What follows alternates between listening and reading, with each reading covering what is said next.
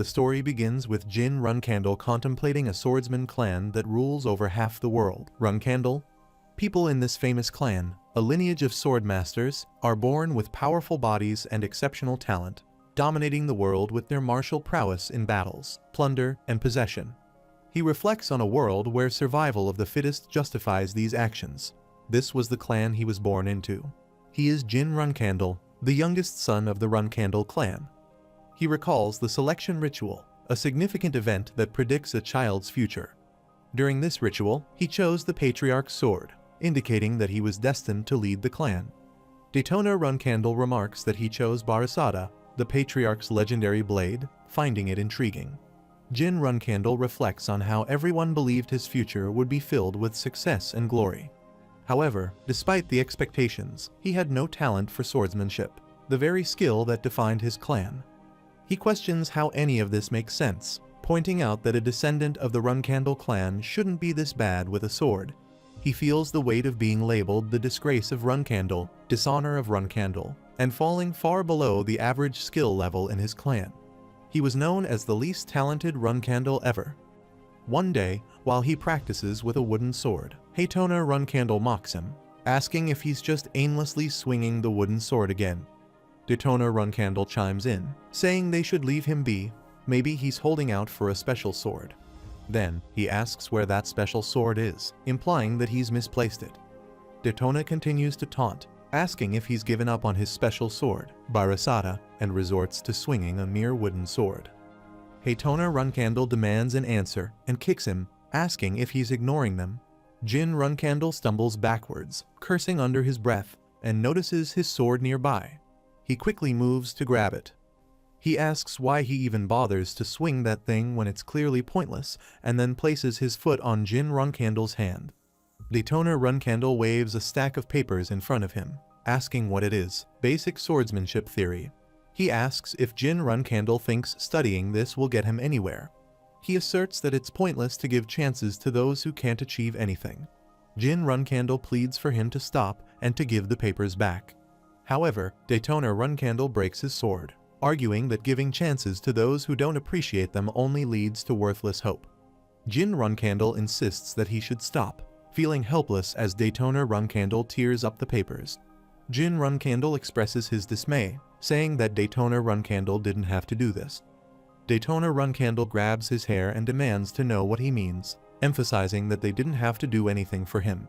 He accuses Jin Runkandle of talking back despite their care and concern for him. Daytona Runkandle asks if this is one of the manners his nanny taught him. He retorts that Gilly has nothing to do with it despite seeing him still fighting back. Daytona comments that they might need to give him a proper lesson in manners as his older brothers.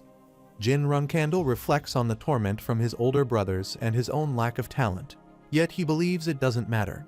He thought that with enough hard work, he could earn his family's recognition and become a respected member of the Runkandles. He was genuinely convinced of this. He announces that from this moment onward, Jin Runkandle is expelled from the clan. After some time, Jin Runkandle stands outside a door, kneels down, and says that because his hard work is commendable, they won't kill him. He recalls that when he was 23, he was expelled from the clan and became a wanderer without a clear destination. Around that time, he met his master, which is when he discovered his own talent. He realizes that he indeed had a skill, though it was a forbidden one in his clan, and it involved a talent for magic.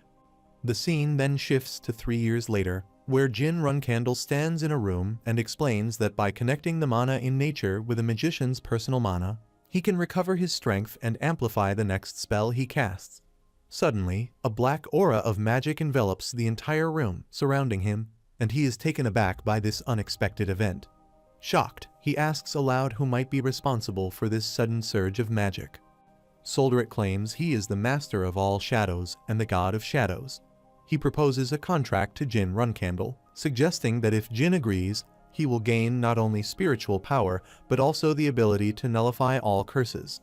Jin Runkandle feels a constricting chain around his heart. Soldrit calls him a contractor, noting that he seems to have incurred someone's wrath at a young age, which prevented him from manifesting his full talent because of a minor curse. Jin Runkandle asks about the curse, and Soldrit confirms that it's a curse known as Bladed Illusion, which represses a person's talent with the sword. He notes that it must have been especially painful for a Runkandle, given their lineage. Jin acknowledges this and realizes that it might explain why he was drawn to Solderit. Solderit then declares that from this moment onward, no curse will be able to harm Jin. The chain around Jin Runkandle's heart begins to break. Solderit observes that all that's left is for Jin to become the magic swordsman of the century, and that he will be watching over him with pleasure. With that, the black aura vanishes from the room. Jin takes his sword and walks outside. As he holds his sword and raises it to the sky, he realizes that, just as Solderit said, he can now see a new level of mastery. Jin notices that the sword feels incredibly light, almost as if it weighs nothing, akin to swinging his own arm. The least talented boy in the history of the Runkandle clan is no more. He considers that if he adds magic to his swordplay, he will demonstrate a whole new level of power. He thinks to himself that his hard work is finally beginning to pay off. After a while, he is severely injured and lies beneath some heavy rocks. He asks whether he just heard something, a scream perhaps. In a painful voice, he admits that his body feels unusually heavy for some reason, and he calls out for Master Solderit, asking if anyone is there. He looks at his book and wonders if he is destined to die in his sleep, questioning if he was meant for nothing after all. He reflects on why he never had the opportunity to use magic or Solderit's power. He thinks to himself that if he was given a chance, he could have done so much more. He asks for another opportunity, hoping that he might yet have a chance to prove himself. The scene shifts to Jin Runkandle's childhood, where he sits on the ground, looking around and observing people from his clan. He wonders what is happening and is certain that he is dead. Gilly notices him and wishes him good luck. Jin wonders why she is there and notices a sword in front of him, recognizing it as Barasada. Surprised, he realizes that it's the selection ritual, and he has been transported back to when he was just a 1-year-old baby. Reflecting on his past life, he remembers grabbing this sword by chance. A man approaches and asks if that is the Patriarch's sword, mentioning that the youngest young master had grabbed it. Jin resolves that in this life, he will make his own choices. A gray-haired man is shocked and asks how this could happen. He announces that young Master Jin, the youngest, has chosen Barasada, concluding the selection ritual, and orders them to move the youngest to Storm Castle. The scene shifts to 6 years later at Storm Castle. Jin Runkandle tries to reach for a book, but finds it out of his grasp. He remarks that it's already been 6 years since he came to Storm Castle, and according to the house rules, he must stay here until he turns 10, which means he has 3 more years to go. He finally gets the book and thinks it's boring. A little later, Jin Runkandle enters his room and asks what's going on. Gilly informs him that there's a dead bird in the young master's room. Jin immediately suspects the only people who would do something like this inside Storm Castle. Daytona Runkandle walks in and mockingly remarks on how pitiful the scene is, pointing out that a servant girl discovered the dead bird first, deeming it a waste. Haytona Runkandle joins in, sarcastically saying that they brought it themselves to show Jin and asking whether he is so moved by his brother's gift that he's about to cry. Jin covers the dead bird with a cloth, thinking about his brothers. He knows that they become notorious as murderers after becoming flag bearers. Even though they're not yet 9 years old, they killed an innocent bird just to mess with him. Haytona, taunting Jin, tells him not to actually cry, calling it ugly. Jin Runkandle, however, remains silent, not reacting to his insults. He questions whether they can't hear him and wonders if they're implying that he doesn't have to pay attention to them because he's chosen the fate of the Patriarch. He wonders why someone like that would walk around empty-handed without Barasada. Jin Runkandle tries to speak up, but he is interrupted. The other person asks what Jin said, claiming he can't hear him because it's too quiet, and moves to attack him.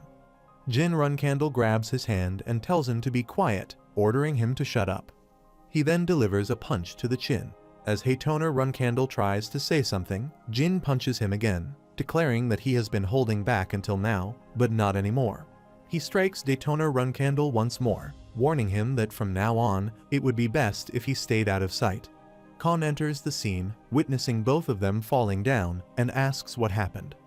Jin Runkandle explains that they suddenly started fighting. He asks for pardon. Jin Runkandle repeats his earlier statement, saying that those two fought each other and then both collapsed. He considers that even the youngest Runcandle can be brutal. Haytona Runcandle questions if that is indeed what happened. Khan indicates that he understands and says he will take the Tonas to the doctor. Jin Runcandle interjects, saying no, his brothers have other matters to attend to, and instructs them to follow him. After some time, Jin Runcandle buries the dead bird in the mud while his two brothers sit by a tree nearby. Khan asks if Jin plans to leave them there, noting that the storm is expected to intensify. Jin explains that his brothers need to grasp the gravity of what they've done. Khan acknowledges his response, saying he will respect Jin's decision and begins to follow him. As Khan walks behind Jin, he senses something different in the air. It's not just aura, it's likely mana. He sees magic emanating from Jin Runcandle's hands and realizes that this incident was not merely a simple fight among brothers. Understanding the seriousness of the situation, he decides to report it to the Patriarch. He spots a servant, calls out to him, and instructs him to bring a horse. After a while, Khan stands near the horse, and Jin Runcandle watches him through the window. Jin realizes that, as he suspected, Khan is going to report to his father. He reflects that although Khan is their guardian knight, he also serves as their overseer. If Khan saw the magic around Jin's hands, there's no way he would just let it go without reporting it. Jin looks at the mana surrounding his hands and recognizes it as spiritual power, the power derived from the contract between him and Solderit. He understands that this contract is valid in this life, too, confirming his earlier suspicions. As he contemplates this, Solderit appears behind him and places a hand on his shoulder.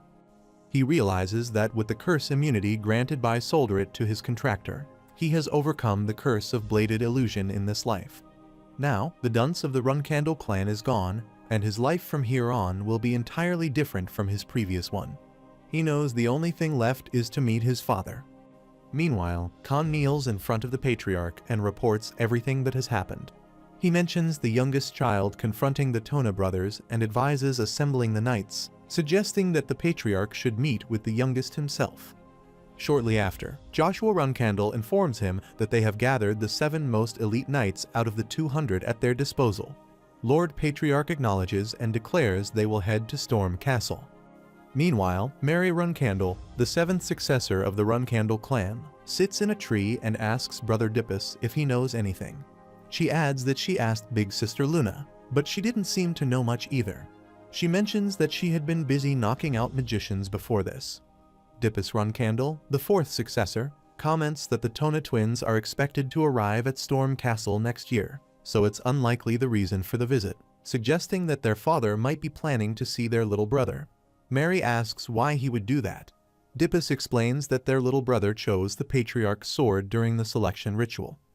Mary acknowledges this, but questions whether it's really necessary for their father to visit just because their little brother chose the Patriarch's sword. Dippus remarks that they can never be entirely sure what their father is thinking. At that moment, Luna Runcandle, the 1st successor, calls out to Mary and Dippus. Mary quickly apologizes to her big sister, then wonders to herself whether their little brother is important enough for their father to see him in person. Meanwhile, Gilly helps Jin Runcandle get dressed, expressing disbelief that the Patriarch himself is visiting in person. She asks if he thinks the Patriarch is coming to see him specifically. Jin replies that he isn't sure, but he figures that Khan must have reported to their father as he should. Given Khan's rigid personality, he wouldn't jump to conclusions about magic. He would simply report what he observed. Jin muses that his father is likely coming to investigate why the youngest son appears to be using a power that is neither mana nor aura. The Patriarch would want to evaluate this new power personally, assessing whether it could be beneficial to the future and prosperity of the Runcandle clan. After a while, the Patriarch arrives at Storm Castle. The soldiers bow before him as he enters. He instructs them to summon the Tona brothers. Shortly after, Haytona Runcandle and Daytona Runcandle stand before him, both responding affirmatively to his presence. The Patriarch states that he has heard about their altercation with Jin Runcandle and asks them to explain their role in the conflict. Haytona Runcandle asserts that they did nothing wrong. Daytona Runcandle adds that it was Jin who struck them first, and he used an unusual ability, something that wasn't aura but seemed like a kind of magic. Both brothers stress that magic is forbidden in their clan. Mary Runcandle agrees, pointing out that if Jin used magic, They should interrogate him before he has a chance to conceal anything. The patriarch stands up and declares that this kind of behavior won't be tolerated in the Runkandle clan. He instructs them to remember that they will not survive in the clan if they act this way. He then orders them to bring Jin in. Jin Runkandle enters the room and observes his father, Siran Runkandle, the strongest yet coldest man he's ever known. His father is the most powerful being of this era, a Genesis Knight who has reached the level of a demigod. Siran was once a normal man, but after attaining demigod status, he lost all the emotions that made him human, becoming a being with a singular obsession, the prosperity of the Runkandle clan. To a father like that, someone without any talent for swordsmanship, like Jin, was essentially invisible. But Jin believes things are different now. In this life, no one will ever be able to ignore him. He stands before the patriarch and bows, saying he pays his respects to the patriarch. He asks why Jin addresses him as the patriarch and not as his father. Jin Runkandle explains that with his brothers, sisters, and the guardian knights present, over 100 people from the clan have gathered. So he assumed this was an official visit from the patriarch and addressed him accordingly. The patriarch considers his explanation and says it's satisfactory. Jin Runkandle thanks him. The patriarch clarifies that he came to the castle for a different reason, so for now, Jin should address him as his father. Then, he asks Jin the same question he asked his brothers: what was the mistake his brothers made in the quarrel? Jin responds that it is about revenge. As a member of the Runkandle clan, one must give back what one receives, whether it's kindness or hatred. The patriarch then orders everyone except Jin to leave the room. A long-haired girl asks if the young master passed the patriarch's test and questions what they are supposed to be doing. She reminds them that the patriarch gave an order. Knight Khan confirms that they must obey his wish, and everyone starts to leave. Mary Runkandle thinks to herself that one-on-one with their father suggests their little brother might be more capable than he appears. The patriarch states that he has sent everyone else away to ask Jin something in private.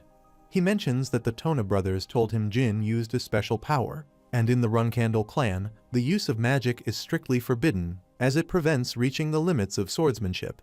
He asks Jin what kind of power he possesses, warning that if it's magic, there will be severe consequences. Jin Runkandle knows his father won't let this slide now that he's aware of his unique power, Solderit's power. Jin explains that he doesn't know exactly what this power is. It's neither aura nor magic, and he's uncertain how to classify it. He demonstrates his magical power and asks if the patriarch might want to give it a name. Solderit then reveals that this power is the same as the one wielded by the first patriarch. The patriarch reflects on the power Jin has displayed, recognizing it as the spirit of Barasada. It confirms for him that this child might truly be destined to become the patriarch. He calls his father as he observes his confusion. He clarifies that this power is linked to Solderit, the god of shadows. Jin Runkandle asks about the god of shadows, and the patriarch explains that Solderit made a contract with the first patriarch of the Runkandles, Sir Temer. Solderit has been connected to the Runkandles since the house's founding, but after Sir Temer's death, Solderit hasn't been seen by the clan. He admits he doesn't know why, but it seems Solderit has returned to the Runkandles through Jin. Jin asks if Solderit, the god of shadows, is stronger than the patriarch himself. The patriarch acknowledges that he has never dueled with a god and, therefore, cannot say for certain. Jin muses that this response from the most powerful man is both honest and fitting. It speaks to the sheer mystery and uncertainty surrounding gods. He places a hand on Jin's head and remarks that it is a good question, noting that his seemingly innocent question has opened up a deeper topic for discussion. He thinks he made the right choice by visiting Jin today. He then asks Jin how he plans to use the spirit of Barasada. Jin Runkandle replies that he wants to use it for his clan. The patriarch laughs at this and dismisses it as a rather amusing lie. He points out that Jin has beaten up his older brothers and left them out in the storm, questioning how he could claim to use his power for the clan. He instructs Jin to answer honestly in front of his father. Jin realizes that the patriarch isn't easily fooled and admits that he wants to use this power for himself. He nods in approval, saying he likes that response, and then prepares to leave, mentioning that he will be watching Jin closely from now on. After he exits the room, Jin Runkandle feels relieved and says it's over. He admits that it would have been enough to gain the right to use the spirit freely. But his father is now also interested in watching his progress, which went better than he expected. Recalling his past life, he acknowledges that he will indeed live a completely different life this time. After a while, Mary Runcandle comes to him holding a box and tells him to take it. Jin Runcandle asks what it is. She hands the box to Gilly, saying it's a special gift from his sister, meant only for him. She instructs him to boil it, eat it well, and get stronger quickly, winking as she says it. Jin wonders why he's the one receiving such special treatment. After a while, Jin Runcandle opens the box and is shocked to find a phoenix heart inside. He exclaims that it is indeed a phoenix heart and wonders why Mary would give such a rare and powerful item to a mere 7-year-old. He thinks to himself that Mary Runcandle, the 7th flag bearer of the Runcandle clan and a 6-star knight, is also known as Stormwind Mary and has a secret nickname, the Madwoman of the Southern region. Jin realizes that it's typical of his battle-hungry and somewhat insane sister to give him such a valuable item. By helping him grow stronger, she wants him to become a formidable opponent she can eventually fight. He understands that consuming a phoenix heart at a young age could increase fire tolerance and accelerate growth.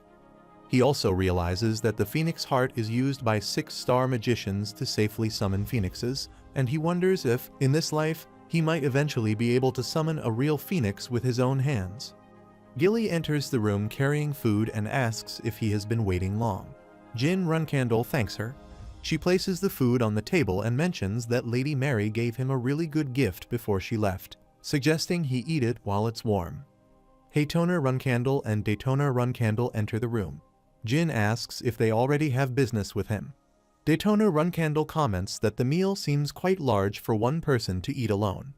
Haytona Runcandle agrees, noting that Gilly had a rather large pot earlier. Jin asks if they are that eager to share the meal. Both of them nod enthusiastically. He then says that they can, but first, he has one request. After a while, Haytona Runcandle and Daytona Runcandle are digging outside a cave. Daytona asks why they have to do this kind of work. Haytona agrees, complaining that there's nothing here, and asks what Jin wants from them. He wonders what would happen if someone found out they were digging in this area. Daytona replies that it doesn't matter. If anyone gets in trouble, it'll be the youngest. Haytona shrugs, saying the soup they had earlier was worth it. Daytona adds that their little brother is a bit scary. After a while, Haytona Runcandle and Daytona Runcandle return home, their clothes covered in mud. Jin Runcandle greets them and remarks that they got back sooner than he expected, while a servant is shocked by their appearance. Daytona Runcandle tells the servant to be quiet, saying they did what Jin asked, so now he should give them the soup. Jin points to a spot and says he left some there for them. Daytona Runcandle asks where exactly, and Jin shows them 2 small spoons filled with soup placed on a plate. Daytona Runcandle asks if this is a joke, calling it a teaspoon. Haytona Runcandle comments that it's far too little. Jin Runcandle reminds them that he only said he would share. He never specified how much, so he fulfilled his promise. He tells them to enjoy and wishes them a good meal. The brothers sarcastically thank him. After a while, Jin Runcandle arrives at the cave, noticing how well the Tonas had dug it out. He acknowledges that he expected them to do a half-hearted job, but they had followed his instructions precisely. He touches the cave wall and concludes that its thickness would only require a 1-star spell to break through. He had been feeling frustrated because he had accumulated so much mana without any meaningful way to use it. He begins using his magical power, causing the roof to start breaking, and a door appears in front of him, which is stuck in chains. He announces that he has arrived at Runcandle's secret library and reflects that this is a place he could not visit in his past life. It feels a bit strange standing there, and he remembers his big brother saying that a special activation phrase was needed when a child of Runcandle came to console Morekin. He opens the door and reflects that this is Runcandle's secret library, a collection of hidden tomes from the clans the Runcandles have vanquished over the last 1,000 years. Access to this library is typically restricted to Runcandle flag bearers. As he steps inside, he is struck by its vastness and remarks that Dippus Runcandle once told him it was pointless for him to know about this place since he didn't have the right to become a flag bearer. Yet now, it's proving useful. He declares that he intends to make good use of it. He notices a large tube in front of him and is surprised to see a figure inside. Upon closer inspection, he realizes the figure has scales, indicating it might not be human. He touches the tube and questions why it is there, speculating whether it could be a child of Runkandel who has come to console Miraken. He asks if the figure in the tube is Black Dragon Miraken, and says he heard that the Black Dragon Miraken lost to the first patriarch and fell into a deep slumber, and thinks that this legend might be true. He then refocuses, realizing now isn't the time to dwell on it. He wonders where the secret tomes are and moves forward to search for them. He finds the books and says he has found them, the secret tomes from various clans. He examines one and identifies it as a secret tome from the once renowned Swordmaster clan, the Kunjin clan. He starts reading it, noting that its content is complex for someone with a 3-star level of understanding. He wishes he could take it with him, but he doesn't want to risk getting caught. He takes a pen and decides to carefully copy the tome's content every time he visits. After a while, he sits in his room reading a book when Gilly enters, holding cake and milk. The scene shifts to a flashback. Jin Runkandel hears a noise and asks who it is. He looks around and thinks there's no way anyone would come to the Storm Castle library right now. Black Dragon Miraken appears and asks who he is. Jin wonders why Miraken is there and doesn't recall anything from his past life about Miraken waking up. He tries to calm down, reminding himself that Miraken is their clan's guardian dragon. If he acts politely and respectfully, Miraken might go easy on him. Jin introduces himself as a child of Runkandel and greets their clan's guardian. Miraken questions being called a guardian and expresses irritation at being treated as such by people who know nothing. He wonders how Jin dared to spread such misinformation. However, he acknowledges that he can't get angry at this little individual. Jin Runkandel notices that Miraken seems to be getting mad at him. Miraken curses under his breath, saying he woke up because he smelled something interesting for the first time in ages, only to find a little brat. Miraken then sniffs around him and asks why he has the scent of spiritual energy. Jin Runkandel inquires about spiritual energy. Miraken confirms it, explaining that even though he has been asleep for 1,000 years, he still recognizes the scent. He remarks that this level of dense spiritual energy is something only contractors like Temur would have. Jin wonders if his spiritual energy is the reason Miraken woke up. Miraken begins searching around and asks where the source of the spiritual energy is coming from, indicating it might be nearby. Jin considers trying something and calls Miraken's attention. Miraken responds, asking if he has something to show him. Jin reveals Solderit's magic and asks if this is what Miraken is referring to. He confirms that his father said this power comes from the god of shadows, Lord Solderit. Miraken dismisses his previous statement as a joke, stating that he's not serious about it. He acknowledges him as the promised 1,000-year contractor, albeit a seemingly insignificant one. Kneeling down, Miraken affirms his promise to Solderit and realizes that he is meant to assist Jin Runkandel based on that commitment. Jin Runkandel reflects on the promise with Solderit. He assures him that he will explain the details later, as he's just woken up and feels a bit disoriented, understanding that it might be difficult for someone of Jin's age to grasp. Miraken decides to formally introduce himself as Solderit's proxy, friend, and the last descendant of the first being of shadow who can transform into a dragon. He informs Jin that, as per the 1,000-year promise, he will be by his side from now on. Jin Runkandel is astonished to see Miraken, his surroundings suffused with mana, realizing that Miraken will be accompanying him. Miraken then prompts Jin to introduce himself, to which Jin responds that he is Jin Runkandel, the 13th and youngest child of Runkandel. He reflects on the Black Dragon Miraken, noting that Miraken Mountain, where Storm Castle is situated, was originally named after this dragon. Miraken was a powerful ruler who dominated the region for many years. However, 1,000 years ago, Miraken lost a battle against Runkandel's first patriarch, Temur Runkandel. It's said that after conceding Miraken Mountain and Storm Castle, Miraken fell into a deep slumber. Jin Runkandel realizes that Miraken is not an enemy, but rather the guardian dragon and friend of the first patriarch. He considers that the contractor of a god is typically accompanied by a guardian dragon. Yet the details about Solderit's dragon have always remained a mystery. It all makes sense, though, if Miraken's long slumber is the reason for the lack of information. The scene shifts to the present. Jin Runkandel returns to the secret tomes and wonders if, now that Miraken is awake, he gets to have a guardian dragon. He announces he's back, and Muraken responds that he is also back. Jin realizes that he will be spending more time with Muraken, and should ask him any questions he has in advance. It's been months since Muraken woke up, and Jin has been visiting the secret library regularly. While Muraken is eating cake, Jin asks why he fought with Temur, the first patriarch. Muraken retorts that it was 1,000 years ago. How could he expect him to remember the details? Jin has discovered one thing about Muraken. He has a crazy obsession with strawberry pies.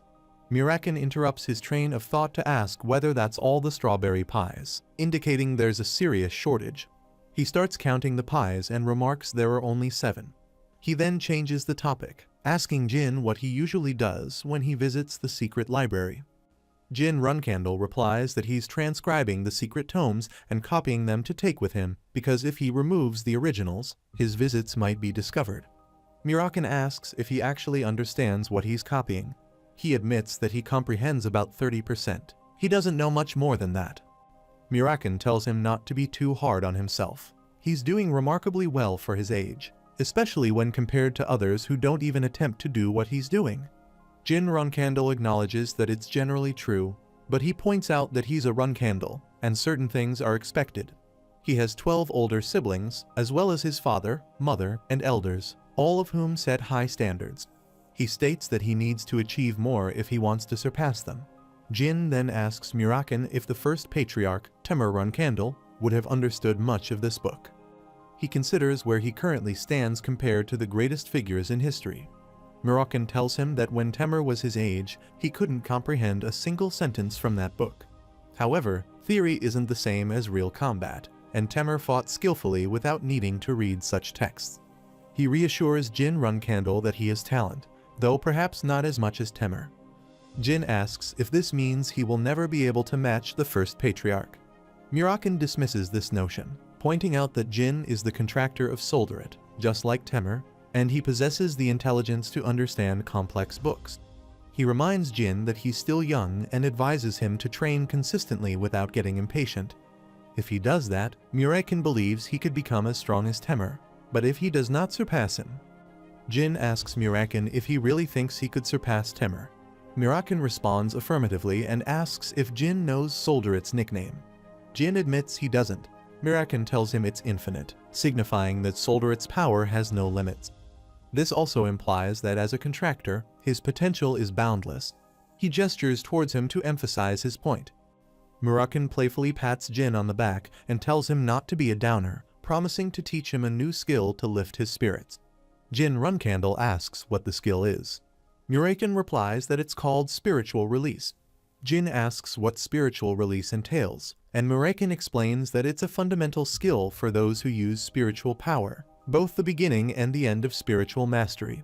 However, he warns that it's extremely dangerous if attempted without proper training, so Jin needs to learn it carefully and patiently. Jin agrees and asks what he should do first. Muraken instructs him to start with mana release. Jin questions why he needs to learn mana release, considering he's done it hundreds of times in his past life. Muraken clarifies that spiritual release involves both mana release and mana transfer. To excel at spiritual release, he must master these two components. Muraken adds that they will be training on these skills for the next 2 or 3 months to ensure Jin's safety and success. Jin Runcandle thinks that 2 to 3 years is a long time. Muraken explains that he can't teach advanced skills if Jin doesn't even understand the basics. Jin then demonstrates his magic and asks if he can learn spiritual release now. Muraken is surprised and asks how Jin managed to do that. Jin responds that he's been able to do it before. Muraken is astonished and asks if he can also perform mana transfer, noting that only the brightest of geniuses can achieve that level of skill. If he can do it, he might truly be talented. Muraken decides to show Jin what spiritual release looks like, and Jin enthusiastically agrees. Muraken explains that spiritual power is derived from shadows, and every shadow in the world is born from Solduret's will. As he speaks, shadows begin to appear in the room. Muraken says that Solduret is the master of all shadows, and as Solduret's sole contractor, Jin has access to this power. Jin is taken aback by the emerging shadows. Muraken then transforms into a large shadow, demonstrating spiritual release, and asks Jin how he feels about this. He tells him that this is what spiritual release is like. Meanwhile, Luna Runcandle slays a dragon, and a servant reports that this area has been cleared. The mission will be complete if they clear 5 more areas. She acknowledges and instructs the servant to let the knights rest. She estimates that 4 more months should be enough to complete the mission. She then asks, almost casually, what 9-year-old children usually like. The scene shifts to half a year after meeting Mirakan. The Tona twins have turned 10 years old and are preparing to leave the Storm Castle. Haytona Runcandle stands near the carriage and announces their departure. Daytona Runcandle bids farewell, saying they'll see him later. Jin Runcandle responds with a simple okay, bye. After a while, Gilly arrives, holding a cake, and wishes Jin Runcandle a happy 9th birthday. He expresses his gratitude, thanking everyone. He then asks if he could share the cake with everyone, to which Gilly agrees. Knight Khan interrupts suddenly, addressing Jin Runcandle as the young master and apologizing for the interruption. Jin Runcandle inquires about the reason for the interruption. He informs Jin that Lady Luna is visiting. Jin reflects that Luna Runcandle is the first flag bearer of the Runcandle clan, a 9-star knight, and the eldest among the 13 siblings. Known as the White Whale, Luna is the most powerful of the Runcandle siblings, yet she renounced any ambition to become the next patriarch. She stepped away from the clan's ruthless succession battles and chose to live independently. Because of her solitary approach, she has never shown much interest in her siblings, to the point where she feels more like a stranger than family. This created a considerable distance between her and the rest of the family. Jin considers the reason for Luna's sudden visit to Storm Castle. He wonders if something significant happened within the clan, or if she discovered that he had been accessing the secret library. He stands before Luna, who comments that he has grown a lot. He remarks that if she had given him some advance notice, he would have worn something more appropriate for her visit. Luna playfully taps him on the head and responds that it's cute, then asks whether she really needs to give notice to see her little brother. Noting that he seems a bit uneasy, she inquires if he is feeling unwell. Jin clarifies that it's not that. He's just a bit nervous, admitting this is the first time he's been so close to her, so he's naturally a bit on edge. Luna picks up on his discomfort and thinks about how the Runcandle family tradition encourages siblings to compete and take from one another. She wonders if Jin suspects she has come to keep him in check. Luna then acknowledges that she might have been inconsiderate and apologizes, suggesting that she may have overlooked the fact that, despite his age, he is still a member of the Runcandle clan. Jin asks what she means, and Luna sees Gilly standing nearby. She realizes that she might have been too casual with him, given his position in the family, and apologizes again. She then kneels down and requests a private conversation with Jin, asking if he could ask his nanny and guardian knights to step aside. He thinks it's interesting that his big sister wants to speak with just him. He doesn't know why, but it doesn't seem like a bad thing.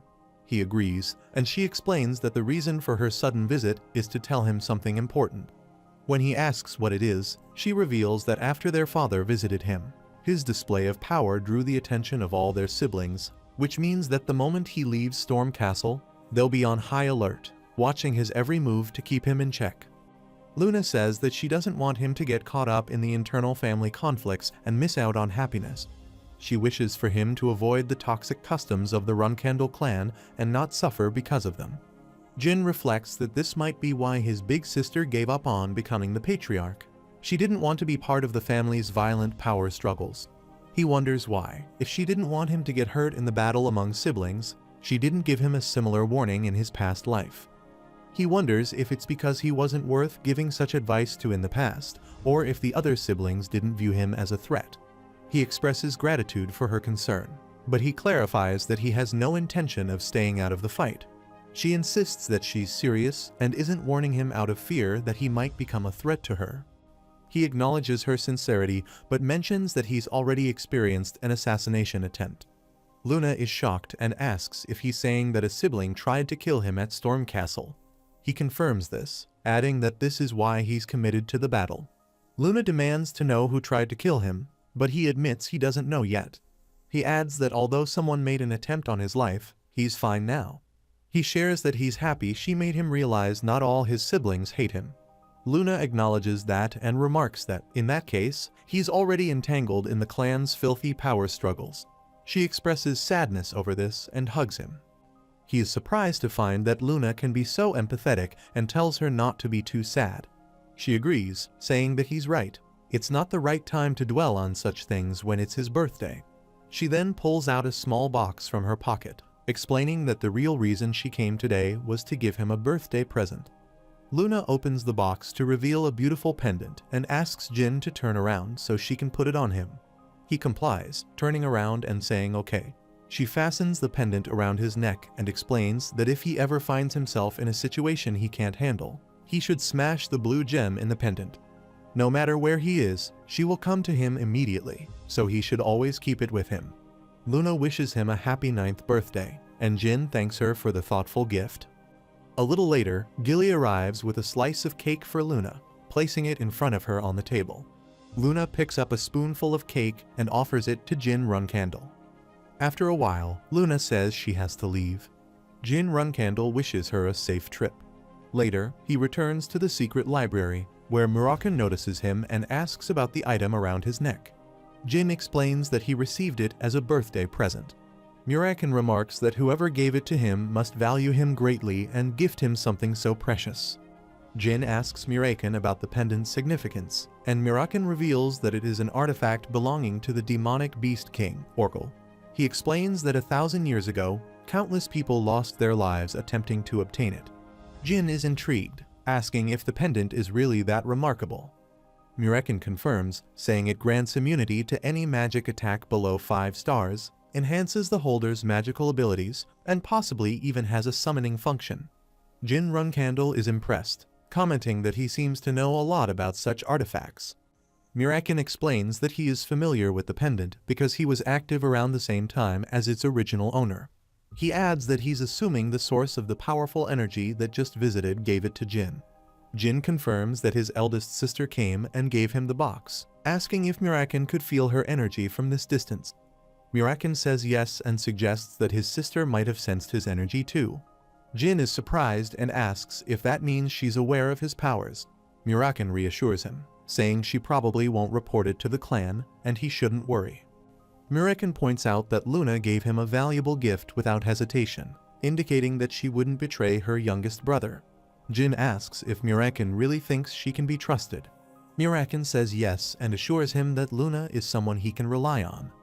Meanwhile, Luna Runcandle reflects that she sensed a strong energy that wasn't there before. She decides that if Jin is preparing something, she should act as though she doesn't know for now. But she silently promises that no matter what Jin does or who he becomes, she will always support him. After a while, he reflects on his time at Storm Castle, thinking it would be boring, but he gained much from it. He earned his father's recognition and expectations, received the Phoenix Heart from Mary, connected with Luna, and even met the guardian dragon, Muraken. These were things he couldn't have imagined in his previous life. Now, as he turns 10, he sees how much has changed. While practicing with Night Khan, he acknowledges that his time at Storm Castle is coming to an end, and he's preparing to return home. As he attacks Khan, he expertly blocks his strike, reminding him that there's still much to learn. He acknowledges that, indeed, he's someone the Patriarch would take an interest in. While he usually evaluates others during training, now it's his turn to be evaluated. Night Khan announces that they'll conduct today's training here. Jin Runcandle agrees. Night Khan addresses him as a young master. Jin Runcandle inquires if there's an issue with the training they just completed. Bowing down, Khan expresses his gratitude for the opportunity to instruct him all this time. He mentions the limited time left until Jin leaves Storm Castle and assures him of the best training until then. Jin Runcandle appreciates his commitment and agrees to be under his care until departure. After a while, Jin Runcandle is playing with candle fire and exclaims, "Finally." Gilly, watching him, asks if it's not hot. He replies that it just feels like warm water to him. She comments that she's glad Lady Mary's gift is working so well for him, adding that she's only heard about the effects of a Phoenix Heart, and this is her first time witnessing it in action. He agrees, saying that he thinks he's absorbed about half of it and expects to absorb the rest in a few years. Gilly moves toward the closet and informs him that they will be leaving the castle early the next morning, asking if he needs anything in advance. He says, "Yeah, okay." She then asks if she should pack his books separately. He replies that he plans to read them on the way, so that would be fine. She acknowledges and asks if there's anything else he would like her to pack separately. He says just those books are enough. Gilly responds, saying she will prepare strawberry pie for dessert that evening. Jin thanked her and mentioned that he was stepping out for a moment. She asks if he's going out right now, to which he apologizes and assures her that he will be back soon. After a while, Jin Runcandle returns to the library and calls out for Mirakin. Mirakin replies that he's there. Jin reminds him that they're leaving the castle tomorrow and asks if he's prepared. Mirakin enthusiastically confirms, saying he's been waiting for this day for a long time. Jin then asks how Mirakin plans to follow him without being noticed. Mirakin dismisses the concern, saying that as the legendary Black Dragon, even in his weakened state, he can handle this with ease. He assures Jin that he'll follow discreetly to avoid detection. Jin is curious about Mirakin's weakened condition, asking why he has only mentioned it now. Mirakin explains that he has been sleeping for 1,000 years, and it takes time to regain his full strength. Jin wonders if he can recover his power, to which Mirakin confidently replies that he will grow stronger as Jin grows stronger since he's his guardian dragon. Mirakin encourages Jin to hurry up and become as strong as Temur, the first patriarch. Jin Runcandle recalls that the Runcandles were originally a family of magic swordsmen. He remembers hearing it from Solderit in his previous life. The Runcandle family was initially known for their mastery of both magic and swordsmanship. The first patriarch was considered the strongest magic swordsman of all time, but this is a fact that almost no one knows today. Mirakin explains that the reason the Runcandles banned magic and imposed strict rules about focusing solely on the blade was because of a humiliating covenant from 1,000 years ago. He mentions that people might still praise him for being the family's guardian, but they would likely be quite uncomfortable if he actually made a public appearance. 1,000 years ago, however, people would have been overjoyed at the sight of him and would have been in awe of the fact that he was associated with the most respected figure in the world. Jin Runcandle wonders if the Runcandles would really react that way. Mirakin asks if it sounds too far-fetched, adding that in any case, he will make sure to hide well to avoid being noticed. Jin Runcandle agrees, saying, "Okay, got it." Mirakin then points out that if someone comes to check his usual spot and it's empty, they might get suspicious. Jin asks how he plans to handle that. Mirakin explains that he can use draconic magic to create a duplicate of himself in his usual resting place. Jin Runcandle questions what would happen if the duplicate is discovered. Mirakin reminds him that he's the Shadow Dragon and that creating duplicates is so simple he could do it in his sleep, so there's no need to worry. However, he emphasizes that since he's not yet at full strength, maintaining the duplicate for an extended period will be challenging. He'll do his best to keep it going, but it will get easier as Jin gets older and he regains his strength. Jin Runcandle thanks Mirakin for being considerate, adding that he wishes Mirakin would show him a bit more respect. Mirakin replies that he might have if Jin had known him better. Jin kneels down and mentions that he brought something special today. Mirakin asks what it is. Jin reveals that it's a pie made with the first strawberries of the year and some wine he managed to sneak past Gilly. Mirakin lights up at the sight of the treats. Jin warns him not to get drunk and create a strange duplicate or something like that. Mirakin asks who he thinks he is, calling Jin an adorable little idiot and stating he's glad to have him around. Mirakin then asks if he can meet Jin's nanny, to which Jin responds that he'll think about it. After a while, Gilly holds Jin's hand and warns him that when he gets back home, he can't expect the same carefree and uneventful life he had at Storm Castle. She explains that, yes, he was busy with training here, but things will be much more challenging and hectic at home, and she won't be able to cook pies for him whenever he wants anymore. Jin tells her not to worry, that he's aware of what's ahead, and that he'll work hard when he gets back home. Gilly nods, saying she will also do her best to support him. Just then, Guardian Knights Jerome and Holtz arrive, announcing that they are at his service and will escort him until he reaches the Garden of Swords. Jin acknowledges and says he's in their care, then signals them to get going. As they leave, Jin thinks to himself that on October 30th, in the year 1790, he finally left Storm Castle and headed to the Runcandle's main house, the Garden of Swords. After a while, Jin Runcandle sits in the carriage with Gilly. She looks out the window and remarks that the snow seems to be piling up quickly. If it continues, they might need to wait it out in a nearby village, as heavy snowfall could prevent them from using the transfer gate. Jin acknowledges with a simple okay. Suddenly, the carriage begins to lose balance. Guardian Holtz announces that they're under attack and asks them to stay inside the carriage. Gilly hugs Jin, reassuring him that everything will be fine. She reminds him that Jerome and Holtz are 7-star Guardian Knights, and he also has her by his side. Gilly mentions that she spotted about 20 warriors and magicians outside, and there's a possibility that there are archers among them. However, she doesn't believe there's anyone above 7 stars, as Jerome and Holtz are already engaged in battle. Jin insists that they need to leave the carriage immediately. Gilly is surprised and asks what he's talking about.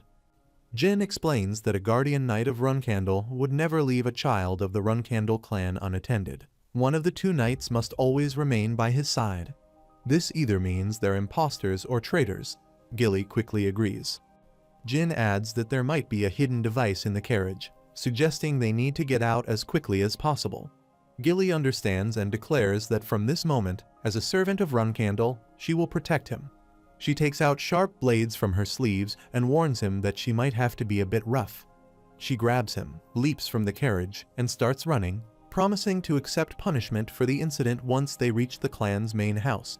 Jin tells her that this isn't the time to worry about punishment, urging her to move toward where the 2 knights are fighting, saying that he has something to check. Gilly asks what he needs to check. Jin Runcandle reasons that if the attackers were targeting him, the best time to strike would have been as soon as he left the carriage, yet there's an unusual calm. He wonders if the attackers might be their allies, suggesting they should proceed with caution. Gilly acknowledges his point, agreeing that something feels off. Meanwhile, the vice captain of the 3rd Corps of the Black King mercenaries instructs his group to find Jin Runcandle and orders the 3rd group to block the left side.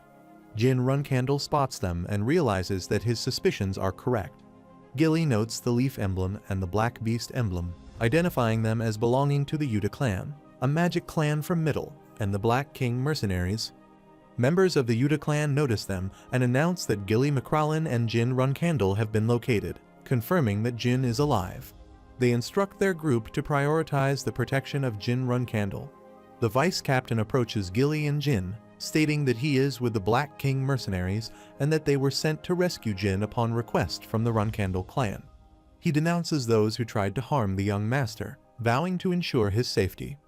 Jin Runcandle realizes that it wasn't a betrayal. The attackers must have been imposters. Real 7-star knights wouldn't struggle against the ambushers like this. Gilly demands to know who they are and orders them to reveal their affiliation and objective. Jerome, one of the imposters, dismisses her question, sarcastically asking if she'd expect them to tell the truth to a Runcandle dog. Gilly turns to Jin Runcandle and asks what they should do. He instructs her to kill one of the imposters, then cut off the arms of the other and bring him to him. Gilly follows his orders, killing Jerome and cutting off both arms of Holtz, then dragging him by the hair toward Jin. Jin remarks that his opponents underestimated him. He mentions that becoming a Runcandle nanny requires one to be at least a 7-star martial artist, indicating that if someone wanted to assassinate a Runcandle child, they should have sent at least 3 or 4 8-star knights. Holtz sneers, telling Jin Runcandle not to make him laugh. He claims this is just a warning, and that the era of the Runcandle clan is coming to an end. Jin counters, saying that he actually prefers it that way, hoping for the era of Jin Runcandle instead. Holtz shouts, "Glory to the great Zipfels." Jin Runcandle ponders about the Zipfels, recalling that they're a clan of magicians who rule the other half of the world. Unlike the Runcandles, who pursue the pinnacle of swordsmanship, the Zipfels aim for the peak of magic. 1,000 years ago, when the first patriarch of Runcandle died, the Zipfels imposed a humiliating covenant on the Runcandles that banned the use of magic. As a result, the Runcandle clan had all their magical abilities sealed. To the Runcandles, the Zipfels were a literal 1,000-year-old enemy, Jin Runcandle reflects. He deduces that the audacious attack must have been carried out by a follower of the Zipfels. He tells Gilly to dispose of Holtz, noting that he's not worth questioning. Gilly acknowledges with a simple understanding. Holtz hurls insults, calling Jin an arrogant idiot and demanding that he be killed already. Jin considers the Runcandles and the Zipfels to be eternal enemies, and the Zipfels frequently commit acts of terror against the Runcandle clan. However, today's attack seems different from their usual activities, suggesting it might be the work of extremists acting independently. Something feels off. Jin remarks that no matter how convincing a disguise is, it should be difficult to fool a 7-star martial artist. He wonders if someone else could have interfered, creating this confusion. Gilly informs Jin Runcandle that she's done as he instructed. He praises her and then turns to Mirka, the vice captain of the Black King mercenaries, asking if he's the one responsible for providing them cover during their escape. Mirka confirms that he is. Jin acknowledges his help, saying that once they reach their home, he will mention Mirka's efforts to the clan and they will be properly rewarded. He then asks Mirka to ensure their safety until they reach the transfer gate. Mirka agrees and reflects on what kind of kid Jin Runcandle must be. Despite being a child of Runcandle and only 10 years old, this is his first time leaving the castle, yet he carries himself with such composure and authority. Mirka wonders if this demeanor is a sign of something remarkable about him and recalls the words he spoke earlier, finding them unusually mature for a child his age. He recalls that Jin Runcandle mentioned wanting to bring about the era of Jin Runcandle, realizing that this wasn't just a child's fancy, it might actually be something more. Mirka, the vice captain, calls out to everyone, instructing them to mind their actions and avoid using crude language until they reach the gate.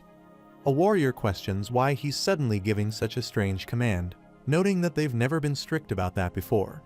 Another warrior snaps back, telling him to just shut up and follow orders. Gilly addresses Vice Captain Mirka, saying she thinks they can start moving now. Mirka agrees, announcing that it's time to get going. After a while, Gilly asks if it's okay to just leave those imposters behind. Jin Runcandle assures her that it's fine. Whether they're found dead or alive, they will serve as a warning to others. He adds that she's been doing a good job. She thanks him and mentions that if they walk for about 2 more hours, they will reach a village.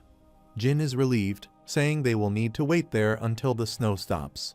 He tells Gilly not to be upset about the escort's failure, explaining that it wasn't her fault. Even Night Khan, who is a 9-star, didn't notice the imposters. He adds that it would be even harder for a 7-star warrior like her to detect such deception. He suggests that it's not a significant issue since it also taught him the rules of escorting as a guardian knight. Gilly apologizes, feeling responsible. Jin recalls that Gilly, who was his nanny in his past life, always shared her fate with the child for whom she was responsible. The Runcandle clan had looked down on her because of him, due to his lack of talent. Despite that, Gilly never once blamed him.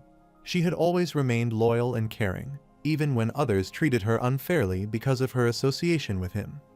He remembers the day he was exiled from the Runcandle clan. Gilly was exiled along with him. She apologized, saying she was sorry she couldn't serve him properly, bowing her head in regret. He reflects on how self-blaming she could be and how he doesn't want to speak harshly to her. But things are different now, and Gilly needs to toughen up. Gilly reiterates that she will accept any punishment he decides for what happened. Jin tells her not to blame herself and orders her to put the incident behind her. He reminds her that although she's his nanny, she's also his only guardian knight at the moment. If she gets caught up in trivial matters like this, it could affect her ability to protect him in the future. He insists she shouldn't make him repeat himself, asking if she understands. Gilly promises to do her best to correct herself and is touched by Jin's concern. She realizes he said those words just to encourage her to stay focused, so she resolves to stay alert and avoid causing him any further trouble. He thinks to himself that he's glad to see her mood improve. It seems she's cheered up. After a while, they arrive at a hotel. The receptionist warmly welcomes them and inquires about the number of rooms they need. Mirka responds that they will need 2 rooms. Jin Runcandle considers that those fake guardian knights may have interfered, leading to this situation. He recalls Transformer Bouvard Gaston, who possesses the unique ability to transform perfectly, a privilege of dragons. However, not all dragons can execute this ability flawlessly, making Bouvard exceptional. He has a history of using his transformative skills for nefarious purposes, causing chaos. As Jin moves toward his room, he ponders the possibility of Bouvard's interference. If Bouvard is indeed involved, matters would be complicated. Jin reflects that he hasn't attracted much attention thus far. In his past life, he was arrested by the Vermont Special Forces at the age of 20. While Bouvard could potentially be useful as an ally, He sees no reason to align himself with someone who has previously threatened him. Jin Runcandle considers that before Bouvard gets into bigger trouble, he should check if anything has changed from his past life. Gilly says she'll be outside if he needs her, then leaves him to sleep. Later, Jin Runcandle is woken by a noise while sleeping. He complains about the commotion and is annoyed at being disturbed. He wakes up and thinks that despite all the training he did at Storm Castle, it's still too much for a 10-year-old body. He wonders about the source of the noise. He looks toward the window and is shocked to see a cat. He exclaims, asking if that's really Mirakan. He recalls that Mirakan mentioned he would conceal himself and follow Jin without being noticed. It suddenly makes sense that Mirakan has transformed into a cat to stay undercover. The cat lets out a loud meow.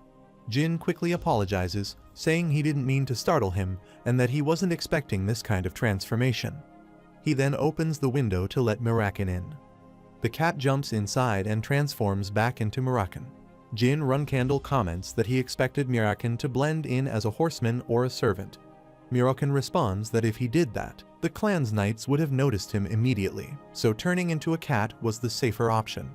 Just then, Mirakan's foot gets caught in a floorboard, causing him to fall forward and hit his face on the window.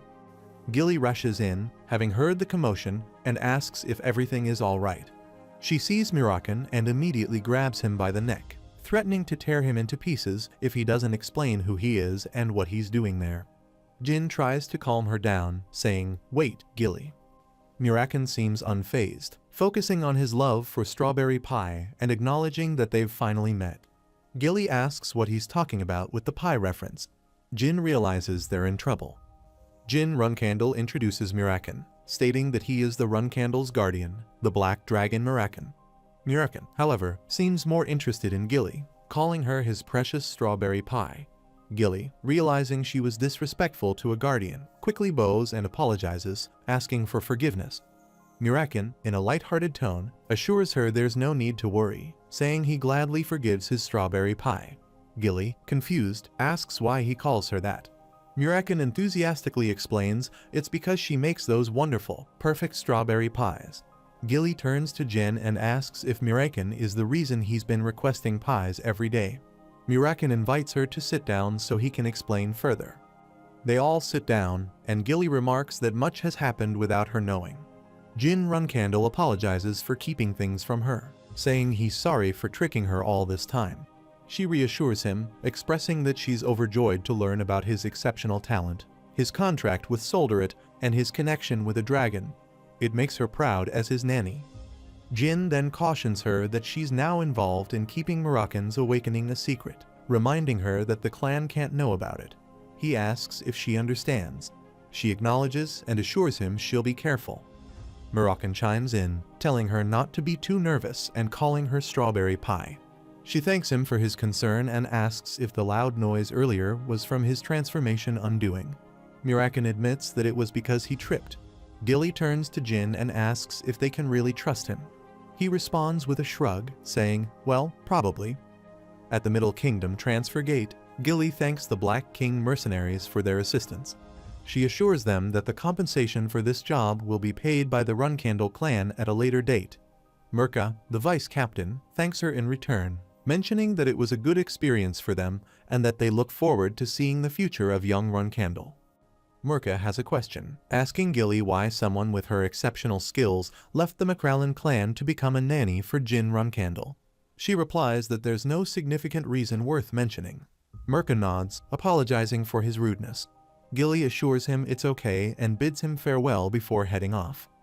After a while, they enter the transfer gate, and a gatekeeper greets them, saying, "Welcome to the Middle Transfer Gate." He asks for their identification. Gilly shows him a badge and requests that they be sent to Carlon at the Hoffister Alliance. The gatekeeper, surprised, asks if she's a servant of the Runcandle clan. After confirming her identity, he gestures and says, "It's an honor to meet you. Please, this way." He leads them to a special seating area and explains that if they wait there for 2 hours, the transfer will be complete, allowing them to arrive at their destination in the blink of an eye. He wishes them a comfortable journey. They sit down on a sofa. Gilly expresses concern about how Jin Runcandle will manage to keep Lord Mirakin's existence and other matters a secret from the rest of the clan.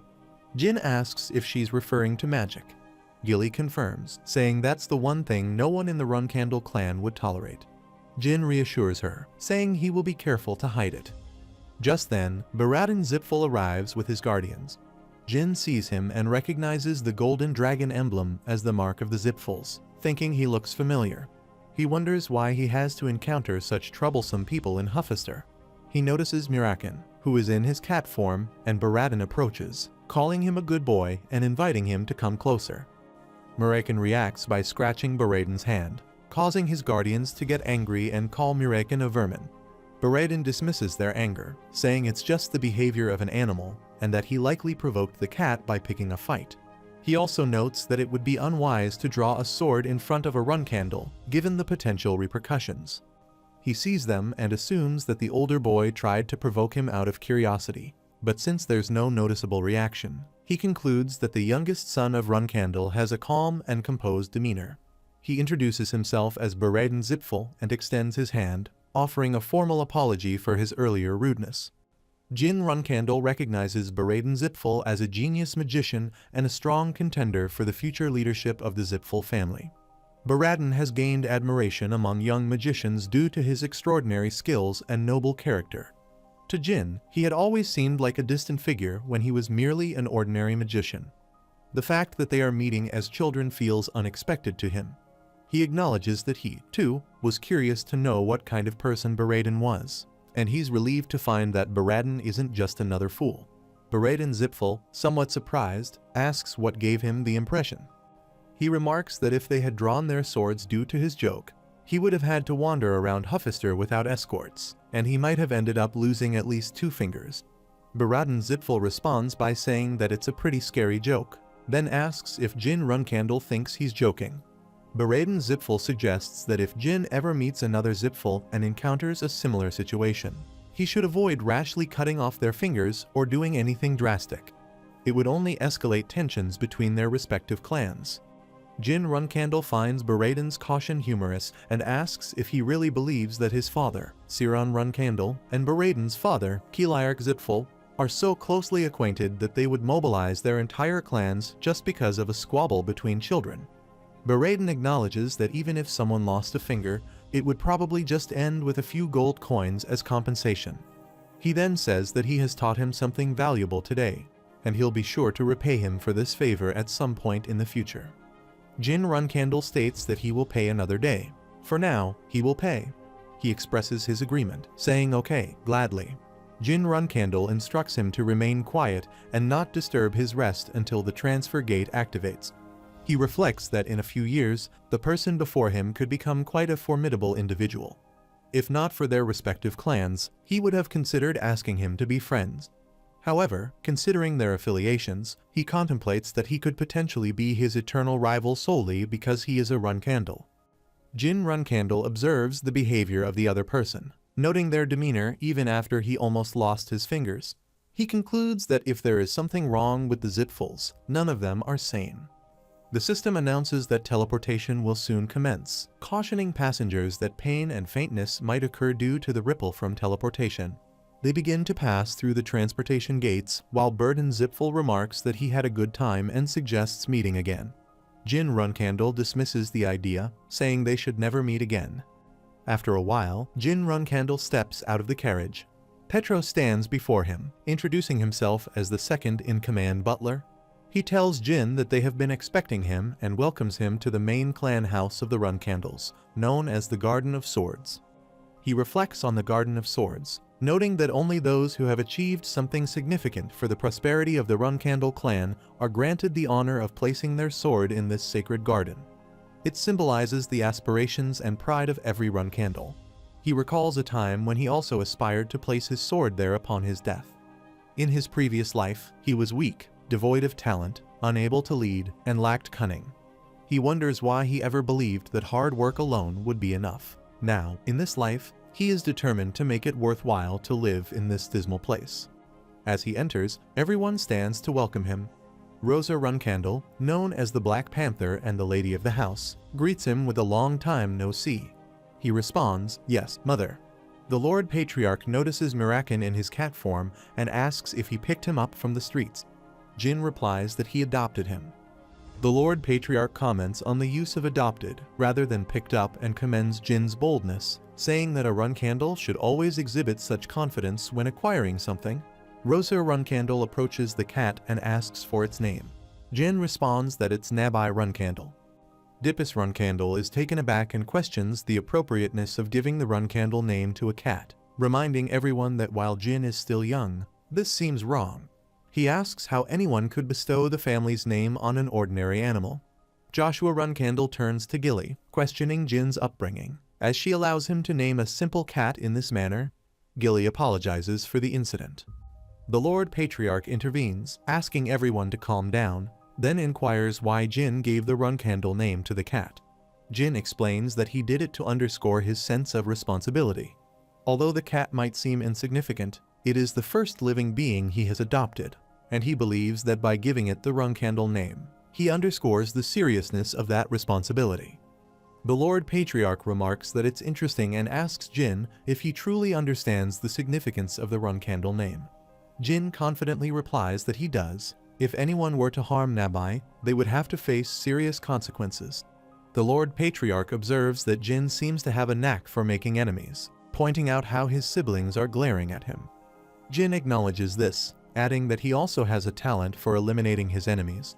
The Lord Patriarch then comments that everyone will need to stay alert to manage their boldest and youngest family member, signaling his intention to leave.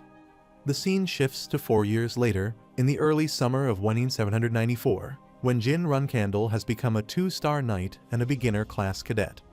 After training, Garen Altamiro, the instructor for the Runcandle Beginner Guardian Knight Cadet class, tells Jin that's enough for today and compliments him on his hard work. Jin asks if there's only morning training today. Garen Altamiro reminds Jin that Lady Luna's training session is scheduled for today and asks if he forgot. Jin replies that he did, but he plans to join after eating.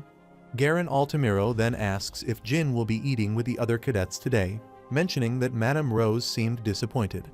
Jin replies that he prefers not to join the family meals, avoiding silent conflicts with his siblings during dinner.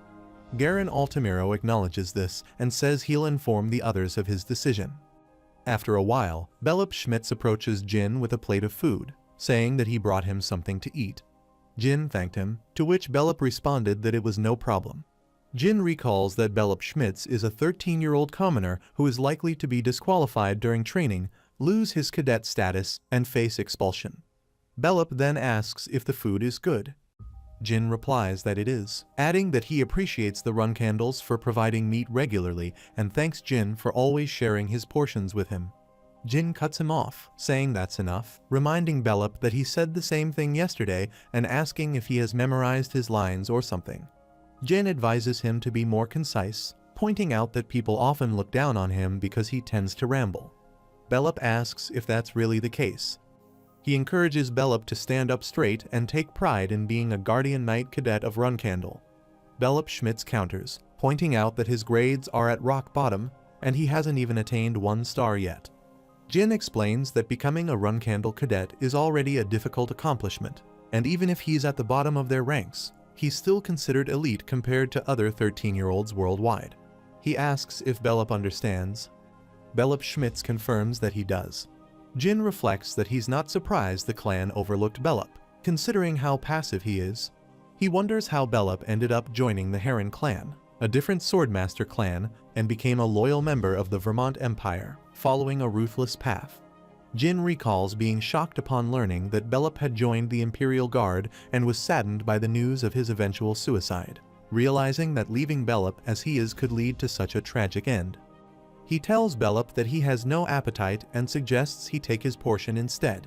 Jin then resolves to keep an eye on Belop to ensure he isn't disqualified or expelled, thinking that one unfortunate life is enough. Later, while walking down a hallway, Jin reflects on his progress. His spiritual energy release is at 2 star, his mana has reached 4 star, and his swordsmanship is at 2 star. Everything is progressing well, and he believes he can achieve 3-star swordsmanship within 2 years at this rate. After a while, Lunar Runcandle stands before Jin, holding a training sword. She informs him that today's training will resemble yesterday's, but he must approach it differently each day. Jin nods and says he understands. She instructs him to use his mind's eye, emphasizing the importance of observing with his inner vision. Jin contemplates how he'll navigate through this unfamiliar training, realizing that he'll have to find his own way through a process he has never encountered before. She instructs him to see with the eye of the mind, emphasizing that mastering the mind's eye is crucial for those who live by the sword, and tells him to keep his eyes closed. Jin ponders this, recognizing that the mind's eye is a stage of enlightenment usually achieved by knights of 7 stars or higher, yet Luna is teaching him this technique while he's only a 2-star knight. Furthermore, the typical mind's eye involves manipulating aura, but big sister Luna doesn't use aura in her training, leaving him puzzled. He reassures himself, reminding himself that he trusts Luna, confident that she has a specific reason for her approach. He resolves to focus on the training and trusts that he will eventually understand its purpose. He believes there will come a day when everything will make sense. After a while, she tells him he's done great today and that he can leave now. He thanks her and departs. She reflects on how well he performed, noting that he always surpasses her expectations. His focus and posture are remarkable, especially for a 2-star knight. With his potential, he should achieve even more in a few years and continue to grow. She sees a promising future for her little brother. After a while, Garen Altamiro announces that he has arrived, addressing Jin Runcandle as a young master. He notices that everyone appears tense and explains that they can't help it. He elaborates that the practice sparring session today counts as a significant portion of their overall score, and a high score could be a fast track to becoming a Guardian Knight. This is why everyone is anxious. Additionally, today is crucial for Jin himself. Garen shares that Madame Rose said if Jin can defeat all of the top 10 cadets today, he can advance to the intermediate training class early next year. Jin Runcandle is surprised but pleased to hear this and comments that it's good news. He notices Bellup Schmitz and wonders if he's feeling stressed again. Jin decides it's not a huge issue since he will ensure that Bellup isn't exiled, but he also thinks a bit more confidence wouldn't hurt. Garen Altamiro calls for everyone's attention, announcing that today's sparring will be held in 3 rounds, with different partners each time. He also states that the top 10 combatants will face young Master Jin in one-on-one matches. The group agrees and begins training. Jin Runcandle observes them and thinks they're not bad, recognizing that they earned their positions as cadets through merit. Garen Altamiro instructs everyone to return to their places except for the 10 people he has chosen. They comply, and he tells Jin to get ready. Jin acknowledges the instruction and takes up his sword. Jin's first opponent is a girl, whom he swiftly defeats. He recalls that the record for this sparring session is 8 wins, but he's aiming to beat all 10, and he needs to be careful about his strongest opponent to achieve that. Garen Altamiro announces that Mesa Milcano is next and tells her to get ready. Mesa Milcano respectfully greets Jin, saying she'll be in his care, while he thinks about her reputation as an elite cadet who will complete all training and become a Guardian Knight immediately afterwards. Mesa Milcano expresses her desire to defeat Jin in their match today. Jin Runcandle considers the sparring match with Mesa Milcano to be the most crucial part of this test and comments that he's looking forward to it. As she moves to attack, he blocks her sword strike and thinks that she's grown stronger since their last encounter. Still, he believes he can defeat her. The real challenge, however, is that he has to fight 8 more opponents after this bout. Mesa attacks again and wonders why Jin is only using basic moves, unlike his usual varied tactics. She suspects he might be holding back, but she's unsure why. The thought crosses her mind that maybe he doesn't consider her a threat, which infuriates her. She decides to go all out and charges at him with full force, surprising everyone watching. Jin counterattacks, and Mesa resolves not to lose again. She wants to surpass him this time and attacks with everything she has. However, Jin strikes back with enough force to break her sword, ending the match decisively. She's stunned to see her sword broken and asks how it happened. Jin points his sword at her neck, telling her it was a great fight, but that he doesn't think he can use this sword anymore. She is incredulous, wondering how he managed to break her sword. Their blades had collided many times, yet he consistently struck the same spot. Given that their strength and stamina were similar, she questions whether she lost because she lacked accuracy and persistence. Is that even possible? She realizes that Jin really is a true Runkandle and declares she will train harder and win next time. She won't just sit around and let him win. He, however, feels that things went according to plan. He acknowledges that with his current skill level, fighting 10 cadets one-on-one isn't easy. By dominating his match with Mesa, he created the impression that competing with him one-on-one would likely lead to defeat. He defeats a boy in a sparring match, marking his 10th victory, and is pleased that everything has gone as planned. Garen Altamiro congratulates Jin Runkandle, saying that his success in these matches will earn him a proper Runkandle lesson in the intermediate class early next year, and offers early congratulations. Jin acknowledges this and asks Garen to take care of him until then. Garen announces that lunchtime is approaching, signaling the end of the morning training session. Jin asks how much time there is until lunch. Garen replies that it is about 10 minutes and asks why Jin wants to know. Jin reveals that he has someone else in mind for sparring. When Garen asks who it is, Jin picks up his sword and calls out to Belop Schmitz, inviting him to a fight. Belop is taken aback and asks for clarification, but Jin points his sword at him and insists that he come out and fight, stating that he won't survive in the Runkandle clan with that attitude. Jin taunts him, saying they will crush him like a bug if he doesn't come out to fight. Belop Schmitz wonders why the young master wants to fight him. He questions whether it's because he's so weak or if Jin is trying to toughen him up.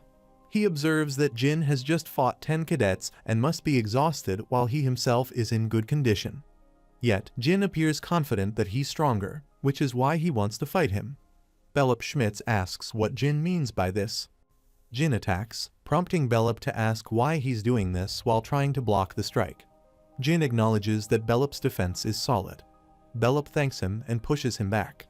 He bends down to attack his leg, but Jin swiftly leaps back, questioning why Jin is attacking him like this. He asks if Belop thinks he invited him just for a friendly duel, emphasizing that he wanted a real fight. He points out that in that instant, he could have killed Belop. He orders him to get back up, warning that he'll only show mercy once, pointing his sword at him. Belop Schmitz stands up, holding his sword as it becomes enveloped in the aura. Everyone is shocked by this, and Mesa Milcano quickly alerts Garen Altamiro, expressing concern that the young master might be in danger. Jin Runkandle tells Garen to keep what he's witnessing a secret, issuing it as an order. Garen agrees, saying he understands. Belop Schmitz asks Jin if this is really what he wants. Jin confirms it, urging Belop to use his aura without restraint. Belop points out that if Jin wanted to fight him, he should have done so before battling 10 other cadets, suggesting that he may be too exhausted for a fair match. Belop then launches an attack, and Jin attempts to block it, but the sheer force of Belop's aura shatters Jin's sword. As Jin begins to fall, he is taken aback by the level of Belop's skill.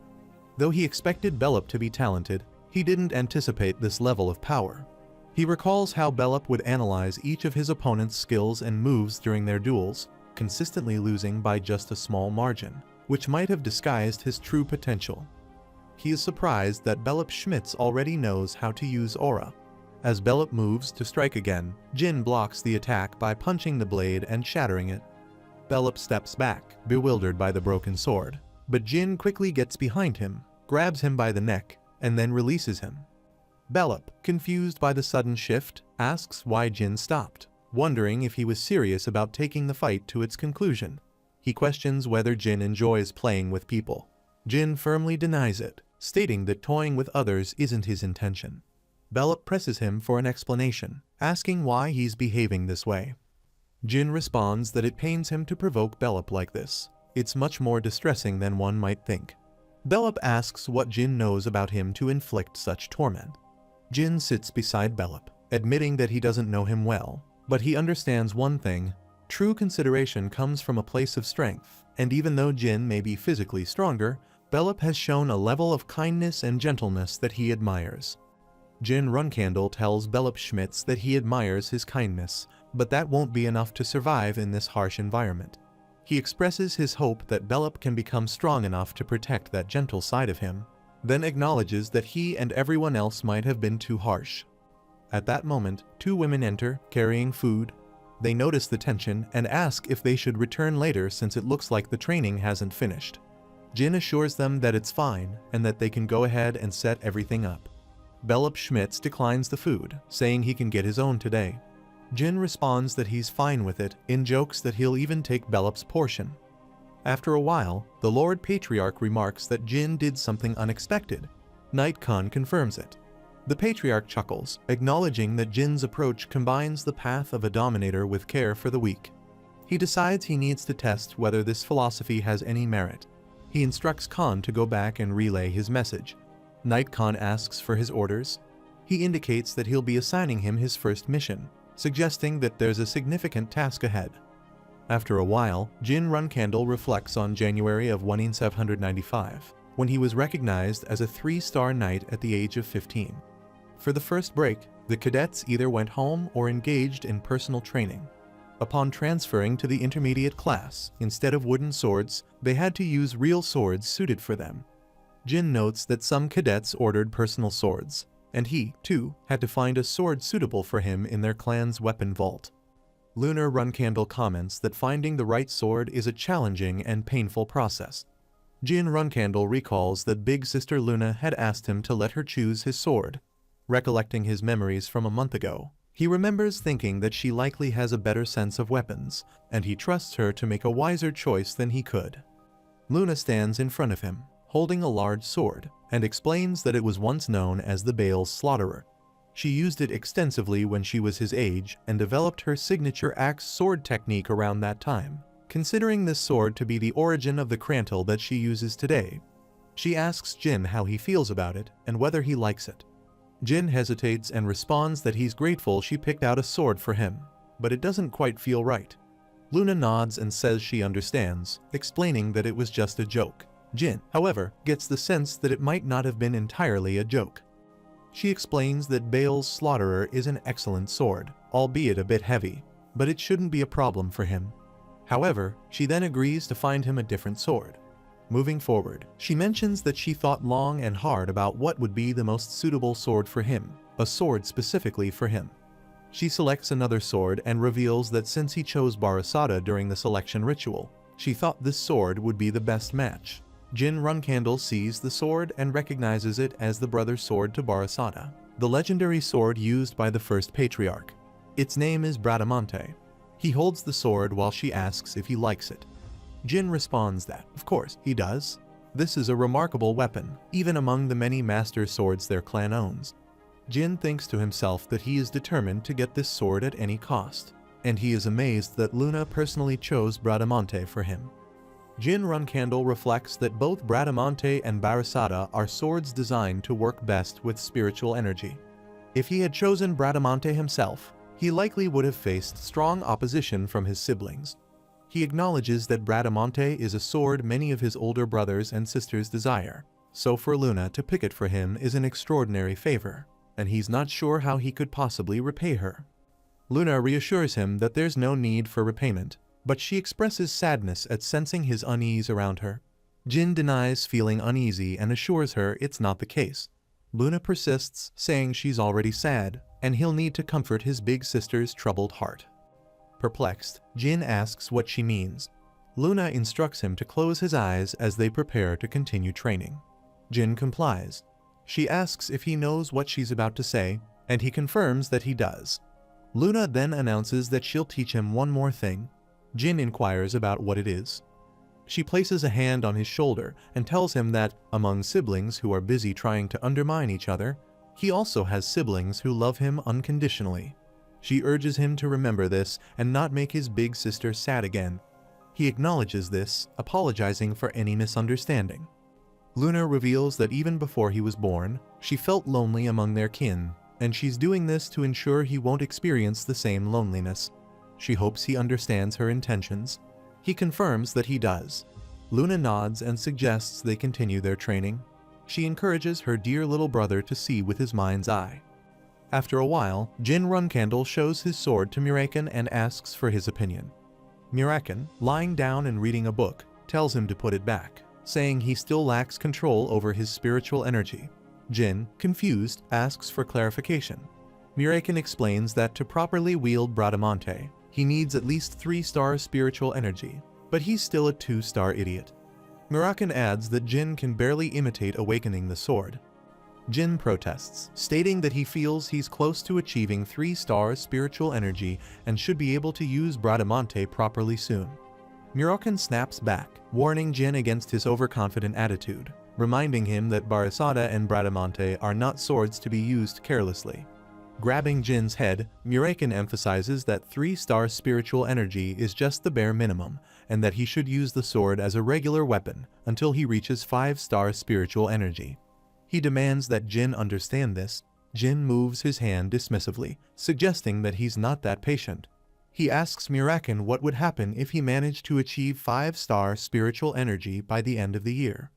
Murakan tells Jin Runcandle that even someone who won a kid's spiritual energy contest and survived on nothing but spiritual energy could never achieve 5-star spiritual energy by the end of the year. He emphasizes that his warning comes from a place of concern, urging Jin to stop saying things so absurd that even a dog would laugh at them. He advises Jin not to be stubborn if he understands the risks.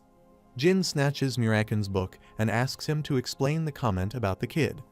Murakan orders him to put the book down. At that moment, Gilly enters the room. Jin asks if something's wrong and if anything has happened. Gilly informs him that Instructor Garen is looking for him.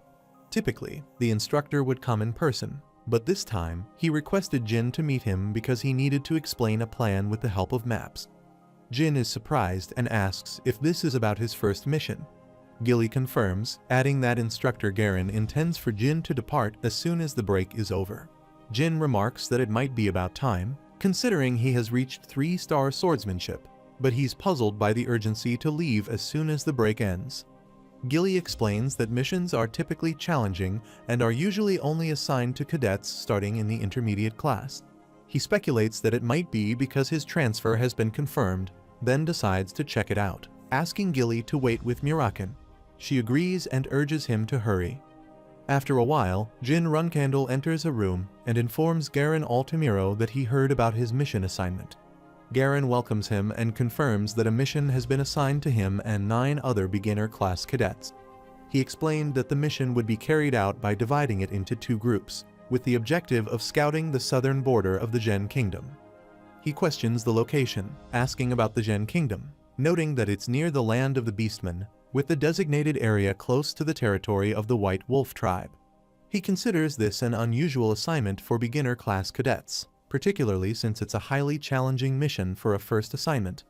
Additionally, the mission has been assigned much earlier than usual. He's also aware that his group comprises cadets who rank in the bottom half of the class, including Bellup, who has inconsistent grades. It's as if someone ordered this on purpose. Jin Runcandle wonders if his recent conflict with Bellup has reached his father, and if this is his father's way of testing him. He resolves to accept the challenge and prove that his creed won't falter.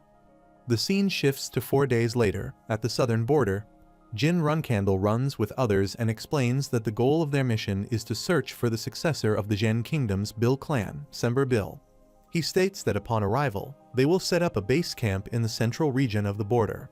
After the camp is set up, each division will begin its search, sending 1 person back to camp each day to report their findings. He instructs everyone to address him as captain instead of the young master. The injured will remain at camp to rest and recover, and he concludes by hoping that their target is still alive. Bellup Schmitz reports that Eddington saw a member of the Watertail tribe. Jin Runcandle clarifies that the Watertail beastmen are known to avoid predators and are generally docile, indicating that there's little risk of encountering the aggressive White Wolf tribe. Jin Runcandle instructs Bellup Schmitz to head to the base 2 hours earlier due to a delay caused by snow, suggesting that he relocate to the 13th zone. Bellup acknowledges the order. Jin then directs everyone else to search the same zone. They all agree. However, Jin senses that something isn't quite right. This mission was assigned directly by his father, but everything is progressing too smoothly. It was supposed to be a test of his capabilities, but now he's not sure.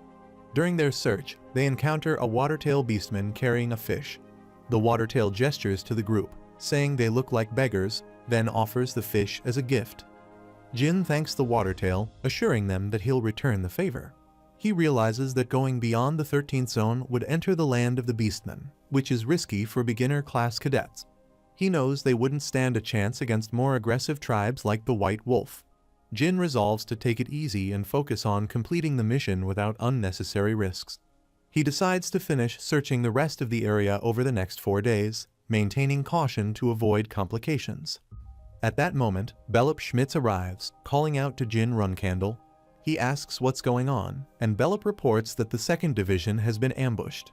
He orders everyone to get ready to move out and then asks about the situation. Belop explains that the 2nd Division fled and scattered, and one of the escapees made it back to the base camp to report what had happened. He asks if the attackers are beastmen, but Belop clarifies that they are humans, with a confirmed count of 3. He suspects there were more attackers, remarking that they wouldn't stage an ambush with just 3 people. He instructs Eddington and David to go to the base camp and scout the surrounding area, emphasizing that if they see the enemy, they should avoid engaging and report back to him immediately. They respond in agreement. Jin Runcandle contemplates the situation, thinking that there are too many unknowns for this ambush. He wonders what the attackers' objective could be, especially since they targeted the 2nd Division instead of his division, the 1st. He concludes that whoever they are, they will pay dearly for crossing the Runcandle clan. After a while, Belop Schmitz notices blood on the ground and exclaims in shock that it might be Mesa from the 2nd Division. Jin Runcandle tells him to stay calm, pointing out that the blood hasn't hardened yet, and there's no sign of corpses or body parts. He deduces that there was an altercation, and the 2nd Division fled. Based on the footprints, it seems there was only one attacker. Sierra finds some used bandages and comments that they appear to be Huffister products, showing them to Jin. He praises Sierra for the find and asks where they were discovered. Sierra indicates that they were located on the west side. Jin concludes that the 2nd Division was ambushed, bandaged themselves here, and then fled toward the west after detecting another threat. Jin instructs Sierra to join Eddington and David to report the current situation. He then tells Belop Schmitz to follow him as they continue the search. Belop agrees, and they head off together. After a while, they both hide behind a tree, and Belop Schmitz whispers that he sees the 2nd Division. Jin Runcandle confirms it but notes that Mesa is missing. Moreover, he spots someone else lying in ambush. He instructs Belop Schmitz to close his eyes for a moment and then strike the person on his left after 2 seconds. Belop agrees and prepares to act. Jin Runcandle recalls what Murakin told him about the properties of spirit energy. Anything infused with spirit gains increased cutting and destructive power, while the object's presence gradually diminishes. Belop Schmitz moves to attack the masked ambusher, who reacts by blocking the strike and demanding to know what's happening. Jin Runcandle engages the other attackers, swiftly knocking them out. Once the fight is over, he asks if everyone is okay. A brown-haired boy replies that they're fine, but the assailants took Mesa. A gray-haired boy mentions that they don't have any information on their attackers. Jin assures them that they should focus on recovering and that they'll find a way to track down Mesa and the ambushers. Kinzelo pleads for help. Jin Runcandle asks if he's begging for his life, remarking that it's clear he's not a brainwashed Zipful subordinate. Jin offers him 2 choices. 1, they reveal their affiliation, objective, and the location of their base, and only one of them will be killed. Or 2, they remain silent, and everyone associated with them will die. Jin assures them he's a man of his word and declares his name as Jin Runcandle, swearing on his clan's name and honor. Kinzelo agrees, asking for a guarantee for his family's safety. He reveals that he's part of a revolutionary group known as Kinzelo. Jin Runcandle recalls that Kinzelo was a terrorist organization active until his death, notorious for assassinating the Zhen Kingdom's emperor and causing widespread chaos and destruction among the citizens. They presented themselves as a revolutionary group, but in reality, their idea of revolution was about installing their own leader as the ruler of the world. Jin Runcandle asks if the attack on Runcandle cadets was intended to create chaos in the Zhen Kingdom. Kinzelo, a low-ranking member, admits he wasn't told much but shares that his active camp is at the entrance to the land of the Beastmen, and there are approximately 24-star knights and magicians. Although he doesn't know the location of their main base, he reveals this much. He asks one more question, inquiring why they took Mesa. Kinzelo explains that it was for their declaration of revolution. They needed female cadets alive for their symbolic purposes. The brown-haired boy, angered by this, lashes out at Kinzelo. He insists that's all he knows. Jin Runcandle confirms that he will keep his promise. then kills Kinzilo. He then asks how long it's been since Mesa was kidnapped. Belop Schmitz estimates that it's been nearly an hour. Jin Runcandle says they might still be at the entrance to the land of the Beastmen, instructing everyone to recover and then request help from the main clan house. The brown-haired boy asks if he plans to go alone, pointing out that the ambushers are all at least 4-star knights and that there could be as many as 20 of them. Scott agrees, emphasizing that handling them all by himself is impossible and that cadets often face fatal dangers during missions. He urges him not to take the risk. Jin Runcandle acknowledges the dangers but insists that in a situation where a cadet has been taken captive, he, as a son of the Runcandle clan, cannot stand by and do nothing. He asserts that he's much stronger than they realize and warns that any further defiance will be considered disobedience. He tells Belop Schmitz that, since the entire 2nd Division is injured, he's the strongest among the remaining cadets and must keep his composure. He asks if Belop understands. Belop Schmitz agrees to do his best and assures him that he'll keep it in mind. He then quickly sets off, hoping he's not too late. He assesses that his enemies are approximately 24-star martial artists, while he is at a level of 3-star swordsmanship, 4-star mana control, and 3-star spiritual energy release. Although he is advancing quickly, he knows that confronting them all at once is not practical, so rescuing Mesa becomes his primary goal. He decides to fight as little as possible and focus on finding Mesa. He places his hand on the ground and activates his seismic sense, then dual casts the Wind Pursuit spell. As he sprints across the terrain, he deduces that the captors are headed towards the plains and are not far ahead. Suddenly, arrows whiz past him, prompting him to dodge swiftly. Mills shouts, identifying him as a Runcandle cadet and ordering his capture. Jin Runcandle draws his sword, enveloping it with a magical aura, and retaliates against his attackers. An elderly man, watching the scene, questions why a Runcandle would use magic. Mills curses and then orders his comrades to kill Jin Runcandle instead of capturing him.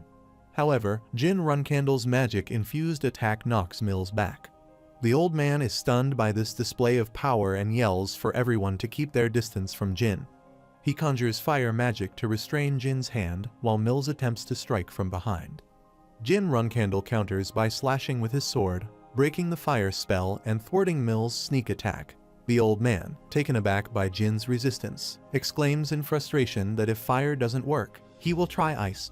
He launches an ice spell at Jin, but Jin effortlessly shatters it with his sword. The old man is astounded and mutters that there's no way his spell could be broken so easily. Jin Runcandle charges toward him, cursing Kinzilo as he advances. Jin thinks they must not be worried about covering their tracks. Their overconfidence suggests they lack experience. He concludes that they must have regrouped with others and then moved by carriage. He believes that Kinzilo is an organization with a clearly defined chain of command, suggesting that any spoils they acquire are likely distributed based on rank. Since the lower-ranking members wouldn't dare take spoils reserved for their superiors, this might be his best opportunity to rescue Mesa while she's still unharmed. Looking at the map, he realizes they're approaching the land of the Beastmen, indicating that their base could be nearby. This means he has to create a distraction to open a way to rescue Mesa. He casts a fire spell to ignite the forest, reasoning that the commotion will draw their attention and give him a chance to act. The sudden blaze causes panic among the Kinzilo members, with one of them shouting about the fire. The boss, startled, asks what's happening and where the fire came from, then orders his men to put it out immediately.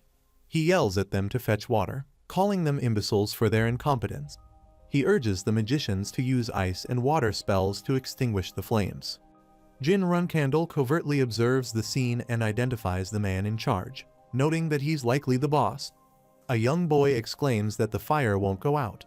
He asks if anyone really believes that a fire would spontaneously ignite in this weather. Someone must have started it, and they should be nearby. He orders his men to find the culprit, move quickly, and call in the magicians for assistance. Jin Runcandle sees this as his chance to infiltrate.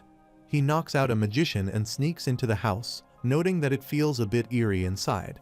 He begins searching for Mesa, spotting a trapdoor in the floor that likely leads to a basement. Descending into the basement, he finds Mesa Milcano bound with ropes.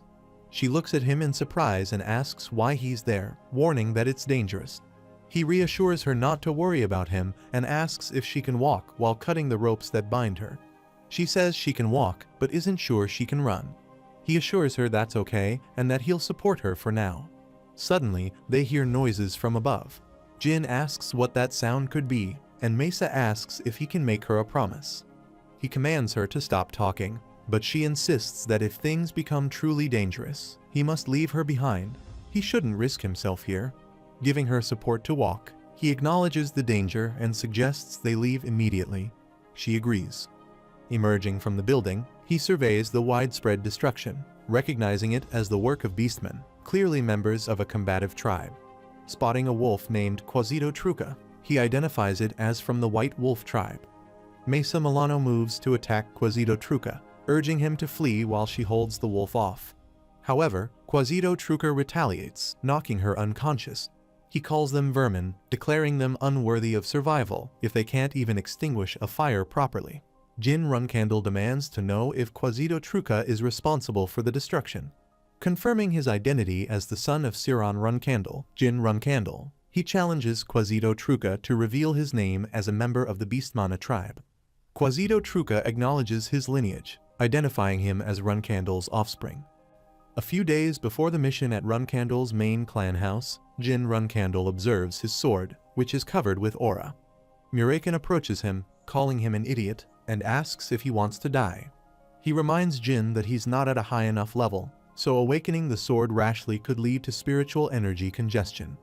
To avoid this fate, he warns him not to try to awaken the sword again. He asks if he understands. Jin Runcandle acknowledges with an okay. The scene shifts to the present. Jin Runcandle is preparing to attack, announcing that today will be the day he captures his most prized prey. Quasito Truca introduces himself, stating that his name is Quasito Truca, a warrior from the Truca tribe. He reflects on the White Wolf tribe, known for their combat skills and bloodlust. The average fighting prowess of an adult from the White Wolf tribe is equivalent to a 6-star warrior. He also notes that the White Wolf tribe is infamous for their animosity toward the Runcandles. This hatred stems from the fact that the first patriarch of the Runcandles killed the great White Wolf Javier, whom the tribe worshipped as a god. Quasito Truca acknowledges that escaping from this situation with Mesa would be nearly impossible. Quasito Truca declares that he will offer Mesa to Javier's altar today to console the wolf god's soul. He then challenges Jin Runcandle to choose between fighting honorably or being torn to pieces while fleeing like a coward. Jin Runcandle responds that he will fight honorably. Quasito Truca acknowledges Jin Runcandle's willingness to fight honorably and readies his large axe to attack. However, Jin Runcandle manages to block the strike, noting to himself that it's not surprising for the White Wolf tribe to possess such immense strength, given how difficult it is to parry even a single attack from them. Quasito Truca attempts another attack, but Jin remains confident, knowing he has a few hidden tricks that his opponent is unaware of. He reflects on the tools at his disposal: his elder sister's pendant, magic, and spiritual energy. He concludes that using the pendant, a powerful artifact, wouldn't be appropriate for a relatively minor confrontation like this. Moreover, he believes that if he can't overcome a challenge of this magnitude without resorting to the pendant, he wouldn't be worthy of rising to a higher position. He also dismisses the idea of using magic, recognizing that his current 4-star level spells wouldn't be sufficient to penetrate a white wolf's tough hide. Additionally, he understands that if the Runcandle clan sends someone to investigate the Canzilo incident, the presence of magic might be detected by the Guardian Knight, complicating matters further. He considers the consequences of violating the clan's forbidden rule, realizing he only has one option left. Utilizing spiritual energy, he launches a counterattack, intending to awaken the sword. Quasito Truca observes his movements and comments on the quality of his sword, noting that despite its incongruence with the black sword symbol, it appears to be more resilient than expected. He reminisces about the sensation of awakening the sword on that fateful night. Quasito Truca declares the end of the battle, stating that with his white sword, he will offer him as a sacrifice at Javier's altar. He focuses on the task at hand and prepares to strike. Quasito Truca expresses confusion and is unable to perceive what is happening. Jin explains that until recently, he, too, was unaware of why his clan's emblem depicted a black sword, then proceeds to wound him with his sword. Enraged, Quasito Truca demands an explanation for his actions. He acknowledges it as a good match and shouts toward the sky. He berates himself as a useless idiot and questions his plans with such feeble skills. He asserts that he is oblivious to reality, a disgrace to the clan, and laments sharing the same mother with him. Quasito Truca reminds him of their previous conversation, warning that when a child lacking in spiritual energy like him awakens the sword, there will be consequences and questions if he intends to perish from spiritual energy congestion at this moment. He urges himself to focus, emphasizing that losing concentration will lead to his demise, as he has already been instructed on what needs to be done. Sitting down to meditate, he contemplates releasing spiritual energy. However, he struggles to release it properly due to being ensnared by the surrounding spiritual energy. Determined, he resolves to try again without allowing himself to become entangled. He tries to stay calm, telling himself to go through it one more time. He questions whether he managed to come out of it unscathed, noticing that the pain vanished suddenly, which makes him a bit uneasy. His body feels the same as usual, but it seems overly saturated with spiritual energy. Still, he shouldn't have any trouble moving, so he decides to head back to meet Mesa. He hears a noise and asks who's there. Sember Bill emerges from behind a rock, pleading for his life. Jin Runcandle asks if he's a surviving member of Kinzilo. Sember Bill quickly denies it, explaining that his name is Sember Bill, from the Bill clan in the Jan Kingdom. He recognizes him and mentions that he was asked to find him. Sember Bill is relieved and thanks him, saying he's glad to meet a Runcandle. He reflects on how he'd almost forgotten about this encounter due to the chaos with the Kinzilo group. Sember Bill assures Jin Runcandle that he will never forget his kindness. Jin carries Mesa Milcano on his back and tells Sember to forget about it, explaining that he's just doing his job. He suggests they head back now and then asks how Sember ended up being kidnapped by Kinzilo. Mesa Milcano explains that he was following his lover, who was leading him to this location. Jin Runcandle questions if they were eloping, but Sember quickly clarifies that his lover actually died 2 years ago. Despite this, he noticed that her face, voice, and even the 2 moles on her wrist were exactly the same as when she was alive. Sember admits it might sound crazy, but he's certain he wasn't mistaken, as every detail matched his memory of her. He then reflects that this resemblance might be the work of Bubert Gaston, who possesses transformation abilities, suggesting that Kinzilo likely kidnapped Sember for financial gain. Jin Runcandle wonders if there is a connection between Bubert and Kinzilo. This is the second time he has encountered Bubert since he left Storm Castle at the age of 10, and something about the situation feels off. Jin decides he needs to meet Bubert to understand what kind of person he is. Fortunately, Bubert's atelier is located in the capital of the Carano Principality, giving him an opportunity to visit while he is in the intermediate training class. Sember Bill thanks him for listening to his story so intently. Jin acknowledges him and says that reinforcements from the main family should arrive soon, urging Sember to head back. Sember Bill asks if he called the Guardian Knights for his protection. Jin explains that he didn't. The Guardian Knights are here because of Mesa. Sember Bill says he will never forget their meeting today, and he gives a simple response. Sember then offers to help Jin whenever he needs it. He agrees and says he'll keep that in mind. After a while, Gilly congratulates Jin Runcandle on successfully completing his first mission, saying she is very impressed. Jin responds with a simple thanks. Gilly then mentions that he must be tired and that she's prepared a bath for him. Jin praises her, acknowledging her usual efficiency. Mirakin suddenly calls out to him. He jokingly asks if he is well behaved while he is away, playfully moving his hand toward Mirakin's head. Mirakin bites his hand, causing him to throw it against the wall in surprise. Gilly quickly intervenes, asking him not to throw animals. However, she also notes that Mirakin is a dragon, so it's not really an issue. He asks why Mirakin bit him. Mirakin angrily questions whether Jin has lost his mind. He reminds him that he warned him against using shadow energy release, emphasizing that it could be dangerous. He asks how many times he has to say that using shadow energy in such a way could destroy him, pointing out that his warnings were for his own good. Jin tries to defend himself, asking Mirakin to listen to his explanation, but Mirakin transforms into his human form, grabbing Jin and saying there's nothing to listen to. Mirakin asks what could possibly be more important than the life of Solderit's only contractor. Gilly intervenes, reminding him that the young master has just returned. Mirakin then realizes he forgot the strawberry pie and claims that it's a serious problem, to which he responds by acknowledging the issue. Mirakin grows more serious, pointing out that he had to watch his pupil get kidnapped right before his eyes. He questions if he was just supposed to forget about it, emphasizing that anything could have happened to him. Mirakin points to the pendant Jin wears and insists that it's not just for decoration, but something with serious power that should not be used carelessly. Jin acknowledges the risk, but explains that it would be a waste, considering the kinds of formidable enemies he might encounter. Mirakin questions what Jin means by waste. He asks him to hold on, wondering why he's acting so shocked. Mirakin snaps back, calling Jin a damned idiot. He questioned how he knew that he released the sword's power. He states that his shadow energy has suddenly jumped from 3 stars to mid-4 stars and asks how it could have happened.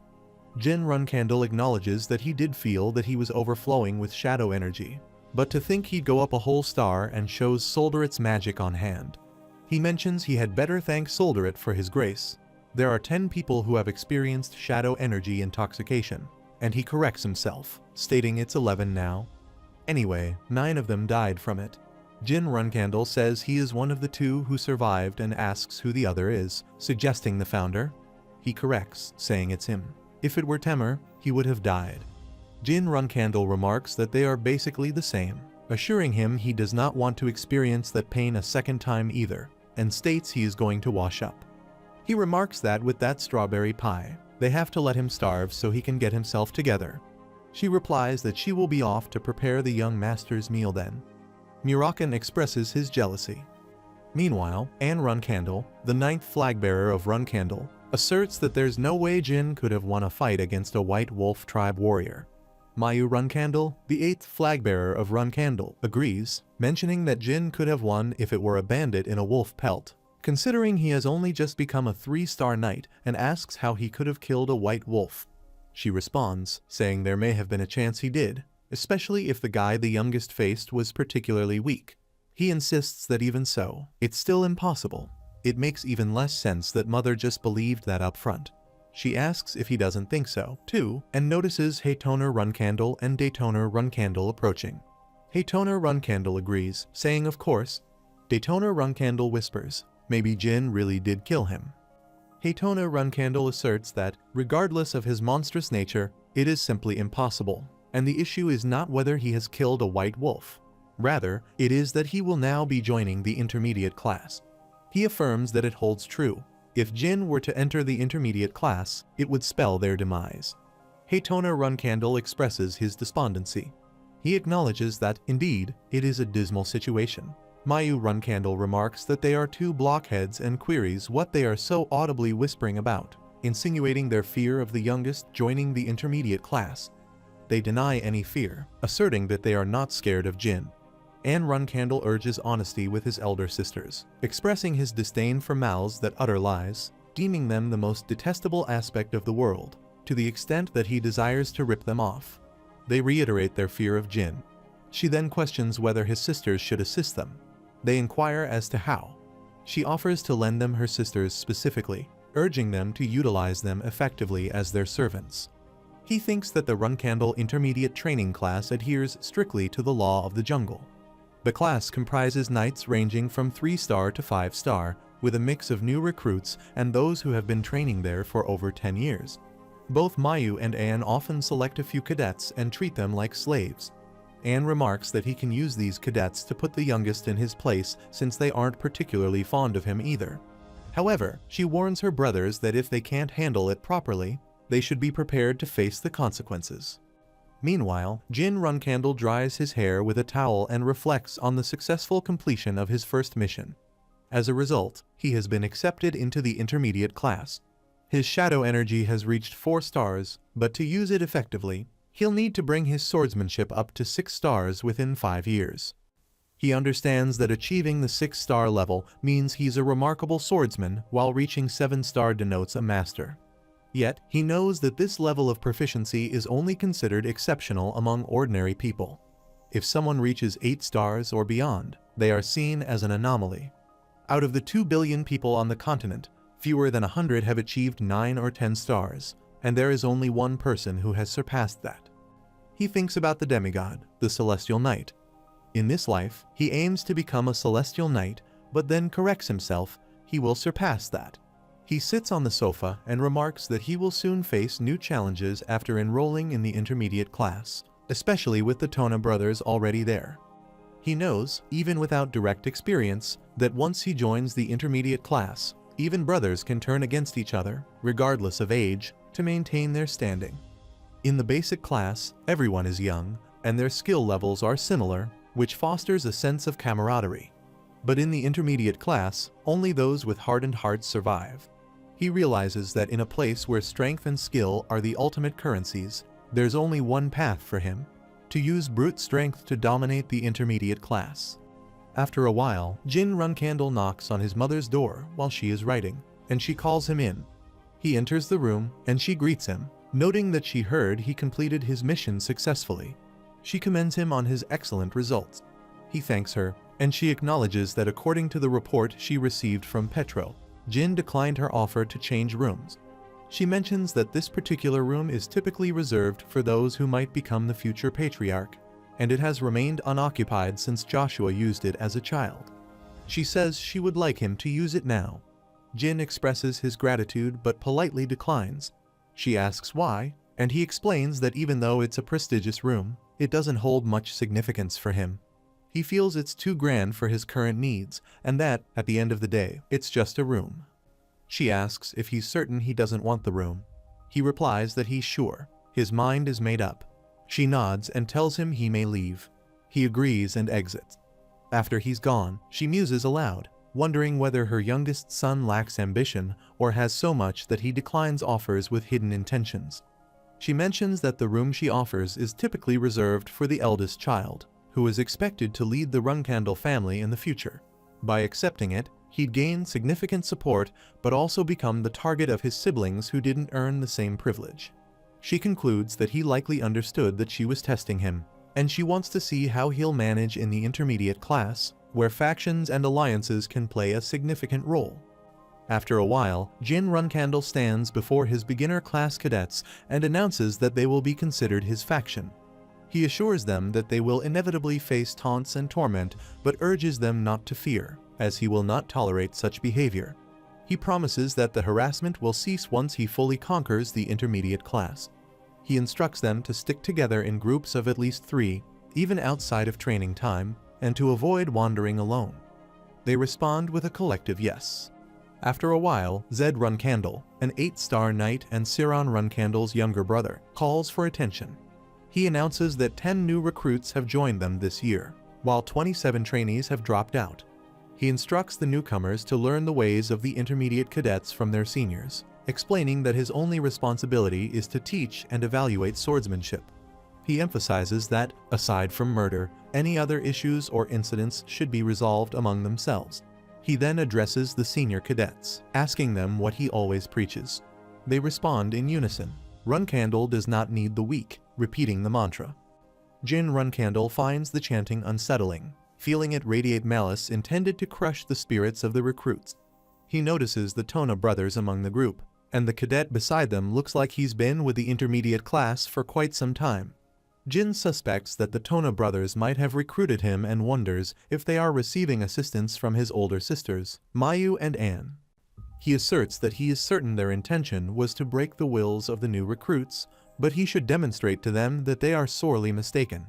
Detona Runcandle notices Jin and wonders why that reckless individual is approaching them. However, Detona encourages himself, realizing that from today onward, they have the support of their older sisters, Mayu and Anne.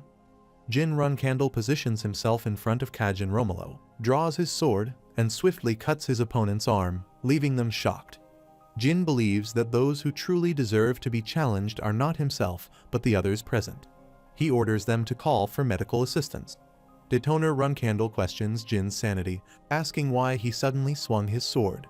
Jin, in turn, queries Kajin Romolo for his name, to which Kajin Romolo responds. Jin then asks if Kajin Romolo knows why he cut him.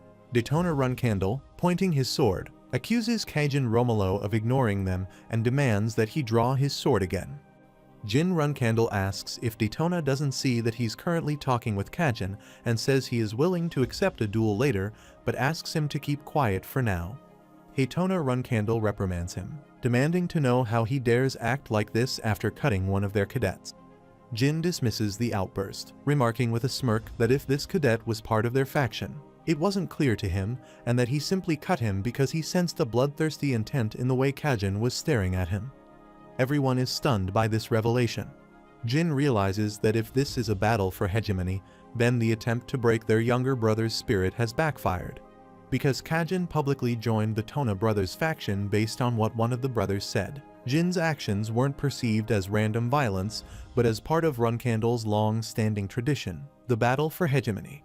His move, while risky, was strategically bold. He addresses all the cadets, announcing that he is Jin Runcandle. He tells them they may point their swords at him, or even attempt to ambush him, like just now, but warns that if they show him even the slightest hint of hostility, he will not hesitate to cut them down as he just demonstrated. Zed Runcandle, an elder and 8-star knight, intervenes, addressing Jin by his full title, the 13th and youngest child of the Patriarch. Zed asks if he believes he is allowed to act this way in his presence. He calmly replies that he does. Zed then asks why he thinks he has the right to behave in such a manner. He responds that it's because he doesn't consider himself to be in conflict solely with the Tona brothers, but with Zed himself. Zed finds this response intriguing and demands that he elaborate on his reasoning. He warns that depending on his answer, he might cut off his head right here, right now.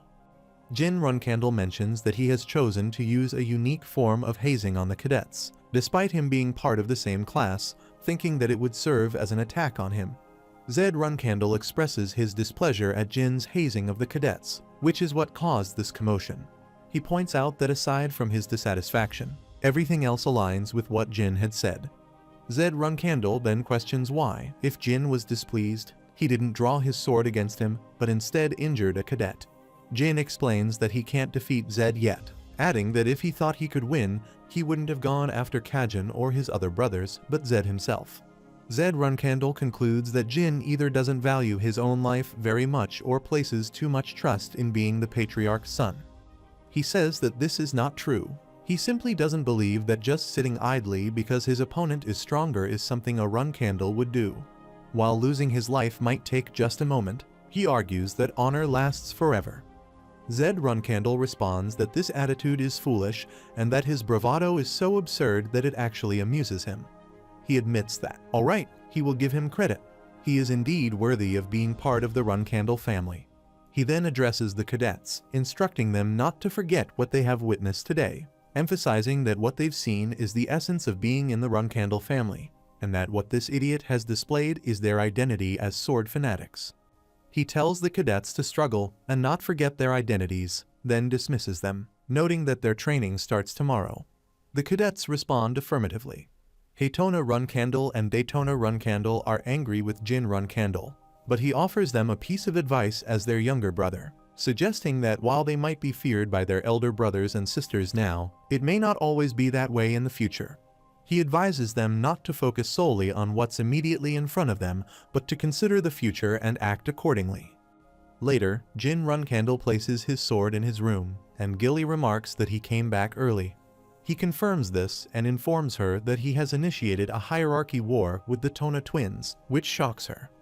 He mentions that he believes his older sisters, Anne and Mai, are probably supporting them. She asks him if that's true, and he confirms it, explaining that he injured one of the cadets who was with his brothers. After some investigation, he found out that the cadet belonged to his sister's faction, and now, because of a slip of the tongue from his brother, he has become part of their faction too. However, he adds that his sisters will likely be furious once they find out about this. He also notes that there's no way his brothers could have a 5-star knight in their faction, since people usually only recruit those who are weaker than themselves. She points out that both young ladies are already acting as flag bearers, but it's an unspoken rule that flag bearers should only fight other flag bearers. He says it's okay. He's actually pleased that his sisters have started keeping him in check. He considers this a significant setback for his sisters, but since they are both flag bearers, there's no reason for them to harass him directly. He points out that the only thing they could do to cause trouble would be to manipulate the allocation of team members and increase the difficulty of his missions, using their authority as flag bearers. This could make it easier for him to get hurt or even die. However, he notes that many of these difficult missions are solo missions, where there's no one to supervise him. This, he says, means he can use his full strength without any restrictions during solo missions. She comments that, in that case, this could be a great opportunity. He agrees, saying that he's grateful to his sisters for this chance to build up his records. He also mentions that he doesn't see any issue with bringing a cat along on his missions. However, he notes that he won't bring Murakin because he has other tasks for him. Murakin asks about these tasks, wondering what they might be. He replies that he'll explain next time, but for now, they both need to keep a low profile.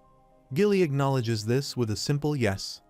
After a while, Zed Runcandle announces that after the three of them complete their afternoon training, they will engage in special training at this secret training ground, which is exclusively for those who carry Runcandle blood. He emphasizes that these are special privileges reserved for pure-blood members of the family, but warns them not to expect the training to be easy. Jin Runcandle, Haytona Runcandle, and Daytona Runcandle stand in front of him and respond in unison, acknowledging his instructions. Zed explains that the Runcandle family's swordsmanship is centered on power, which is destructive and unhesitating. He adds that the principles of battle, victory, and possession are reflected in their approach to swordsmanship, which has no fixed definition. While there are secret and ultimate techniques, these can only be learned once someone becomes a flag bearer. Jin Runcandle can't help but think that his sisters have stirred up a lot of trouble. He explains that their swordsmanship has no fixed form, whether it relates to footwork or underlying principles. This is the biggest distinction between the Runcandle family and other martial families.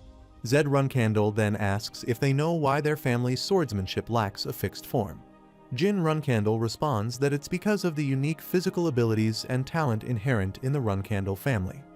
Zed acknowledges his answer, saying that being a Runcandle means possessing a blessed bloodline, with a physical body and talent for the sword that far exceeds the imagination of an average human. Even with slight variations, they remain well above the standard. He remarks that what they have learned so far has been very basic and straightforward, and now he is going to give each of them a steel ball.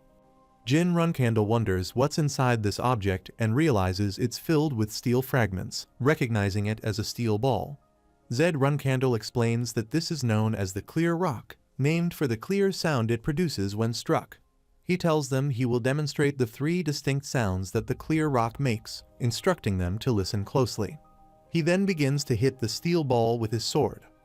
Haytona Runcandle and Daytona Runcandle are annoyed and cover their ears because the sound is quite unpleasant. Zed Runcandle continues to strike the steel ball and says that this is the second sound. They are stunned by the clarity of this sound.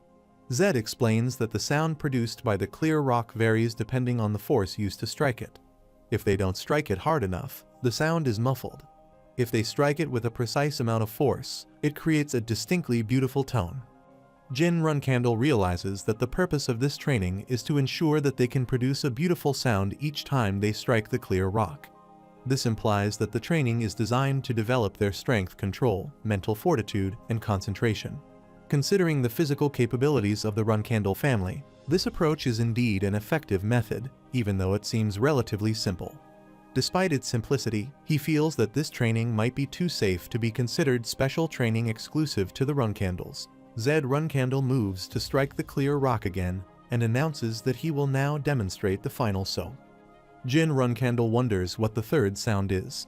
He definitely heard rattling from inside the clear rock, suggesting it contained steel fragments.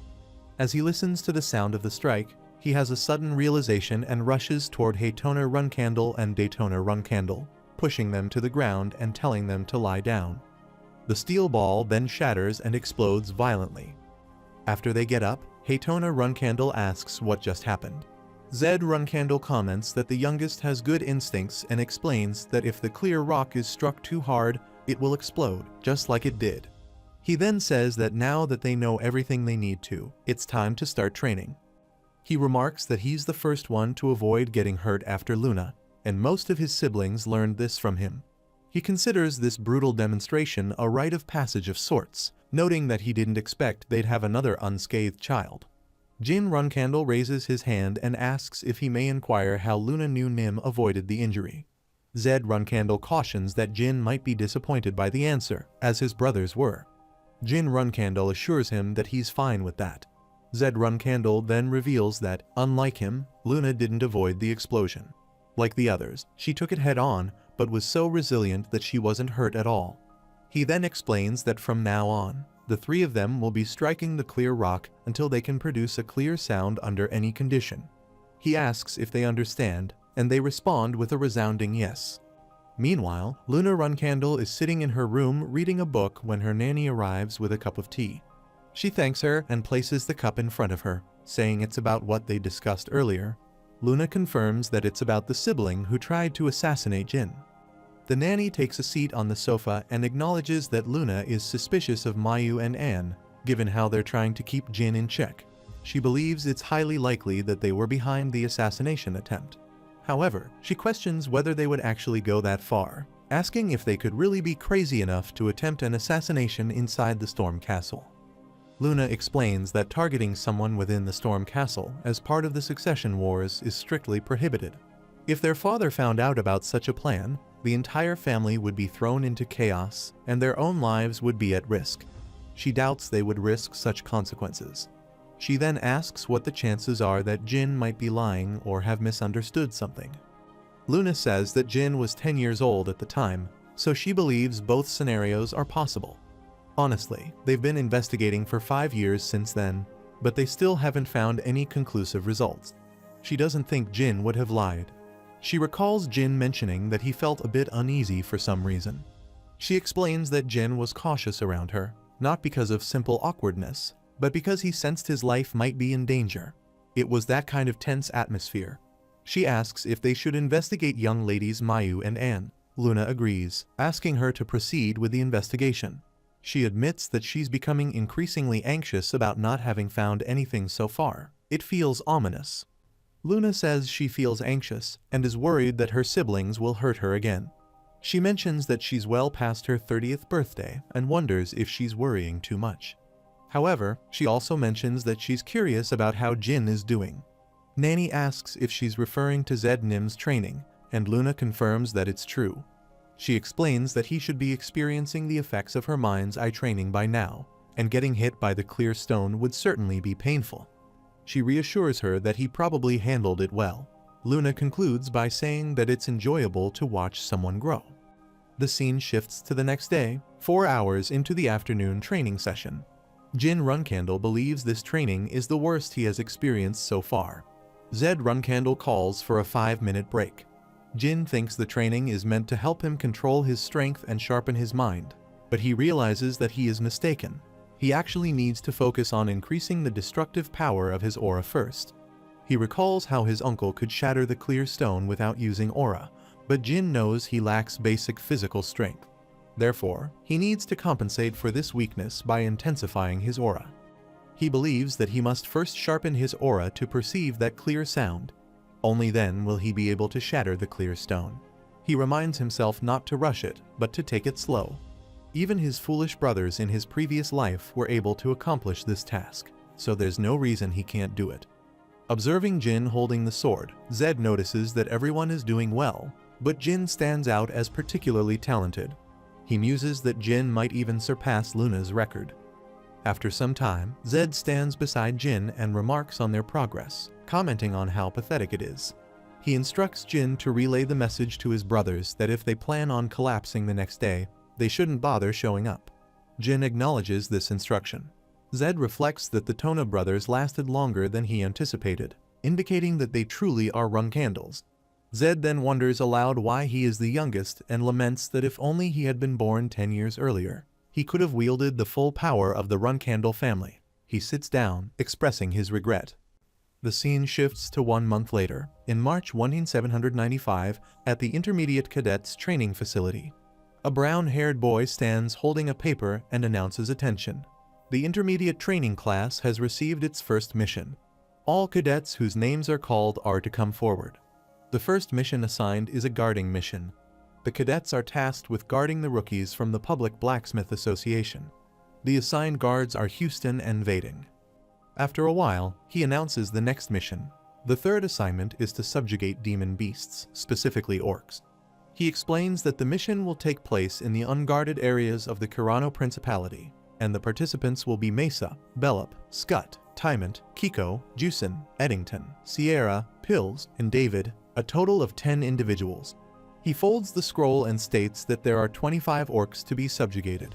Because orcs tend to band together and move in groups, the participants must strengthen their resolve and stay committed to the mission.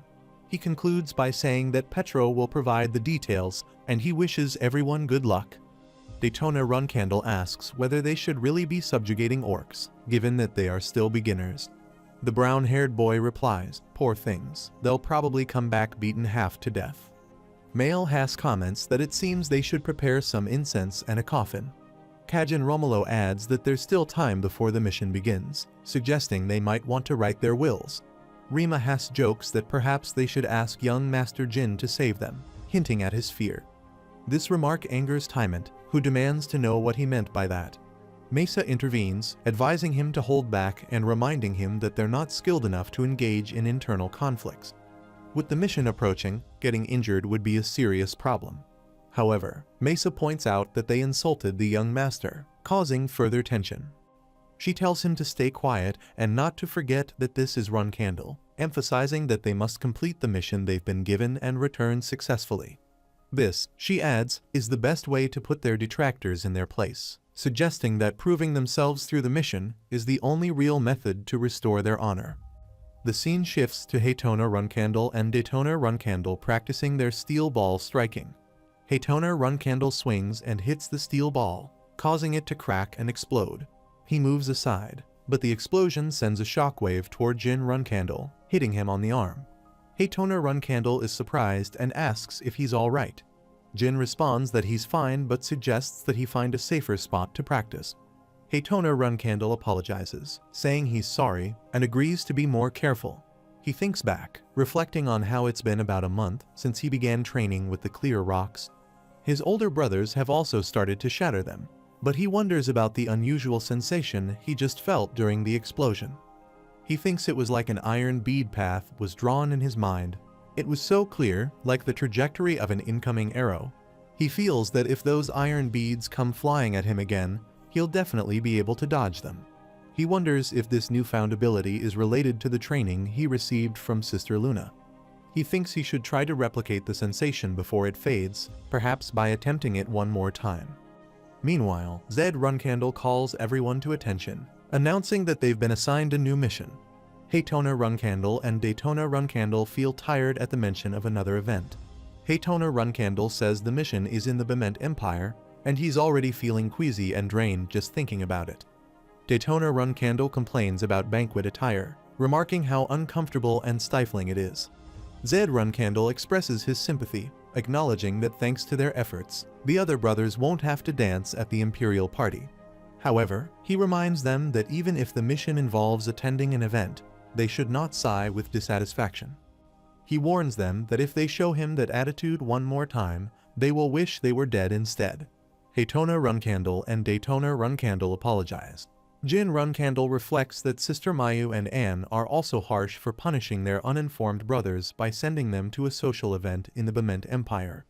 Zed Runcandle acknowledges that it's a significant event that would be difficult to decline, even for members of the Runcandle family. He mentions that there will be other powerful individuals attending, offering them an opportunity to observe and learn from them. They agree. Zed then singles out him and assigns him a specific task. He confirms his acknowledgement.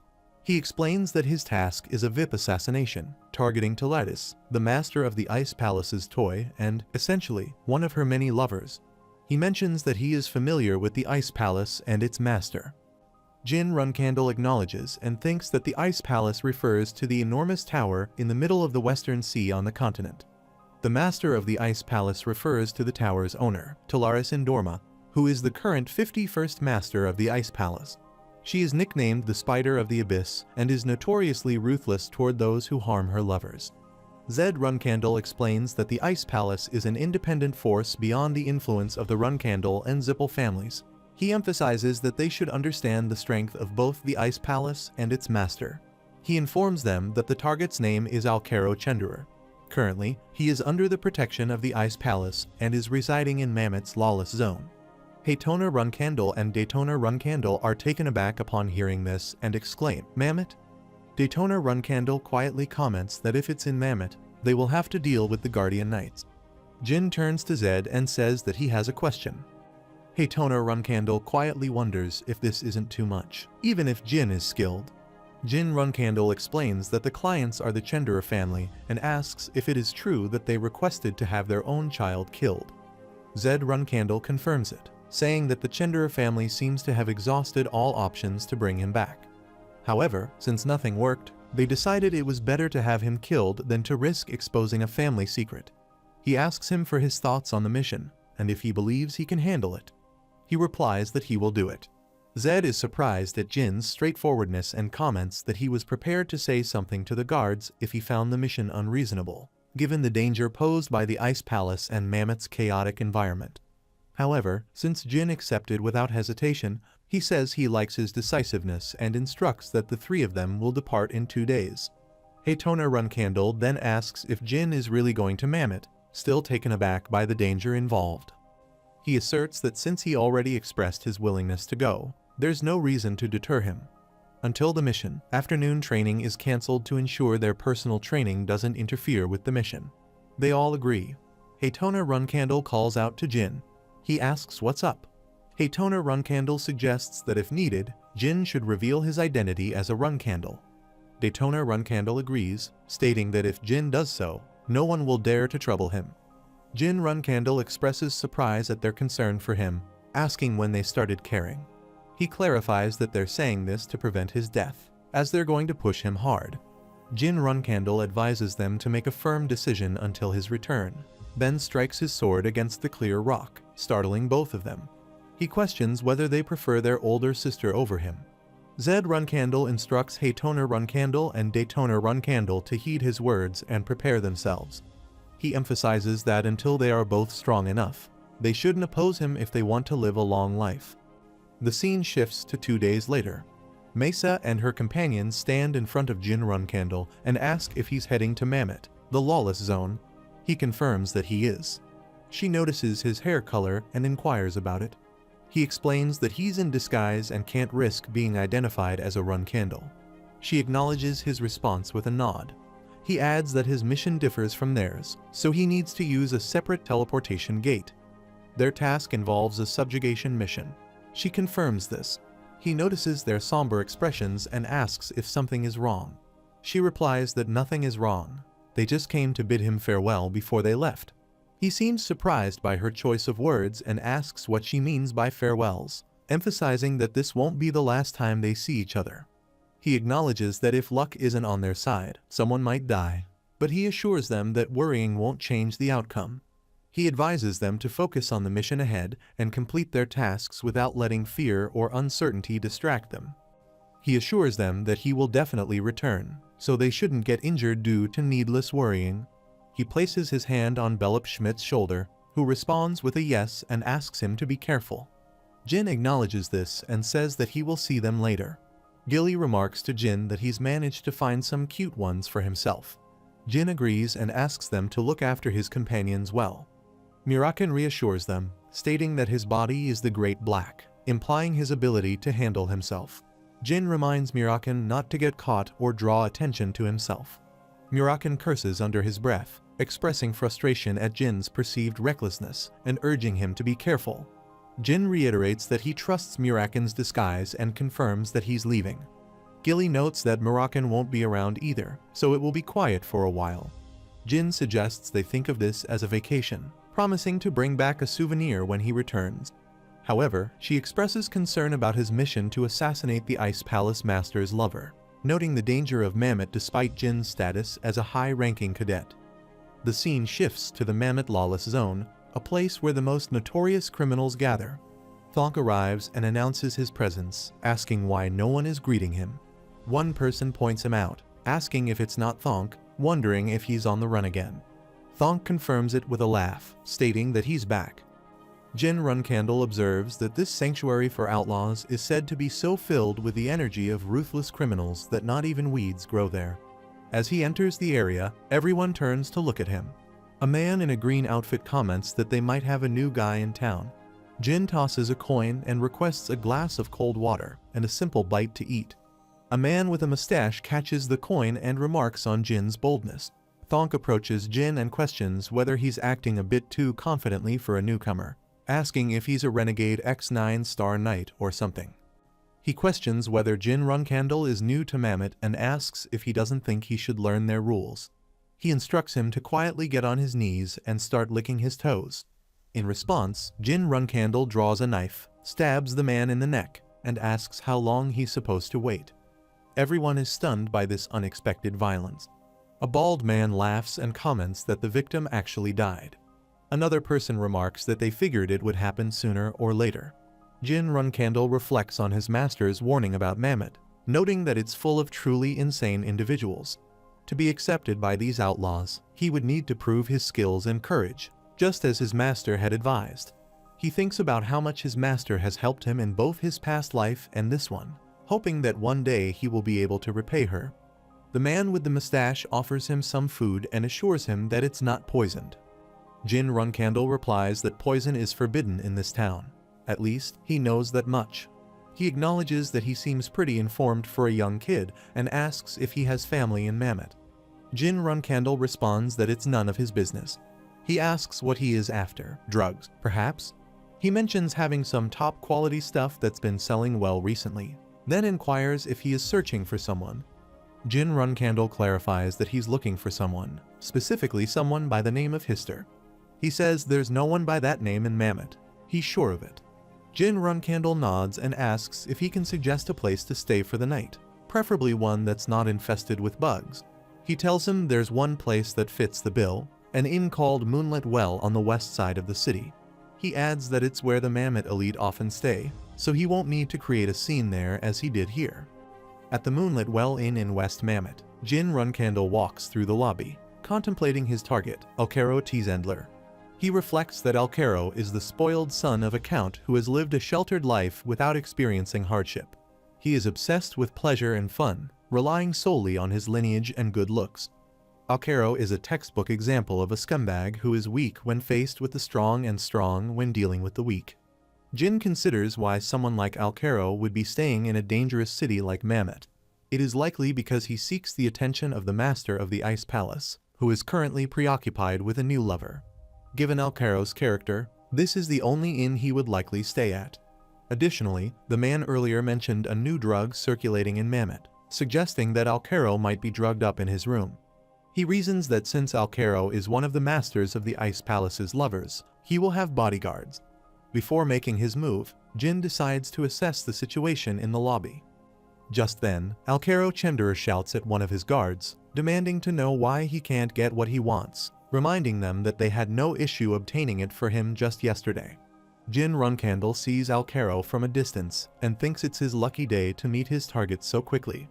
The guard replies that they can't allow him to do any more of that stuff, as their job is to protect him, not indulge his whims. Alcaro Tzendler curses and insists he's desperate, begging for the same substance, claiming he won't last an hour without it. The guard remains firm, telling him that they are there to ensure his safety, not to spoil him. Alcaro yells back, ordering them to shut up and threatening them with dire consequences. He warns that if they don't get what he wants immediately, he has a plan, and as soon as Honey returns, it will be off with their heads. He lets out an exasperated sigh. Alcaro Tzendler explodes with rage, asking how the guard dares to sigh in front of him, hurling insults and calling them filthy peasants. He proudly asserts his lineage as a member of the Tzendler clan. One of the guards punches him, exasperated, and asks how much longer they have to protect this scumbag. Another guard chimes in, wishing he would just die from his addiction and questioning why someone like him is even kept alive. The first guard lifts Alcaro onto his shoulder and tells him to keep quiet, reminding the others that their job is to do as they're told and that they cannot let their emotions get the better of them. Jin Runcandle observes that the guards appear to be at least 6-star martial artists, which means killing Alcaro would be straightforward. However, he realizes that the real challenge is getting away safely without the guards catching him. He also considers that poison is taboo in Mammoth, so if he uses it to assassinate Alkero, it would cause a massive uproar. With the guards standing in the way of a direct approach, he contemplates a way to discreetly eliminate Alkero within the confines of the Moonlit Well Inn. After mulling it over, he concludes that he needs a solid plan to proceed. He says to himself that he's made up his mind. After a while, Cirrus Endorma, captain of the Hidden Palace's 7 swords and daughter of the master of the Hidden Palace, walks with her guards and asks how many bodyguards Alkero Chenderer has. One of her guards responds that he has 6 men. She sighed, apologizing that they had to work so hard because of an idiot who didn't know his place. Heighton notes that today is the end of all that and comments that her presence makes things easier. She remarks that she can kill someone like Alkero whenever she wants, mentioning that he's currently at the Moonlit Well. She urges them to hurry, saying that good news should be delivered quickly. The guards agree and follow her. Suddenly, a bright flash erupts, followed by a massive explosion. He comments that it came from the direction of the Moonlit Well. She recognized the implications and remarks that it seemed like she had picked a bad day for this mission. Meanwhile, Jin Runcandle considers his plan to terrorize the Moonlit Well Inn from his room using magic. Although he's only a 4-star magician, he knows that by adding his spiritual energy, he can generate destruction equivalent to a 6-star level. He is confident that using such a powerful spell will make it seem like the work of a highly skilled magician, and who would suspect that a 15-year-old could possess such power? He notes that even Baraden Zipfel, who is widely regarded as a prodigy, has just reached the 6-star magician level.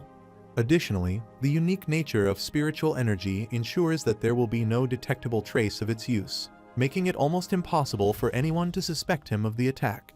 He decides to make it appear as if the assault came from outside the inn and considers summoning lightning as the appropriate spell for this task. He begins to channel his spiritual energy, uttering the incantation for summoning lightning, and comments to himself that this plan is indeed quite audacious. As he invokes the magic, a bright flash erupts, and the force of the summoned lightning starts to cause massive explosions throughout the inn, creating chaos and confusion. Meanwhile, Cirrus Endorma observes the light from the explosions and comments that she might have chosen the wrong day to visit. Heighton remarks that it seems someone inside the Moonlit Well has angered a high-level magician. Cirrus acknowledges the possibility, but suggests that it could also be an attack against the Hidden Palace. She notes that there are 6 of their men inside the inn, not to mention her mother's lover, Alkero Chenderer. She instructs her team to prioritize the safety of their men, adding that she doesn't particularly care about Alkero's fate. Heighton agrees and follows her as they move quickly toward the inn. The devastation near the Moonlit Well is extensive, with debris scattered everywhere. A bystander exclaims, asking who the fool who caused this destruction is. Another person speculates that it could be retaliation from the Zipfel family, given that someone had previously claimed to have killed Zipfel magicians. He dismisses this, saying that it was just a fabricated story. Heighton moves forward while Cirrus Endorma tries to stop him, saying wait, but suddenly, a huge light erupts from the Moonlit Well, sending them both flying. Heighton, disoriented, asks what's happening.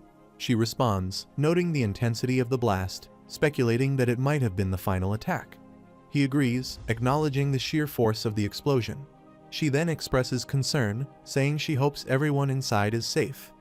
Meanwhile, Jin Runcandle feels drained and thinks that the final lightning strike, which was infused with his full spiritual energy, might have been as powerful as a 7-star attack. He managed to avoid any damage thanks to his pendant.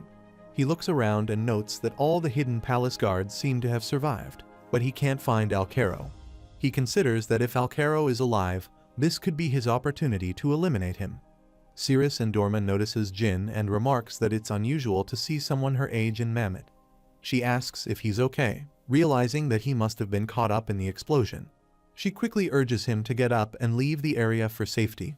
Heighton reports that their men are over there, slightly injured but all alive. She is relieved and instructs him to call them outside. She adds that if they're still guarding Alkero, they should just kill him. He acknowledges this and relays her orders. She comments that all the magical attacks had a similar signature, indicating that a single person was responsible for the chaos. She instructs her team to capture the magician if they find them. He responds affirmatively. Jin Runcandle reflects that based on their conversation, Cirrus Indorma seems to have come to deal with Alcaro, implying his fate is sealed. He decides there's no need for him to check on Alcaro anymore. However, he considers the problem of what to do next. He realizes it would be troublesome if Cirrus remembered his face, so he resolves to conceal it as much as possible and escape amidst the chaos. A guard approaches and delivers the news that Alcaro died in the magic attack, admitting they failed as bodyguards. Cirrus reacts with apparent relief, remarking that it's good news. She explains that she came to relieve them of their duty, commending their efforts in looking after Alcaro for so long. She raises her sword toward the sky and declares that the Hidden Palace will now take control of the inn, introducing herself as Cirrus Indorma, daughter of Talatus, the master of the Hidden Palace, and captain of the Hidden Palace's 7 swords. She warns that anyone who defies them will be considered an enemy of the Hidden Palace. A bystander scoffs, telling her not to make him laugh, pointing out that even if she is the master of the Hidden Palace's daughter, they are in Mammoth. Another person chimes in, pointing out that the Hidden Palace taking control of the situation, especially over the so-called kings of Mammoth, is overstepping her authority. He adds that there's a possibility that the attack was because of the Hidden Palace's presence. Cirrus Indorma quickly retaliates, swiftly slashing their throats, ensuring their silence. She reminds everyone that anyone who opposes the Hidden Palace will be considered an enemy. She then challenges the kings of Mammoth, asking if they really think they can look down on the Hidden Palace just because they play at being kings in a den of scumbags. She warns that if it turns out that the terrorist attack was aimed at the Hidden Palace, they will retaliate accordingly. However, if the magician was targeting one of them and the Hidden Palace got caught in the crossfire, she wants to know what they plan to do about it. Cirrus concludes that this is more than enough reason for the Hidden Palace to take control of the inn. One of the men concedes, saying they will comply, agreeing to find and eliminate the magician responsible for the attack. Cirrus replies that she expected as much, instructing them to search among the survivors for the magician who caused the explosion. He checks and reports that none of the survivors are magicians. She says she's not surprised. It's possible that one of those scumbags provoked a magician by causing chaos somewhere. She orders them to stop resisting her authority pointlessly. She then turns to Jin Runcandle, asking why he's so slow and whether he didn't hear her when she told him to get out. He explained that he was a bit scared and that his leg was injured. He apologizes for the delay. Cirrus Indorma remarks that he's quite the coward for a swordsman, but finds him rather cute. She holds out a first aid kit and tells him to roll up his pants. She applies ointment to his wound, noting that he's lucky to have survived the attack and fortunate to receive medical attention from her, the great Cirrus. She suggests he consider it an honor. Jin asks how he can repay her for her kindness. She dismisses the idea, saying that someone like him could never adequately repay a favor to someone of her stature. Instead, she suggests that he consider it a pleasant memory and occasionally bow toward the Hidden Palace in gratitude. After applying the ointment, she walks away, saying goodbye. Jin waves after her and says, "Mission complete." Meanwhile, Scott kills an orc monster and announces that it's number 18. Tymont stands with his foot on the carcass of the dead monster and remarks that they might actually make it back without anyone dying. He suggests that they should all return in one piece and show those who doubted them that they were wrong. Mesa Milcano cautions them not to lower their guard, reminding them that there are still 7 orcs left. They respond with an okay. Mesa observes that the orcs, typically well organized and moving in groups, are wandering around alone, making them easier to defeat. She wonders if the gods are favoring them, or if it's the young Master Jin who has a divine blessing and brings them good fortune. She urges Scott to remain focused until the end and not to let his guard down. Murakin watches them discreetly and notes that there are only 7 more orcs left. Once they defeat those, he can return home as well. The scene shifts to a few days earlier when Jin's division was deployed for their mission. Murakin stands in front of an orcs group and asks if everyone is gathered. He orders them to listen carefully. From that day onward, they will move individually. If any of them are seen traveling in a group, he will kill all of them. He asks if they understand, and upon receiving affirmative responses, he tells them to disperse. The scene shifts back to the present, where Murakin is walking through a forest. He grumbles about how he is likely to keep making him do irritating tasks like this. He rhetorically asks if he thinks that being the promised 1,000-year contractor gives him the right to boss him around. adding that it does not. After a brief pause, he concedes, "Okay, yeah, it does, damn it." He sits on a tree, watching Mesa Milcano and her companions, and thinks that he should ask Jin to buy him some comic books when he gets back since none of them are dying, all thanks to him. Suddenly, he senses something unusual and wonders what's causing this presence. He looks back and realizes that it's approaching. He quickly transforms into his human form and curses, wondering where something like that could have come from. He knows it won't just disappear on its own, and is relieved that these idiots are only 3-star. He starts channeling his magical power, thinking that if Jin were here, he would have detected his barrier instantly. Using shadow magic, he spreads his magic barrier across the area. As Belop Schmitz walks by, he comments that it feels like it's gotten darker, wondering if it's going to rain. Muraken moves away from his position, transforming into his dragon form, and challenges those who dare to release their presence without his permission. He discovers that it isn't a living creature, but a relic from an ancient era, a cemetery giant. He is stunned, noting that dragons eliminated these beings 2,000 years ago. He questions why something meant to guard the graves of dead gods is here in all places. The cemetery giant kneels before him, but Muraken remains wary. He says whatever the reason, this isn't a fond reunion. He conjures a magic ball and hurls it at the giant, declaring that he'll eliminate it with a single strike. The magical blast hits the cemetery giant, destroying it instantly. Muraken advances, noting that it's been a long time since he used his powers at full strength, and now his entire body feels sore. He considers that this can't be just a random stray cemetery giant. It has to be related to the Zipfels in some way. Looking at the giant's shattered shield, he wonders what's going on in the world. He decides to keep this information from him for now, thinking he can protect him if anything significant happens. He muses that if he continues to grow at his current pace for the next 10 years, they might actually stand a chance against the Zipfels. Meanwhile, Transformer Bouvard Gaston informs Lord Vishukul that there's been a problem. His masterpiece, the cemetery giant, has been destroyed. Vishukul Giuliano, the vice leader of the revolutionary group Kinzilo, acknowledges that he heard the cemetery giant fall during the night. Bouvard Gaston confirms this and wonders who would do such a thing, describing it as vandalism against a work of art. Vishukul Giuliano indicates that the identity of the culprit is crucial. He reveals that the one who defeated the cemetery giant was a dragon, specifically the Dragon of Shadows, and he personally inspected the scene. Bouvard Gaston reacts with disbelief, asking if this means the dragon is aware of their grand plans. Vishukul Giuliano cautions that it's not entirely clear yet, but he considers it a warning. He advises him to keep a close watch on the area for now and promises to send some useful men to support him. He also mentions that they should arrange a meeting with the Zipfels in the near future. The scene shifts to Zed Runcandle standing in front of all the cadets. He addresses Jin Runcandle, acknowledging that he managed to complete his mission successfully and returned safely from the hellhole of Mammoth. He notes that Jin's success has probably annoyed the flag bearers who assigned him the mission, as he exceeded their expectations. Jin thanks Zed, who then instructs everyone to disperse.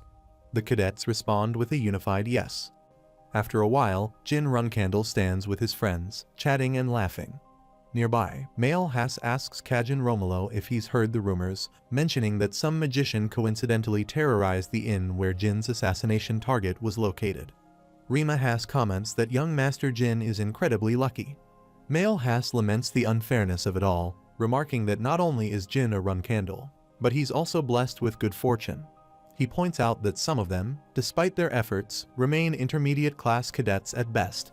It's even more frustrating, he continues, because Jin is only a 4-star magician, and all his associates are merely 3-star. He asks Kajin Romolo if he's just going to stand by and let this happen. Kajin Romolo responds by saying that there's nothing they can do but watch. He adds that, despite their resentment, Jin is still a pure-blood Runcandle, and unless Lady Mayu and Lady Anne give them a direct order, they have no choice but to tolerate him. Jin Runcandle notices them and starts to approach them. Jin Runcandle asks what's going on, hinting that he might have overheard their conversation. Kajin Romolo responds that there's no way he could have heard them from that distance. But as he approaches, he apologizes and says that he actually heard everything. He asks him how his arm is doing. Kajin Romolo replies that he's grateful to the young master for cutting it off cleanly, which made it easier for the doctors to reattach it. Jin comments that it's good to know, adding that their conversation seemed quite interesting. Kajin Romolo justifies it by saying that all commoners can do against the young master of Runkandle is talk behind his back, and he hopes that Jin will understand and forgive them.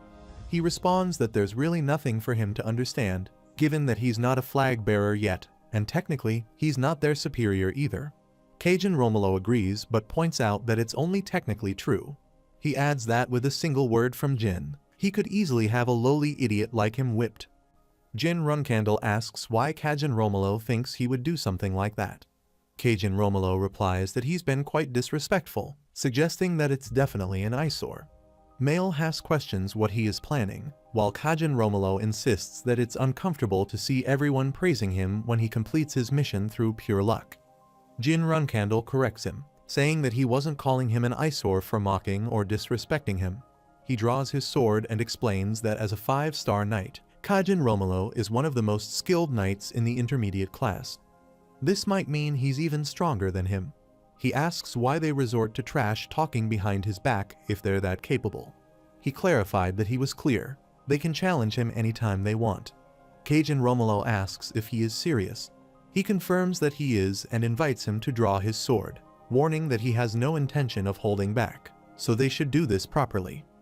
Kajin Romolo says that he doesn't want any aura restrictions. He claims he heard him correctly. Kajin Romolo warns that he will regret it and threatens to attack him.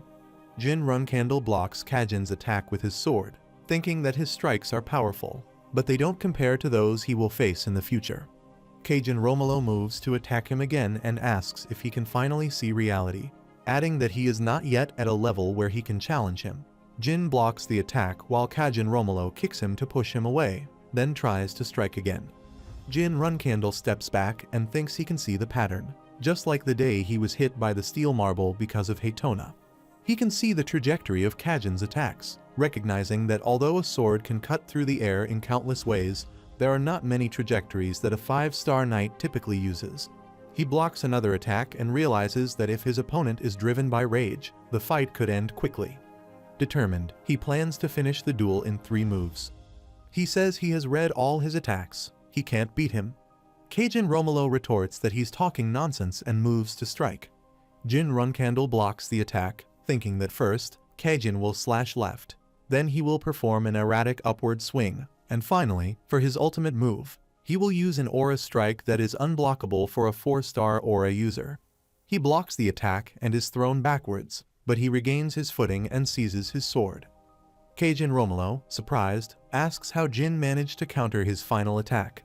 Jin Runkandle calmly responds that he thought it would take a few years, at the very least, for him to achieve a 5-star aura level. Kajin Romolo accuses him of tricking him, but Jin says he didn't deceive anyone. He just knew Kajin didn't understand him very well, and he doesn't engage in fights he can't win. Meanwhile, Haytona Runkandle and Daytona Runkandle are shocked by what they just witnessed.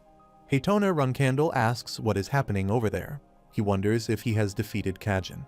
Jin Runkandle downplays the event, saying it's nothing serious. Haytona Runkandle accepts this and nods, letting the matter rest. After a while, Anne Runkandle asks if Jin defeated Kajin and whether he truly expects them to believe it. Kajin Romolo admits he has nothing to say. Anne Runkandle questions whether Kajin took a bribe or went easy on Jin because he is a Runkandle. Kajin Romolo firmly denies it. Mayu Runkandle then asks what really happened, wondering if Kajin is claiming that Jin became a 5-star aura user at just 15 years old. Kajin responds that everyone on the training ground saw it. It wasn't just him. Jin's aura definitely resembled that of a 5-star user. Mayu Runkandle dismisses him, saying it's his own fault for having higher expectations and orders him to leave. Anne Runkandle comments that this means Jin is fully baring his fangs at them. Mayu Runkandle adds that it's not just them. Jin has bared his fangs at the entire clan. Because of this, he suggests that for Jin's next mission, they should send some of their men with him, choosing a location where it could be dangerous enough to end his life. Meanwhile, Gilly comes holding a strawberry pie and tells Jin Runkandle that the Garden of Swords is in an uproar. Everyone is astonished by his achievement. Jin asks if that's true and then remarks that he supposes the first patriarch, his father, and his older sister Luna, and those three are the only people in history who became 5-star knights at the age of 15. He reflects that he's currently at 5-star swordsmanship, 4-star magic, and 4-star spiritual energy. The achievement of 5-star swordsmanship is something even he didn't expect. Jin muses that all he did was consistently practice with a clear stone, and before he knew it, he had reached the level of a 5-star knight. It seems that the three powers he possesses, spiritual energy, magic power, and aura, affect one another, becoming stronger as one develops. He recalls that when he experienced spiritual energy congestion in the past, the pathways through which aura and mana flow opened up one stage higher. Since he is the only person known to use all three powers, there's no existing knowledge about their interaction, but he realizes that these three energies are deeply intertwined. He notices a flower and asks if she is the one who placed it there. She responds that it wasn't her. The flower was already in the room when he returned, so she merely arranged it. She then asks if she should remove it. He replies that she can leave it, as he doesn't detect any magic or curses coming from it. She acknowledges his response with a simple understanding. He says that now that he has openly revealed he's a 5-star knight at the age of 15, his siblings are going to be feeling the pressure, including his older brother Joshua, who is one of the top candidates to become the next patriarch. He reflects that after Lunar Runcandle, the first flag bearer, abdicated the succession, he became the second flag bearer to emerge as a strong candidate for patriarch. Currently, with the support of Rosa Runcandle, their mother, he's building his influence within the clan. He notes that it might have been advantageous to keep his skills concealed a bit longer, but he decided it would be more beneficial to reveal his current strength. Since he demonstrated his 5-star status in front of witnesses, a word about him is bound to spread beyond the Runcandle clan. Soon, people all over the world will be talking about him. Murakan observes that Jin is giving himself a lot of credit, but he has a point. His siblings should relax a bit now that he's the center of attention. Jin agrees but adds that the more significant news is that their father will come to the Garden of Swords. He explains that his father wants a successor other than Joshua. Since Luna, the oldest sister, abdicated, none of his siblings have met their father's expectations. The one sibling who initially received his attention wasn't interested in leading the clan, leading their father to conclude that she wasn't suitable. After that, Joshua began to position himself as the likely next patriarch, with Dippus, Lunsha, and Mary seen as secondary successor candidates. Jin reflects that this was how the succession dynamics were originally established, but his emergence as a 5-star knight has turned everything upside down. He knows that his father is the type of person who provides opportunities regardless of age, which means he's likely to give Jin a task or mission, much like the beginner-level training course. He thinks that regardless of what order his father might give him, two things are certain. The first is that it will be a trial designed to test if he can overcome the age gap between him and his older siblings, who are already in the running for succession. The second is that there will be protection. He suspects that his father doesn't want him to be killed by his siblings before he can even take the test, mainly because he is a special case. Gilly mentions that once news about him spreads, clans and organizations from all over the world will request to meet him. He agrees and notes that there's no better way to welcome many people at once than with a banquet. He instructs Gilly to prepare for a banquet as soon as his father arrives. He also asks her to keep a close eye on Murakan. If he shapeshifts into a human and mingles with the crowd, things could get out of control quickly. Murakan is surprised by this and asks if Jin thinks he's a child, adding that he knows better than to cause trouble. He acknowledges the warning with a simple understanding. Murakan then asks for some strawberry pie. The scene shifts to a few days later. Gilly informs Jin Runcandle that the butlers are overwhelmed with work and handling all the official correspondence. She spoke to Petro, who mentioned that even the Vermont imperial family had sent a letter. He is intrigued and asks about the imperials of the Vermont Empire, finding it fascinating that he had drawn the attention of such enigmatic people. Gilly continues to report that the Patriarch has notified everyone through Khan that he plans to visit the main house within a month. The Patriarch has also arranged for other clans and organizations to visit during the same period. However, Gilly adds that the other young masters and young ladies have remained silent about the news. Jin observes that if they were to try to oppose him while he is in the spotlight, it would imply that they fear or dislike him, and that would be bad for their public image. Gilly agrees, saying he's right. Suddenly, Petro arrives, calling out to the young master, and announces that Jin has been assigned a new mission. However, the mission's location is at the Kalo ruins. After a while, Rosa Runcandle asks how they can call themselves flag-bearers when they conduct business in such a manner, sending Jin into Zipful territory without a second thought. All her children stand silently in front of her, not daring to speak, while she vents her anger. Jin Runcandle then enters the room. Rosa asks if he has arrived, and he confirms that he has. She asks if he knows that his next mission's destination is supposed to be the Kallen ruins. He says yes, he's aware. She then announces that the mission is cancelled. There's no reason for him to go to Kallen anymore. Anne and Mayu are visibly shocked by this declaration. Rosa Runcandle tells them to be quiet, calling them wenches and pointing out that they seem to be solely focused on plotting to kill him. Mayu Runcandle asks if it's so strange that they would want him dead. Anne Runcandle agrees, adding that she doesn't understand why Rosa is shielding him. Rosa's anger flares as she demands to know what they just said. She warns them that if they haven't lost their minds, they should stop running their mouths. Up until now, their father has encouraged their siblings to fight while the rest remained silent. Rosa Runcandle asks if the reason behind their clan's focus on competition isn't because they all grew up with constant pressure from one another. She adds that she's had to deal with difficult assignments even in the intermediate class because of their siblings. Rosa acknowledges that competition is necessary, but there should be no limits on how it's pursued. She then asks if any of them managed to reach 5-star status at the age of 15. Anne and Mayu interrupt, asking what she means by that. She clarifies that he is different from them. If they had reached the same level as him at his age, she might have protected them as well. However, based on their current behavior as flag-bearers, she doesn't regret her decision to cancel his mission and withdraw her support from them. She states that Anne and Mayu are not worthy of her protection. As for Lunsha, Ran, and Vigo, who are part of the same generation of flag-bearers, they share responsibility for the chaos caused by Anne and Mayu. Rosa Runcandle orders Lunsha to engage in some self-reflection and instructs Ran and Vigo to each return a famous clan sword.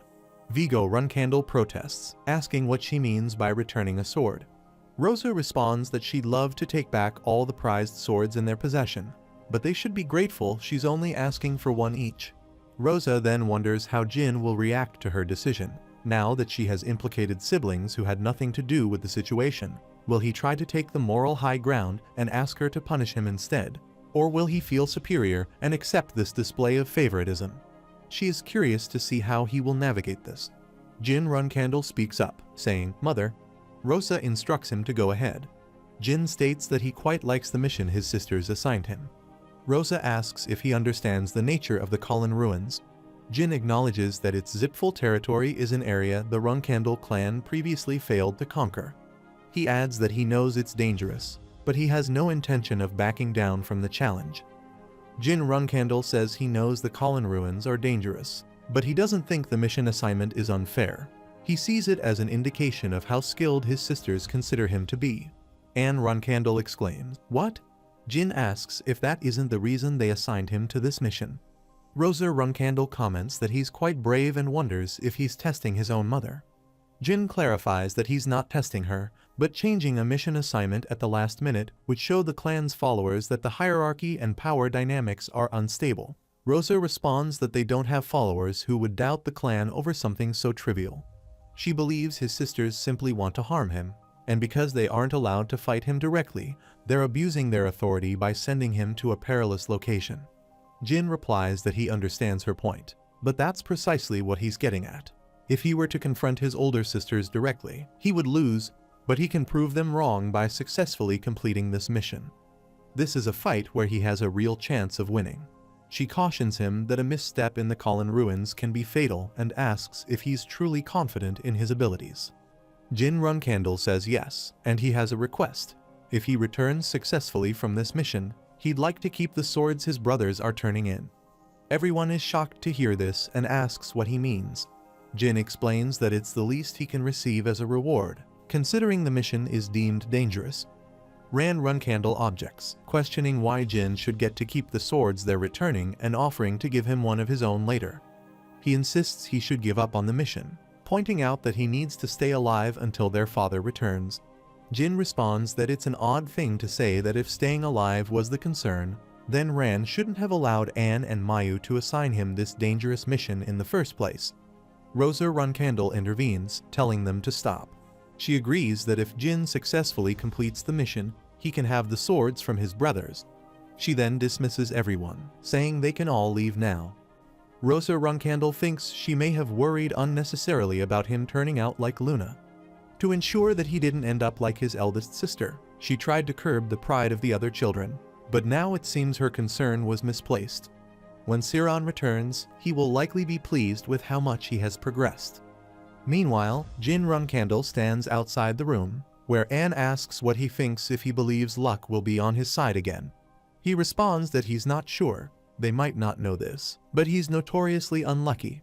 She tells him his laid-back attitude won't help him this time. He won't be alone on this mission, so he won't have to feel lonely on his journey to the Netherworld.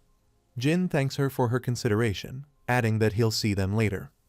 After a while, Maelhaas tells Jin to allow him to formally introduce themselves.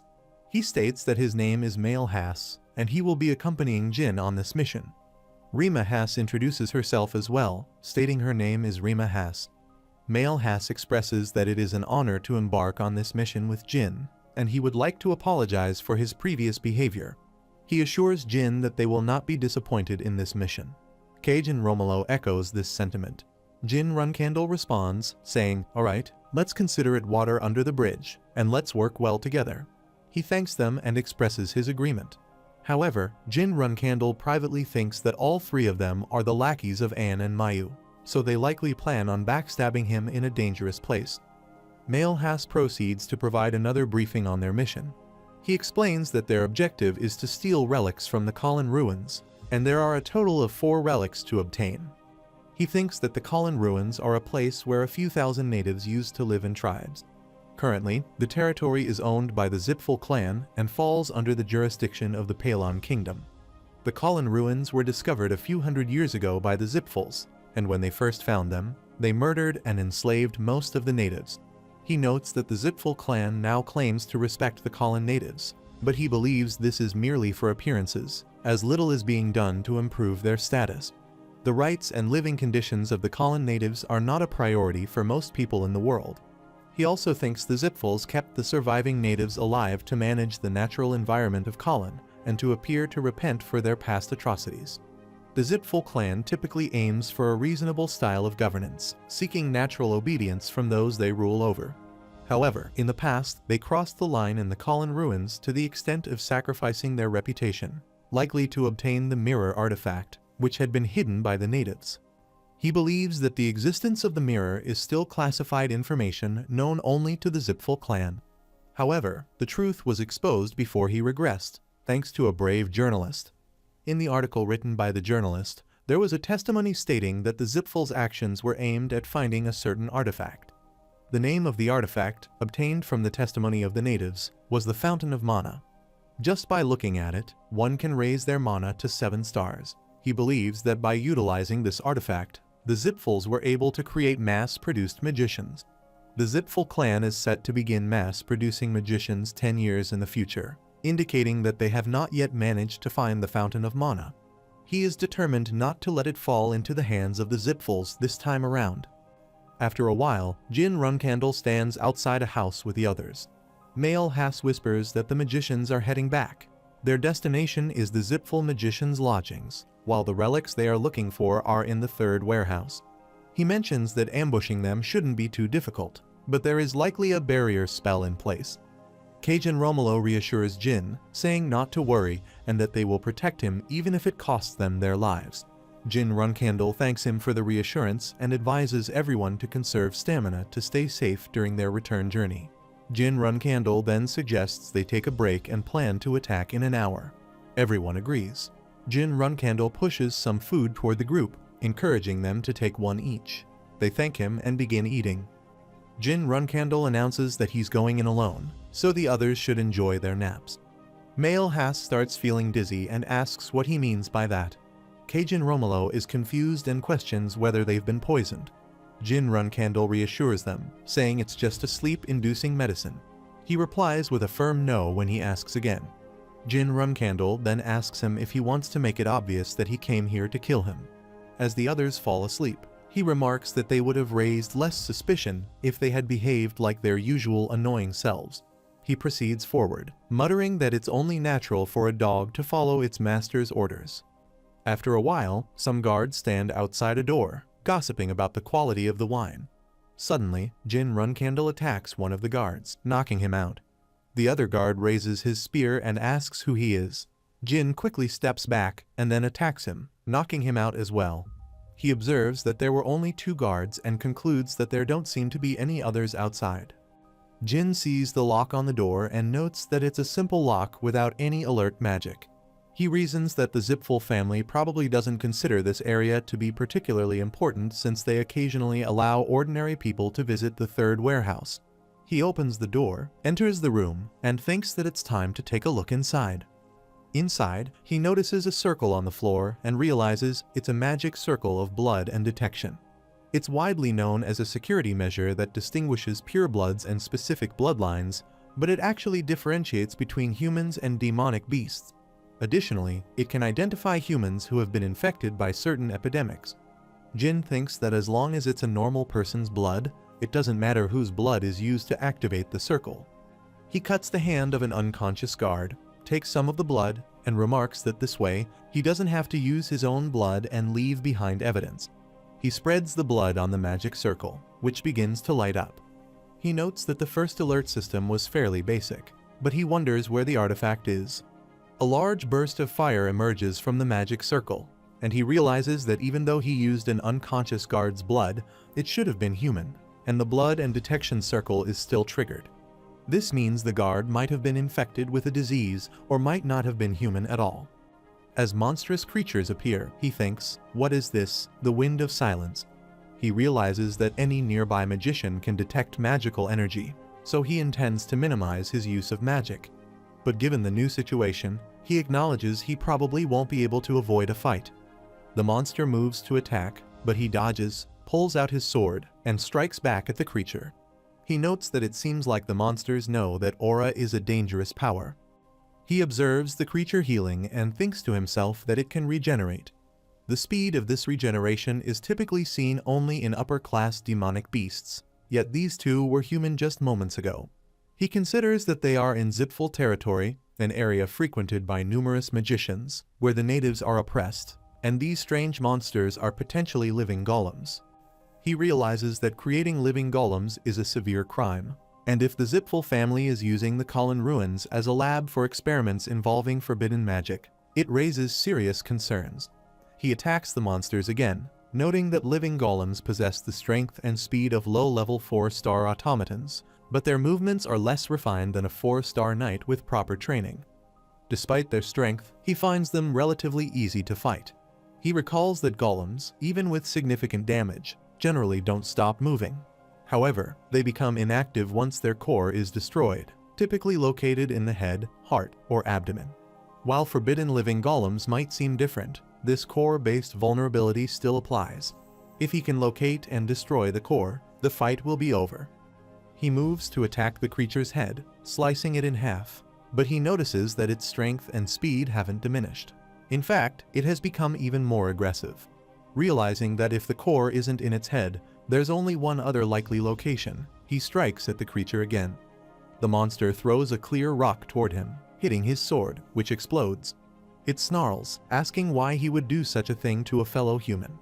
Jin Runcandle steps forward and stabs his sword into the monster's chest, and the creature explodes in a burst of intense light. He thinks that the magical energy was on the brink of being released. That was a close call. As the monster collapses, it begs to be killed, and Jin grants its request. He says, "Very well, then." He moves forward, pondering the fate of these people, knowing that no one would willingly choose to become a living golem. This is especially true because, once transformed, the person becomes a mere consumable with no future or freedom ahead of him. He knows now is not the time to get angry. An unexpected event occurred, and he discovered a terrible secret about the Zipfuls. He's also suspicious that his sisters might have known about it when they assigned him this mission. However, that doesn't mean his mission has suddenly disappeared. He thinks that even if he exposes this fact to the world, the Zipfels would simply deny it. The crime of creating living golems is so severe that even being suspected of it could lead to an imperial investigation. He picks up a stone from the floor and thinks that first, he must secure the evidence and then continue with his mission. Despite this, he's aware that the Zipfels have enough power to secretly influence the investigation, so it could be difficult to see justice served. Regardless, this is a problem he cannot solve right now. He notices that there hasn't been any significant movement among the magicians, indicating that most of them only know this place as a regular warehouse. He reasons that they wouldn't guard this place so loudly if they knew the guards were living golems, which suggests that not everyone at the Colin Ruins is involved with forbidden magic. He observes that the security magic on the slates is relatively simple, but the one on the bowl is much more complex. He notices the bowl is covered with aura and remarks that, normally, breaking protection spells would require significant effort. However, with 2 living golems now dead, no matter what he does here, the Zipfels will be forced to cover it up quietly. He begins to use his magical abilities, focusing on the fire and water spells. He explains that he's going to collect some heat to take with him while retrieving the bowl. As he casts the flame explosion spell, a burst of fire erupts around him, creating a chaotic spectacle. Meanwhile, Luna Runcandle slaps Anne and Mayu and asks what they're thinking about sending Jin to Zipfel territory. She questions if they've lost their minds. Luna points out that he's a kid 10 years younger than they are and demands to know why they would do such a thing. Anne responds, asking if Luna really doesn't know the reason. Anne wonders aloud whether Luna's question is genuine or if she's trying to suggest that the flag bearers of their clan are in a power struggle with Jin, who only recently joined the intermediate class. Luna retorts that flag bearers typically fight among themselves while non-flag bearers do the same. This is the unwritten rule of their internal battles for dominance. She tells them they should be ashamed of themselves, expressing her disappointment that they're flag bearers for their clan. Anne claims she's never been interested in power struggles and questions Luna's authority to do this. She says Luna wouldn't be talking like this if they had succeeded in setting up Jin. Anne asks her to clarify what she's implying. Luna reveals that Jin successfully completed his mission at the Colin Ruins, noting that their mother should be receiving the report about now. She says this should make it clear why she feels ashamed of them, pointing out that their interference ultimately only helped his reputation. Luna suggests there might never have been a case in the Runcandle family's history where flag bearers were humiliated while trying to control the youngest member. She tells them to leave. They respond with compliance, acknowledging her orders. Luna adds that, from what she's observed, Jin isn't particularly forgiving, so they had better be cautious going forward. She insists that she's saying this out of genuine concern, emphasizing that, despite the complications, Anne and Mayu are still her little siblings. After a while, Luna Runcandle sits in her room as her nanny enters, carrying a tray. Her nanny comments that she expected Luna to punish her younger sisters as soon as she returned and admits she thought Luna might be going through another adolescent phase. Luna retorts, asking about an adolescent phase at her age. She points out that her teenage years were pretty extravagant. She expresses concern for the young ladies, noting that young Master Jin is not the type to forget this. Luna agrees, suggesting that Anne and Mayu wouldn't stand a chance against Jin. She goes on to say that in 5 years, they likely wouldn't be able to defeat him even in an official duel. She wonders if this implies they only have 5 years left to live. Luna responds, "Don't say something so awful," and asks if she has looked into what she asked about earlier. She confirms that she's referring to the sibling who attempted to assassinate Jin and agrees that it certainly wasn't Anne and Mayu, as they were in the intermediate class at the time, so there's nothing to investigate there. Luna Runcandle acknowledges that she's right and adds that it's also unlikely to be Mary Yona or the Tona twins. She lists the remaining suspects as young Master Joshua, young Master Dippus, young Master Ran, young Master Vigo, and young Lady Luncia. Luna points out that, aside from young Master Ran and Vigo, the others can't be easily investigated. Luna takes a sip of tea and notes that the other 3 have a solid background, making it more challenging to investigate them. She suggests it would be best to observe for now, as digging deeper without solid evidence could only lead to trouble. She concludes that it was a wise decision to hold off on further investigation. Although there may have been an assassination attempt, young Master Jin has grown up healthy.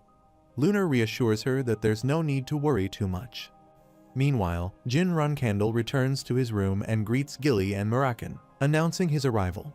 Gilly expresses her relief, saying she's really glad he came back safely. Jin assures her that he's fine, remarking that he's strong and even jokes that she might not be able to beat him soon. Gilly grabs his hand and admits that the place is extremely dangerous. She adds that if something had happened to him, she would have dedicated her life to exacting revenge. Mirakan chimes in, asking Gilly not to say such frightening things. He then asks Jin if he made his report properly.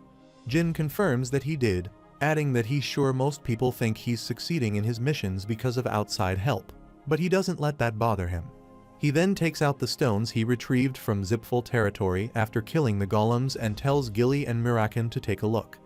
Mirakan asks what it is. He reveals that it's the heart of a living golem. Mirakan comments that Jin is quite fortunate to have returned unharmed. He suggests that the golem he encountered must have been a failure. He asks if Jin found this in the Kholin ruins. Jin confirms, explaining that 2 warehouse guards transformed into monsters and attacked him, regenerating no matter where he cut them. This heartstone dropped when he pierced their hearts. Mirakan considers the implications, recalling that first, there was a cemetery giant, and now a living golem. He wonders what those Zipful idiots are scheming. He says if what Jin describes is true, this must be the Zipful's doing, especially since the ruins are on their territory.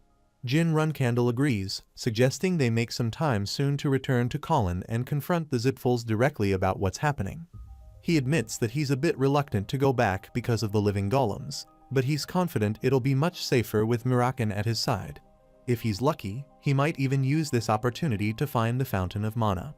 Regardless of the chaos they might cause, the Zipfuls would likely try to cover it up. He agrees, saying he'll find a way to make time for it. He recalls that soon after the mission was completed, Kajin and the Haas brothers returned to the Runcandle clan on their own. However, Mayu and Anne revoked their status as cadets and exiled them from the clan. Exile was a harsh punishment for cadets who had technically completed their mission, but no one in the clan sympathized with them. The scene shifts to June of 1795. Jin and the Tona brothers are practicing with a clear stone.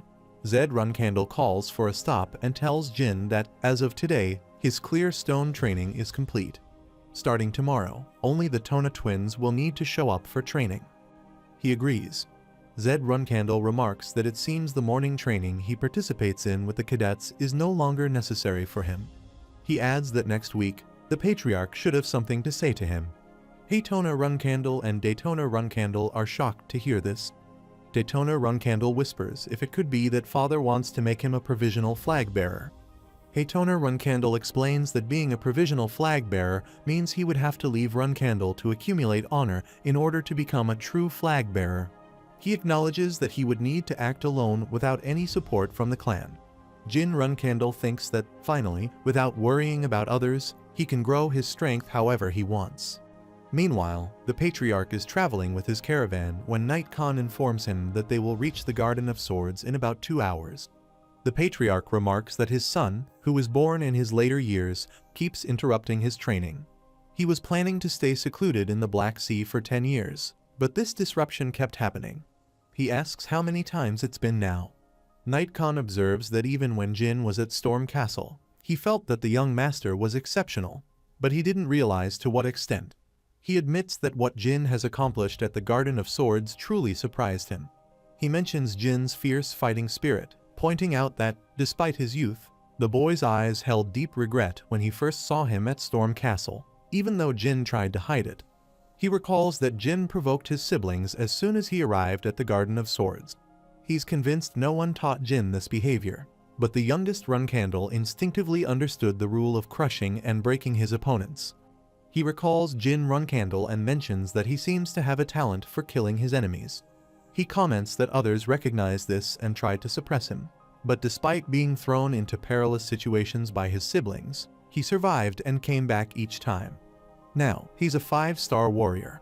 Knight Khan admits that he's less interested in Jin's missions at Mammoth and the Kholin ruins and more intrigued by the first mission he gave him. He points out that he fought one-on-one with a White Wolf tribesman and won.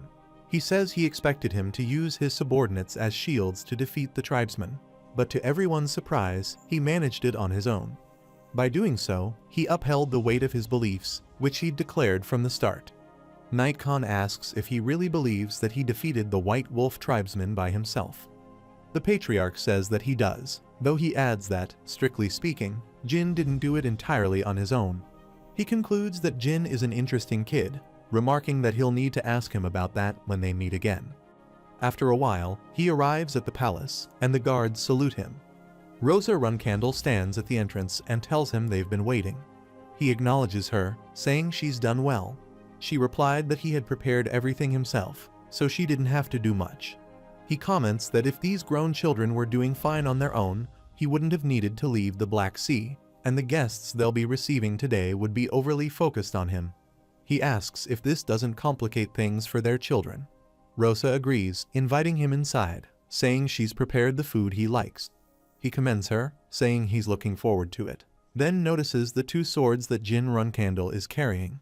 He calls out to Ran and Vigo. They respond promptly. He asks if they gave the youngest the swords that he allowed them to take as a gift. Vigo Runcandle explains that the youngest stole the swords from them, and they agreed to give them to him if he succeeded in his mission at the Colin ruins. He places a hand on his shoulder and says that's good, but to make sure to steal it back because the youngest is quite clever. He jokes that sometimes he wonders if Jin really is his son. After a while, the Patriarch stands with Jin Runcandle near a window and remarks that this must be his first banquet. Jin agrees and then reflects that in his past life, he had attended a couple of banquets hosted by other families thanks to his teacher, but this was his first time at a banquet held by the main branch.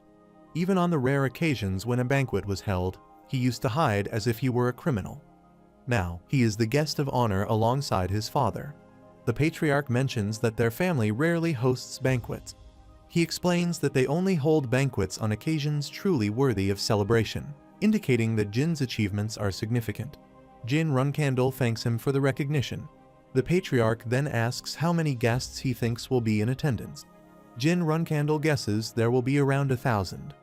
He acknowledges that Jin is correct, explaining that they've been told there are about 1,000 guests at the banquet, an increase of around 200 people since they last hosted one 7 years ago. He asks Jin if he understands what that signifies. Jin Runcandle responds that it implies the Runcandle family's influence has grown over the past 7 years. Other families might occasionally host banquets with 1,000 guests, but every one of the 1,000 attendees here today is distinguished in their own right. He reflects that while the family has been growing in authority, he has spent 7 years focusing solely on his training and killing demonic beasts in the Black Sea. He points out that even with his seclusion, the family's influence has continued to grow because he is the only Genesis Knight of this era. This suggests that if he were to disappear, a majority of the people attending this banquet might turn their backs on the Runcandle family. Jin Runcandle reflects that it's true. Without his father, the Runcandle family wouldn't wield as much authority. Although their family is one of the 2 major families alongside the Zipful family, if his father were to disappear, the military power gap between their families would significantly widen. He considers that in such a scenario, the Zipful family would likely become the dominant power. He states that if he were absent and people were to abandon their family, leaving them vulnerable to oppression by the Zipful family, he would disown the family. He is taken aback and asks for clarification. Jin elaborates that if the collapse of the Runcandle family were due to his absence, it would reflect the incompetence of the next Patriarch. He asserts that he has no intention of meeting such a futile end under such leadership. He then inquires about the weaknesses their family possesses. Jin responds by asking about which specific weaknesses he is referring to. Jin Runcandle nods, saying that in exchange for returning the sword he took from his brother Vigo, he asked to see their family's commission contracts, which only flag bearers are allowed to read. He discovered that the head of the Vernga family had tricked the emperor and pocketed the empire's treasures. However, this allowed them to attend the banquet without shame. He also found that the cunning Vernga family had recently asked them to assassinate magicians from the Zipful family. Moreover, Harold's daughter sold her family's treasures to support her gambling addiction and requested the Runcandle family's help in recovering them, though she has yet to pay the commission fee. He explains that with just a brief look at these contracts, he's discovered numerous potential leverage points. These secret documents contain many more bladeless weapons that only he and his mother are permitted to access. He asks if he is suggesting that even without him, the Runcandle family could be protected with the knowledge contained in these contracts. Jin responds that if a patriarch who is not a Genesis Knight were to lead the Runcandle family, their survival would depend on the new patriarch's negotiation skills. He acknowledges that it's true. However, they aren't the only ones with such weaknesses. The Zipfel family has just as many. Jin Runcandle agrees, stating he's certain of that. But the Zipfel family could never justify employing such tactics. He questions why not. Jin Runcandle explains that portraying the role of the villain is the Runcandle family's responsibility. Nevertheless, if the next patriarch fails to wield these weapons effectively despite having so many, Jin would disown the family without hesitation.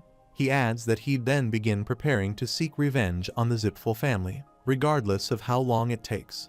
He chuckles and remarks about revenge, noting he understands Jin's perspective.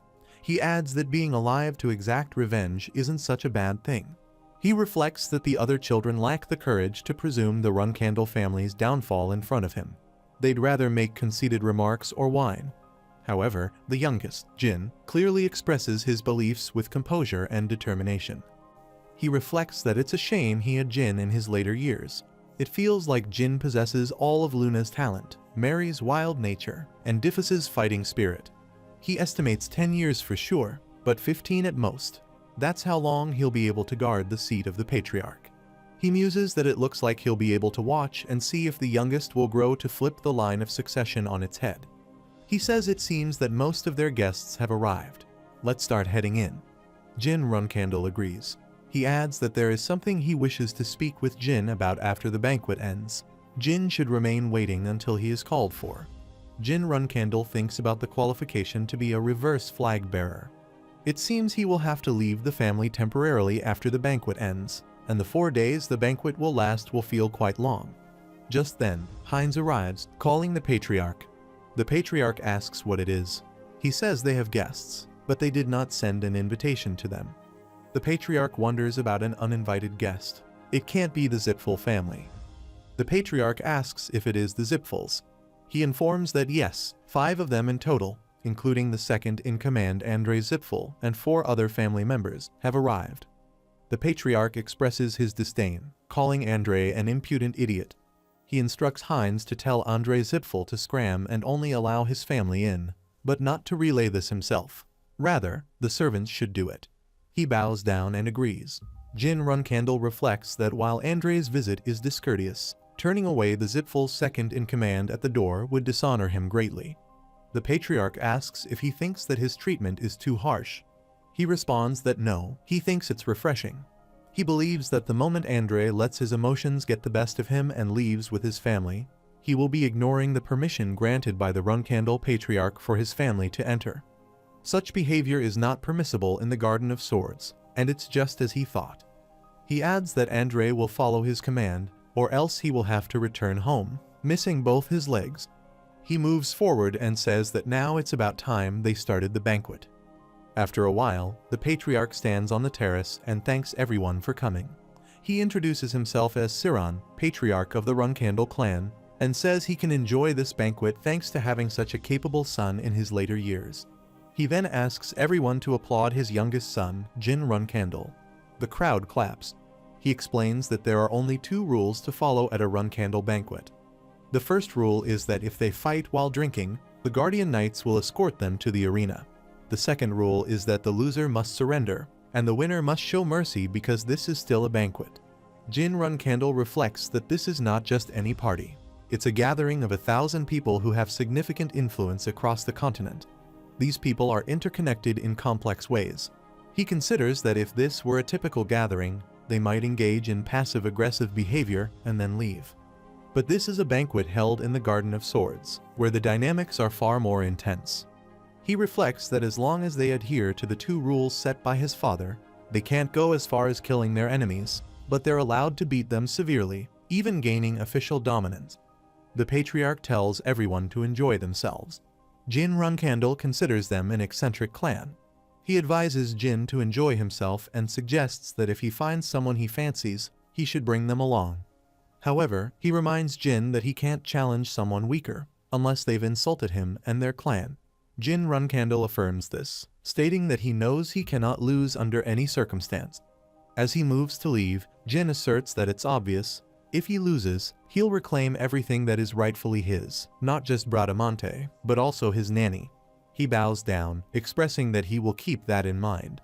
He reflects on how this is the first time he has conversed with his father like this, something unimaginable in his past life. He acknowledges that they just had a pretty convincing father-son conversation, but forming a bond or being a loving son isn't part of his plans for this life. His sole focus is surpassing his father, and that's his primary goal. Later, Jin Runcandle joins the party, and Haytona Runcandle and Daytona Runcandle approach him. Daytona Runcandle congratulates him on reaching 5-star status and asks if it's okay for them to be with him for a bit. Jin agrees and then inquires about their progress in Clearstone training. Haytona Runcandle mentions that it's improving, especially after switching to the weapon recommended by their uncle. Jin responds positively, silently noting that he can leave once he's satisfied with this interaction. Haytona agrees, saying, "Yeah, okay." Just then, Ken arrives and introduces himself to young Master Jin, who is a member of the Ken clan. Haytona Runcandle and Daytona Runcandle also extend their greetings. Daytona Runcandle says that he is going to leave now. Jin Runcandle wishes him good luck with his training. Daytona thanks him. Jin Runcandle mentions to Ken that he had often heard about his heroic deeds as a child. Ken replies that Jin is making him blush. At that moment, Huger appears from behind and grabs Jin's hair, calling his name. Huger comments that he had been curious about the kid who had achieved the status of a 5-star warrior at the age of 15. Huger then remarks that Jin really does look like a kid, at least 10 years younger than him. He introduces himself, saying nice to meet him. His name is Huger. Jin responds with a polite, "Yeah, nice to meet him, too." Huger asks if Jin isn't an impressive kid and wonders if he is intentionally trying to make him seem like an idiot because Huger is a bit rude. He also reminds Jin that he might be a Runcandle, but Huger is still his senior in the world of martial arts. He adds that he is just proud of his junior and advises him not to act like an idiot. Jin calmly warns Huger of the Tuco clan to listen carefully, stating that his actions just now were an insult to everyone who has shown him respect up to this point. Dippus Runcandle arrives and says that if Huger wants to bring up the whole seniority issue, he should be even more considerate. Huger asks what he means. Dippus explains that the first and second flag bearers of the Ken clan, the Dragon King Knights, and the Black King mercenaries are all senior to him. He points out that Huger should have noticed how those seniors treated him with respect, and he should have accepted his mistake and apologized to them. Dippus adds that since he gave Huger a warning, he'll let this one slide. Ken intervenes, reminding Huger that his life was just saved by young Master Jin, suggesting that he should follow Jin's advice. Another man chimes in, acknowledging that his big mouth was bound to get him into trouble sooner or later, and agrees that it's best to let it go without making a big deal out of it. Huger then says that if his senior has said so, he should apologize to his seniors. He asks him to forgive his misstep and requests that he accept his apology, too. Jin Runcandle responds, "Of course." Lunar Runcandle joins him and remarks that he has a knack for making enemies. It would be nice if he could sometimes just act like a normal kid. He replies that he is representing the Runcandle clan today. She acknowledges his point and clinks her wine glass with his. She then asks what he would have done if Huger had challenged him to a duel, noting that Huger seems to be at least a 6-star warrior. He answers that if that had happened, he is sure the Tuco clan's patriarch and elders would have intervened. They have been keeping an eye on him for some time. Luna comments that he took them into account when assessing the situation and jokingly asks if he learned some secret techniques for dealing with people from a noble mentor or something similar. She suggests that if there's someone who teaches such things, it wouldn't be a bad idea to keep them close, as mastering the sword is the primary focus. She wonders if anything else really matters. He replies that it might be difficult for her to understand, but as the family's despised youngest child, he needs to have more than just sword skills to survive. She asks if that's true and mentions that he seems quite talented and bright, which might explain why he was almost assassinated at Storm Castle. He wonders which sibling might have realized his potential early on.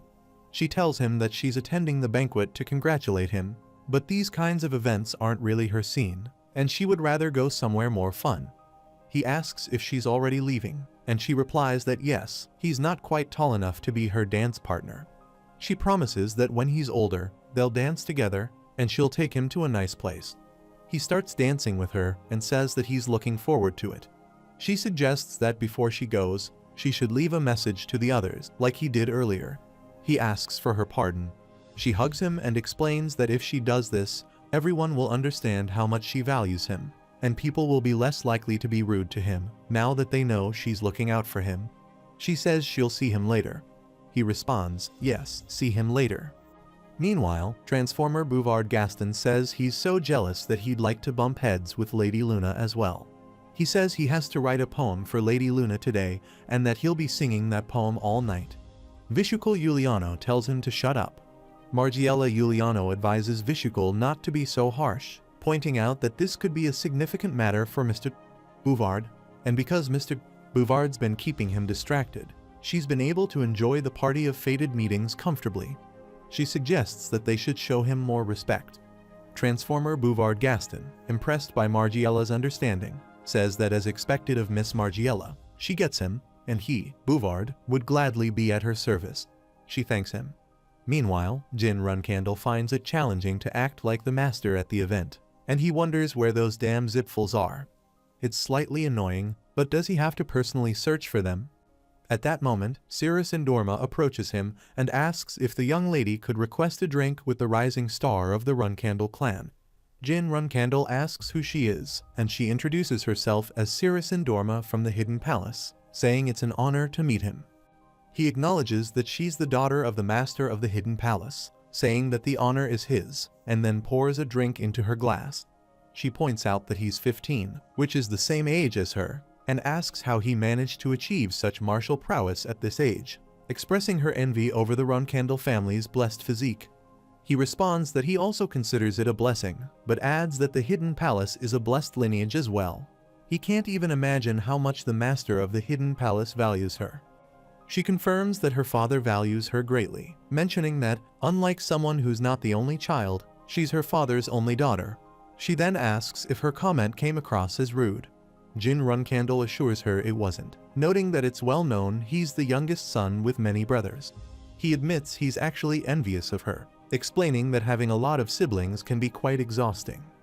He finds it odd that she hasn't mentioned Mamet yet, even though he's sure she recognized him. It's hard to believe she didn't, despite him having some ashes on his face. She then says she has a question to ask him. He nods and tells her to go ahead. She asks about his injured leg. He replies that it's fine now, thanks to someone wonderful who personally applied medicine for him. He admits he doesn't even know how to repay the favor. She comments that he's more shameless than she expected, and then asks why he was at the Moonlit Well in Mamet. She adds that she thinks she's owed an explanation. He asks why she believes she deserves one. She explains that her subordinates failed to catch the magic terrorist, which seriously hurt her pride. It made her wonder whether the young man she let go might actually have been the culprit. He responds by questioning the notion of magic, pointing out that he's a Runcandle, and asks if he really looks like a suspect. He points out that she should be familiar with his clan. She replies that she doesn't think he is the suspect, but it would raise concerns if he were on a mission for the Runcandle clan and had hired a magician because he couldn't handle it on his own. She adds that among the people who were at the inn, the only ones who could have been a target for the Runcandle clan were members of the Hidden Palace, and as the captain of the Hidden Palace's 7 swords, she can't overlook such matters. He realizes that she's mistakenly assuming he was targeting someone from the Hidden Palace, and while she's not entirely incorrect, given that he injured some of them while attempting to kill Alcaro, he doesn't see how this could be used as evidence against him. He then asks if everything she mentioned isn't just speculation. She asks if he's going to deny it until the end, then declares that if that's his stance, she has her own plan. She threatens to drag him to the arena, beat the crap out of him, and spit on his detestable face. She challenges him to a duel. He responds that his father warned him not to fight against someone who appears weaker than him. But if she's so eager to fight, he has no choice but to accept. Later, Jin Runcandle arrives at the battleground, where a soldier asks if he has come to a duel. He confirms that he has, then tells the soldier that everyone else can leave. Only the medics should remain, and he wants 2 decent swords. He replies that he understands and that they will seal off the arena until the duel is over. Jin Runcandle assumes that after midnight, battle enthusiasts and curious onlookers will begin to gather, and because Cirrus Endorma is the daughter of the Hidden Palace, it would be too cruel to defeat her in front of everyone. Cirrus suggests they make a promise before starting the duel. He asks what kind of promise. She proposes that if she wins, he must tell her everything that happened in Mammoth that day without any lies. He agrees, and in return, if he wins, she must agree that they never met on that day. She remarks that he must have something to hide, then invites him to come at her. He moves to attack, but she counters with a swift strike of her sword. He quickly realizes that this is a special ability unique to the Endorma lineage, the Myriad Ice Blades. He didn't expect her to use her secret technique so early in the duel. He also remarks woe is him, that as the youngest, he hasn't yet learned his clan's secret techniques, wondering what he's supposed to do now. She dismisses his complaint and says that's not her problem, then attacks him. They both engage in combat. She observes that he really is a 5-star warrior. Initially, it seemed like he was barely managing to block her attacks, but as their fight progressed, his true skills became more apparent. However, she believes the 1-star difference can be easily overcome by performing the third form of Myriad Ice Blades. She concludes that since she's weaker and has less stamina, she can't let the fight drag on. When he attempts to counterattack after reading her patterns, she plans to switch tactics and end the duel quickly. He acknowledges that although Cirrus Endorma is a 4-star knight and can wield the Myriad Ice Blades, her attack and defense will be inferior to his. Realizing that she's planning a decisive strike to shift the momentum, he guesses that she'll use her secret technique, but he can't gauge how powerful the Myriad Ice Blades will be. He thinks that in situations like this, he might have to use his own secret technique, one of the many he studied at Storm Castle. Among all the secret techniques he acquired, this one is the most potent. She attacks him, declaring that it's over. She uses the third form of Myriad Ice Blades to strike at him. He blocks her attack with his sword, noticing that the ice shards contain a condensed aura, and he smirks. She sees his reaction and thinks he's laughing, but she's already unleashed Avalanche, a technique so powerful that even a prodigy who achieved 5-star status at 15 shouldn't be able to break through it. Yet, she's feeling uneasy for some reason. He attacks her with his sword aimed at her eyes, forcing her to dodge and counterattack. He is taken aback by the sudden burst of her magic explosion. He wonders if he should have used something other than the Attila family's Stormblade, realizing that its destructive force is not something a 4-star like Cirrus Endorma can handle. If she hadn't evaded it, she could have been killed or seriously injured, yet he still attacked her. She kneels and reflects on the fact that she values her life. She fears for her safety and manages to avoid a fatal blow. He approaches her and asks if she's okay, apologizing for almost killing her. He thinks Cirrus Endorma heard his warning yet didn't attempt to dodge the Stormblade. However, no matter how much she values her pride and honor, Cirrus is still just a 15-year-old child, and she's too young to suppress her instinct to survive. He says he would have dodged the attack if he were in her shoes and believes she would have advised him to do the same. He suggests they leave it at that, adding that there's no need to dwell on this anymore. He wonders if this will help put her at ease. She then takes out a small medicine box, noting that he has a scratch on his face. She offers to repay him for saving her life by applying some ointment to his cut. He asks if she's not underestimating the value of her life, given that she's the only heir to the Ice Palace. She replies that this is a life she once pleaded for, so she's determined to cherish it again and assures him not to worry about her. As she prepares to leave, she says that they should consider today as the first time they've met and that she'll see him tomorrow. The scene shifts to the following day. Jin Runcandle is drinking wine and notes that there are fewer people around than there were yesterday. He muses that people will be able to watch duels starting today, so he wonders if this means the real party is about to begin. With the smaller crowd, he hopes he'll be able to meet those Zitful folks. He reflects that all the guests from the Zitful family are between 15 and 20 years old, just like him, so it's a perfect opportunity to see how his skills in magic compare to theirs. He considers asking them a few questions about Colin, but realizes that might not be the best idea right now. He figures that once he becomes a reserve flag bearer, he'll have more free time to investigate these things. He thinks he could explore Colin with Muraken's help. Mirakan's expertise should make it easy to locate the Fountain of Mana, which would prevent those Zipful idiots from producing mass-manufactured magicians.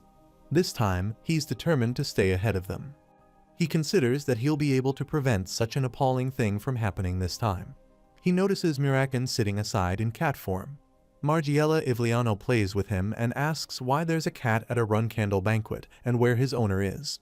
She holds his pendant and reads the inscription, discovering his name is Butterfly. Jin Runcandle confirms that it's Butterfly Runcandle, and Margiela wonders if Jin gave him that name. Baradin Zipful approaches and exclaims that it's that cat, indicating that he knew he'd be able to find Jin if he followed the cat.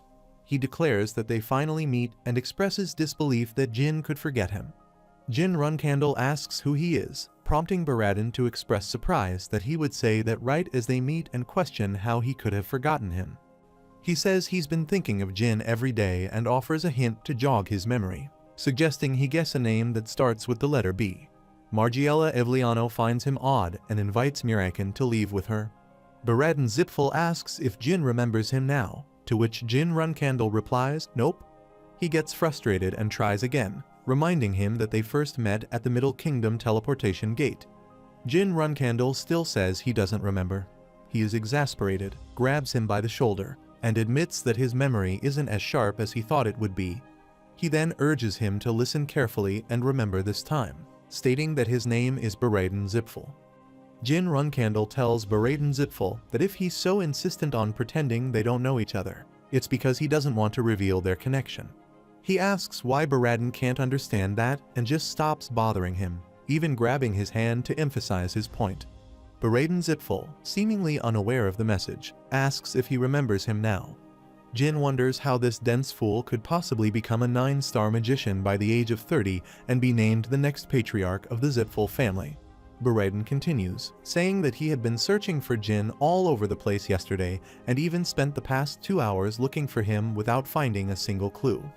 Jin responds that although the banquet hall might be large, it's still just one banquet hall. How did he manage to wander around for 2 hours? He explains that if he had been allowed to use magic, he could have found Jin much faster, but this is Runcandle territory, where the use of magic is forbidden.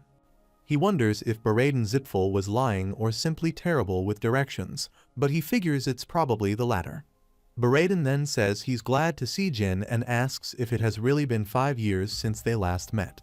He also comments that he can't believe Jin is already a 5-star warrior, noting that he always knew Jin would achieve great things. Baradin adds that he hasn't been idle either. He's already a 6-star magician, a whole level above Jin's swordsmanship. Jin Runcandle finds it hard to believe that the so-called greatest prodigy of the Zipful family, Baradin, is only a 6-star magician at the age of 18.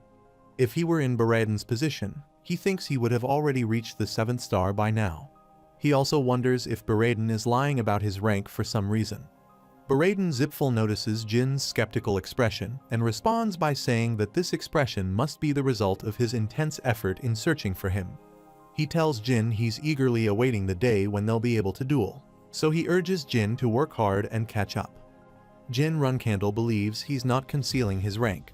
Regardless, if it's true that Baradin Zipful could only reach the level of 6 stars at the age of 18, then after Celiac Zipful, the current patriarch of the Zipful family, Baradin is the next closest to mastering magic. This offers a good opportunity to objectively evaluate his potential. Jin mentions that he's said this before, but he urges Baradin to keep his mouth shut and save his breath. Baradin Zipful claims that he's just echoing his father's words. He believes that anyone in his position would say the same thing and questions why the Zipful family attended the banquet without an invitation. Bouvard Gaston discreetly observes their conversation. Baradin reveals that he came because of him. He had been pestering his uncle, André, about the need to meet him. He thinks it's absurd that even as the vice-patriarch, his uncle would rush into enemy territory just to satisfy a child's tantrum. Baradin Zipful mentions that he and his group happened to be vacationing in the Hufester region when he heard about the banquet, and he thought it must be destiny. Jin Runcandle questions whether that's the whole story, and Baradin confirms it is. Jin then tells him to be grateful that this is a banquet, stay quiet, and leave when it's over. Baradin asks if Jin isn't too cold and reminds him that his father also showed mercy to Jin's uncle.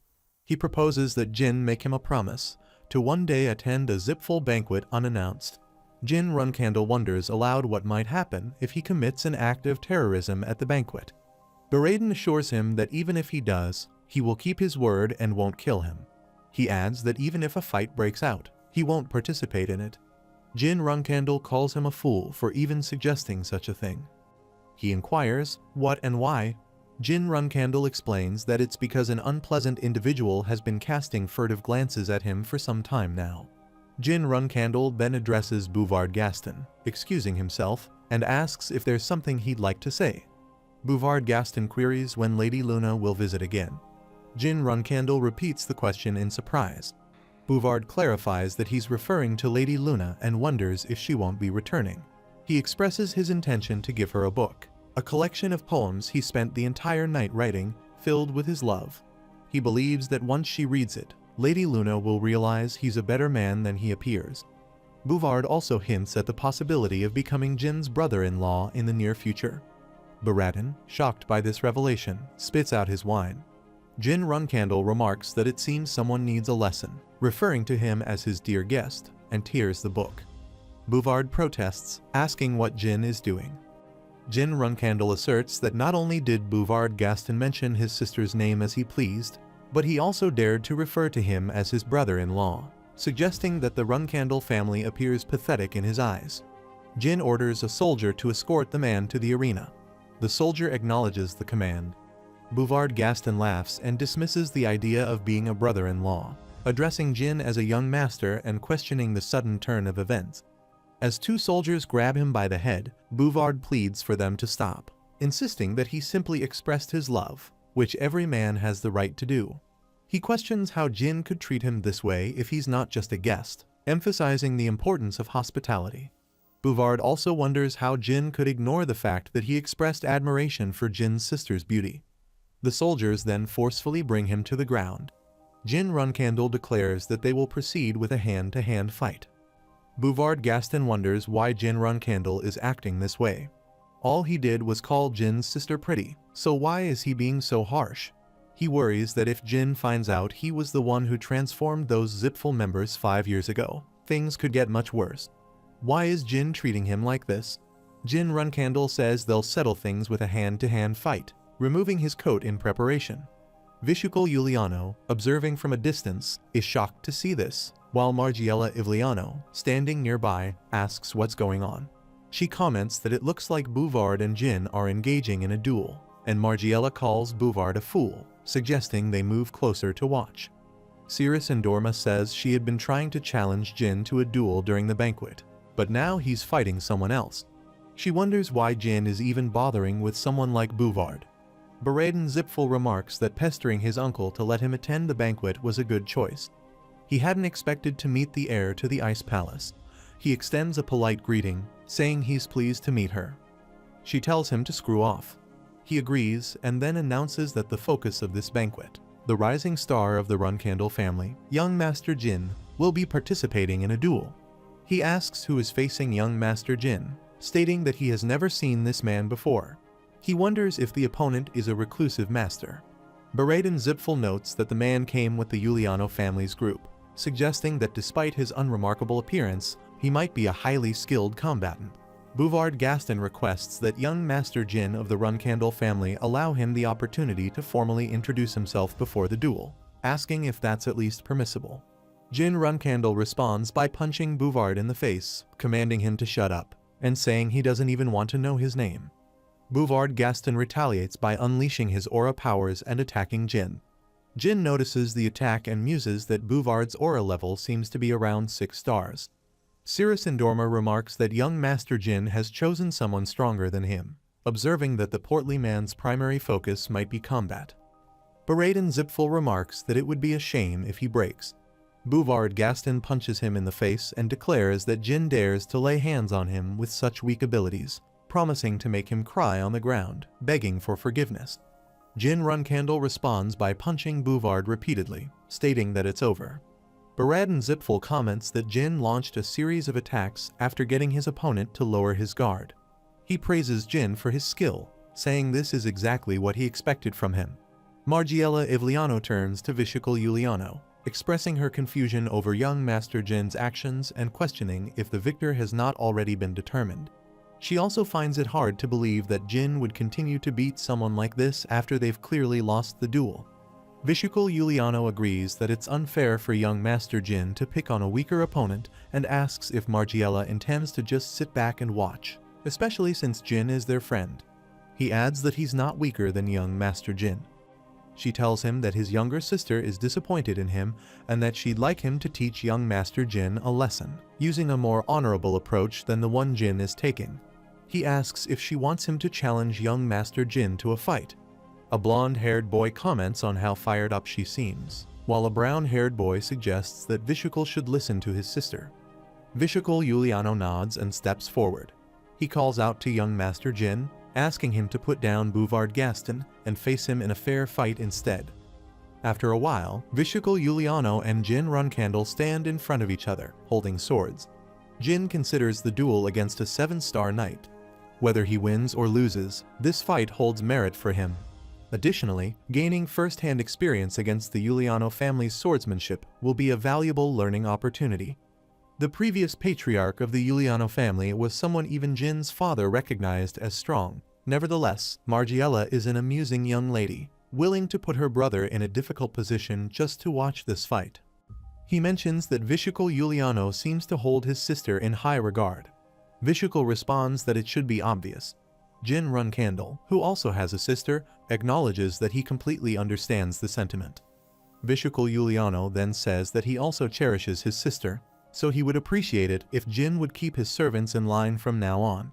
He clarifies that the man Jin just beat up is not a servant, but rather a companion. He then asks if Bouvard Gaston might have made some sort of mistake.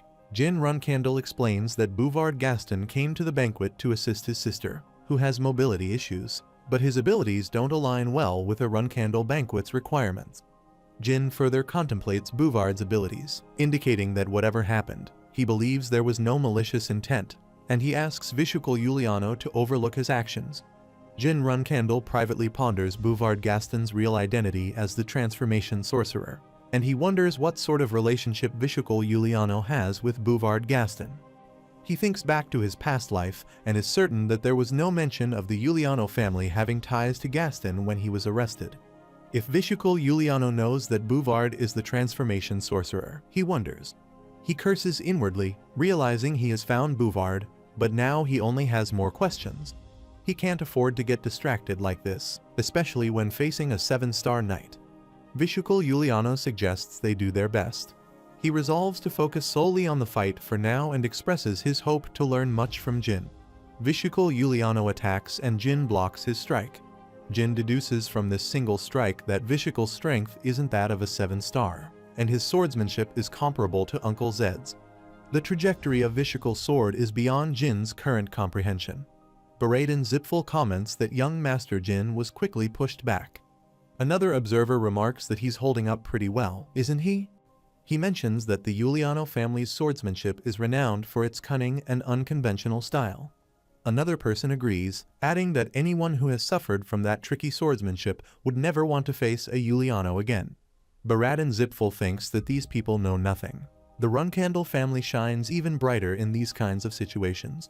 He muses that if the Yuliano family's sword is like a sly snake, the Runcandle family's sword is like a charging rhinoceros. Even if its horn were to break, it would not stop charging forward. Jin Runcandle attempts to attack Vishukul Yuliano, but Vishukul Yuliano bends backward to avoid the strike. Jin Runcandle realizes that Vishukul Yuliano is likely holding back, but he acknowledges that he's still managing to hold his own against someone of Vishukul's caliber, even though Jin himself is only at 5 stars. He senses that he's slowly reaching his limits, but also feels a resurgence of determination. Vishukul Yuliano makes another attempt to attack Jin. Jin moves backward, experiencing a familiar sensation. He harnesses his sword aura power and remarks that it's been a good fight. Vishukul Yuliano moves in to attack with his sword, but Jin thrusts his sword forward, causing Vishukul's sword to break into 2 pieces. As Vishukul Yuliano moves his broken sword toward Jin, Jin sidesteps and delivers a small cut to Vishukul's neck. Baraden announces that the victory belongs to Sir Vishukul Yuliano. Vishukul Yuliano wonders what happened at the end. Jin Runcandle collapses, losing consciousness. Someone calls for young Master Jin to be taken inside quickly, to which another responds with a swift yes. Vishikul Juliano reflects that at the moment his sword broke, he felt a sharp sensation grazing his throat. He is baffled by how, during the fight, Jin could gauge the state of the heart sword so quickly. He realizes that if Sir Jin had reacted a tenth of a second earlier, or if Vishikul had reacted a tenth of a second later, the outcome could have been drastically different. Two soldiers carry Jin Runcandle to the medical room. Vishikul Juliano concludes that Jin Runcandle is a frighteningly formidable opponent. After a while, Jin Runcandle is asleep in his room when Muraken sits on his face. Jin wakes up and tells him to get off, grabs him, and repeats, more forcefully, to move. Looking around, he asks if he fainted right after his fight with Vishikul Juliano. Gilly enters the room and tells him that he's finally awake. He asks how long he has been asleep. She replies, 2 days. He realizes that the banquet must be over and remarks that he didn't even get to greet the guests who came to see him. Gilly assures him that he shouldn't worry about that. For the past 2 days, the fight between him and Vishikul Juliano has been the talk of the event, gaining plenty of attention. She explains that it's because Jin revealed the heart sword at the end of the fight. Elsewhere, a man comments that Vishikul Juliano could have been stabbed during the duel. Another person remarks that it's astounding for a 5-star swordsman to reach the level of the heart sword. Someone else adds that this sets high expectations for Jin's future. Meanwhile, Gilly continues to reassure Jin, pointing out that the fact he was able to reach the heart sword in a duel against an 8-star knight is impressive in itself. Jin Runcandle thinks that his heart sword isn't perfect yet, but it serves its purpose. The guidance from his sister, Luna, is finally paying off, even though he couldn't grasp the training at first. He recalls Lunar Runcandle's advice to never open his eyes during practice. He realizes that this approach, despite being confusing initially, helped him in a way he hadn't anticipated. Although the heart sword only seems to activate in extreme situations, he's not worried. It's still remarkable that he managed to hold his own against an 8-star knight, even if it wasn't entirely graceful. He reflects on all the positive outcomes from the banquet. He was able to confirm Baradin's status as a Zipful, form a sort of friendship with the heir of the Ice Palace, and discover the connection between Bouvard Gaston and Vishikul Juliano. Jin thinks that while there might be many explanations behind the transformation crime, it's not something he needs to solve immediately. He should gather more information first before drawing any conclusions. Gilly places some flowers in a pot on the table in front of Jin Runcandle. He asks about the flowers. She tells him that Cirrus from the Ice Palace left them for him. Muraken jokes about whether Cirrus has taken a liking to young Master Jin. Gilly clarifies that, in Ice Palace tradition, the flowers symbolize an unending battle, not romantic affection. Jin Runcandle remarks that it seems like Cirrus wants to challenge him again. Muraken comments that it's still significant to receive flowers from a girl, even if they represent a request for a duel, and asks Gilly if she agrees. She responds by saying that the Patriarch has ordered Jin to meet with him as soon as he awakens. Jin asks if his father really did so. Gilly nods, suggesting that it's time for Jin to prove his worth. Jin agrees, realizing that he might need to leave the family for a while. After a while, Jin Runcandle finds himself in a dark room, asking where his father is. He sees him and hears his father say that he's right here. His father notes that it's been a while since one of his children came to visit him in such casual clothing, suggesting that Jin is preparing to live elsewhere. Jin confirms that he's planning to leave soon. He reflects that his father seems to appreciate this, and he finds it curious that since regressing, his father has become easier to understand. His father asks Jin if he knows where they are. Jin replies that they are in the mausoleum, a place where those who have done great things for the family are allowed entry by the Garden of Swords, and where the family's heroes, who have achieved greatness, are buried. His father nods and says it's correct, adding that this ground is dedicated to the family's heroes who have protected the family for thousands of years. He then asks if Jin knows about the first patriarch, Temur Runcandle, and points out that he's not buried in the mausoleum. Jin Runcandle acknowledges that he knows there's no grave for Temur Runcandle, the first patriarch, in the Garden of Swords or anywhere else. His father explains that the dark power Temur wielded is why the first patriarch can't be honored, and that after Temur died, the Runcandle family made a humiliating deal with the Zipfuls, which led to them losing their ability to use magic. This also meant they couldn't pay tribute to the ancestors who could use magic. The Zipfel family used the opportunity to unite their gods and place a curse on the Runkandel bloodline, ensuring that all Runkandels born after Temur would be unable to use magic. His father mentions that when Jin defeated the Tona brothers with his aura, he didn't question how he acquired that power, asking if Jin remembered. Jin says he does and admits he even lied, claiming he would use his power for the benefit of the family. His father remarks that it was fortunate that Jin was young then, but if the same event had occurred now, he wouldn't have let it go so easily. He then asks Jin if he has ever heard Solderit's voice before. Jin Runkandel nods and acknowledges that Solderit calls him a contractor. Although he hasn't heard Solderit's voice in this current life, he says it's likely unfair for his siblings. He then asks whether using this power to overcome his siblings and take over the family would be acceptable. Jin then states his intention to leave and explore the world, adding that if he finds nothing more valuable than the Runkandel legacy, he will return to claim it. His father remarks that most others who sought acknowledgement left the Garden of Swords, but Jin is leaving to find an aspect of the family that deserves his recognition. He's unsure whether this is something to be proud of or a sign of arrogance. He tells Jin he'll give him 5 years. At that time, he should either earn acknowledgement or give it to the family and then return with his answer. Jin Runkandel draws his sword and taps it against his forehead as a gesture of respect. He thanks his father for everything and promises to greet him again in 5 years. After a while, Jin Runkandel comes outside to find Gilly and Mirakan waiting for him. Gilly asks if he finished his talk with the Patriarch satisfactorily. He responds that he did, and now all that's left is to depart. He notices she's holding his luggage. Gilly clarifies that the bag is hers and mentions that it's designed to block his aura, preventing him from using it. He nods, saying he's heard about this from the senior nannies. She admits it's a bit awkward not being able to use her powers suddenly, especially since her status as a nanny means her reputation relies on the success of her master. She asks him not to look so concerned, reassuring him that this is all for his sake as the young master. Jin assures her that not only during these next 5 years, but even beyond, he will continue to protect her, and he apologizes for any inconvenience this might cause. Gilly asks him not to apologize, saying it's enough for her to serve as his reserve rider, and she will regain her powers once he completes his test. He acknowledges this and tells her to hang in there, then turns to look back at the castle gate. He reflects on the 5-year period ahead, acknowledging that this marks the beginning of his journey. With determination, he sets out to explore the world and see what it has in store for him. Meanwhile, the Patriarch contemplates his own situation. Despite reaching the level of demigods through his swordsmanship, he failed to break the oath sworn by his ancestors to the Zipfel family.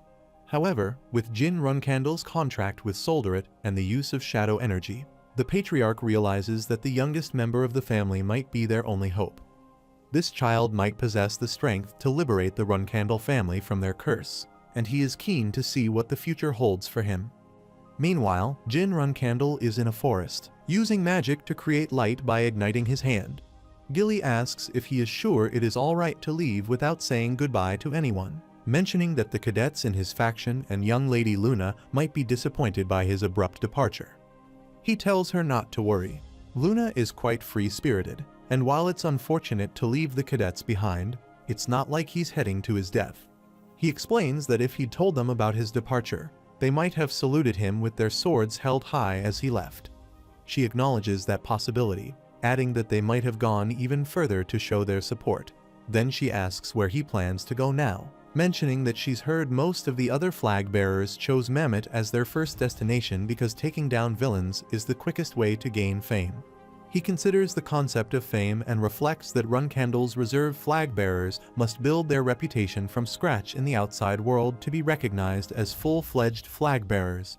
Additionally, they can't expect any support from the family while they're on this journey. He considers Sister Mary as an example, who defeated numerous formidable individuals in the southern regions of the continent, earning the title Madwoman of the South, or Windfury Mary, before becoming a flag bearer. Reflecting on his siblings, he notes that apart from her, all his other siblings returned within 6 months to 2 years. However, their father has given him a total of 5 years, and there's only one reason for that. His goal is to discover all there is to know about shadow energy and then return. He announces that they will be heading to the Arkan Kingdom. She clarifies if he means the nation affiliated with the Lutero Magic Federation, wondering why he would head there since it's not Zipful territory. Jin Runcandle explains that when he went to the Kalin ruins on a mission, he heard about a significant number of unregistered magicians causing trouble in the area. It seems they are teaming up with martial artists and causing quite a bit of trouble for the people of Arkan. She agrees that it's a good idea, mentioning that she quite enjoyed dealing with bad guys when she served as a soldier on active duty. He feels his excitement growing. Reflecting, he realizes he never heard about this information before. He gained it in his past life. All the unregistered magicians and warriors there are puppets of a dark family called Tessing, he recalls. He knows that what he's really after are the underground auctions those guys hold. He expects to find plenty of items whose true value is unknown at those auctions, including a few grimoires that he'll need to buy, as well as a ring. She points out that she doesn't think they'll be able to use the teleportation gate to enter the Arkan Kingdom. According to the family's rules, she was only allowed to take 10 gold coins with her, and as a reserve flag bearer, he wasn't permitted to reveal that he was a Runcandle. Therefore, she doesn't think they'll be able to gain any other support either. He says that it will be resolved once they get to the Gene Kingdom. She asks how they plan to reach the Gene Kingdom. He responds that they can just fly and then turns to Mirakan, asking what he is doing and instructing him to transform. Mirakan questions if that's really alright. Gilly objects, saying that someone might recognize him, but Jin Runcandle assures her it's fine. They should at least try it once, although there's a risk that the family will find out.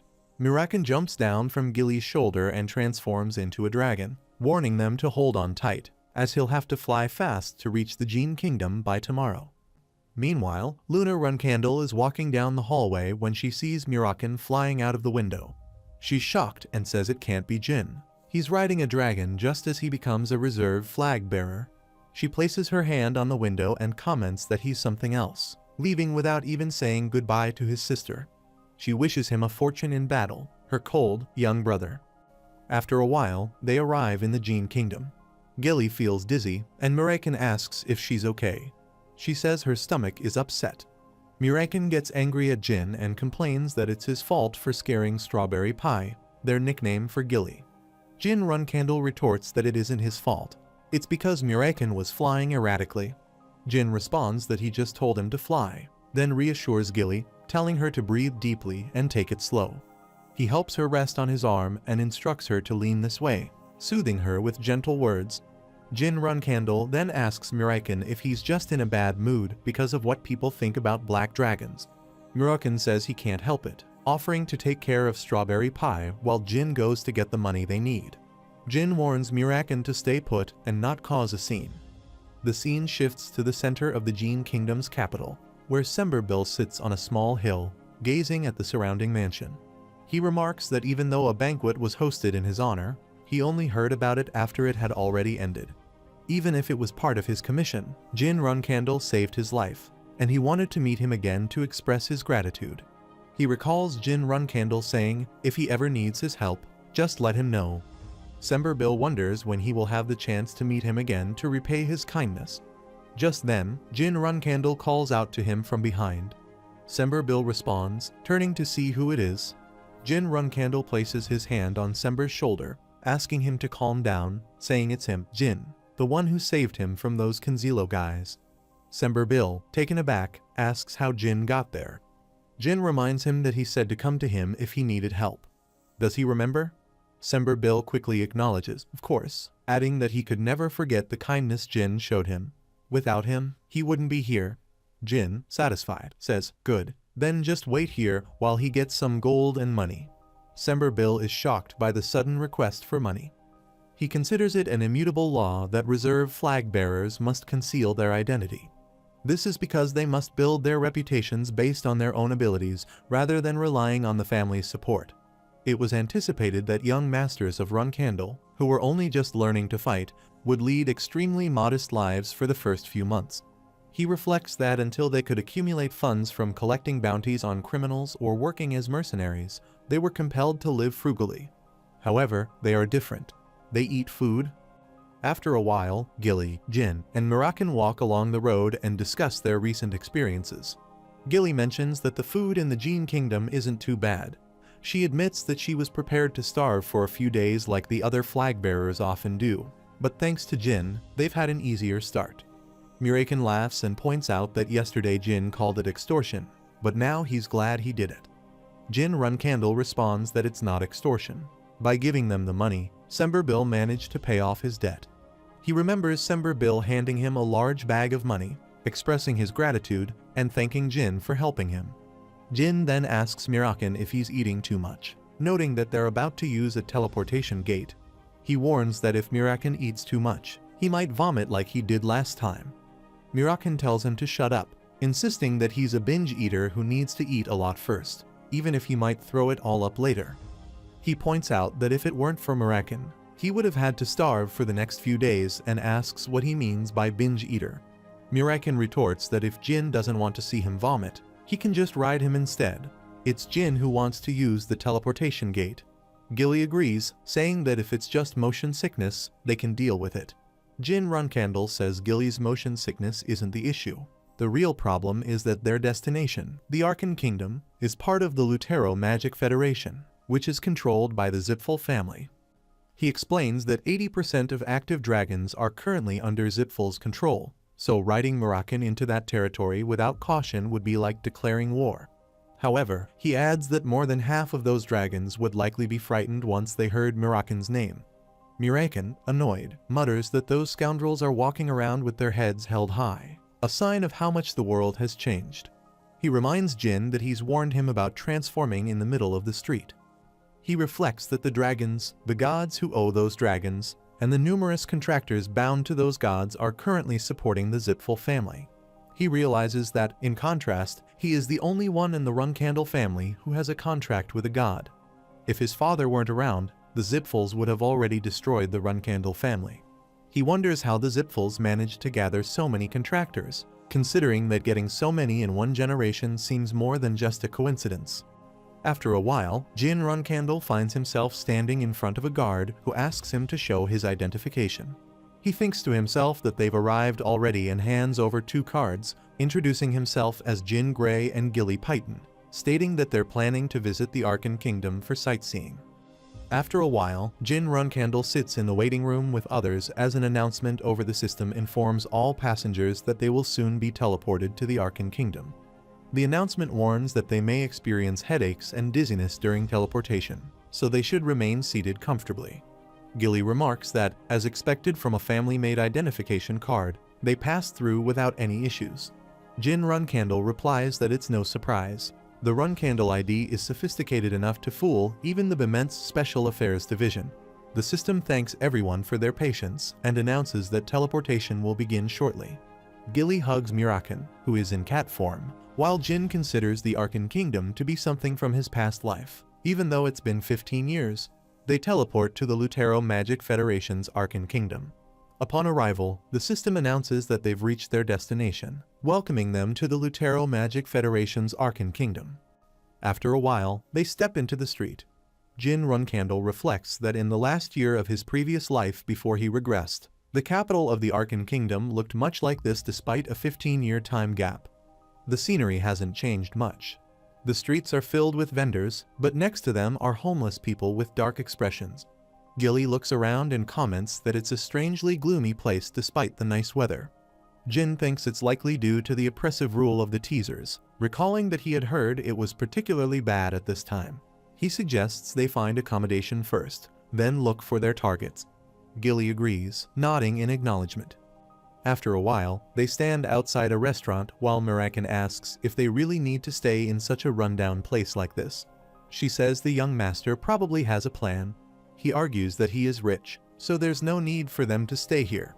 Jin Runcandle moves toward the door and asks if it's a good idea for a bunch of unregistered mages to arrive in a neighborhood like this, flaunting that they have lots of money. Mirakin retorts that just because of that, they are going to stay at a place that even orcs wouldn't stay in. Jin tells him to shut up, and they enter the restaurant, where they see Jet asleep on the table. Jin calls him and asks if he is the owner of this inn. Jet wakes up and greets them, seeing a gigolo, a novice swordsman, and the pretty lady next to him, who seems like a maid. He offers them juice and says, "Welcome to Jet's Inn." They have plenty of vacant rooms, and this is their inn's special orange juice. Please, have a glass and choose whichever room he likes.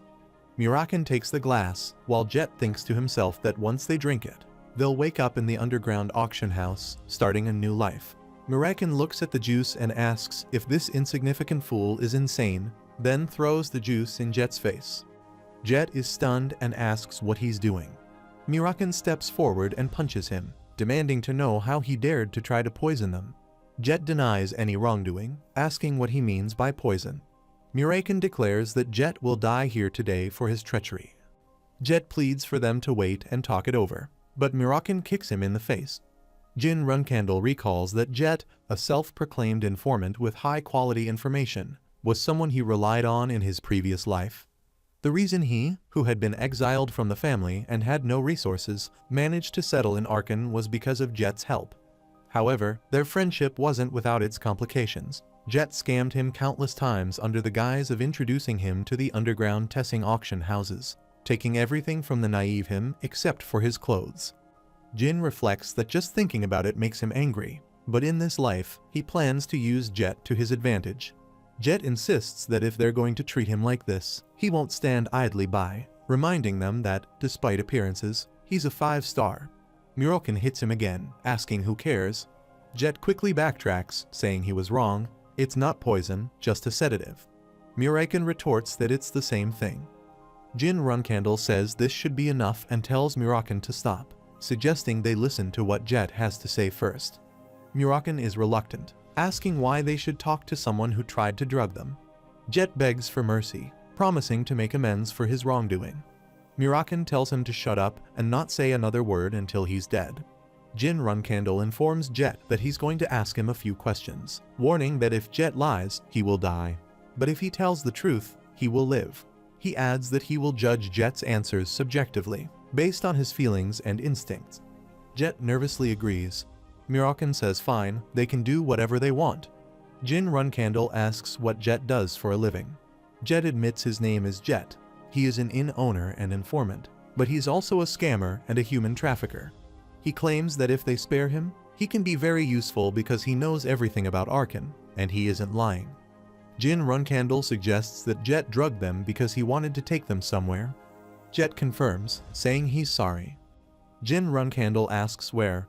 Jet reveals that he was planning to take them to an underground Tessing auction house. Jin asks him to explain in detail. Jet elaborates that Tessing is a dark organization that operates auction houses, dealing with slaves, illicit drugs, stolen goods, and even artifacts, basically everything. Jin Runcandle thinks to himself that he has finally reached the Tessing auction house, and he agrees to heal Jet by tonight. He knows what to do next. Jet expresses his gratitude. Murakin criticizes the idea of spending money on medical bills for someone like Jet, calling him trash. Gilly agrees, suggesting that if they spare him, Jet might just try to trick them again. Jin Runcandle argues that bringing down a dark organization with an underground auction house is worth the risk. He assures them that they can always get rid of Jet later if he betrays them. Murakin reluctantly agrees.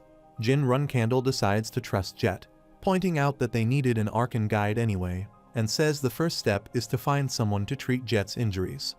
He steps outside and thinks that pretending like this is exhausting, especially since he already knows everything. He doesn't plan on revealing to anyone that he's a regressor, so he has no choice but to keep acting this way. After a while, a gray-haired man tells him to rest as much as possible until his bones heal, offering his services again if needed. Jin reflects that the man is part of the Lutero Magic Federation, and is surprised that someone they found on the street turned out to be such a skilled healer. Jet looks at his reflection in the mirror and notices his missing tooth. He curses, thinking these people are crazy. They hit him, then heal him. He's left wondering who on earth they are. An heir to a large martial arts family. Someone from Bement's Special Affairs Division. Either way, he knows that if he betrays them, there'll be nothing left of him. Jin Runcandle says, "Alright, let's get going," and indicates that they need to head to the underground auction houses. After a while, Jet takes everyone to the auction houses. The guard at the gate asks Jet why he's bringing so many people with him today and whether they are products. Jet snaps at him, telling him to stop running his mouth and open the door. They're his guests. The guard opens the door, and they all head inside. Jin Runcandle sees a large crowd inside. Murakin comments that it's amusing to have an orchestra playing in a place operated by gangsters, noting how surprisingly quiet it is. Jet hands them face masks, explaining that even though it's known to the public that Salka is the boss of Tessing, the real boss is someone else. He advises them to wear the masks if they plan on attending the auction, as it's better to cover their faces. Jin Runcandle asks who the real boss is. Jet reveals that it's someone named Spirehands Alu, and that this place is decorated to suit his tastes. Jet says that Alu does this to hide that he's an uneducated gangster. Jin Runcandle encourages him to continue talking. Jet admits that Alu is different from the usual small fry. Not only does he have the ability to control these rough streets, but he's also a 7-star martial artist from arable lands, and there's a rumor that he has connections with the pureblood Runcandle family from across the sea. Murakin dismisses the notion of the Runcandle family associating with low-life neighborhood gangsters, asking if Jin seriously believes they would. Gilly agrees, saying it doesn't seem likely. However, Jin Runcandle thinks otherwise, recalling one person who could be connected to both the Magic Federation and the gangster underworld, the person who placed a curse on him that prevented him from wielding a sword. If there's any connection to the Lutero Magic Federation, it's quite possible it's him.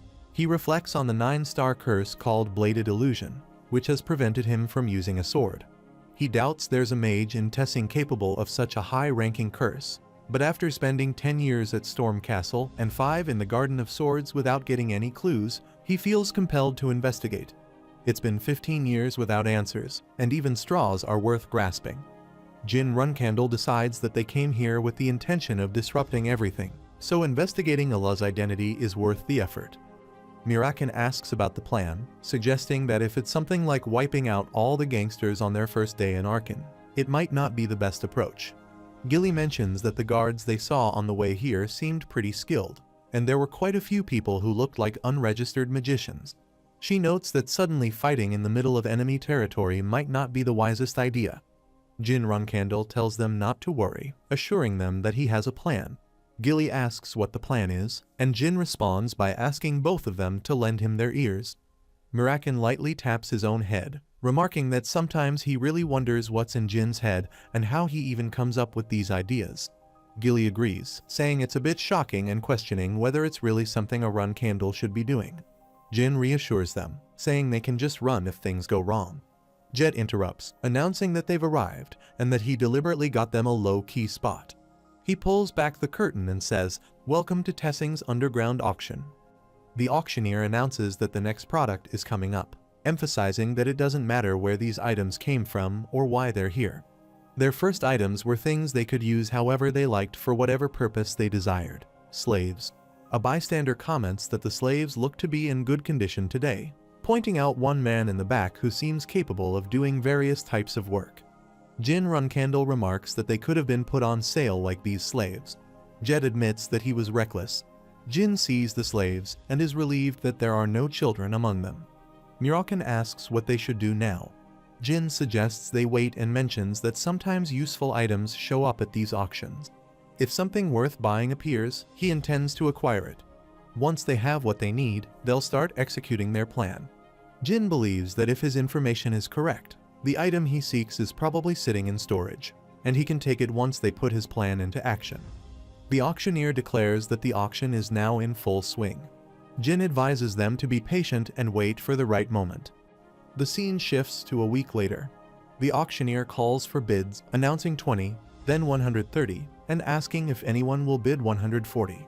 Jet tells Jin Runcandle that he's been observing for an entire week, and if he doesn't buy something today, the Tessings might start to get suspicious. Jin asks if it's not Jet's job to handle such matters.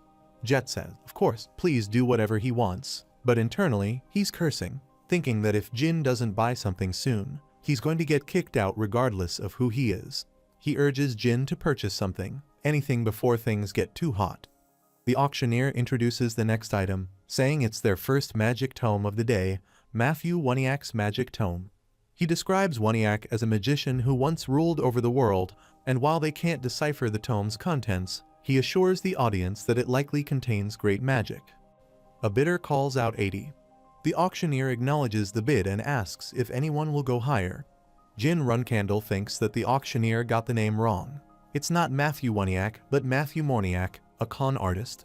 All of Morniak's tomes are under the Zipful's management, so there's no chance this is the real thing. He reflects that it's been a week since he started coming to the Tessing auction, and it's always the same. The presenters spewing nonsense while gullible magicians fall for it. The auctioneer moves on to the next item.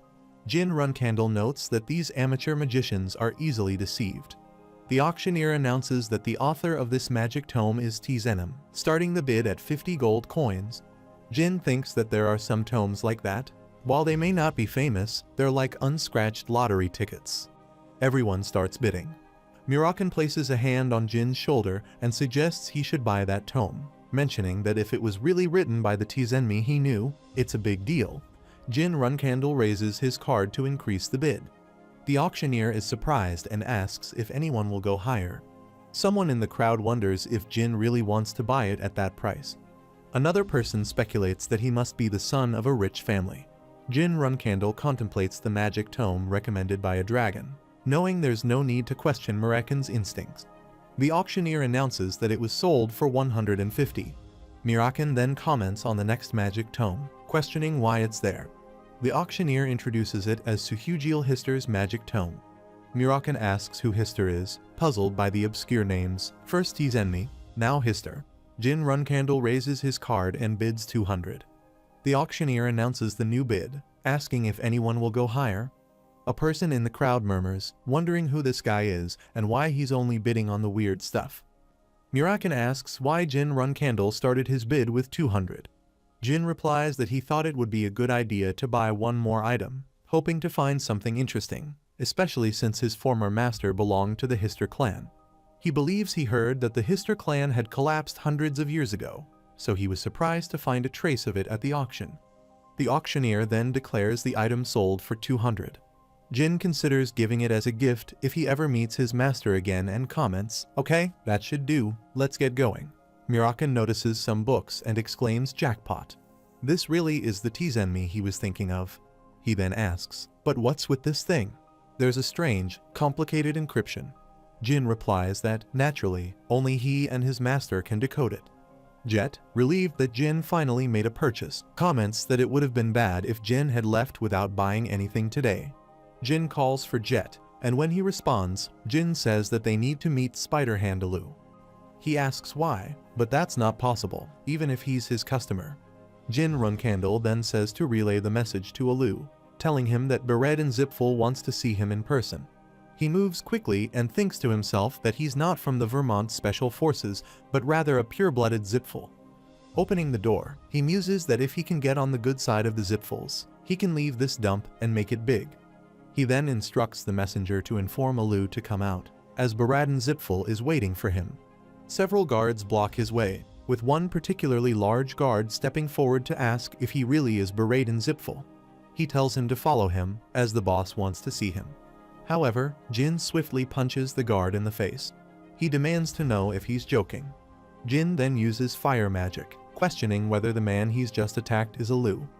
The guard, now disoriented, clarifies that he's not Aloo, but that Mr.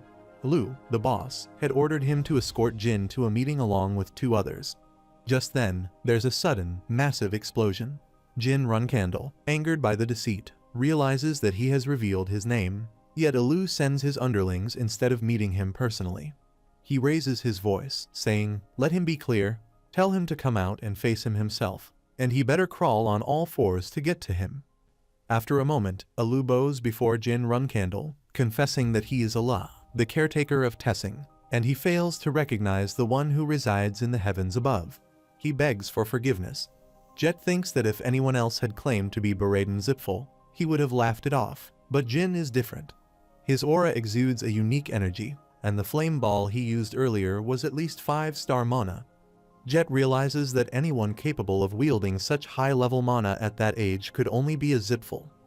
The narrative then shifts to a week earlier. Jin Runcandle announces that he's going to pretend to be Beredin Zipful. Murakan responds with disbelief, asking what he means by that. Gilly comments that even if Aloo recognizes someone acquainted with the Zipful family, it would likely be an elderly servant. He explains that this ambiguity means that there's no way to prove he's not Beredin. Gilly ponders the implications, thinking it's not just a matter of whether Jin gets exposed or not. If the Runcandle family, or worse, the Patriarch finds out about this impersonation in the future, the consequences could be severe. The scene shifts to the present. Jin Runcandle instructs Alu to get up, which he does, replying affirmatively. Alu presents 2 books to Jin, asking him to examine them and inquire what he thinks they are. Alu quickly admits that they are magic texts, apologizing for having obtained them without Zipful's authorization. He explains that the 2 texts are highly prized by his family and then asks how much money Jin has made from activities like this. Allah offers an excuse, stating that he's primarily a martial artist and didn't grasp the true worth of the magic texts, which caused Jin inconvenience. He promises to do his best to retrieve them, pleading for another chance. Jin dismisses him abruptly, telling him to shut up and bring him the account book along with the customer list, emphasizing that his family will start their investigation tomorrow.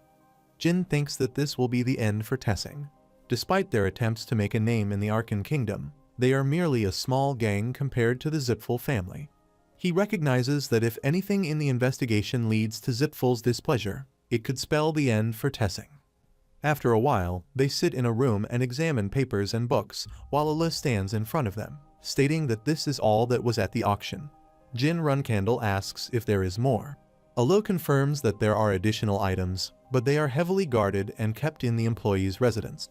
He requests permission to leave temporarily, promising to return with the items within 2 hours. Jin Runcandle responds by asking if Allah is planning to destroy important documents, then says he's going to check whether Allah is telling the truth by questioning those he has bribed. He then tells Allah to go ahead and do whatever he needs to do, but reminds him that he is still under his control. Allah apologizes and promises to return shortly. He instructs the brown-haired guard to show Sir Baradin around the storage area while he is gone, which the guard acknowledges with a simple yes. Alu then whispers to the guard to ensure that Jin Runcandle is kept within the mansion until he returns, and the guard agrees. Meanwhile, Alu walks down the hallway, seething at Jin Runcandle's arrogance. He mutters to himself, thinking, idiot, acting like he's in control of everything. He curses inwardly, frustrated with the amount of money he has spent on the Zipfuls, and resolves to find any way he can buy them off or regain his influence. Meanwhile, they are all searching through a library. Mirakan tells Gilly to take whatever she wants. She asks if it's really okay, and he assures her it is, remarking that there's likely nothing here that wasn't stolen. As they rummage through the books, a brown-haired guard gets hit on the head by a book, exclaiming, "Got him it, it's all garbage."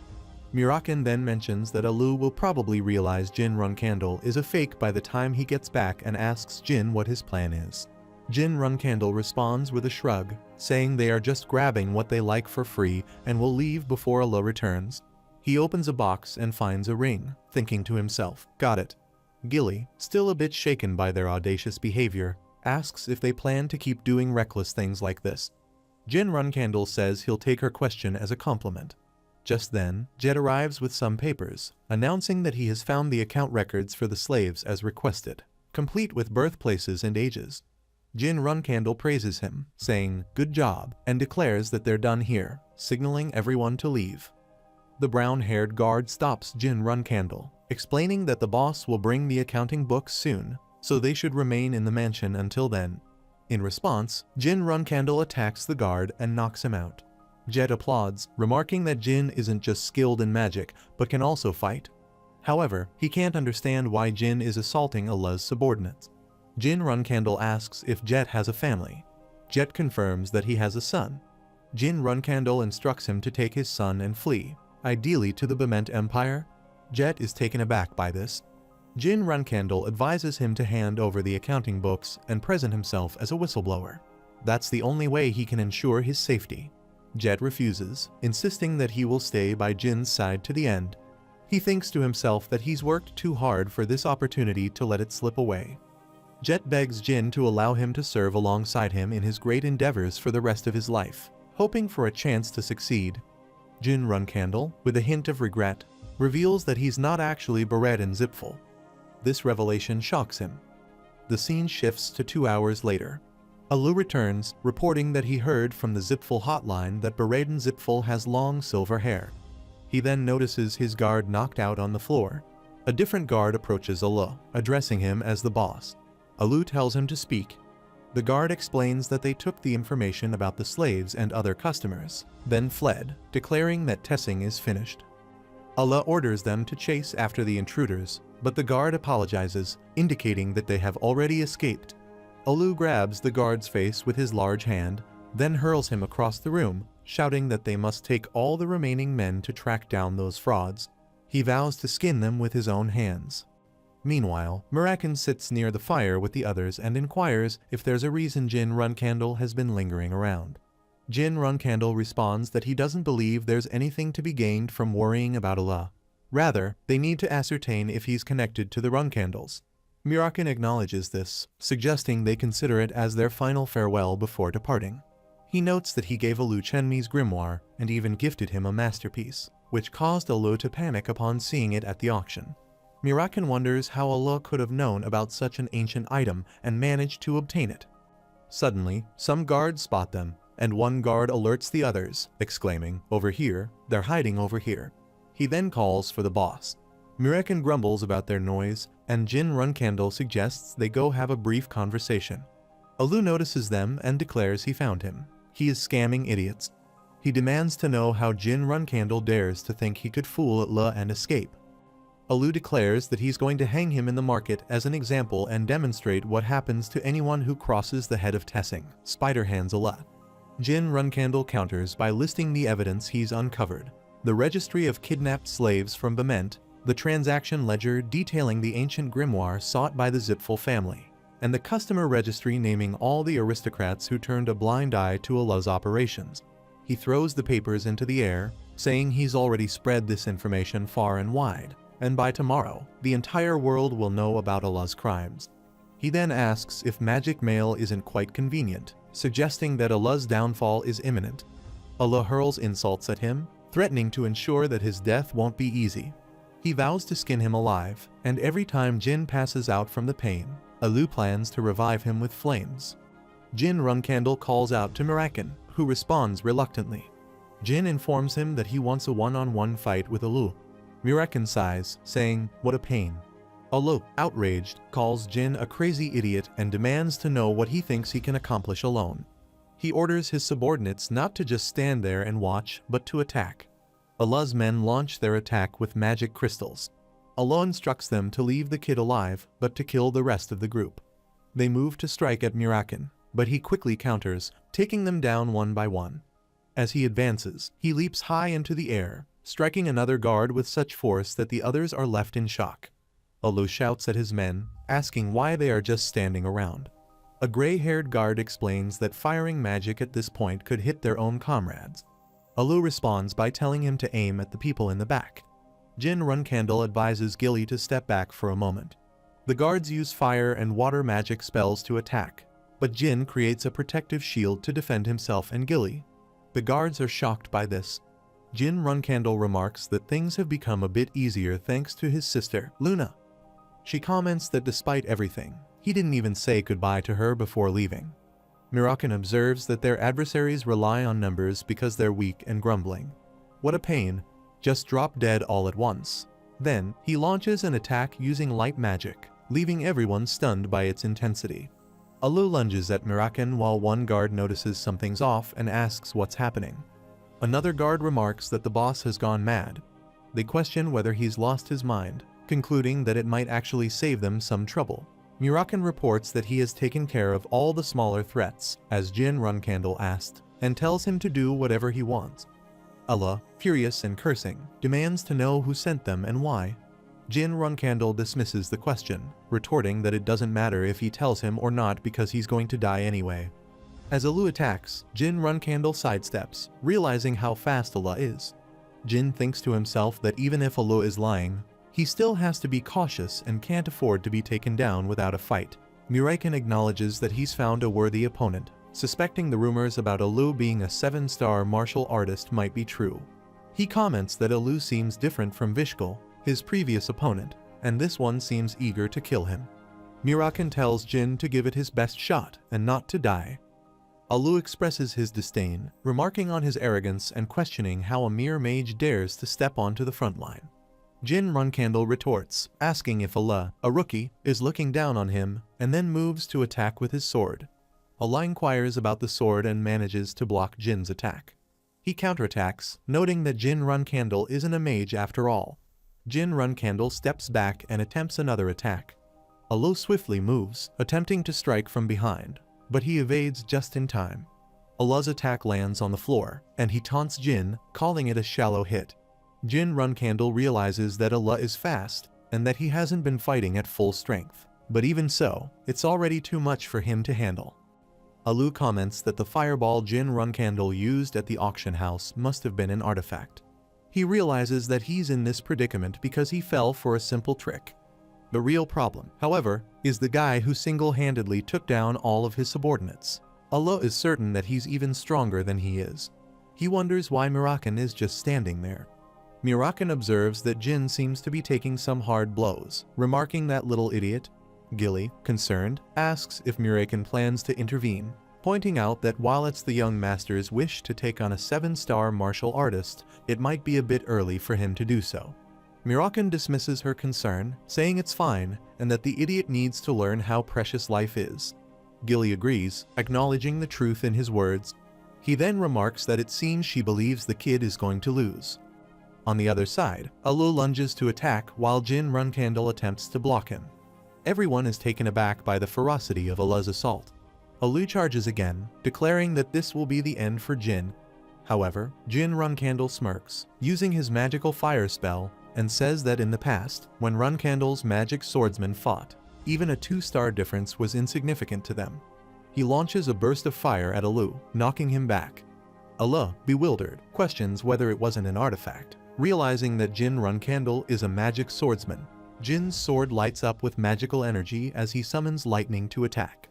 Allah attempts to block the attack, but his sword hits the floor. He mocks Jin, saying that standing so exposed will lead to his demise. Jin Runcandle moves forward, his hand wearing a magical ring, and commands his helmet to release. Allah is shocked, asking what is happening. Jin Runcandle then takes his sword and delivers a deep cut to Allah. As he does, a dark, magical aura envelops him. He sheathes his sword. Mirakan is surprised by what he sees, commenting that it must be Mjolta's rune. Gilly asks him to explain what Mjolta's rune is.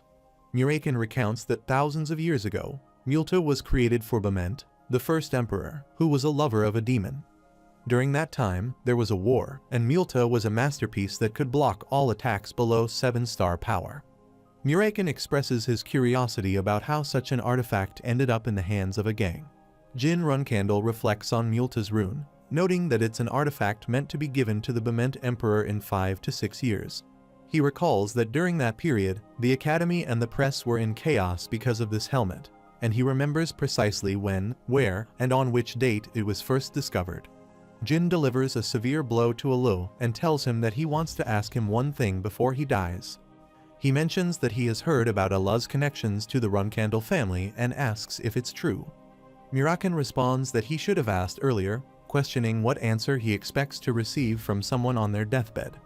Allah acknowledges this and confirms that he now knows Jin Runcandle's true identity. He admits that it was indeed true that he failed, but he clarifies that Jin Runcandle is just the youngest member of the family. Allah adds that he can't stop the other person. Mirakan asks what he means by the other person. Jin Runcandle elaborates, mentioning Spider Allah and speculating that it's probably not his real name. He explains that they need to investigate further because having a 7-star martial artist as the boss of a gang and having connections to the Runcandle family seems suspicious. Mirakan remarks that it's not entirely unusual, noting that one of his ancestors, a 9-star, ran a bar. However, he insists that they need to identify the person Allah referred to, especially since he is going to lead the family. He realizes that he has failed, and he can't stop that person. If Allah had acknowledged his identity, then his failure would have likely been tied to the bladed illusion. The mention of him being the youngest and unable to stop that person indicates knowledge of the power struggle among his siblings. He considers the possible suspects, dismissing older sister Yual because she left the family. Mayu, Anne, and the twins are ruled out due to their youth and lack of experience. The others aren't clever or ambitious enough to engage in such underhanded schemes. He then narrows down the likely candidate. someone who is acutely aware of rank and who began manipulating events as soon as they recognized his talent. Joshua Runcandle, the next heir. Jin concludes that no one else holds as much influence as Joshua, whether he's jumping to conclusions or not. He intends to uncover the truth soon. The scene shifts to the next morning. A little boy with black hair stands on the street, holding some newspapers, and shouts that Tessing has been eliminated after a joint investigation between the Zipfel family and the Ment. The evil gang that terrorized the innocent was taken down in just one day. Jin Runcandle reads the headline and remarks that it seems like Jet did a good job. He observes that while Jet might have faced harassment from the Zipfel family and Bement, it's a small price to pay compared to saving his own life. Mirakin comments that the criminals deserved even more suffering, but he's glad the Zipfel family and Bement are taking the credit. It means Jin will get the benefits. Jin Runcandle agrees, listing the gains: a valuable ring, skilled mages, a 7-star knight, and even a victory in a real battle. Just then, Gilly arrives, addressing Jin Runcandle as Young's master. She reminds him that being a 7-star knight doesn't automatically guarantee competence, and he shouldn't become careless just because he defeated Alu. She suggests it would be wise to be more cautious in the future. Jin Runcandle agrees, acknowledging that they have nothing on someone like Gilly, who is the real deal. He assures her he will be more careful from now on. Jin Runcandle expresses gratitude to Jet, noting that thanks to him, no one will suspect their whereabouts. He suggests they relax and head to their next destination. Mirakin inquires about their next destination, to which Jin Runcandle responds that Tikkun is an independent city. Gilly remarks that Tikkun is known for its 7 colors. Mirakin asks about the significance of the 7 colors. Jin Runcandle hands some coins to an old man nearby. Gilly explains that Tikkun houses a large information center, which, alongside the Runcandle, Zipfel, and Bement organizations, is one of the most reliable sources of information. Mirakin then realizes that Jin Runcandle intends to gather information on potential adversaries, similar to how he utilized Jet, and asks if that sounds like a plan. Jin Runcandle acknowledges it as one possibility. After a while, a person announces that they are all aboard, and they embark on a boat. Jin Runcandle reflects that moving forward, he needs to prioritize his memories from before his regression while with Gilly and Mirakin, ensuring they serve a proper purpose. Additionally, he considers the matters related to Vishikal Yuliano, Buber, Kinzello, and Allah's past connections to Runcandle.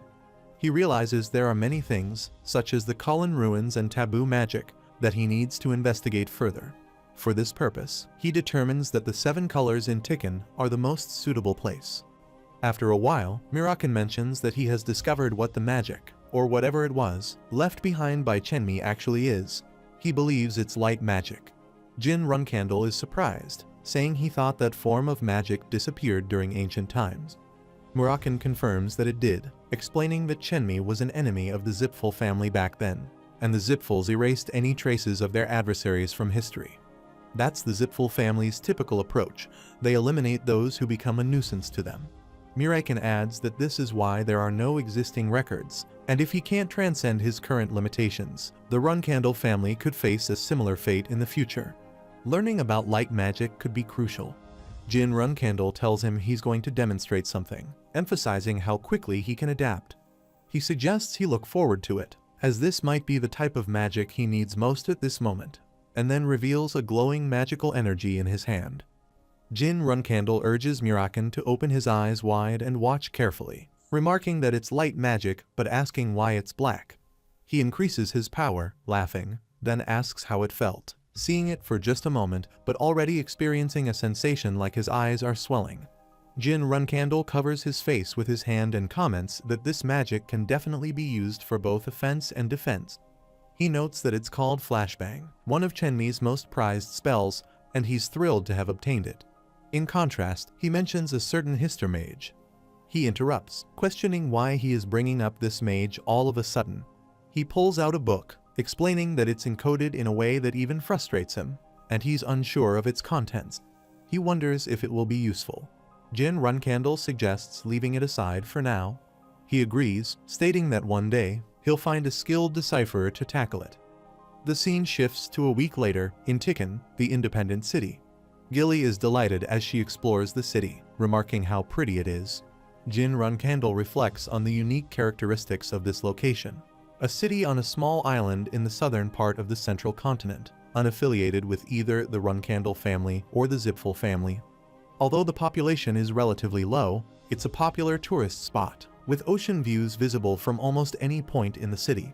Gilly comments that the entire city seems vibrant and asks if they should find a place to stay while Mirakan jumps off her shoulder. Jin agrees, suggesting they head toward the city's center to look for accommodation. Mirakan transforms into his human form and complains that he won't choose another lousy place this time. Jin Runkandle scolds him, saying that he's told him repeatedly not to transform in the middle of the city. Mirakan retorts that humans don't really pay much attention. However, Julia notices him transforming and points excitedly, exclaiming that a cat has just turned into a person. She then shouts to others, announcing that a black cat turned into a black-haired man, asking how he did it. The group is taken aback by her reaction. She then yells, "Teacher." After a while, Jin Runkandle tells Julia that she saw it wrong, asking how a cat could possibly turn into a human. Julia, eating ice cream, insists it's not her, but her friend Yuri who saw it, and she's sure a black cat turned into that man. She asks why he's lying. He responds that he's not lying and that he's not a Mr. Julia argues that he is lying and that he is, in fact, a Mr. Jin, trying to defuse the situation, reminds her that he bought her ice cream and asks if she could pretend she saw nothing. She refuses, saying she won't lie. Gilly, standing with Mirakan, asks what they should do. She mentions that they thought Julia was lost, so they decided to take her to the garrison, but if rumors spread there, they might attract the Zipfel family's attention. Mirakan dismisses the worry, saying nobody will believe what a child says. Gilly retorts that if Mirakan had listened to the young master, none of this would have happened in the first place. After a while, Julia points to a building and says it's the information center, mentioning that she doesn't like the garrison. Gilly inquires about what's wrong. Julia explains that she doesn't like it because they always harass her mom and bother her. Gilly expresses concern, suggesting that maybe it's a place that uses violence and exploits the common folk. Jin Runkandle considers that the child's mother could be a criminal for all they know and suggests they go inside and check first. A guard notices Julia and asks if she isn't Julia, then instructs someone to bring the leader as little Miss Julia is here. Jin Runkandle politely asks if the guard knows the child. The guard chuckles and confirms he knows her all too well, as she's their leader's daughter. Jin Runkandle asks about the leader's daughter, and Julia spots her mother, Alicia Badger. Jin reflects on the leader of the center, wondering if that's really the only role she plays. Meanwhile, Julia runs toward her mother, Alicia Badger, and hugs her. Alicia gently reprimands her, reminding her not to wander too far. Julia responds by saying that her mom doesn't play with her enough. Alicia apologizes, promising to play with her a lot after she finishes her work. Julia asks if she really meant it, pointing out that Alicia had been busy before and hadn't kept her promise. Alicia assures her she will, emphasizing that she can't just leave because of her work. Alicia Badger then notices Jin Runkandle and his companions, commenting that most people in this city know Julia, suggesting that Jin should be more cautious. She apologizes for her delayed introduction, extending her hand and introducing herself as the leader of Tikken's garrison. Jin shakes her hand, introducing himself as Jin Gray and explaining that he's just visiting Tikken as a tourist. She remarks that if he's a tourist, she should give him something in return and asks if there's anything he might need. He asks if she can recommend a place to stay. Julia whispers something in her ear, and Alicia Badger pulls out a pen, calling for some paper. A guard quickly brings her some paper, and she writes something down before handing it to Jin Runkandle. Alicia explains that it's a letter of recommendation with the garrison leader's seal, ensuring that wherever he goes, if he shows this, he will be treated well. She thanks him once again for finding her daughter. Jin responds that they should be the ones thanking her, and then says they'll be on their way. As they turn to leave, Alicia Badger asks Julia if a cat really turned into a human. Julia confirms it, but adds that the others don't want to talk about it, so she pretends not to know. Alicia praises her, saying she did a good job, and remarks that everyone has secrets. She reflects on the transformation, noting that it's something only a dragon can do. Meanwhile, Gilly sits on the bed and remarks that the service is excellent, noting that he's only experienced this kind of treatment when he was at Hewfester. Mirakin, lying on his own bed, comments on how soft it is, adding that this is what a proper lodge should feel like. Gilly acknowledges the benefit of the letter of recommendation, saying that things are going smoothly in Tikkun, and remarks that they've had great luck since they arrived. She then mentioned that she'd been thinking about the ice cream Julia had eaten earlier, asking if she could have some as well since it's a popular treat in Tikkun. Jin Runcandle wonders why she's asking him for permission, telling her to go ahead and order it. She leaves the room, responding that she'll be back soon. Mirakin comments that it's been a while since they lived in such comfort, remarking that it feels like they're on vacation. He then asks Jin how he plans to meet the 7 colors. Mirakin points out that the 7 colors won't be easy to meet. Jin Runcandle responds that he has a plan, explaining that the 7 colors is the most reputable information center in Tikkun, and at its core is a figure known as the Noble Sword, Kashmir. He reflects that Kashmir is a renowned swordsman, widely known and respected, who was even recommended to teach beginner swordsmanship to the Runcandle family. However, that's the extent of what most people know about him. Jin recalls that in 10 years, Kashmir will reveal himself as the Emperor of Bement and will leverage the information gathered by the 7 colors. He thinks that Kashmir will acquire ruling power from Bement, the Zipfel family, and the Runcandle family, gaining the support needed to establish Tikkun as an independent kingdom with him as its first king. He considers Kashmir Alfrion to be a meticulous person, not just skilled in swordsmanship but also adept at concealing himself for an extended period. He speculates that he might become someone who can support him. However, the challenge lies in how he will approach him. Just then, Gilly enters the room and alerts Jin Runcandle and Mirakin that something is amiss. She explains that there's no one in the lodge, all the employees and guests have disappeared, and she senses that something is off. Kashmir Alfrion places a hand on her shoulder, inquiring about their well-being and asking if it would be acceptable for him to intrude for a moment. Jin Runcandle observes him and wonders why Kashmir Alfrion is here. Mirakin, angered, moves to attack him. Jin Runcandle intervenes, urging him to stop and not kill him. Mirakin transforms into a shadow dragon, then sarcastically repeats Kashmir's greeting, asking if he is well, before pointing out that, no, he isn't, questioning if he is an idiot for thinking otherwise. Jin Runcandle wonders why the noble sword Kashmir is here all of a sudden. Kashmir shouldn't have any business in Arkan, especially since they just arrived in Tikkun and haven't caused any trouble. Jin then realizes that Kashmir isn't alone. 3, 4, no, even more guards are with him. He thinks that at this rate, they might get overwhelmed and tells Mirakin to calm down, as the space is too small, and fighting here could injure Gilly. Mirakin transforms back into his human form and questions Kashmir if he even knows who he is. Kashmir asks what he's talking about. Mirakin reiterates the question, asking if he knows who he is, then mutters that he is an idiot while embracing Gilly.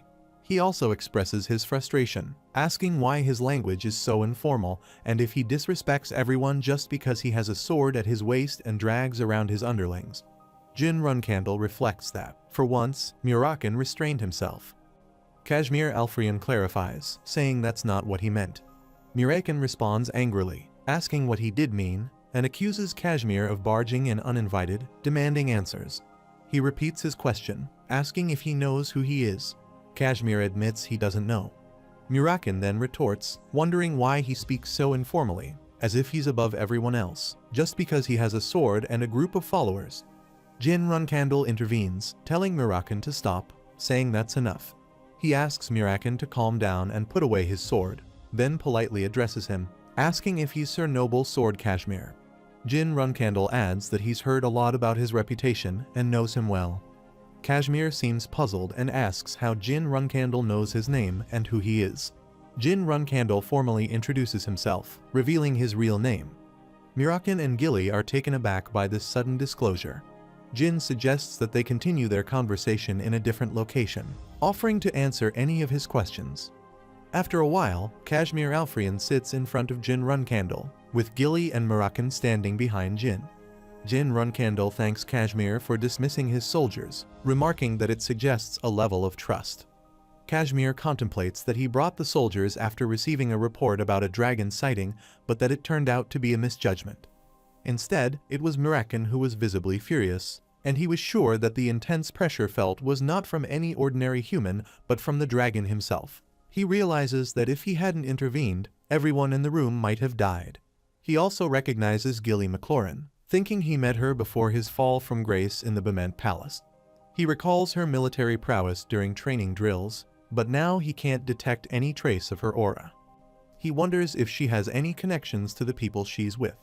Kashmir Alfrian then asks if he really is who he claims to be, noting that it doesn't seem like he's lying, but he still has questions. Jin invites him to go ahead. Kashmir asks why Jin is traveling with a dragon, mentioning that since ancient times, dragons have been known to make contracts with magicians who have made contracts with a god or with someone possessing a special power, typically a zipful rather than a Runkandle. Kashmir then inquires if Jin's family knows he's accompanied by a dragon. Jin Runkandle responds that they do not know. He warns that if this information were to leak, his family wouldn't take it lightly. He remarks that Jin is discussing a significant secret that could cost him his life, suggesting that what matters isn't merely that he's a Runkandle. He then asks Jin to explain the reason behind this alliance with a dragon. Instead of answering directly, Jin Runkandle asks why he sought to meet with the dragon. He says that since Jin Runkandle shared a big secret, he'll share one in return. He mentions that his daughter, Julia, said she saw a cat transform into a person, which is why he came to investigate.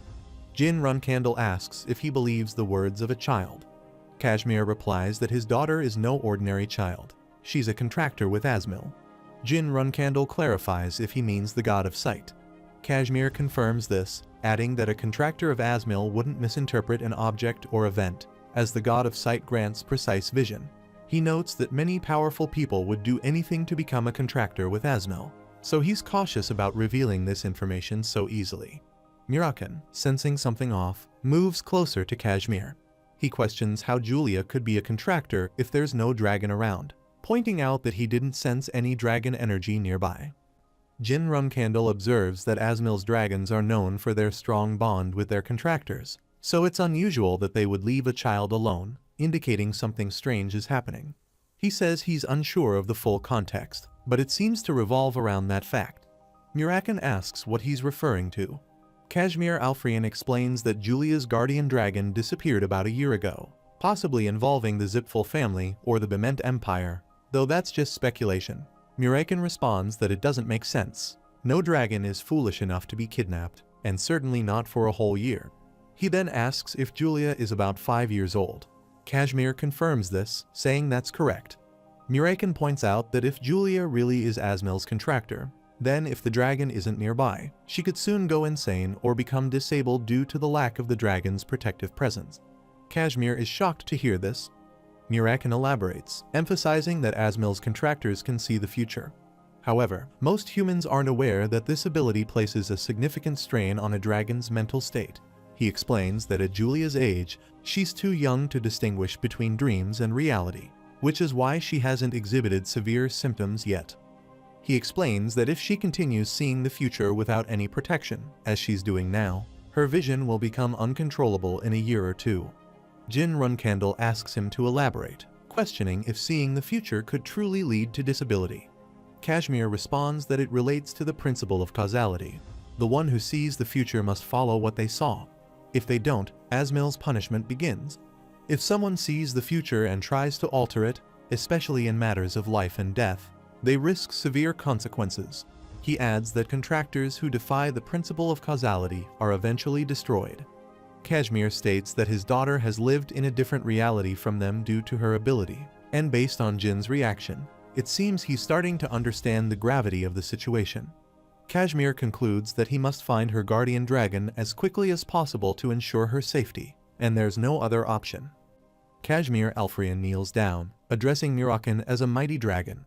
He explains that although the manager didn't mention it, he's the leader of the information center, the Seven Colors, and he's confident in his abilities. However, for a year, he has been unable to find his daughter's guardian dragon. Murakan, hearing this, remarks that he's now certain that meeting Julia upon their arrival in Tikkun wasn't just a coincidence. Asmil seems to be seeking their help for his young contractor. He then asks Murakan, the mighty dragon, to intervene. Murakan dismisses the request, saying that he can't do much, even if asked. He points to Jin Runkandle, suggesting that the decision rests with him. Jin Runcandle approaches Kashmir Alfrian, asking him to stand up. He acknowledges that although they don't have a deep relationship, this matter concerns the safety and well-being of a child. He suggests that they proceed rationally and join forces to search for Julia's guardian dragon. Kashmir Alfrian expresses his gratitude, saying he will not forget their kindness. He thinks that even though things turned out better than expected, there's still a sense of unease. If the Seven Colors couldn't locate the missing dragon, then finding it might require information from the Runcandle or Zipful families. Mirakan asks if Tikkun is aligned with the Zipful family, to which Jin Runcandle responds that Tikkun is just a city, unaffiliated with anyone. He seems satisfied, then asks Kashmir Alfrian if his information network is truly that capable, inquiring if they have data on dragons. Kashmir confirms they do, explaining that they know which continent each dragon inhabits. Mirakan is pleased and asks for all the information on dragons in the Bement Empire. Jin Runcandle quickly advises against revealing this information, but Mirakan dismisses him, stating that this approach is like a last resort. Traditionally, he adds, dragons are believed to know everything. Meanwhile, Inia approaches Miss Quickhantle, who is holding a newspaper, and asks her to look at it. Miss Quickhantle inquires if she has arrived. Inia responds that it's news about Sir Jin again and asks if he isn't truly amazing. She remarks that he's the same age as them but is already a 5-star. Inia expresses surprise and asks if she could also become like him. She confirms, saying that as a god's contractor, she can also achieve such heights. Inia questions if that's really true. She reassures her, stating that compared to the child of a family with a guardian who is a black-haired guy, she, as the contractor of Ulta, the god of time, holds much more potential. She then instructs Inia to go home and not come out until she returns. Inia asks if something has happened. She responds, saying not really, it's just that something dark has appeared. After a while, Jin Runcandle is flying while sitting on Mirakan, who has transformed into his dragon form. Mirakan warns him that soon, very soon, he'll release his presence, and the dragons residing in Bement will come crawling out on their own. He advises Jin to hide well to avoid being seen. Jin Runcandle covers his face and acknowledges the advice, saying he's ready. Mirakan says they're starting now, and then they begin descending rapidly.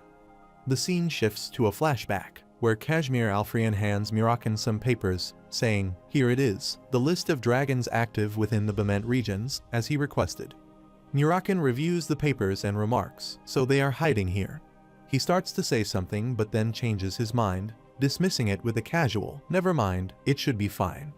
Jin Runcandle asks if there's any problem, but Mirakan assures him there's none.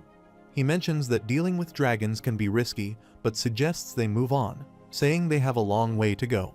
As they start to leave, Kashmir Alfrian calls out to Mirakan, addressing him as a great dragon and asking him to wait. Mirakan tells him to drop the formality, saying he's not a cult leader, and asks him to just use his name. Kashmir responds, Sir Mirakan, thanking him and bowing, then humbly requesting that Mirakan take care of things so that he can save his beloved daughter. He tells Kashmir Alfrian that before he leaves, there are 2 important details to keep in mind. First, until the dragon returns, he needs to keep his daughter physically active throughout the day. By exhausting her energy, Asmil's influence will naturally weaken.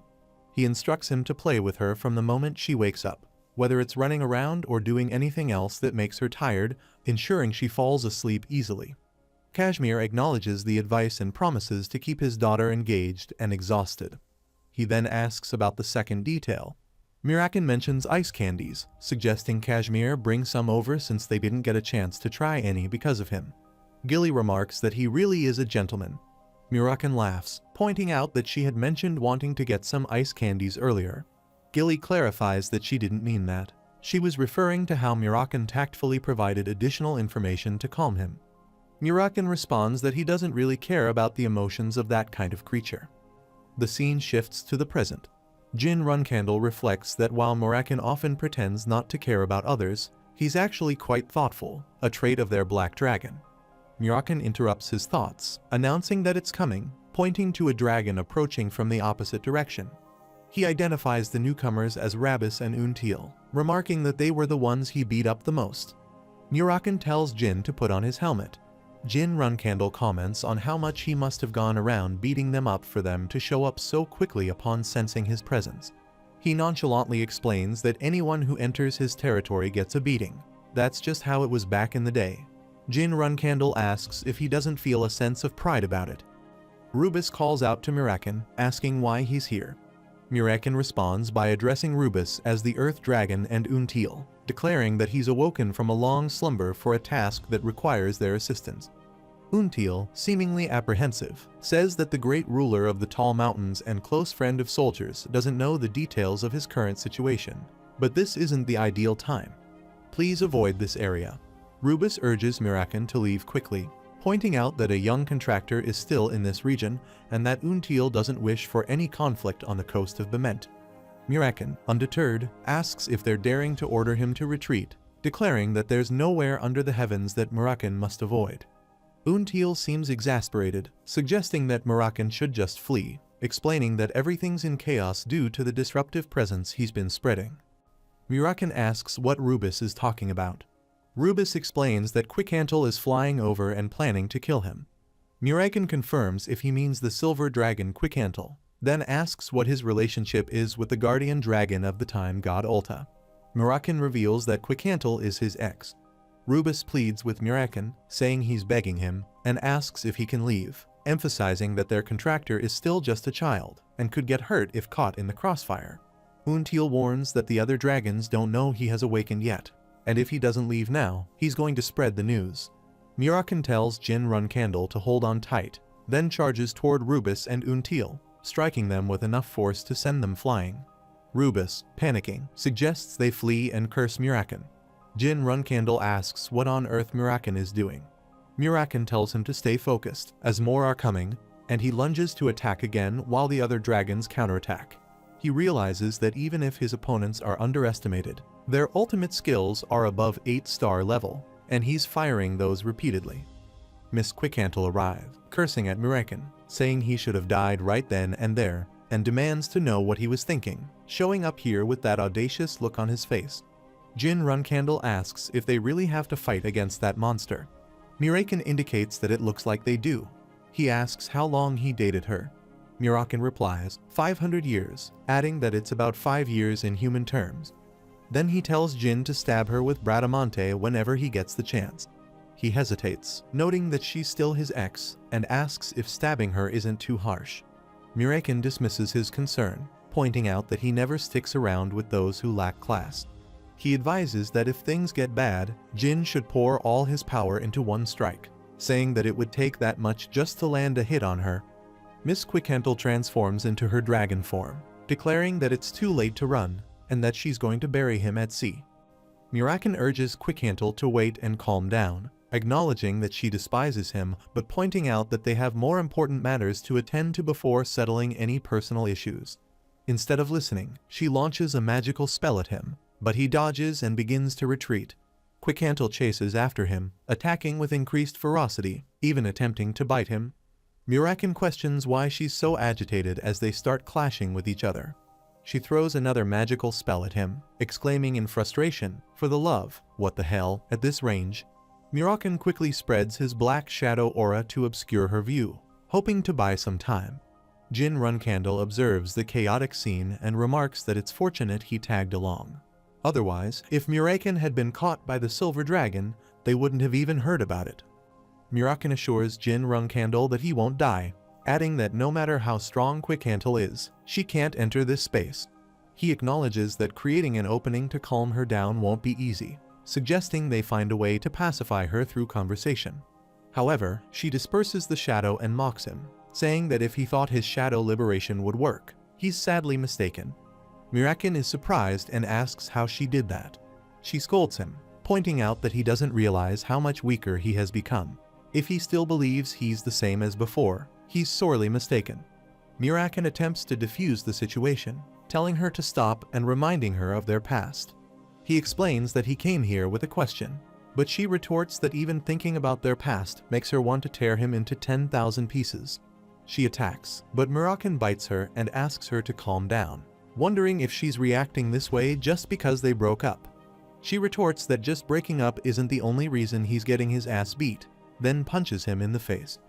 Mirakin signals Jin Runcandle to act. He jumps into action, ready to attack Quickhantle. She is taken aback, exclaiming, "What, a human?" She realizes that her outer hide is hard to pierce, even with Muraken's teeth. This suggests that it will be difficult for Jin Runcandle to cause any significant damage with a single strike. However, he sees a small gap and notices remnants of Muraken's Shadow Kai around the area. Using the power of Shadow Kai liberation, he strikes with his sword, piercing through and stabbing her. She screams in pain as he cuts her arm and wings. Muraken commends him, saying he has used up all his power, but still, good job. Jin Runcandle feels exhausted and wonders if he has just become a dragon slayer out of nowhere. He acknowledges his comment, saying, "Alright, now let's hope she's calmed down a little." Jin Runcandle asks if that was the end of the battle. Muraken responds that it's far from over. Most regular dragons would die from such a blow, but she is different. Dragons that control time are not easily defeated. Jin Runcandle, concerned, asks if they might end up missing before they even find the missing dragon. Jin Runcandle stands on Muraken's hand, observing her. He asks if she's rewinding time. Muraken explains that this is why authority and magic are separate, adding that while it's a powerful ability, it consumes a lot of energy. He advises Jin not to move an inch, just in case. Miss Quickhantle reverts to her human form. Muraken asks if she's calmed down a bit, joking that he didn't know she still had such strong feelings for him to the point where she went crazy. Muraken then asks if they didn't break up on good terms. Miss Quickhantle is indignant, reminding him that he dumped her unilaterally, giving her no room to discuss it. She sarcastically asks if that's what he calls breaking up on good terms.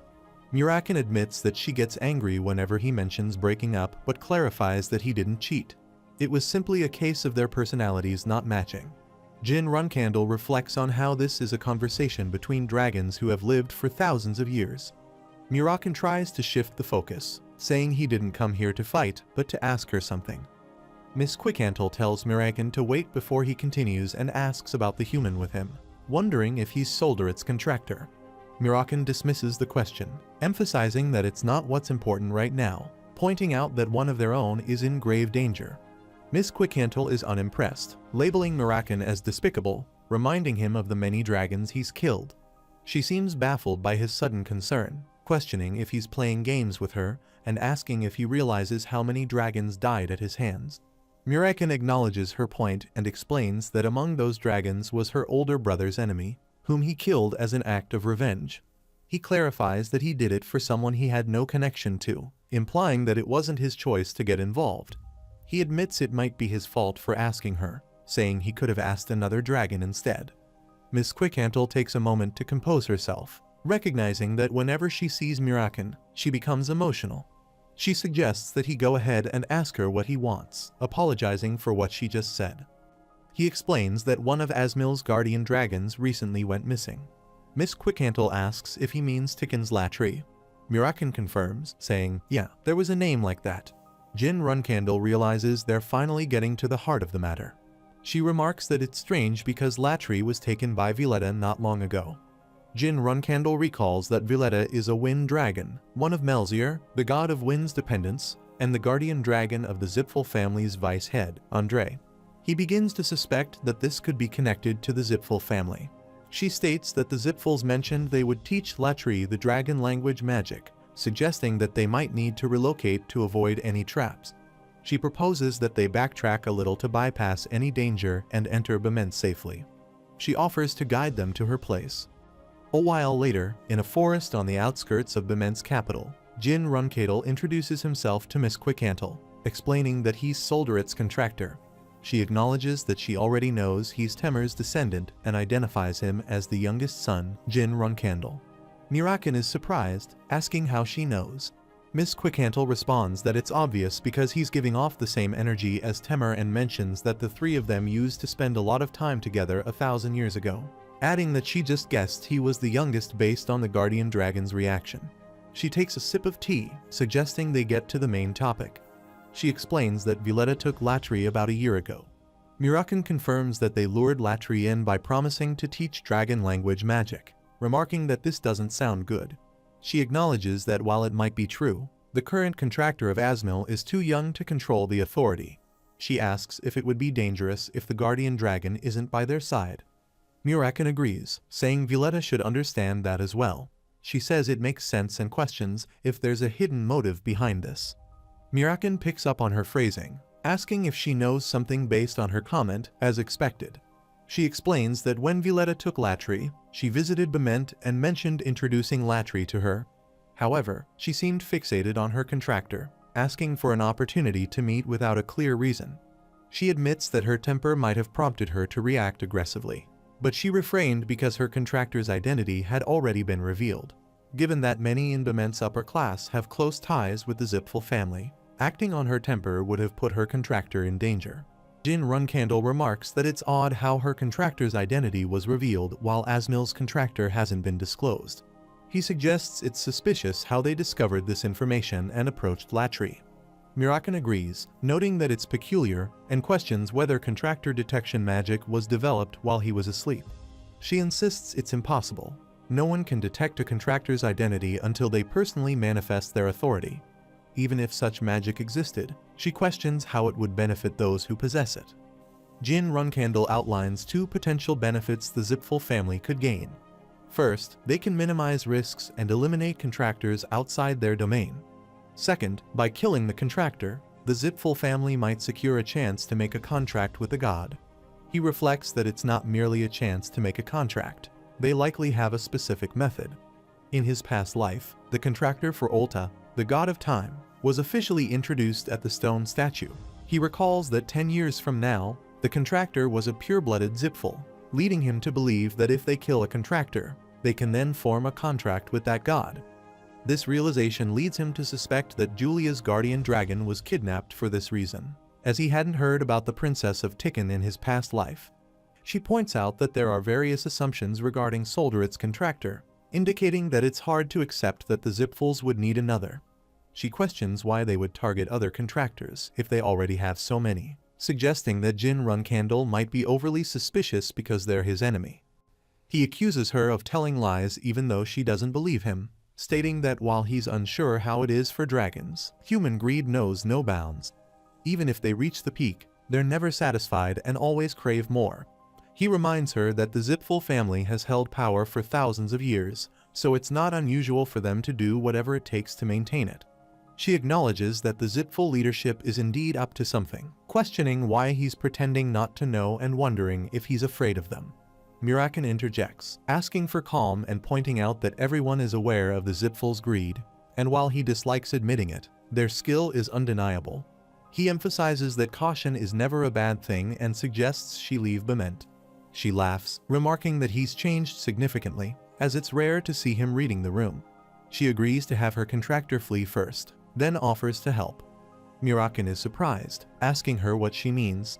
She explains that she needs to confront Violetta to find out the truth, pointing out that if what they say is accurate, the Zipfels are likely looking for an opportunity to strike. She mentions that if she calls, they will probably come running. Miss Quickhantle moves to leave but places a hand on Jin Runcandle's shoulder. She remarks that she feels a sense of duty toward Temur, and seeing one of his descendants reminds her of the old days. She says that even his cockiness resembles him. She then adds that she's going to call Violetta. Just then, Enya arrives, announcing her return. She sees the others and asks who they are. Miss Quickhantle scolds her for coming outside, but then corrects herself, saying this is actually better. She introduces Enya as the contractor of Olta, the god of time, and introduces Jin Runcandle as the contractor Mirakin is protecting. Enya is taken aback and excitedly asks if it's really Jin Runcandle if young Master Jin is standing right in front of her. Jin Runcandle, surprised by the reaction, asks what's going on. Miss Quickhantle covers her face with her hand, explaining that she forgot to mention that Enya has a little bit of a fantasy about him. Enya enthusiastically asks Jin Runcandle for an autograph. Miss Quickhantle asks Enya to maintain her dignity as a contractor. Enya, realizing her mistake, bows an apology, explaining that she lost her composure upon seeing Jin Runcandle in person after only having seen him in newspapers. She then introduces herself, admitting that she's a commoner but attends the academy on a scholarship. Jin Runcandle recalls hearing that Olta places great importance on the contractor's bloodline, wondering if Enya's talents are so exceptional that her status as a commoner didn't matter. He reassures her that there's nothing to be sorry about, acknowledging that he's unsure how to react to her enthusiastic welcome. Enya asks if she can express more excitement, but he quickly declines. Miss Quickhantle shifts the focus, reminding Enya that she had told her not to leave the house earlier. Enya explains that it was a bit lonely at home, so she thought she might feel better by being around Miss Quickhantle. As she was thinking this, she happened to see Jin Runcandle in person, adding that it was really fortunate she came to find Miss Quickhantle. Jin Runcandle reflects on her status as a commoner and an Academy Scholarship student, noting that Biment's nobility must have bullied her extensively without realizing her importance. He finds it unsurprising, considering that's why he never associated with those Academy idiots, as he puts it, those ignoble idiots. Enya asks Jin why he's here. Jin Runcandle reveals that he's here for her, explaining that there's a possibility that someone is targeting her as Ulta's current contractor, and invites her to come with him. He promises to ensure her safety and extends his hand. Enya, astonished, asks if he means to take her with him and becomes visibly excited.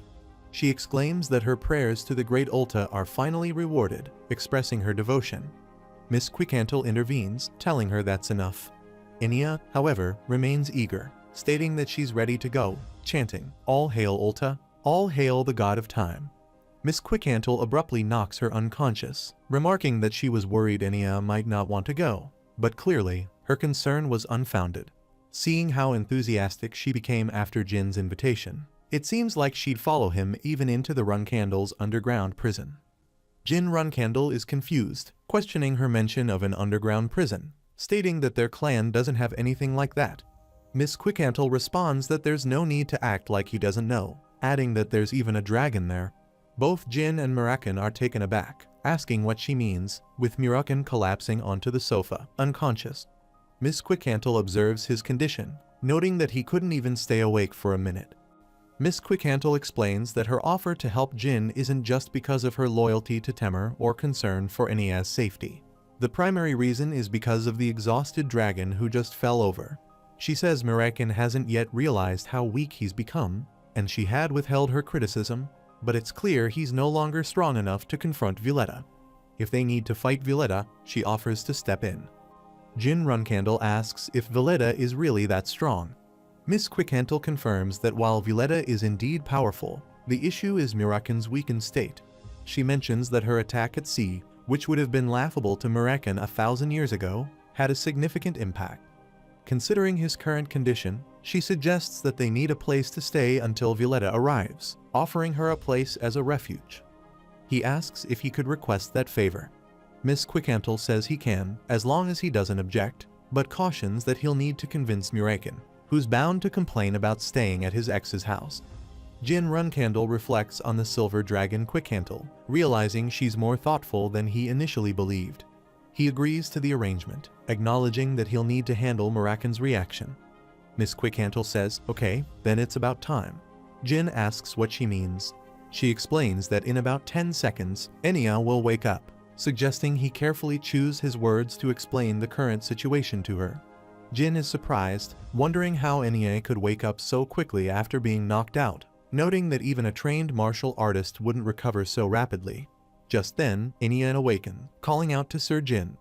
Miss Quickhantle remarks that there's a realm beyond logic or reasoning, indicating that Enya's recovery might be part of it, then leaves the explanation to him. After a while, Enya sits across from Jin Runcandle and asks him to confirm that there's a faction targeting the contractor of Tikkun and that their next target might be her. She then says she believes it because it comes from Sir Jin, remarking that the idea of schemes, adventures involving dragons, and Sir Jin himself sounds somewhat romantic. Jin Runcandle acknowledges her perspective, agreeing that she could see it that way. Enya comments that it's always better to be optimistic and adds that, in any case, she'll need to prepare to move to Tikkun with her family. Enya asks when she should leave. Jin Runcandle suggests the sooner, the better. She responds that she can get ready by tomorrow, mentioning that her family consists of her 7-year-old brother and an old dog named Poofy. Jin says that's manageable, urging her to start packing immediately. Miss Quickhantle advises her to go home and make preparations today, adding that she should leave before it gets too late. As she starts to leave, she says she'll see him tomorrow. Miss Quickhantle mentions that she'll need to make an excuse to the academy, suggesting that she is sick to avoid drawing suspicion. Jin agrees, noting that if they claim she's dropping out, it might provoke further inquiries. Miss Quickhantle concludes that now they just need to focus on dealing with Violetta. Just then, a man wearing a cap calls from outside the room, asking if anyone's inside and mentioning that he's come to ask for some firewood. Miss Quickhantle finds this odd, pointing out that there's plenty of wood around, wondering why someone would come to ask for firewood. Jin Runcandle tells her to wait, asking if she really thinks they've come just for firewood. He then suggests that dragons might not all have such a laid-back attitude. He advises her that the person outside is likely from the Men's Special Forces, then covers his face with a mask. Miss Quickhantle is taken aback, questioning why they would send special forces. Jin explains that it's probably because of Miss Enya, who has likely been monitoring this location, and now they're trying to identify the outsiders that Miss Quickhantle brought over. Jin Runcandle asks about the surveillance, wondering if they have the audacity to keep tabs on him. Miss Quickhantle opens the door, and the cap-wearing man says she's inside. She quickly grabs him by the neck, demanding he state clearly if he's with the Bement Special Forces. He protests, insisting he's not involved in anything like that. She asks who sent him if he's not with the Special Forces. Raz enters the room, explaining that he sent the man and asks Miss Quickhantle to release her grip, warning her that if she kills him, the Special Forces will come rushing in. She lets go, acknowledging that Raz is the boss, and declares that if she must kill someone, it might as well be him. She lunges toward Raz, ready to strike, saying that killing him might be the only thing that can calm her rage. Raz remains calm, asking if that would be enough to settle her anger. Miss Quickhantle wonders if she can blow off some steam, noting that Raz took a hit head-on and seems unaffected, indicating he's not just an ordinary member of Bement's Special Affairs Division. She observes his red mask, which is exclusive to the group leaders within Bement's Special Affairs Division, and the fact that he's a curved sword user. The combination of these traits leads her to conclude that he must be the Emperor's right-hand man, the leader of Group 3 in Bement's Special Affairs Division, codenamed Raz. He's also recognized as a skilled swordsman among the Runcandles. Jin Runcandle considers that Raz is undoubtedly powerful, estimating that he's at least at an 8-star level based on the strength of his energy. He's glad he covered his face with Multa's rune. Miss Quickhantle remarks that Raz is quite good for a human, acknowledging his strength despite her earlier attack. Raz apologizes if he offended Miss Quickhantle, explaining that they had no choice but to confirm the identity of her guests who smuggled themselves into Bement. Now that they have confirmation, he says he's leaving. Miss Quickhantle is not impressed, retorting that he's just saying sorry after rudely intruding into her space, pointing out there's a limit to how arrogant someone can be. Raz casually picks up a box, mentioning that Miss Enya left the house quickly just now. He asks if Miss Quickhantle doesn't find it risky for Enya to be out so late at night alone. He warns her that if she chooses to fight him here, she might have the upper hand. But that could endanger Miss Enya if something were to happen to her during that time. He asks if she still wants to continue, implying that doing so could have severe consequences. Raz concludes that if she chooses not to escalate things, he'll let it go this time. However, he cautions her that the next time, she will have to stake something she treasures dearly, putting everything she's protected at risk. He advises her to prepare to lose everything because of her actions today, then bids her farewell until next time. After a while, Raz walks through the forest, instructing his guard that he's confirmed the appearance of the smugglers. He tells them to go back and find out their identities, adding that for the time being, all observations on the Silver Dragon will be paused. His guard asks if they shouldn't continue monitoring Quickhantle and the smugglers' movements. Raz advises against it, explaining that further provocation could lead to a worse situation, assuring them that he'll take responsibility. He orders them to withdraw. He notices a cut on his hand, which makes him suspect that they're up to something. He cautions that everyone will be in danger, ordering a halt to close range surveillance until there's any unusual activity. His guard acknowledges the command, saying he understands. Meanwhile, Miss Quickhantle slams her fist on the table, cursing at herself for leaving Enya in this wretched town. She acknowledges that if Jin Runcandle and Murakan hadn't arrived, she can only imagine what could have happened. Jin Runcandle suggests they should be grateful they managed to prevent a worse outcome, and proposes making Miss Enya's safety their top priority. Miss Quickhantle agrees, saying they need to make their move the following day. The scene shifts to the next morning, where Jin Runcandle and Miss Quickhandle are standing on a mountaintop, watching ships departing from the coast. Jin remarks that he's relieved to have found a merchant ship heading to Tikkun and reassures her that he paid the captain a significant amount, ensuring Enia's safe passage. He adds that Muraken is acting as her escort, so she doesn't need to worry. Miss Quickhandle retorts that Muraken's involvement concerns her.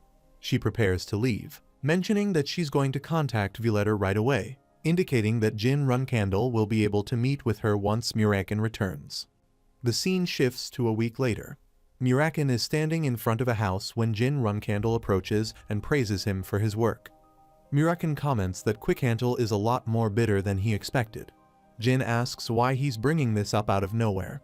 Muraken reveals that this house was built when he and Quickhandle were together in the past, adding that he understands why she's letting them stay here. Jin asks if his cold heart is warming up. Muraken dismisses the idea, saying that reviving old feelings is difficult. However, Muraken reflects that the memories from 1,000 years ago, in a house just like this, remind him of the good times he had with Temur and Quickhandle. He acknowledges that despite everything they did back then, it was always fun. He feels a pang of sadness after recalling those memories. Jin Runcandle notices and asks if something's wrong. Muraken dismisses it, saying it's nothing, that his head just suddenly hurt. Miss Quickhandle appears and mockingly says how pitiful he is, asking if he's already exhausted from a bit of flying. Muraken snaps back, telling her to be quiet, insisting that no matter how weak he's become, he won't get tired from something so trivial. Jin Runcandle urges him to get it together. She informs them that Violetta's response came in, and the meeting is scheduled for tomorrow night on a deserted island off the southern coast of Bement. Jin Runcandle asks what her plan is when she meets Violetta. Miss Quickhandle clarifies that she'll ask about Asmil's guardian dragon, Latri, and if he acts clueless, she'll resort to force. Jin Runcandle finds her approach refreshing, appreciating her straightforwardness. Muraken says that's not bad, but if it were his situation, he'd avoid getting into something tedious like this. He then realizes that since Miss Quickhandle doesn't have Enia with her, she can do whatever she wants, though he quickly changes his mind, saying, "No, don't do anything rash, Muraken." Miss Quickhandle dismisses him, saying she plans to fight alone, implying she doesn't need his help. Muraken retorts that no matter how weak he's become, he doesn't need sympathy from his ex. She insists that it's not sympathy. This is about Enia, and the other side is serious about dragon honor. Miss Quickhandle adds that this means he is definitely coming alone, asking if Muraken really believes she would lose to someone like that, suggesting he just relax. She privately considers that, in reality, they probably won't be coming alone. If they indeed kidnapped Latri and are planning something suspicious with the contract, they will likely arrive fully prepared. She transforms into her dragon form and flies away from the area. After a while, Andre Zippel says that it's an honor to meet the Silver Dragon of Time, Quickhandle, and that he's pleased to make her acquaintance. Violetta acknowledges the presence of the Winged Dragon, the vice head of Zipfel and Melzier's contractor. He introduces himself as Andre Zippel. Miss Quickhandle points out to Violetta that he said he would come by himself.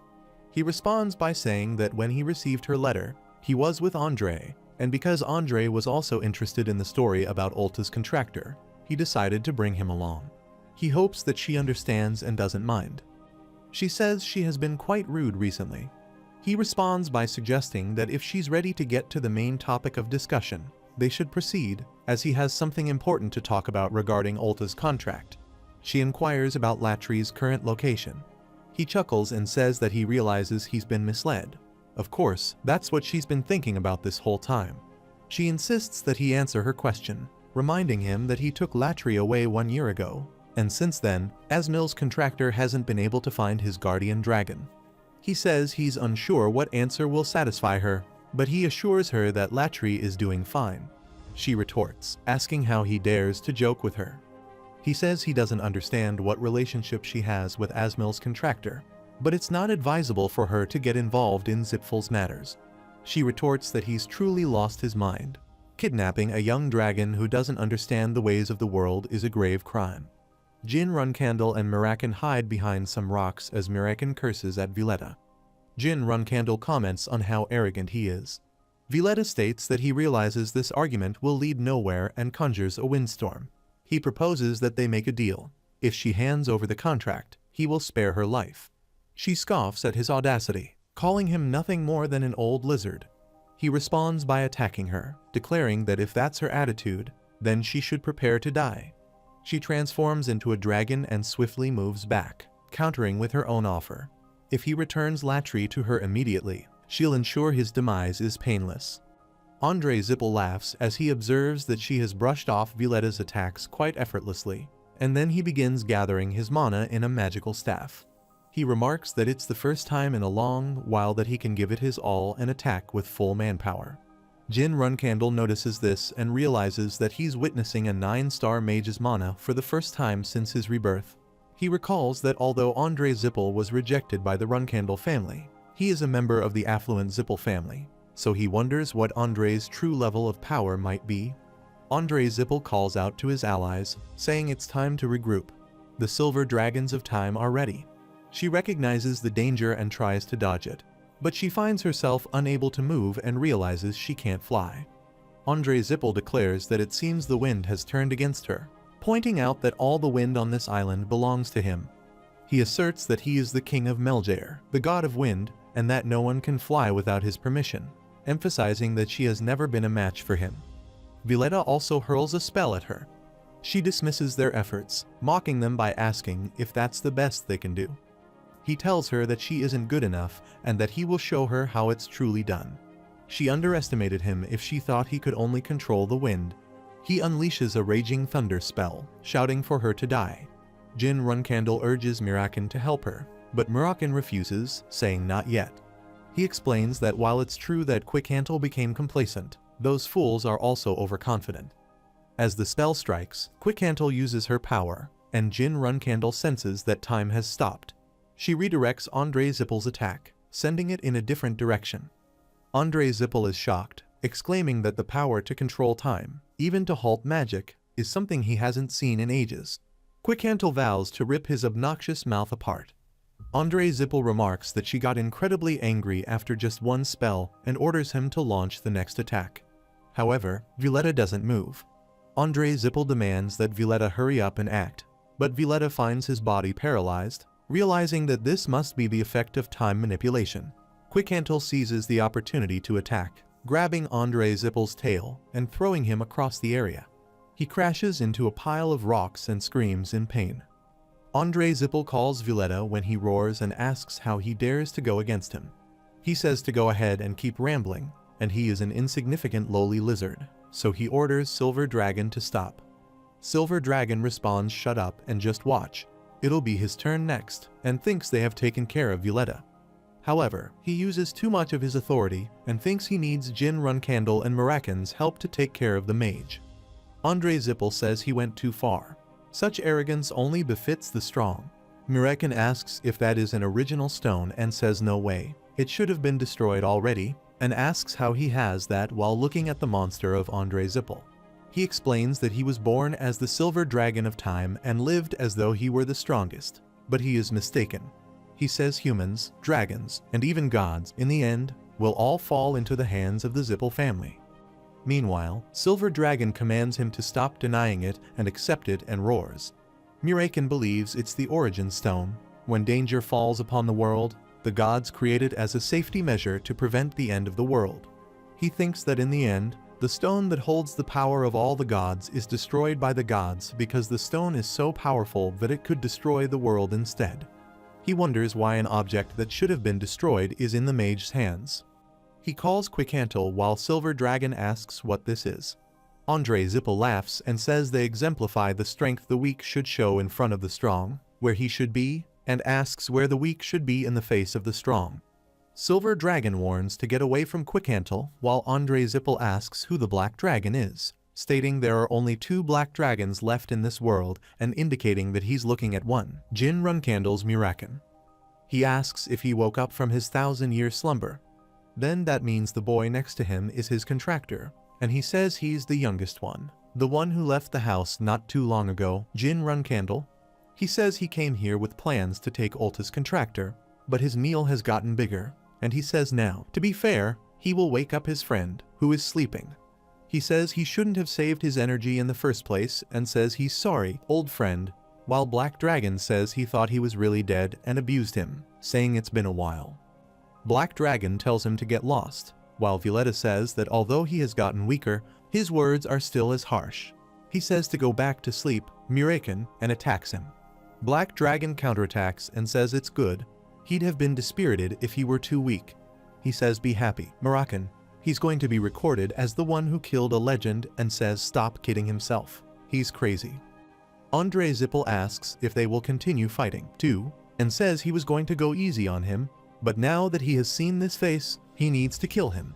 He says that's right, he was also here, Jin Runcandle, and says having a child interfering in this won't change anything, and he attacks Jin Runcandle. Violetta counterattacks and says no, dodge kid. Jin Runcandle grabs her chain and breaks it, and breaks her mirror as well. While she says he hasn't contacted her even once, but it seems like he has a tough situation on his hands, their youngest. Jin Runcandle thinks that with his current strength, it's suicide to intervene in the battle between the dragons, and then he is the person to whom he can lend his strength. Andre Zippel says yes, he is still here and says nothing will change, even if a rookie butts in, just what it is while he looks at Violetta. Jin Runcandle runs to attack him and thinks one more time just like that. He shouts at Andre, who gets scared and says no, move kiddo. Violetta attacks him, pushes him away, and roars at him while he gets ready for a counterattack. Violetta attacks again, but White Whale comes in between and blocks his attack while he recalls her mirror break. She says he hasn't sent even a single letter, but she guesses he has something he can't handle. Andre Zippel looks at her and thinks if she is the White Whale, and she replies she is the Vice Patriarch of Zippel and his Wind Dragon, saying good. That's about the right level to call him over for. She says to the youngest brother that he was somehow holding on for that long against those opponents and asks if he is hurt anywhere. Jin Runcandle says that he was actually almost getting close to his limit and thanks her for coming. She asks Andre Zippel if he is going to continue to act like a mute and says she would like him to explain what sort of business he has with his younger brother. Jin Runcandle thinks that her opponents were the Vice Patriarch of Zippel and the Wind Dragon, who had been resurrected using the artifact imbued with divine powers. He thinks it was an uncertain situation even if his elder sister had come, but now he has started to feel assured and thinks this battle is already over. Andre Zippel says they should stand back while Muraken arrives there and grabs him. He looks at him and recognizes him as Muraken, who says he's sorry because they had complete control over the wind. He hasn't been able to stop them. He says, anyway, he has got a good sister. If she had come even a brief moment later, they would have been done for. Rudd Runcandle says they survived thanks to him and says he certainly didn't expect this to think the White Whale would appear. But with this, one thing has become certain. Andre Zippel says he has broken their oath with Zippel and says Lunar Runcandle, his sibling, used magic and says Zippel will not overlook this easily. She says she sees it but doesn't worry. That truth will never reach his clan. Andre Zippel questions how she dares to act beyond her place, and his monster roars at her. She attacks him and knocks him out. She says all the Zippel she has met were all talk, and it looks like the Vice Patriarch is no different. She asks Violetta if he is going to remain in his true form, and says it's better for him since there are more places to cut. Violetta transforms into a human, and Andre Zippel calls him.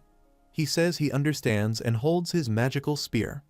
He thinks that power is not magic. It's similar to authority and also bears similarity with the energy of demons, which is why the Wind Dragon is going all out. She says it looks like he needs some time to properly use that artifact. He says, seeing the absolute state of the Vice Patriarch of Zippel and the Wind Dragon to rely on that crude device. He asks if he truly thinks something like that could save him. Violetta says she's an insignificant wench and attacks her, asking what she thinks she knows to run her mouth like that. She counterattacks, and they try to defeat each other while attacking again and again. Violetta gets hurt. She says in the end, this was the limit of his powers and that it looks like he doesn't have anything else to show her, so she'll end this quickly. She uses Runcandle's third final strike, Meteor Shower, to attack him. Zed Runcandle says, in other words, that their clan's swordsmanship is like that of a conqueror, destructive and relentless. Competition attainment, relishment. The mind of Runcandle is imbued within the sword as a whole. He explains that for that reason, the swords of Runcandle have no such thing as sword forms. They are designed only to kill the enemy. He mentions the existence of a secret move and a final move, while Jin Runcandle thinks about the third final move, Meteor Shower, considering it blindingly beautiful and despairingly strong when White Whale attacks Villetta. Villetta asks Andre Zippel if he is alright, and he tells her to come to her senses. Andre Zippel questions if this makes any sense, mentioning that she's not displaying the authority of a god through a contract or using an ancient artifact. He wonders how something like this could be possible with the strength of a mere human. Meanwhile, Villetta says he just needs to survive. If he can survive, there's still a chance to win with the magical Godstone. They'll be able to turn this situation around. He says even if he dies protecting him, he'd just have to bring him back to life with that. He thinks, right, it's not over yet. So long as he has this magical Godstone, he won't die. So long as he has this, he's a god. She says she still has much more to go until she reaches her father's sword while she stands near the broken wing of Villetta. She thinks this much should be good study material, and it'll provoke him as well. He thinks that if she doesn't reach her father's sword, even in the end, the youngest will learn this while a monster appears behind her. She says now this is hurting her pride a bit, and she'll get a bit annoyed if he acts this persistently in front of her brother, and she attacks the monster. Jin Runcandle asks what that is, and Murakan says it's for certain now that Zippel has created a source stone using contractors. He asks what Murakan means by a source stone, and Murakan replies it's like a weapon created for gods to keep each other in check. Thankfully, it looks shoddy at the moment. However, that doesn't change the fact that it's dangerous. Black Dragon says they'll escape this place and tells Murakan to wait. Jin Runcandle suggests they should fight together, as he can't leave an opponent that dangerous to his Nunam alone.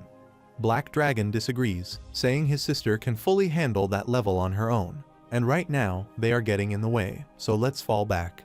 He thinks about forming the contract with a Soldered, and he returns and meets Murakan. He started out with luck and abilities incomparable to others, yet what even he is now. He thinks he has to fall back without even making proper resistance, and at this rate, it'll be the exact same as that time. He thinks not again. He can't feel the powerlessness again. He thinks he must become even stronger and knows he is intrepid, but he's showing this kind of fighting spirit after seeing that. He thinks he's so proud that he wants to bite him to death. He thinks, yes, that's enough. He does not let the fighting spirit burning on his talent go out.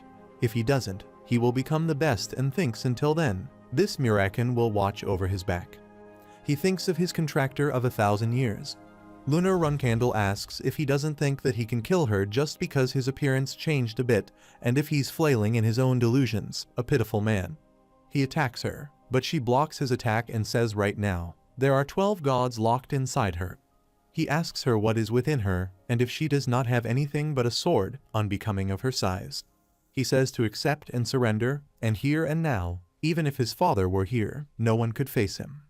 She says for a swordsman, a single sword is enough, and says if he had faced her with the magic he has spent his entire life honing and improving upon, he might have been able to witness at least half of the martial strength she has accumulated. She says she'll show him, as someone sympathetic, what can't be reached with that mere crude object, and what a sword that has been honored and improved to become strong is. Villetta thinks about the red aura and how he has faced countless knights, but never like this and thinks, no, what does that even matter? He thinks right now, he has reached the level of a god. He says fine, come witness this power, and he will make her arrogant wench realize what powerlessness is while she uses the Mind Sword, Blood Moon, to attack him. Lunar Runcandle attacks Villetta so hard that she thinks she's going to get caught up in this, while Jin Runcandle calls her and says to take his hand as she falls down. He thinks that today, the youngest will be the one to save him, and she tries to grab his hand. On the other side, codename Roz comes to Amir Bement, who asks if the island has completely disappeared. Codename Raz says yes, a strange vortex has also swallowed up nearby matter, and a large amount of mana was detected around that area. Although humans also had a part to play in it, what's certain is that it was the Silver Dragon and the Wind Dragon's magic power. Amir Bement asks what he means by Wind Dragon, and he replies that the division suspected that it was Villetta from the Zippel family, and before the incident, it was reported that Villetta had crossed the border. He says it seems like the Wind Dragon has died and asks about the human mana. Did he find out who it was? He says it seems to be the contractors. Amir Bement asks what he means by seems to be contractors, and he replies that they are contractors and their guardian dragons and an ominous energy. He says he thinks it has something to do with the thing that they are creating. Amir Bement asks what about Andre Zippel. He replies they are still looking into it. Amir Bement says recently, many things have been removed from the reports, and he asked if he has yet to determine who Quickantle's guests were. He replies he has no excuse. Amir Bement says, well, there's no helping it. If he can't do it, then who can? He says to make sure he doesn't give away anything to the press. If he can't find Miss Inia by tonight, submit a missing person report. He walks away and says put more people from the Special Affairs Division into the Zippel territory. Make sure they are good, although they are on friendly terms. He says he's making it bigger than they should, and the fact that he's not very patient, and he thinks he knows that very well. Codename Raz replies he will fulfill his expectations, His Majesty the Emperor. After a while, two people sit in a room, and Sir Bishkal asks for pardon, mentioning that they used a devil stone. He says that's right. There was a large fight on the coast of Bement with the Silver and Wind Dragon, and as a result, an island disappeared. He says in place of the island, there is a vortex, so he's certain that a devil stone broke. Buvar Gaston interrupts, asking how they dare destroy his product like that, and he tells them not to use it so carelessly until it is complete. He chews food and throws food at his friend's mouth. He says he can't forgive them and suggests they go and argue with them right now, as those foolish mages don't know the value of that product. Sir Bishkal covers his face from food particles and thinks those stupid Zippel idiots made a mess of things, and thanks to them, he'll have to postpone killing this pig. Buvar Gaston says he knew it. Sir Bishkal's angry too, and he felt a murderous intent just now. Sir Bishkal says that because of this, the leader is extremely angry and wants to reconsider the alliance with the Zippel family. So, for now, ignore communications with them. On the other hand, Lunar Runcandle uses a magical ball to attack him. She says Andre Zippel died, while Kajun says he must have left with Violetta, and he even took the Devil's Stone. She says it must have been one of them. It's either that the Silver Dragon's power was beyond their expectations, or someone else got involved. Kajuna replies, what could it be? The Shadow Dragon was the one that killed the graveyard giant in Kinsella, Misha. If it's her strength, then it makes sense, and she wouldn't be scared of the Devil's Stone. She asks who Misha is, Murakan's sister. He replies that's right. On top of that, Quickantle is Murakan's ex-lover. She is not a complete stranger to Misha. She replies she sees. Then they know what he needs to do next, Kajuna. He asks if he wants him to go and find her and says that's impossible. If the black dragons want to hide, no one can find them. She laughs and says to stop being a baby. Anyway, it's a shame that they lost the Devil's Stone. He replies she's fine even though her younger brother died. She says, of course, she's sad. However, she knew this would happen, and he was so shocked to hear that he visited Chiron's banquet recently without telling her. Kajuna says she's lying. He should tell the maker of the Devil's Stone to make it again. If they don't have that, they can't take over the Runcandle family before Chiron dies, and it's the same for the Black Sea Kings. She says she doesn't think he's the only one who is annoyed by this, and he replies she should stop being a baby. If she wants to take over the world, she needs to do that much, or if she wants to become the god of this world, Kelerk. After a while, Jin Runcandle knocks on the gate of Gilly's house, and she says yes, please wait a moment. She opens the door and asks who is there. He replies that they are back, Gilly, and asks if she could prepare them a meal. He says they couldn't eat anything while they were flying back and mentions that Lady Lunar Runcandle is also here. Murakan calls her strawberry pie. Murakan uses a hand fan to cool Gilly while she says the young master is being expelled. Lady Quinkantella says it seems like his nanny is misunderstanding something. That means she worries a lot about him. He has a good nanny. Jin Runcandle says she's too good for him. Sir Kashmir Alfrian arrives there and says he's back. But who are these people? He says it's a little sudden, but this is his eldest sister, Lunar Runcandle. She says so. He's Sir Kashmir Alfrian, the noble sword, whom she has heard so much about. Jin Runcandle says it's embarrassing to call him the noble sword, and it's an honor for him to be able to serve him. The other person is Miss Inia's guardian dragon, the Silver Dragon, Miss Quickantle. Sir Kashmir Alfrian thinks of another dragon and greets her. He says he's Kashmir Alfrian, the head of the Seven Colors and young Master Jin Runcandle's acquaintance. He thinks he can't make a mistake like last time. Meanwhile, Jin Runcandle apologizes, acknowledging that he did something discourteous without informing him in advance. He responds that it's all right and that they are already in the same boat. Lady Quinkentella inquires about Miss Inia's whereabouts, and Sir Kashmir Alfrian says he was just about to mention it. 3 hours ago, Latri returned. Jin Runcandle asks if it happened today, and he confirms that Latri is currently with his daughter and Miss Inia. However, there's something unusual. Latri doesn't have any memories of the time she was missing. Latri asks if she was kidnapped, to which he denies, and she insists she knows for certain, mentioning Violetta's statement about not teaching her dragon language magic and asking what happened after that. Mirakan mentions that Latri appears to be in too perfect a condition to have been threatened by the Zippel family. Maybe she truly wasn't kidnapped.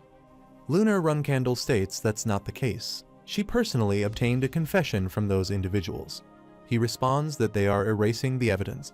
Jin Runcandle inquires about what he means by evidence, and he explains that they are likely erasing everything related to the Devil's Stone, including Latri's memories. He mentions that erasing everything is the Zippel family's specialty when things don't go their way. Sir Kashmir Alfrian asks about the Devil's Stone, and Jin Runcandle explains that it's an artifact in their possession.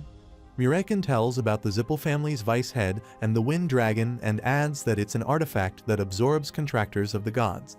He reflects on the lengths they've gone to and questions their motives behind the Devil's Stone. He concludes that there's only one reason why they would create an imitation of an original stone. They want to become gods. He explains that they are attempting to gather all the power of the existing gods and eliminate all those who oppose them, aiming to become the sole god controlling this world. Sir Kashmir Alfrian suggests resting for now and promises to investigate the matter thoroughly with the Seven Colors if she agrees, and he will accompany her to where Miss Inia is. She agrees and states that she will go. He responds all right, this way, and Gilly calls out to Jin Runcandle. He asks if she is feeling better. Gilly confirms, and then she faints again, prompting Mirakan to mention strawberry pie. Later on, Lunar Runcandle sits down and holds a wine bottle. He mentions that after he destroyed the notorious underground gangs Tessing and Tikken, the independent city became more secure. He notes that the Zippel family's vice head and Violetta were also killed, and he achieved all of this within 2 months of becoming a reserve flag bearer. She mentions that he even used magic without official acknowledgement, which could have resulted in his death if caught, and she finds it an incredible feat.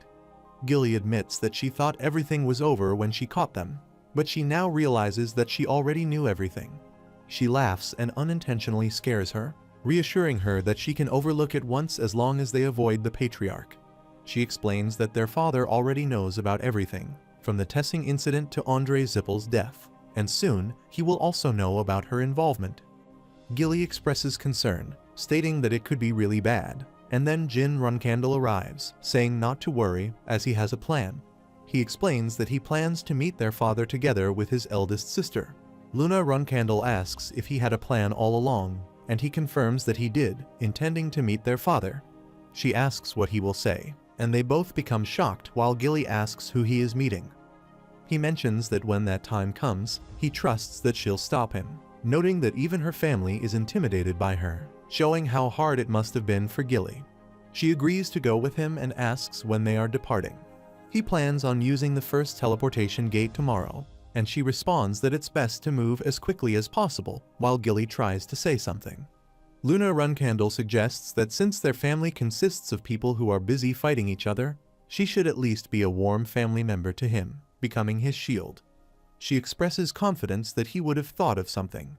He affirms this, saying of course. After a while, a magician arrives and comments on how she brought him with her instead of persuading him. Runcher Runcandle questions if she expects her to believe that.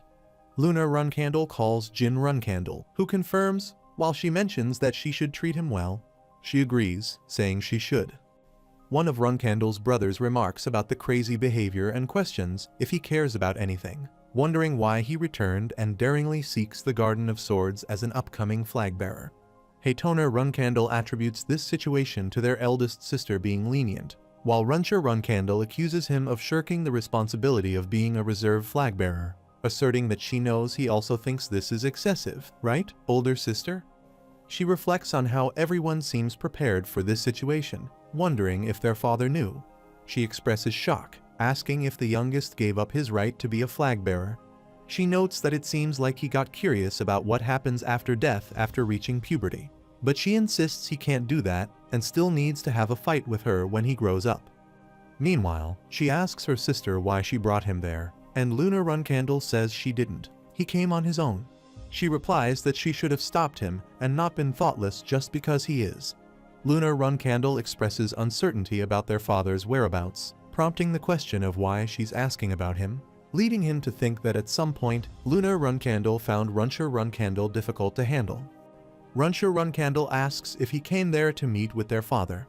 He confirms this, addressing his second eldest sister, while another boy laughs and remarks that he really wants to die, stating that he only survived due to luck and questioning if he thought highly of himself just because he was slightly better than the Tome siblings. Runsher Runcandle takes out her sword and holds it to Luna Runcandle's neck, blocking her way.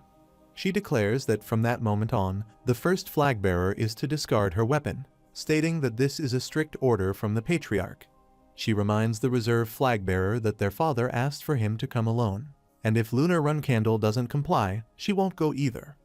She emphasizes that this is her last chance, citing it as an order from the Patriarch, so she must discard her weapon. She warns that resistance will result in her being killed.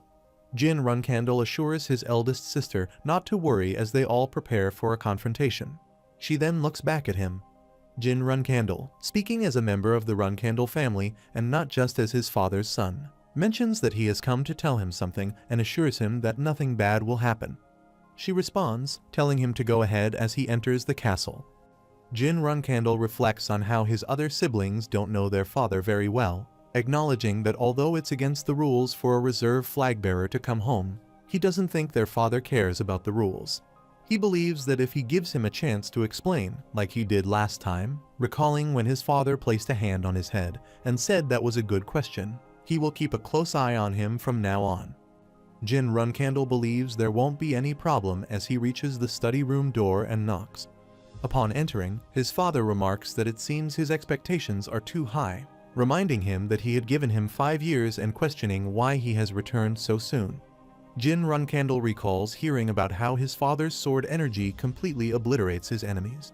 He notes that his father also wields a sword made from aura and might be intentionally demonstrating what will happen if he uses his sword, realizing that his father may not be as powerful as he had thought. His father asserts that he won't ask him twice and inquires about the reason for his son's visit. Jin Runcandle reflects that he can't apologize even if it costs him his life, feeling the need to be confident but not arrogant. He states that he came because he missed him. His father ponders overhearing such sentiments from his children before and considers it not to be a bad thing. His father remarks on how immature Jin Runcandle has become, questioning if he's softened after experiencing the outside world. Jin Runcandle responds that it's not due to exposure to the outside world, but rather because he has always liked him. He wonders if his father perceives his feelings as murderous intent and questions if he said something wrong. His father almost laughs, surprised by Jin Runcandle's words, and tells him to stop talking nonsense and get to the point. He asks what Jin Runcandle has brought. Jin Runcandle explains that Andre Zippel, the vice head of the Zippel family who insulted him during the banquet, has died. His father asks if Jin Runcandle killed him, to which he replies that it was Luna Runcandle, his eldest sister, who did so, but he contributed to the situation. Jin Runcandle then asks if he can report the events that transpired, adding that there are a few more things he wants to discuss if it's acceptable to his father. His father agrees and invites him to take a seat as he descends the stairs. Jin Runcandle's father sits with him and mentions that Jin has done a lot of things from Arkan to Bement in a short time. He asks if that's why Jin came, to inform him about potential internal movements within the Zippel family due to the death of their second-in-command. Jin responds that Andre Zippel wasn't the true second-in-command, acknowledging his eldest sister's strength, but pointing out that Andre, as the vice head of the only family capable of overpowering Runcandle, was lacking. His father agrees, noting that Andre Zippel was indeed just the vice head, not the second-in-command. He mentions that there's someone else in power after Caligarch, but he can't disclose further information about it to him. Meanwhile, Jin Runcandle expresses gratitude for confirming his suspicion, mentioning that his father hasn't been informed of the most crucial fact yet. His father inquires about this fact, and Jin responds that they utilized a peculiar artifact. His father seeks clarification on what he means by an artifact, and Jin confirms that it's the Devil Stone, as referred to by Andre Zippel. Jin explains that based on the information he gathered, it's a replica of the Origin Stone, an object crafted by the gods long ago. His father then asks about the Origin Stone and whether Moroccan has explained it. Jin confirms that he knows about it and also knows that his father can use mana. His father asks if Jin thinks he can conceal this information. Jin acknowledges that he assumed his father would know but didn't realize his father also knew about Moroccan. His father chuckles and mentions that what he said about Moroccan was an educated guess, which he later confirmed independently. He then asks who Butterful Runcandle is and laughs, remarking on how they've reduced the Great Black Dragon to a mere cat, finding amusement in the situation. Continuing, his father acknowledges the significance of the information about the imitation of the Origin Stone that Jin has acquired and suggests that he should also discuss this with Lunar Runcandle. Jin considers the dangerous potential of that power, unsure how far the Zippel family has developed it, and wonders if the rulers of the Black Sea are aware of this. He thinks about visiting the Black Sea to find out more.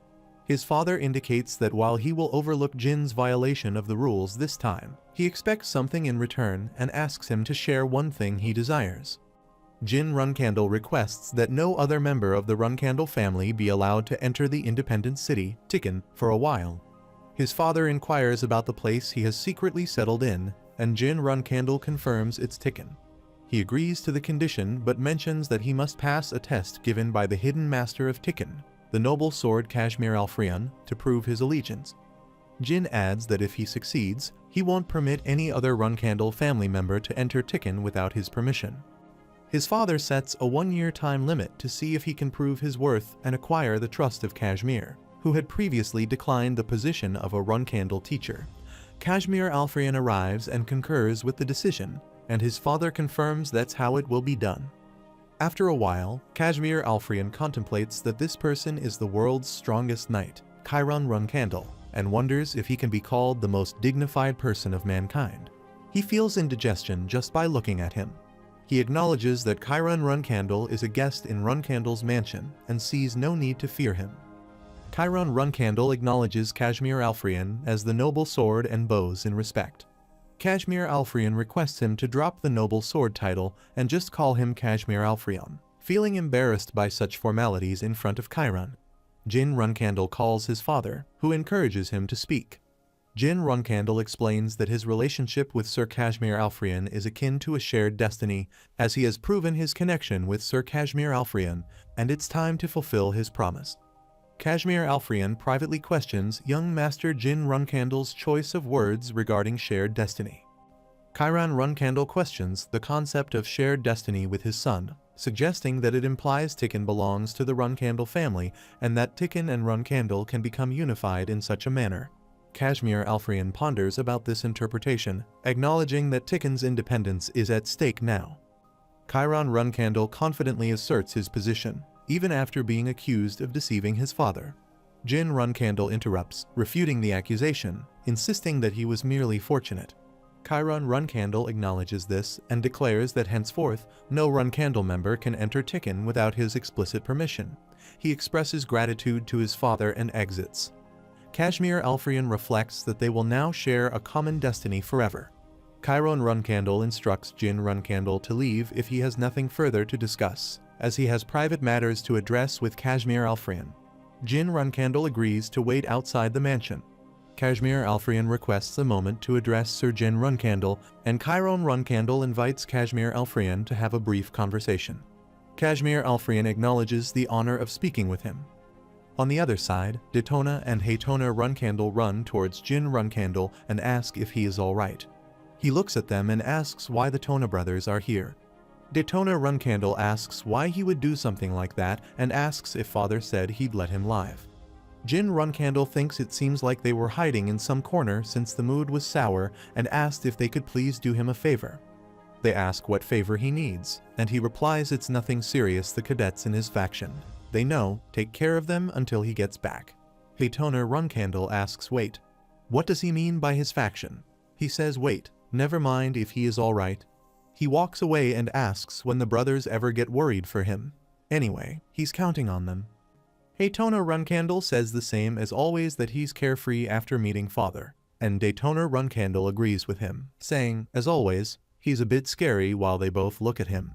Runcandle leaves the palace, where he calls another brother. He says he thinks he needs to head over to father, because he says he has a few questions about that day.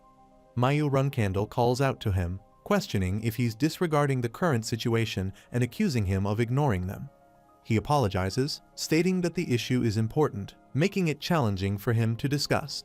Mayu Runcandle demands to know how he can act in such a way. Kashmir Alfrian states that this is where he was, and Jin Runcandle asks if his talk went well. Kashmir Alfrian confirms that, yes, it went well, much to his relief. Mayu Runcandle questions what he is doing, noting that he entered a while ago, and asking how he dares to stand in Runcandle's garden. Runia Runcandle intervenes, instructing them to stop, as it seems like the head has finished what he needs to do. She then puts her sword back, indicating that they no longer need to take things further. Jin Runcandle expresses gratitude, thanking his eldest sister for her hard work and stating that he's always indebted to her. Luna Runcandle reassures him that it's fine and that he just needs to thank her. He replies by thanking her for helping him. Luna Runcandle inquires if he is leaving now, to which he affirms that, yes, he's planning on putting his all into training for a while. She bids him to take care, and he responds by saying that he'll see her again, along with his eldest sister and older brothers. 1 month later, the scene shifts to the underground training hall in Kashmir Alfrian's mansion, where Kashmir Alfrian reflects that in the 30th spar between Jin Runcandle and Alicia Badger, Jin Runcandle suffered his 30th defeat. Jin Runcandle requests one more chance, expressing his desire for a 31st attempt. In the year 1795, at the beginning of August, the Zippel family officially announces the deaths of Anor and Violetta. However, since they didn't disclose the cause of their deaths, numerous rumors began to circulate. There were rumors suggesting they were killed due to internal political strife, while others claimed they died in a conflict with a cold group. Another rumor mentioned their murder as a result of upsetting the Emperor of Bament. However, the most credible rumor was their demise in a confrontation with the Runcandle family. People began to speculate about an impending war between the Zippel family and the Runcandle family, debating whether sword or magic would prevail. The answer to this speculation could be found in which existing neutral powers chose sides and when they did so. Meanwhile, an individual with yellow hair reports that today, the prince from the Shuchern Kingdom and 5 second-grade mercenary groups have requested support and sent gifts. Kashmir Alfrian instructs to return the gifts and accept the requests, also providing a decent sword to the Shuchern Kingdom, and ensuring the prince ascends to the throne later. The person with yellow hair confirms they will send an 8-star guardian knight. Chiron Runcandle remarks that all of this stems from the youngest causing trouble on one of Bament's deserted islands. He criticizes the youngest for already exerting control over the family. He summons Knight Khan, directing him to leave for the Black Sea again. After Knight Khan leaves, if Kashmir Alfrian sends a letter, he is to bring it to Chiron Runcandle without delay. Knight Khan acknowledges his understanding of the instructions. On the other side, Jin Runcandle practices with his sword and thinks that when he swings it for the 10,000th time, it needs to feel like the first, but he still feels lacking. He acknowledges that if it weren't for Sister Luna Runcandle, he would have died there. Reflecting on the 15 years after his regression, he notes that he has reached the 5-star level in both swordsmanship and magic, and he's close to reaching that level in shadow energy as well. However, he believes that thinking about future events, he still needs to become stronger. He believes that within the 5 years his father has given him, he needs to become so strong that he can surpass his other siblings. Kashmir Alfrian intervenes, asking the young master to stop, and advises that if he continues like this every day, even with the gifted physique of the Runcandle family, he'll be left with nothing. Jin Runcandle asks why Miss Inia and Sir Kashmir Alfrian are here. Miss Inia notices that his hands are all ripped and asks what she should do since his blood is dripping. Then she grabs his hand. He acknowledges that he must be impatient. Kashmir Alfrian comments that although there'll be no one at his age who can match him and his future opponents won't be normal either, Jin Runcandle being impatient is the biggest poison. He explains that, in the end, it'll make him backtrack on the path he's walking. Jin Runcandle admits that he's ashamed and knows that too, but it's not easy. Miss Inya uses her healing magic to heal his hands. Kashmir Alfrian reassures him that it's not something to be ashamed of since he's completing an amount of training that no one can do in a day. Rather, it's amazing. He suggests changing his training to something that'll calm him down. Jin Runcandle asks for training that'll calm him down, and Kashmir Alfrian replies that it's sparring with someone much stronger than him. Jin Runcandle asks if Kashmir Alfrian is talking about himself. Kashmir Alfrian responds by asking what Jin Runcandle thinks. Even though he has recently been showing his lacking side, he takes out his sword, breaks a wall, and introduces himself as the Noble Sword. Kashmir Alfrian suggests sparring when Jin Runcandle is able to deflect that, and for now, he should be satisfied with sparring with Tikken's strongest guard. Alicia Badger arrives and mentions that it's been a while since she has seen her husband's sword. Kashmir Alfrian sets a goal of defeating her within 6 months, using all of his skills in swordsmanship, magic, and shadow energy. Julia asks her mother if she is going to fight with brother Jin Runcandle, to which her mother responds that they are not fighting but solidifying their friendship. Julia inquires about what that means and expresses her dislike for fighting. Her mother then asks Julia whom she would cheer for if she and brother Jin Runcandle really needed to fight, and Julia replies that she would cheer for brother Jin Runcandle, of course. Her mother questions what's going on and tells Julia that she needs to be on mommy's side at times like this. Meanwhile, Jin Runcandle reflects that, excluding her physical ability, Alicia Badger doesn't appear that strong. Julia states that her brother Jin Runcandle is weak, and mommy said that she always has to be on the side that's weaker and try harder. Alicia Badger laughs and assures them not to mind, noting that her daughter can't lie. Jin Runcandle responds that it's fine. Alicia Badger then suggests setting their sparring time after she finishes work and dinner every day for 6 months. Jin Runcandle questions what she means by every day and expresses concern that he's taking up too much of her time. Alicia Badger laughs again and reassures him not to worry since it'll go by quickly. 2 days later, the scene shifts to Jin Runcandle and Alicia Badger preparing for their fight. He considers whether she is a skilled fighter. She begins by stating that she has something to say before they start. She used to work for Bament's Special Affairs Division, and in this fight, she won't hold back, so he shouldn't be discouraged even if he loses. Jin Runcandle reflects on the 6-month training period, realizing there was a purpose behind it, and resolves not to be careless. As Alicia Badger rushes to punch him, Jin Runcandle almost smashes into a wall but manages to block her attack. He then transforms into his monstrous form, drawing his sword and launching an attack. But Alicia Badger evades it skillfully. He asks if she needs to call a medic, and she confirms and then punches him, sending him flying through the air. Alicia Badger expresses surprise that she managed to attack twice on the first day, noting that she didn't exert much force in her initial attack. She asks if Jin Runcandle was attempting to weaken the ground before their spar. Jin Runcandle confirms this, saying she realized his tactic toward the end. She inquires about the light during their fight, identifying it as the magic she had never seen before. Jin Runcandle explains it as an ancient spell called a flash veil, which he coated his sword with before they began. However, he acknowledges that such tricks may not be effective. Alicia Badger questions his use of the term tricks, suggesting they are more accurately termed strategies. She reflects that Jin Runcandle's ability to defeat stronger opponents is likely not solely due to luck. He reflects that the opportunity and change were created through detailed calculations and predictions, and he could appreciate it because he used it during a spar. However, if it had been an actual fight, he could vividly imagine the faces of his opponents. This is the first time he has suffered a complete loss in this life, despite using every tactic possible. He wonders if it's because she's from Bament's Special Affairs Division. To defeat her in 6 months, he'll have to go up against her consistently during that time. He finds this prospect exciting while Kashmir Alfrian writes down a letter. 1 month later, on the 22nd of September, 1795, in an unprotected area on the continent's east, known as the Black Sea, Knight Khan defeats a monster. He bows down in front of Chiron Runcandle and introduces himself as Guardian Knight Khan. He presents Kashmir Alfrian's letter, which arrived 10 days ago. Chiron Runkandle takes the letter, opens it, and begins reading it aloud. The letter expresses regret for not being able to adequately convey the writer's deep appreciation and gratitude. It mentions that it's currently night in Tikkun, describing the stars shining brightly in the dark velvet sky, as if they are singing praises of Sir Chiron's greatness. The letter is signed by Kashmir Alfrian, a humble swordsman. Chiron Runkandle comments that he had instructed Kashmir Alfrian to report about the youngest, indicating that he seems to be a very sensitive person.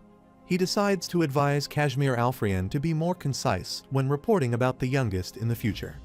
He mentions he has been keeping track of the youngest's progress on the isolated island and notes that the youngest has been consistently defeated by Kashmir Alfrian's wife recently.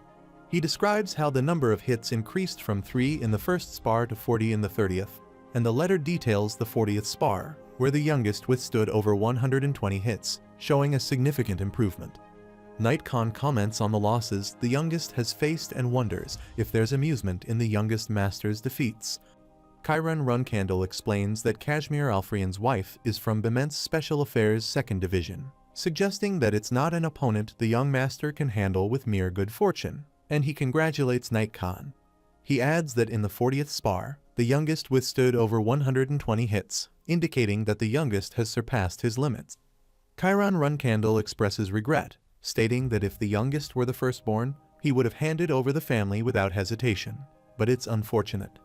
Knight Khan asks why there was no mention of the heir and notes that this is the first time Chiron Runkandle has spoken personally about the heir. He reflects on the times he has observed but never heard specifics about someone, emphasizing that Joshua Runkandle's position is due to Lunar Runkandle stepping down, not a direct appointment by the Patriarch. Knight Khan believes Joshua is still too young and inexperienced for such a role. Chiron Runkandle acknowledges Joshua's exceptional growth, but points out that suitability alone doesn't guarantee confirmation.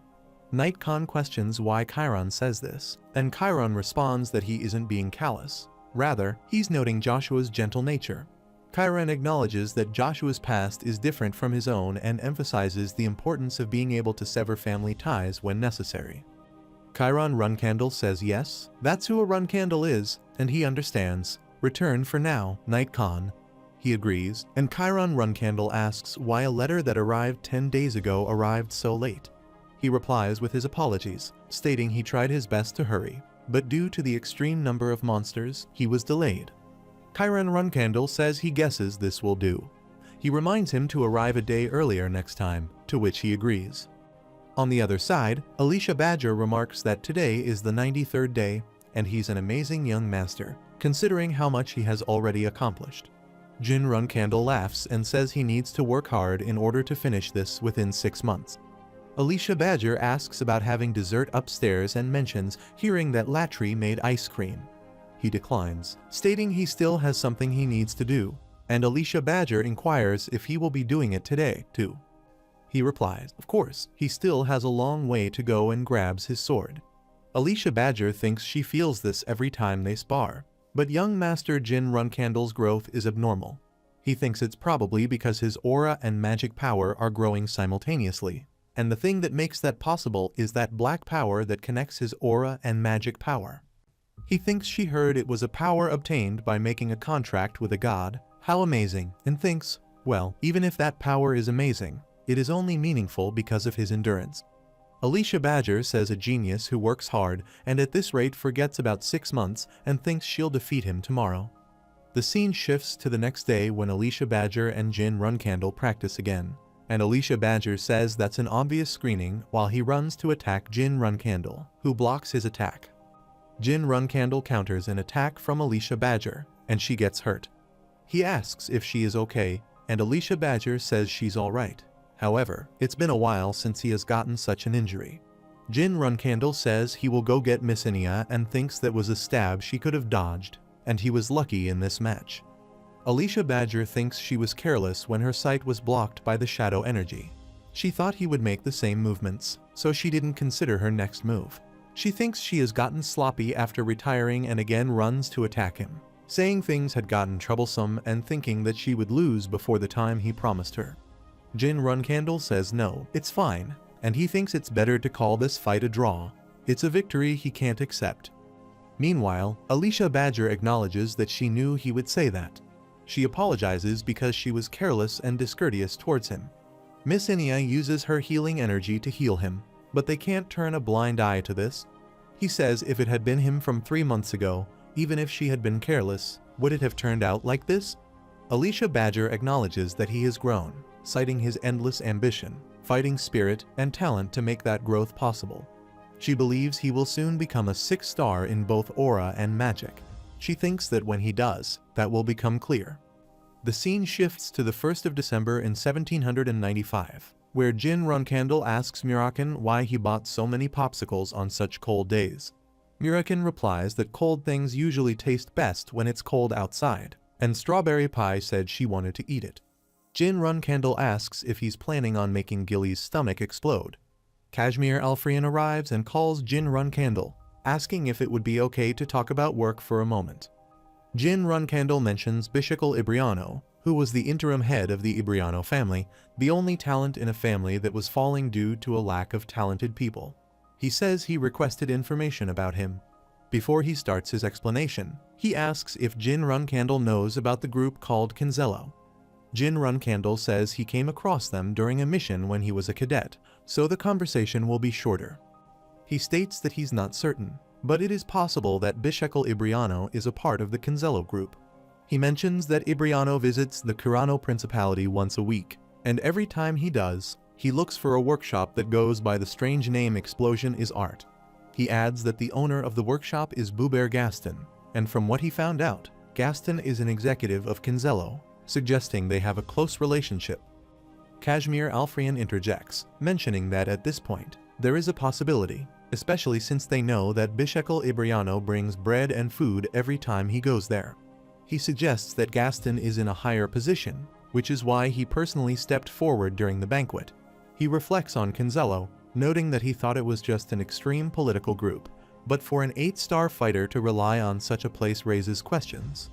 He thinks about what those idiots did in his past life, and he can understand why they couldn't recklessly touch the Runcandle family, the Zippel family, or Bement. Murakin tells the kid to stop because Jin Runcandle is busy, so he should wait a while. However, Julia grabs his hair and calls Jin Runcandle. Julia performs a magic spell, and Murakin creates an ice ball, throwing it at Kashmir Alfrian, who looks behind and asks why she is doing that to Daddy. Jin Runcandle calls Kashmir Alfrian and asks if he still doesn't have information about Spider-Hands Alu. Kashmir Alfrian replies that Alu has more secrets than he originally thought. Although the elite troops of the 7 Colors are trying, there are no traces from before he became the head of Tessing, as if someone purposely erased information about him. Jin Runcandle thinks maybe he shouldn't have killed him and acknowledges that he understands, thanking him for his hard work. Kashmir Alfrian mentions that the informants worked hard and that he will dig further into Kinzello. He added that he would inform him if he gets any further information about Ale. Jin Runcandle expresses his perpetual gratitude and indebtedness to him. Kashmir Alfrian replies that it's nothing, but if he's truly grateful, he should play with Julia. Jin Runcandle acknowledges the suggestion but mentions that it's a little difficult to do that today, as it's almost time for his sparring session, and asks if Kashmir Alfrian will join, too. Kashmir Alfrian responds that it sounds great. He is curious about young Master Jin Runcandle's growth as well. Jin Runcandle assures him that he can look forward to it and mentions that he has recently started to realize something. Alicia Badger asks what he's talking about and questions why he is there. Kashmir Alfrian asks if he is not allowed to come and explains that young Master Jin Runcandle told him to come, so he did. Alicia Badger responds that he's allowed, but she doesn't want him to see her lose. Kashmir Alfrian asks what he said and mentions that young Master Jin Runcandle thinks today will be the last day. Alicia Badger comments that it would be great if he could remember her as a good opponent in the far future. Jin Runcandle asks what she means by a good opponent and states that he will remember her as a good teacher and friend. Kashmir Alfrian ponders what he is saying and thinks it has only been a little over 3 months, but Alicia Badger is already going to lose. Alicia Badger asks if they will then start while Jin Runcandle summons a phoenix there.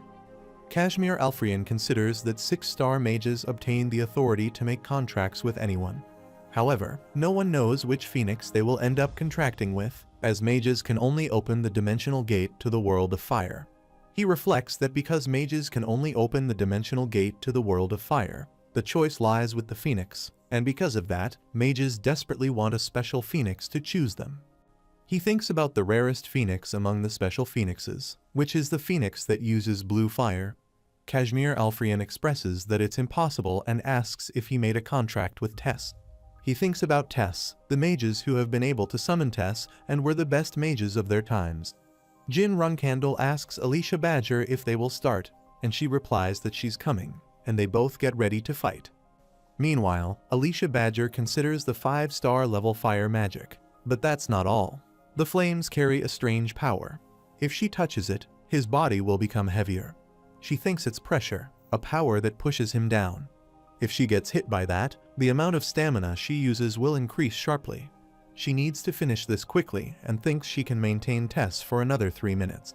She plans to finish it by that time, but Jin Runcandle attacks her. Alicia Badger gets hurt and thinks it's a sword attack, but then realizes it's wind magic. Jin Runcandle thinks that although Alicia Badger uses a variety of movement patterns, they all have one thing in common: dominance. He thinks she wants to dominate her opponent, no matter the situation, and speculates that she's probably trying to regain dominance right now as he looks at her. He decides to use that strike and attacks her, but she escapes from his attack. He uses fire magic on her, but she quickly sidesteps and escapes from that attack. He then holds his sword and runs to attack her. She considers if she should dodge, but then realizes that if she does, she will have to keep defending against young Master Jin Runcandle's attacks, so she decides there's no helping it. Alicia Badger asks if he's trying to show her that he's a magic swordsman, while Jin Runcandle uses his blue mana and attacks him. Alicia Badger exclaims that she finally got him and asks if he's not here, stating that there's no way he could escape her weapon pressure. She realizes he's behind her again as he punches her so hard that she vomits blood. She concedes the match, acknowledging young Master Jin Runcandle's win. Jin Runcandle tells Kazimir Alfrian to call for Messenia and asks him to repeat what he said about a microbe. Murakin confirms that, yes, young Master Jin Runcandle has defeated Alicia Badger in a match. He remarks that he knew Jin Runcandle would be surprised to defeat Alicia Badger, who was from Bement's Special Affairs Division, in just 3 months. Then he corrects himself, saying no, not that. Jin Runcandle summoned what?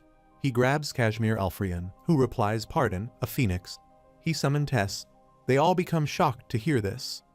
Alicia Badger admits that she went overboard and used an aura shield to win, but it instead became his downfall. She expresses surprise that he would be defeated by an attack from behind twice and asks when he planned that. Jin Runcandle responds that he planned it from the first match, admitting that saying so might make him seem very arrogant as he pours some water over his head. Alicia Badger laughs and agrees that if it's young Master Jin Runcandle, then yes.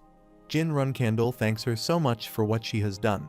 She replies that it was fun for her, too, and asks if he realizes how proud she is. She then questions how he feels about defeating someone from Bement's Special Division before turning 16. Murakin arrives there and calls for Jin Runcandle, who acknowledges that he heard his voice. Murakin instructs him to call Tess right now quickly, and Jin Runcandle summons Phoenix. Miss Quickhantle bows down and greets the Master of the Flame. Murakin acknowledges that it has been a while. Phoenix unexpectedly hits him with his beak at his face, and Murakin interrupts, asking why he did that and reminding Phoenix that he can speak casually as he's a free entity. Phoenix apologizes, saying he's sorry. Jin Runcandle experiences a refreshing feeling while Murakin interrupts, saying he has something to say and that he'll pass on the message word for word, so Jin Runcandle should please stop. Meanwhile, Phoenix hits him, and Quickhantle remains bowing down. Murakin insists seriously that Jin Runcandle should recall this elder quickly. Jin Runcandle agrees, saying okay, sure, and recalls Phoenix back. Murakin questions why he is hitting him seriously. Jin Runcandle calls Phoenix, and Phoenix responds, saying that he would want to know why the Great Murakin is sucking up to a bluebird. He explains that's not the real form of Tess. Its real form can only be seen in the Fire Realm. Jin Runcandle asks what the Fire Realm is and wonders if that is the name of the world where the phoenixes are. He confirms that there is another world, And although this is the first time Jin Runcandle has heard about the Fire Realm, it's not surprising, as it's a term that only the gods and dragons use.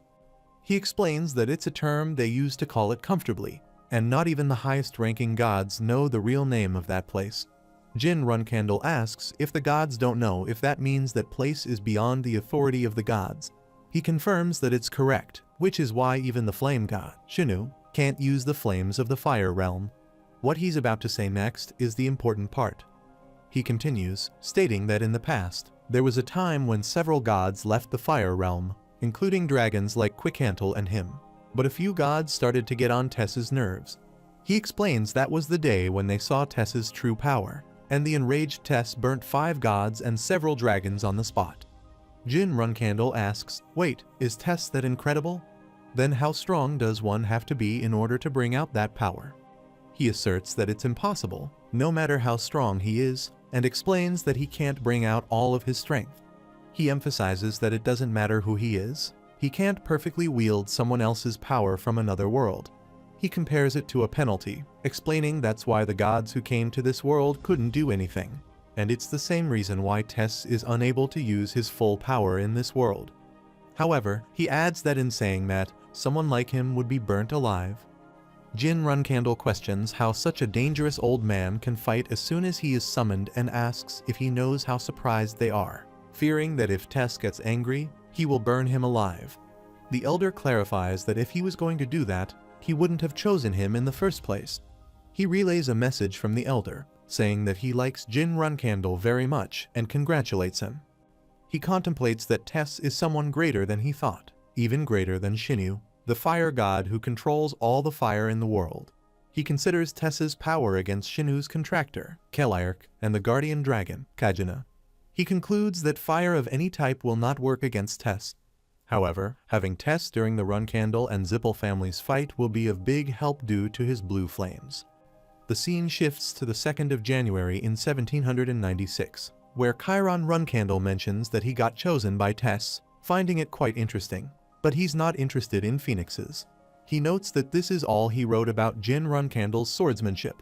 He explains that he allowed him to use magic and shadow energy, but he's a Runcandle. He then calls Knight Khan, who confirms that Run Heron has a grandson. Knight Khan acknowledges that he did receive some information about the Heron family's grandson a couple of days ago. Chiron Runcandle expresses his luck, and Knight Khan agrees, stating that it's about the Cosmos competition request, which is to assassinate a pirate participating in the competition. He notes that on the list of participants, Dante Heron registered with an alias. He recalls that the Cosmos competition is a fighting competition hosted by pirates, and he remembers that 10 years ago, Mary was the runner-up. He mentions that it was young Mrs. first defeat, and 2 months later, she had a rematch and sent the youngest there, too. He acknowledges that there are lots of eyes watching, so he won't be able to use magic and shadow energy. He will have to use his sword to win. He predicts that in a match with a genius who is polishing his swordsmanship, the youngest will realize something, that, as a Runcandle, he needs to prove himself with his sword. After a while, Mirakan arrives and politely asks Jin Runcandle if he may take a look at a paper. Jin Runcandle inquires about the paper's content, and Mirakan explains that it's an application to enter the Cosmos competition. Jin Runcandle expresses surprise, questioning why he suddenly wants to enter a pirate playground. Mirakan responds that it's something he prepared for Jin Runcandle, considering how hard he has been working recently. According to the 7 colors, it seems that Dante Heron from the Heron family is participating in the competition. Mirakan further explains that Dante Heron's grandfather, the current patriarch of the Heron family, Ron Heron, used to be on equal footing with Sir Chiron Runcandle before becoming the head. He adds that Dante Heron is Ron Heron's most treasured grandson and asks if Jin Runcandle isn't curious to find out how strong he is. Jin Runcandle takes a moment to think and then asks if he really needs to participate. Mirakan responds by saying no, young Master Jin, please think about it carefully, as he is the next head of the Heron family, and Jin Runcandle won't get another chance to clash swords with him.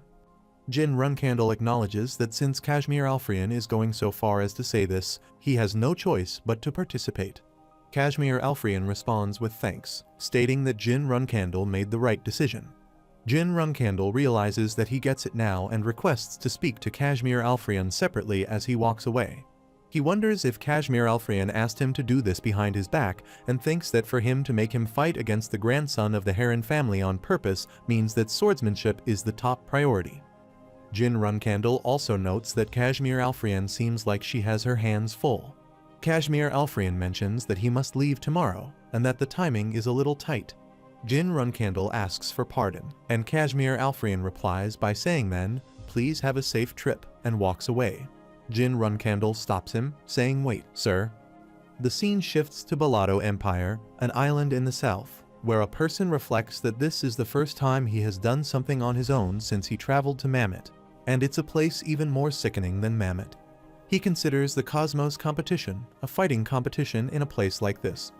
It's a competition where he can kill his opponent, and there are no restrictions on weapons. He can even assassinate or poison his opponent before the match. He wonders if the patriarch there is crazy, too, for allowing a grandchild of the great Heron family to participate in such a competition in such a place.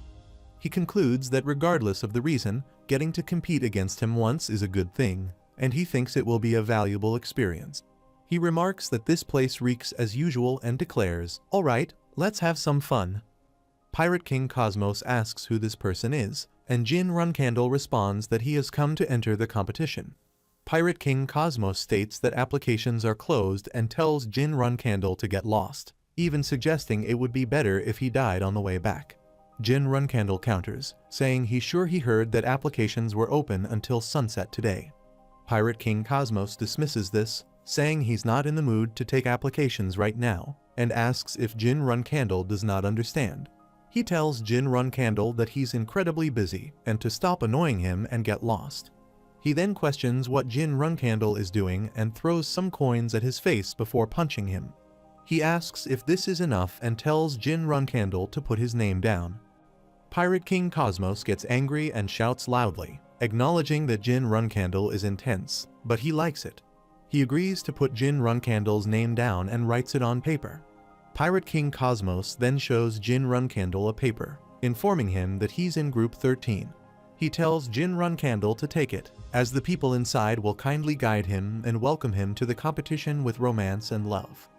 After a while, a person wearing a head cover takes the paper from Jin Runcandle and announces, "Group 13, Jin Gray," confidently suggesting that they pair him with someone decent. If there isn't anyone suitable, then he doesn't care if they feed Jin Gray to the sharks. He comments that this year is full of young guys and mentions another individual, a rascal who beat up the captain. He expresses regret that they are not in the same group, as he wants them to fight each other. However, he wishes Jin Gray good luck and suggests that they might meet in the finals, although he acknowledges that Jin Gray will need a lot of luck.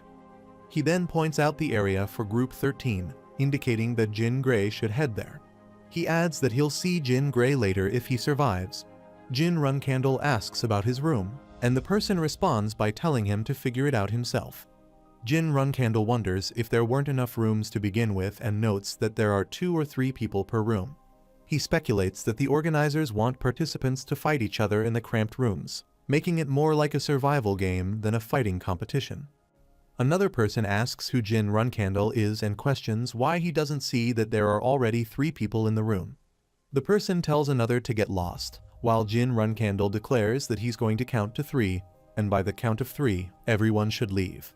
He begins counting, 1, 2, 3, while another person abuses him. Jin Runcandle fights back, and then a person enters the room. Jin Runcandle grabs his sword and asks who wants to stay with him.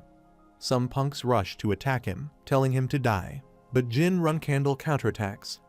He remarks that even though this place is a lawless zone, it doesn't compare to Mammoth, and for the time being, he won't be sleeping. The person with the head cover arrives again and expresses annoyance, asking if Jin Runcandle plans on killing everyone before the match starts. Jin Runcandle responds by saying that this was just the event before the main course. The person with the head cover replies that he thought Jin Runcandle was just an arrogant idiot, but as the captain said, he's an intense guy.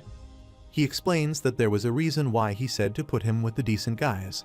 He mentions that groups 1 and 2 will start their matches soon, and he will be fighting some of those guys later, so Jin Runcandle can go and watch the matches if he wants. He invites Jin Runcandle to come with him, offering to personally escort him. He adds that wielding a sword around in the spectators' stand is forbidden, so Jin Runcandle should just sit and watch comfortably. Jin Runcandle thinks this is great and observes that many people have come to watch. He doesn't think there will be anyone here who will recognize his face, but he realizes he should have paid more attention to his disguise. He asks if the person heard the rumors about half the guys in Group 13 getting knocked out and questions if he put a bet on one of them. He then asks who did that. The person clarified that besides that incident, among the participants in the competition, he heard that there was a reserve flag bearer from the Runcandle family.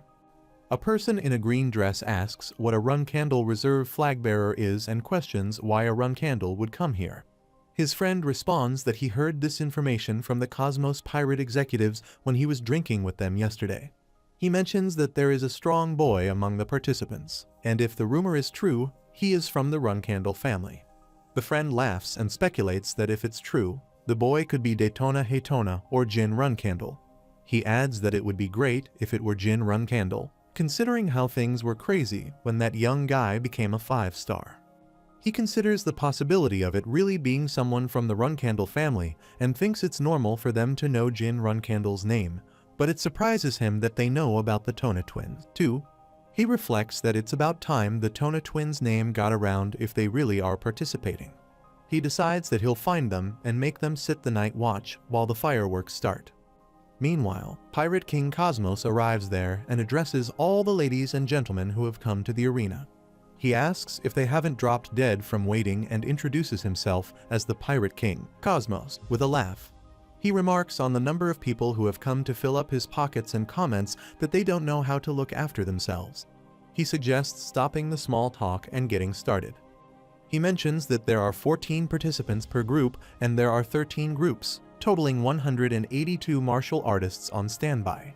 He announces that the main character of the first match was in the octafinals and introduces the cute fighter from the Shark Pirates, Mentes, as his opponent, someone participating for the first time this year, and questions what's behind his pretty face and introduces the boy swordsman, Paul Mick.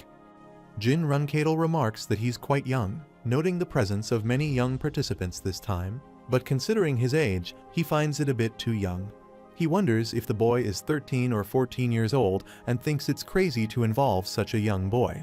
Suddenly, a person with a face scar mentions another participant, not the boy, but an idiot who beat up the captain. As a person arrives, they announce that the battle will start. Paul Mick swiftly attacks another person and cuts his neck. Pirate King Cosmos questions what just happened and if anyone saw it clearly, expressing annoyance at the shark idiots. Another person remarks that the head just fell off, finding it nonsensical. Meanwhile, Jin Runcandle observes that Dante Heron was beheaded in an instant with sword energy. Veridin Zippel declares that the match ended abruptly, announcing Paul Mick as the winner. He expresses excitement, calling it a real fight and placing all his bets on Paul Mick. He cheers for Paul Mick, emphasizing his support for Dante Heron. Jin Runcandle wonders why Veridin Zippel is present, hearing people shout for Paul Mick. One person expresses their intent to bet as well, while another encourages betting on Paul Mick. Veridin Zippel asks if they can't see that Paul Mick is the future, urging everyone to bet everything, even their life savings, on him. Jin Runcandle considers whether Veridin Zippel is also on a mission, but he seems too engrossed at the moment to be on official business. If he were caught, it would lead to significant trouble, so he decides to pretend as well. Veridin Zippel notices Jin Runcandle and greets him, mentioning that it's been a long time. Paul Mick looks at them and recognizes Veridin Zippel, recalling their encounter at the Zippel family's banquet. He's surprised to see such an open greeting in an unfamiliar place. Paul Mick also extends his hand and expresses his pleasure in seeing Veridin Zippel. Pirate King Cosmos approaches him and suggests listening to the winner before starting the next match. He asks Paul Mick how he feels about the victory. Paul Mick responds that he's glad to have eliminated one of the world's evils and jokes that he hopes the defeated opponent doesn't reincarnate as a pirate in his next life. Pirate King Cosmos chuckles and places a hand on Paul Mick's shoulder, remarking that becoming a pirate isn't advisable for children. However, he jokes that saying such things might upset the pirates present. He laughs and adds that all the pirates would be pleased to hear Paul Mick's words. Pirate King Cosmos then announces the start of the next match and calls for the participants to come forward. Jin Runcandle observes the matches that occur afterward, but no one catches his eye except for Paul Mick. He is convinced that Paul Mick is Dante Heron. He acknowledges that Paul Mick appears young, but his swordsmanship suggests otherwise. The most plausible explanation is that he's a Heron. Jin Runcandle believes that winning will require using magic and shadow energy. Relying solely on swordsmanship won't suffice. He concludes that it's premature to make a judgment and looks at a magical stone. He notes that starting from tomorrow, some groups will finish their matches, meaning he has 4 days until his turn. Until then, he must survive the nights here. Sir Elder sits in his room and remarks that he didn't give it to him for him to play around with like that. It's an item that the Sea Young Patriarch will use when he absolutely needs to. He asks to please keep it in a safe place. On the other side, Veridin Zippel stands near him, waving his chain, and apologizes, saying he feels much lighter with it in his hands. He then asks if that is why he was called over. Sir Elder explains that every year around this time, a martial arts competition opens on one of the northern islands of the Bellahue archipelago, known as the Cosmos Competitive Arena. He asks if perhaps he knows about the Cosmos Competitive Arena. Veridin Zippel replies that it's his first time hearing about it and questions how he would know about such a martial arts competition held by a pirate. He laughs, feigning ignorance, and wonders where he disappears every year around this time. Sir Elder mentions Dante Heron, the future patriarch of the Heron family, who attended last year's banquet and is participating again this time. He encourages them to take advantage of the opportunity to witness it firsthand. He emphasizes the level of the man he must overcome one day. On the other hand, Veridin Zippel arrives because he has heard something like that. He comments that it's great that he can make some side money as well, but wonders why there wasn't a single fun match for 2 whole days. He acknowledges it was great seeing Dante Heron's skills, but finds the rest to be so-so. He expresses his disappointment in this year's competition, wondering where all the pretty good ones went. He looks at a list of candidates' names and sees Jin Gray's name. He asks who Jin Gray is and ponders if this is actually Jin himself, realizing he didn't come just to watch. He finds this situation already so exciting. After a while, Jin Runcandle observes that the surviving participants number 147, with 35 already dead, as he sits down, exhausted from the fight. He notes that only 5 died during their matches, with the rest dying outside of the arena. He anticipates competitors from other groups bursting in soon, making it impossible to let his guard down even a little. He contemplates the consequences of falling asleep, recalling his no-sleep training during his cadet years. However, holding out for 3 days in this barren place without hiding their presence is a new challenge. He surmises that they must be quite confident in their skills. Meanwhile, Paul Mick interrupts, acknowledging that it's rude to say this in their first meeting, but asking for a moment to speak. Jin Runcandle thinks about Paul Mick, or rather, Dante Heron, while Paul Mick requests a moment to sleep and promises to stand guard the next day so Jin Runcandle can rest. Jin Runcandle asks what all this is about, suddenly coming out of nowhere. The person replied that he had been watching since yesterday, and it seemed like Jin Runcandle was at least a true martial artist, so please let him sleep. Jin Runcandle says he can't even do the Heron no-sleep training as he falls to the floor and falls asleep. Jin Runcandle thinks about the overwhelming smell of blood and how he's been pestered by quite a number of people. Meanwhile, an old man arrives outside and whispers to wait. He'll signal, so he's arrived, but Jin Runcandle catches him and attacks him with his sword. Jin Runcandle asks if he didn't hear the rumors and says anyone who comes to this room ends up dead. A masked man says to wait. He knows Jin Gray has killed each and every one of the group's 13 guys, but they didn't come here to strike him. They came here for a different reason. He states that if Jin Runcandle hands over Paul Mick, who just went inside, he will throw an arrow at him, but Jin Runcandle blocks his attack. He grabs the arrow, looks at it, and asks if it is poison. Regardless of the situation, doing all this to a child is unacceptable. He doesn't know who's behind all this, but wonders if he can handle it. Jin Runcandle mentions the scoundrels chasing after him, stating they were underlings of the pirate One-Eyed Joe. He explains that the last guy spilled it before dying. They were planning to swindle some cash by kidnapping a Runcandle. Paul Mick thanks him for protecting him, someone without any relation to him, and expresses surprise at Jin Runcandle's situation, wondering how he got mistaken for those uncouth and ignorant individuals. He asks where Jin Runcandle was during all this. Jin Runcandle says he should explain since he's indebted to him. He clarifies that he's nobility like they were targeting, although not a Runcandle. They should think of him as Bement nobility. He apologizes for not being able to provide detailed information. Paul Mick expresses his gratitude, stating that he owes Jin Runcandle his life and asks how he can repay this debt, suggesting an eye for an eye, a life for a life. He promises that from this point on, whenever Jin Runcandle is in danger, he will also protect him with his life, regardless of the situation, and vows this in his honor. Jin Runcandle responds by saying that Paul Mick should figure that out on his own. He needs to sleep first, so please wake him up before the Group 13 matches. Jin Runcandle notes that Paul Mick's current protection is unrelated to the vow he made, so there's no need to worry. He thinks that although Paul Mick seems cold on the outside, he's a man who fought for him, someone he just met but who already seems like a good friend. Another person arrives to attack Jin Runcandle, but Paul Mick counterattacks and knocks him out.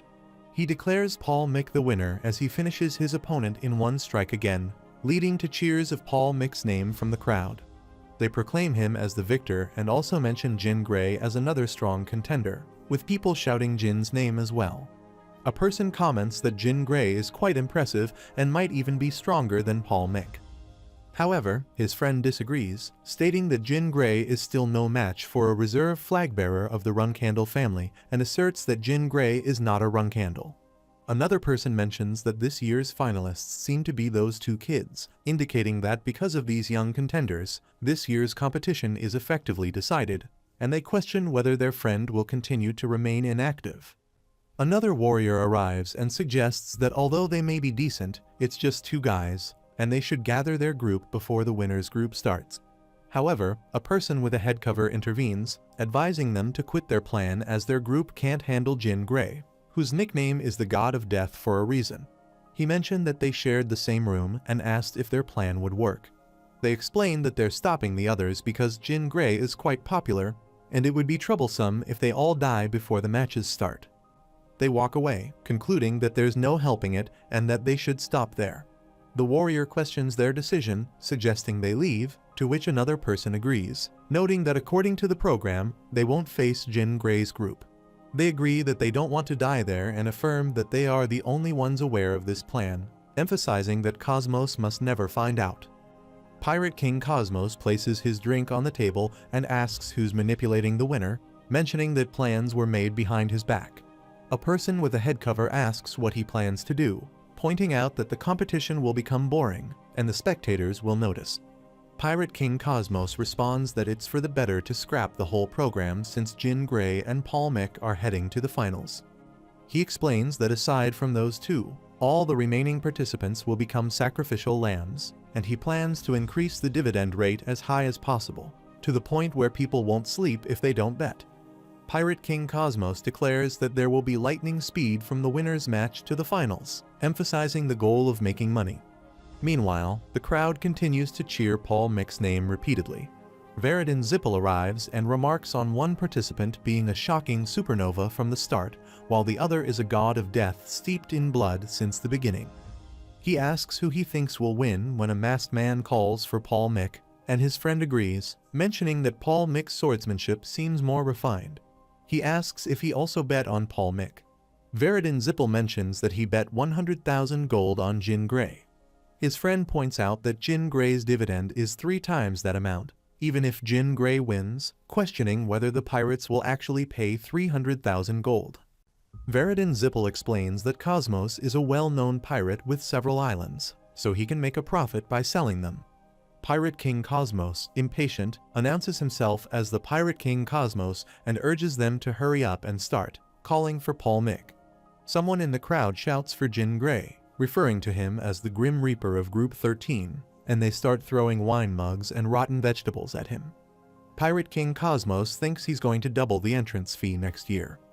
He suggests skipping the lengthy talks and calling out for them loudly. Paul Mick enters the battlefield in response to the call. He further announces that Paul Mick's opponent is the unknown young swordsman from Group 13, Jin Gray, who also joins the battlefield. He expresses his belief in Jin Gray and puts all his faith in him. Veridin Zippel encourages Jin Gray, saying let's go, while Jin Gray wonders why he keeps telling him to do so. Pirate King Cosmos declares that there's no need to wait any longer and starts the match. Paul Mick pledges to fight properly, and Jin Gray also draws his magical sword, inviting Paul Mick to attack as much as he wants. They both start fighting and rush to attack each other. Jin Gray and Paul Mick are attacking each other, trying to defeat their opponent.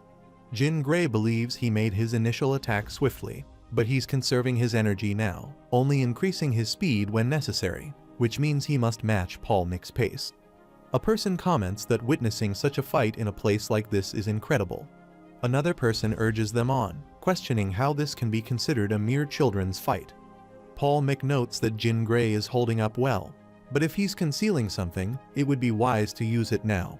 Jin Gray decides to increase his speed and launches an attack, but Paul Mick manages to evade it.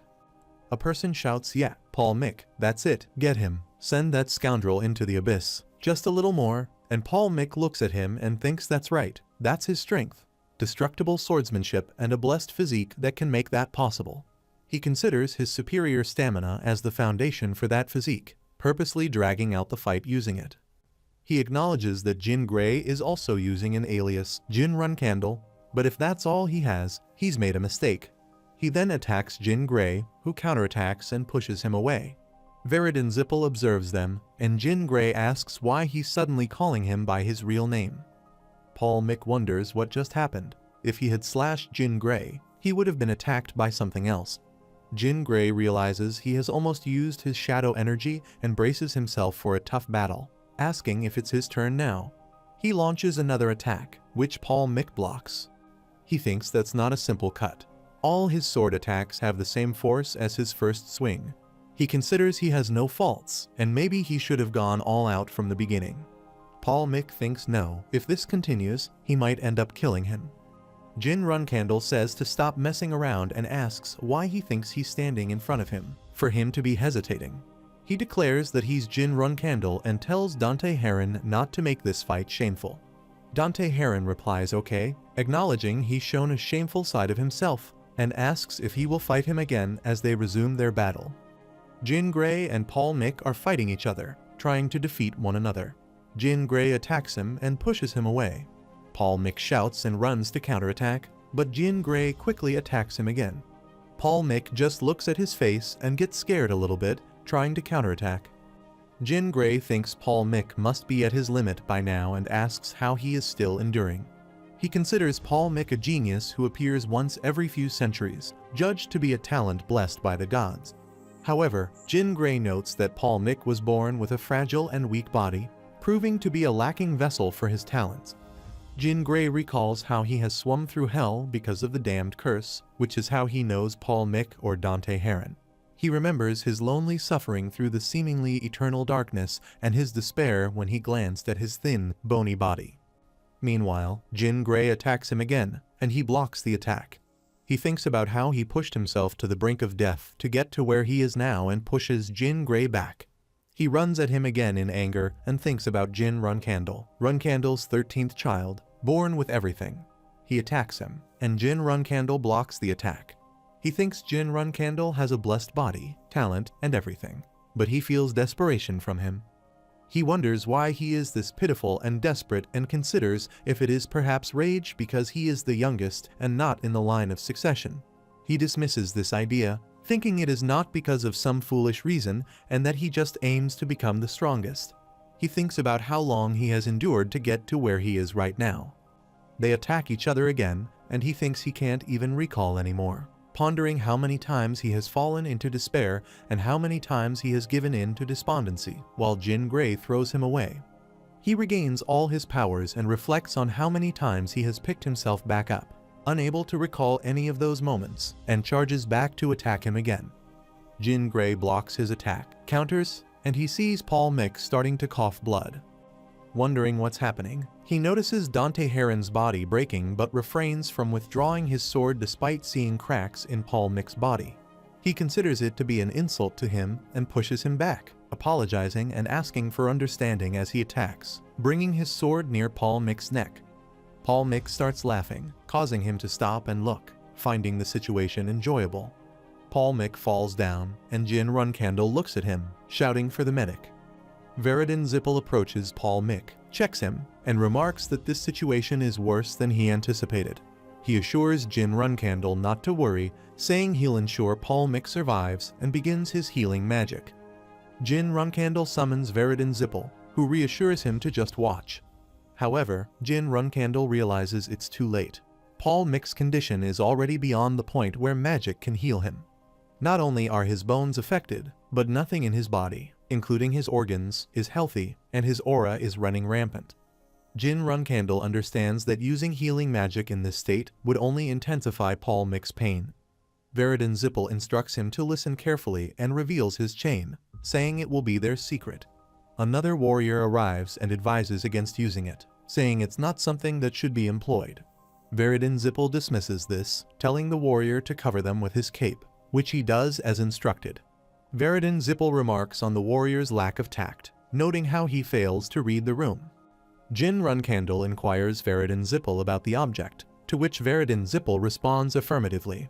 He explains that it's something gifted to him by his clan relatively recently and asks if Jin Runcandle happens to know about the blood of Numerus. Jin Runcandle recalls that Numerus was the god of hope just before the founding of the holy state Venkella and was believed to have been wiped out in a particular event. He reflects on how Numerus left behind teardrops and 100 drops of blood as they were annihilated, with the tears allegedly reviving the dead and the blood instantly healing any diseases or injuries. He notes that at the time, it became of great interest to the public and was an object that no one even dared to price. He reflects on how major factions like Zippel once desperately searched for these artifacts, which now had become the legacies of a god, passed down only through legends. He mentions that he's going to use one of these artifacts now on Dante Heron, wondering about the reasons behind it and questioning if Zippel and Heron don't have a good relationship. He ponders why Zippel would go to such lengths for him. Meanwhile, Veridin Zippel retrieves a pill, asking if Dante Heron would understand him, and places the pill in Dante Heron's mouth. He comments that losing an equal is as sorrowful as losing a friend. As Dante Heron swallows the pill, his body begins to heal, emitting a bright light. He regains consciousness, coughs, and opens his eyes. Veridin Zippel expresses happiness at seeing him, while Dante Heron inquires about the situation, asking Veridin Zippel what he's doing there. Jin Runcandle reflects on how the blood of Numerus instantly revived Dante Heron, who was nearly dead, and considers that Veridin Zippel is using such a powerful tool for that purpose alone. Veridin Zippel mentions that the cost of using the blood of Numerus is immense, which he is aware of, tapping his head. Dante Heron asks about Numerus and how he could repay such a favor. Jin Runcandle thinks this is more in line with what Veridin Zippel might demand. Veridin Zippel then states that, first of all, Jin Runcandle will buy a hearty round of drinks after they finish everything.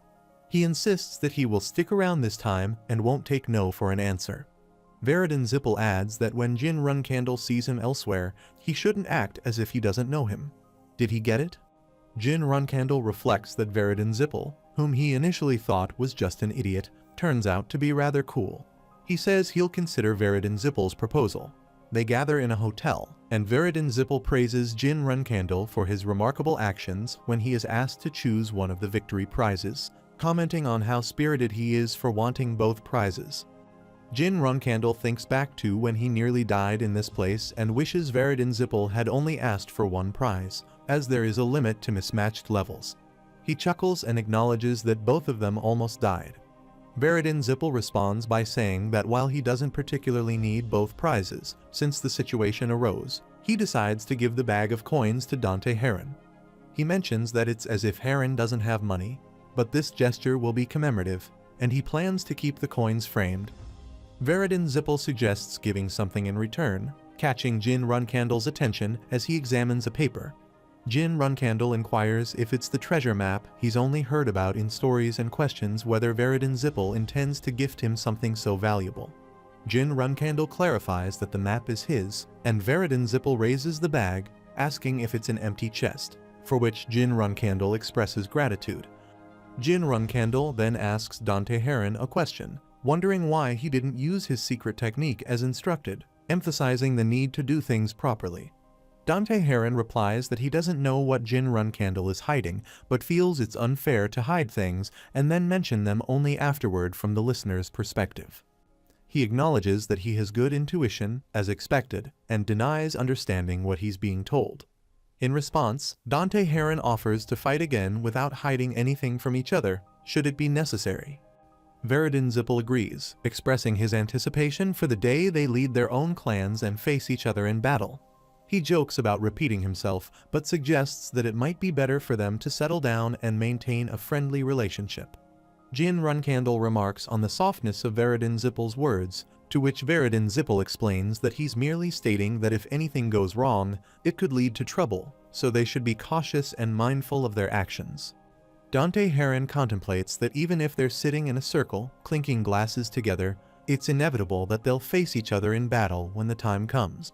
He considers the paradox of being both an enemy and a friend, and they toast their drinks in a moment of camaraderie.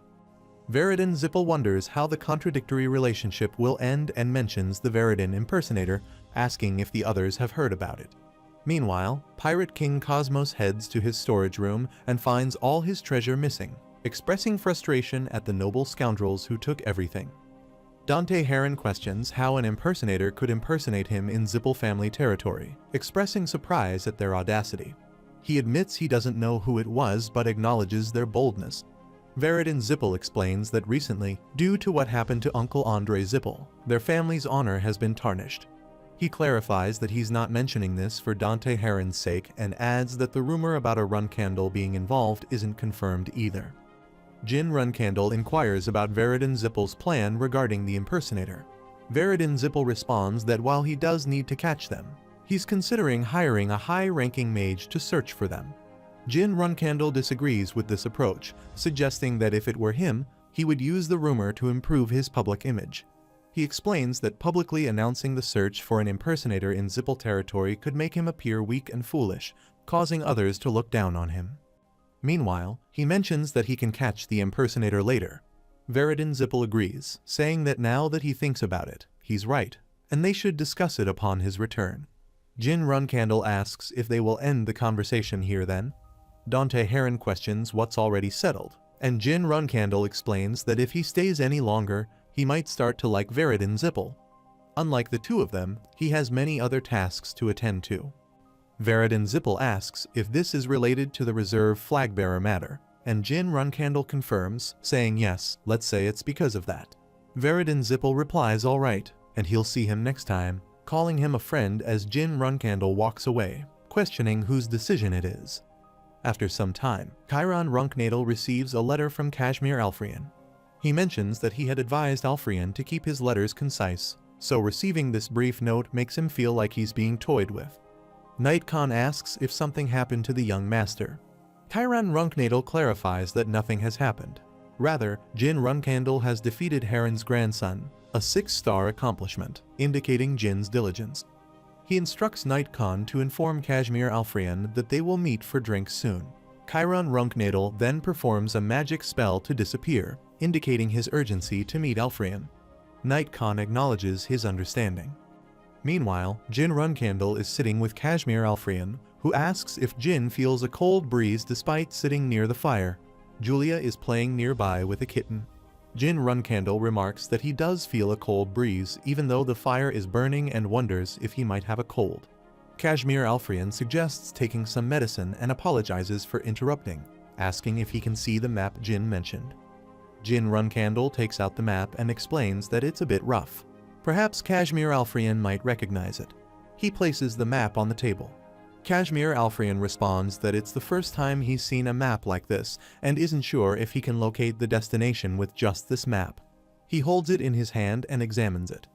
Julia approaches and asks about the map, expressing excitement at the idea of it being a treasure map and wanting to join in the search for treasure. Kashmir Alfrian is startled by her sudden presence and looks at her in surprise. He points to a location on the map and says there's something important here, then points to another location and says there's something very precious being guarded carefully. She starts crying, and Kashmir Alfrian is shocked to see her tears, asking her to stop crying. Murakan grabs her and says her authority is going out of control, and they need to call the guardian dragon to calm her down. He tells Kashmir to quickly call Lettre. Kashmir replies that he's got it and calls Lettre, who arrives within a minute.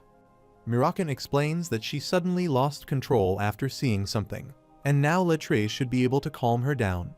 Lettre takes her in his arms and says to leave it to him. He tells her to take a deep breath, assures her that it's okay now, and that he's right there with her. He comforts her, saying she doesn't need to be afraid and that everything will be alright.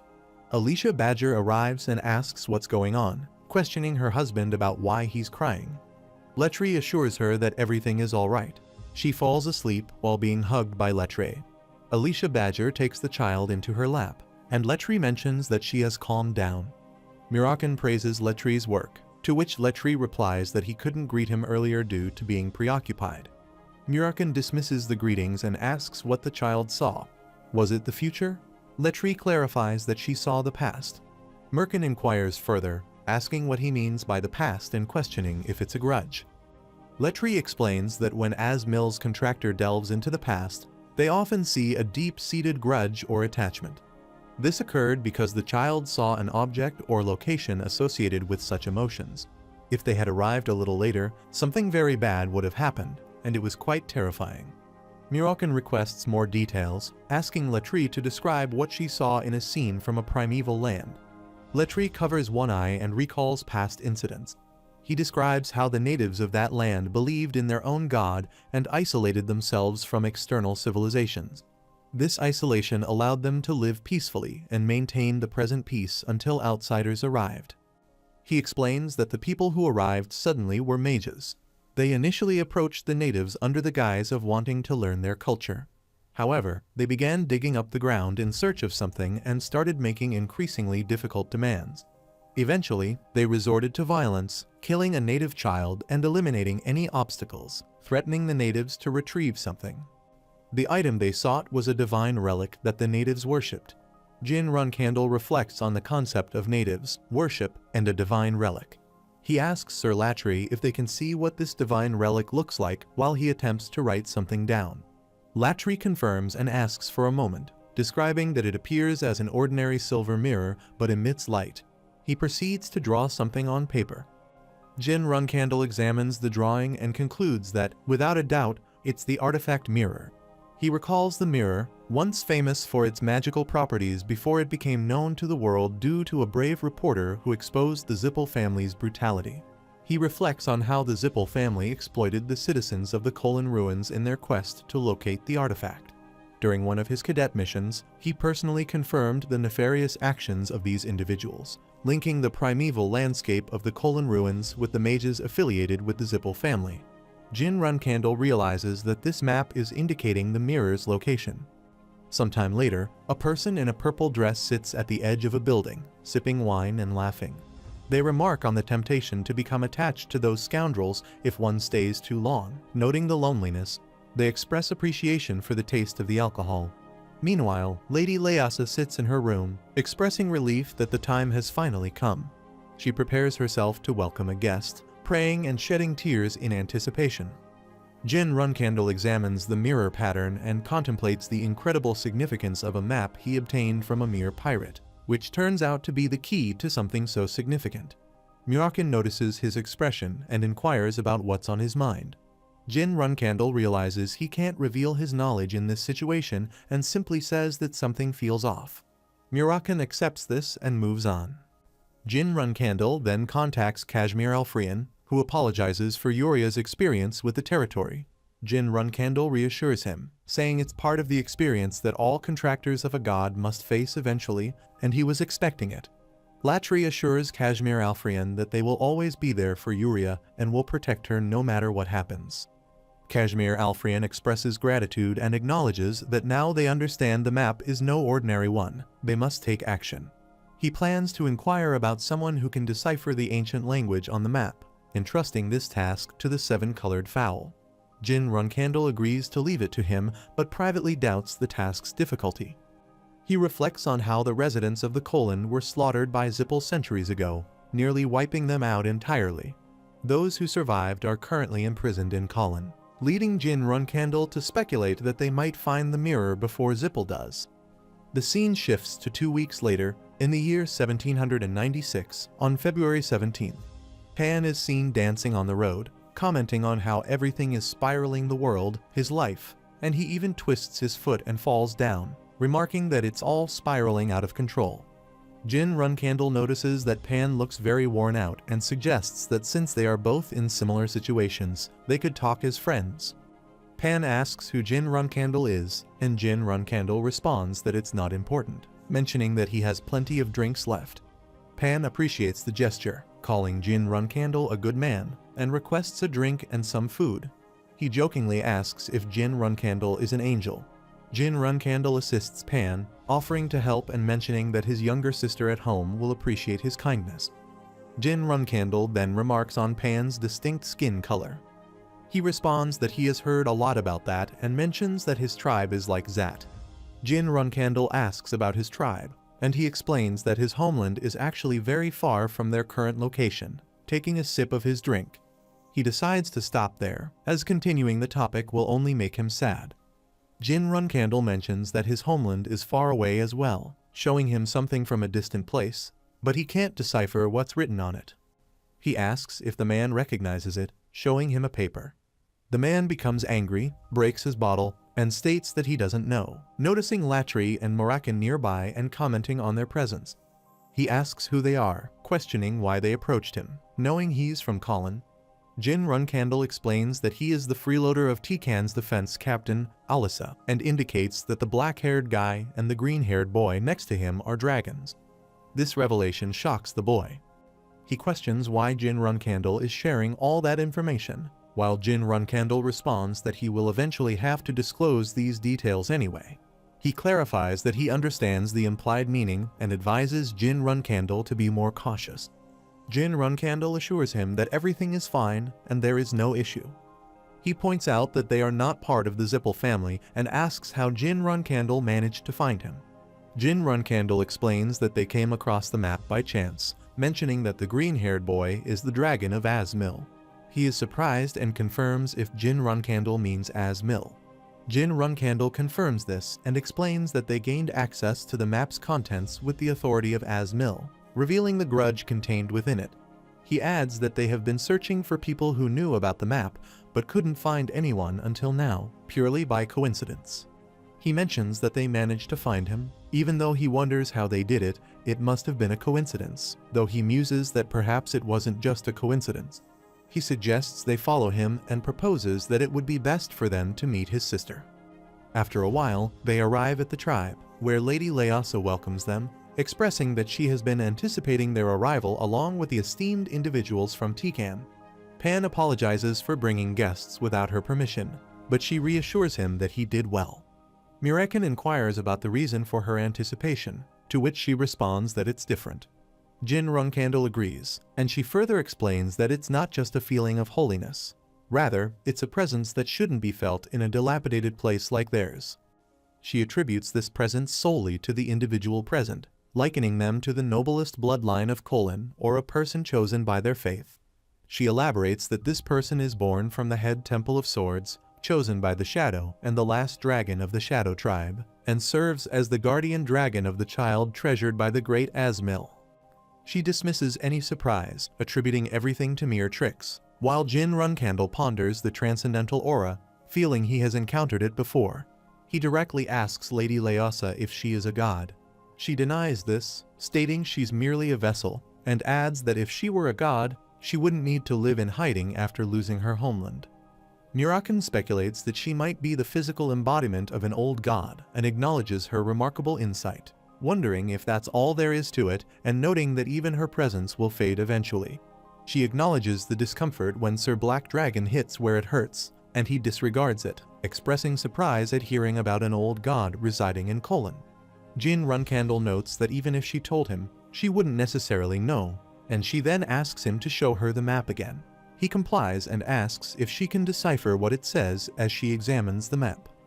She carefully examines the map and begins to read aloud its message, to the one who reads these letters after winning over the hearts of Colin, please do not abandon them. Come here and advocate for them, proclaiming that they are nothing but quiet people who simply want to live on. She expresses a sense of resentment towards the heavy task given by God without the strength to fulfill it. She reveals that her grandfather, now deceased, created this map. Originally destined for catastrophe under the name Zippel, it now holds hope under Jin Runkandle's name. She reflects on the worthiness of her daily prayers. Mirakan interjects with humor, suggesting a deal. Jin Runkandle inquires about the nature of the deal, prompting Mirakan to clarify that it's about helping Lady Leosa, who is about to lose all her strength. He encourages honesty about the help needed. Jin Runkandle acknowledges that they were already planning to go to Colin and suggests that Lady Leosa should be upfront about her desire for assistance. She chuckles and advises against trusting help rooted in sympathy or compassion. Lady Leosa informs Jin Runkandle that it has been a while since he last heard Solrit's voice. She presents him with a pendant as the only reward she can offer in this situation, explaining that by using all of his remaining god power, he can call out to Solrit. Mirakan describes him as the astral body of an ancient god and as Mill's contractor. He notes the presence of many people lurking in the neighborhood and asks Jin Runkandle about his plans. Jin Runkandle acknowledges this and agrees to prepare for their journey to Colin. However, he expresses uncertainty about being able to save everyone and guarantee their safety. Lady Leosa intervenes, promising to provide information about the internal situation in Colin, which could be beneficial. Jin Runkandle expresses his gratitude towards her. After a while, they arrive at the closure of Colin's historical site, where they see a no-entry board. Kashmir Alfrian expresses concern, suggesting that he should have sent the 7 colors to scout ahead. Mirakan remarks that even if they send their subordinates, it won't change the fact that it's a restricted area. Jin Runkandle agrees, acknowledging that this area used to be open before he regressed, but it appears that the time he spent here during his cadet days had an impact. He reflects on how, normally, the horrors of this place would have been discovered by a reporter 11 years later, but it seems that won't happen now. He concludes that there's no helping it. Kashmir Alfrian inquires about Jin Runkandle's plans, asking what he will do, and suggests that they could have entered if this place was being used as a magic testing area, as Jin Runkandle previously mentioned. Kashmir Alfrian then calls Jin Runkandle and Mirakan. Jin Runkandle questions the strangeness of having only one sign in a restricted area without any guards or precautionary magic despite it being common practice. He wonders if the Zippel family would be so careless with such an important place. Kashmir Alfrian reflects on this and asks if they found the artifact. Jin Runkandle speculates that they might have given up since they haven't found anything for hundreds of years. Mirakan suggests that they are likely using it as their vacation spot and interrupts, pointing out some people working there. Jin Runkandle notices them and identifies someone with silver hair, asking if he is a pureblood Zippel. The person confirms this, stating that he's Miran Zippel, given his behavior of drinking in the middle of the day. Jin Runkandle recalls Miran Zippel as also being known as the lunatic of the Mage's Tower.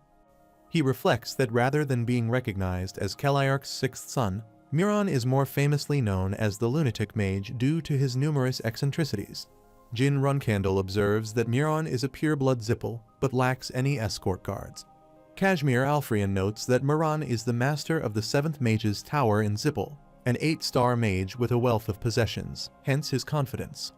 Mirakan suggests eliminating Miran and evacuating everyone from the area, which is facilitated by the microbe they brought along. However, Jin Runkandle disagrees, cautioning that their adversary, being a pureblood Zippel due to the killing of Andre Zippel, could lead to significant repercussions. He emphasizes the need for a justifiable reason if they were to eliminate Miran Zippel, preventing any retaliation from the Zippel family. Dino Jagulan arrives discreetly, catching Jin Runkandle's attention. Jin Runkandle approaches him and demands to know his identity, firmly stating that he won't repeat himself.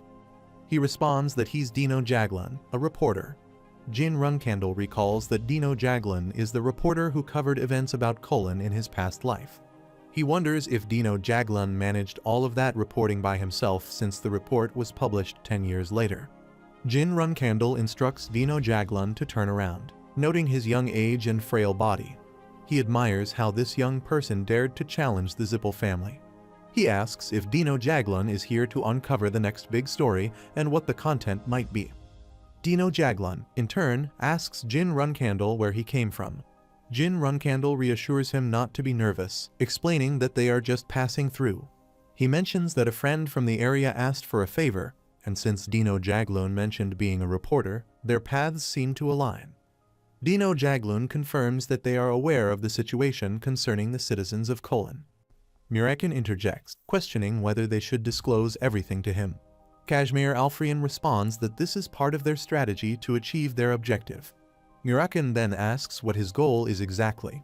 Kashmir Alfrian explains that the newcomer is likely here to uncover the truth about this place and that young Master Jin Runcandle will collaborate with him to find a pretext for attacking the Zippel family.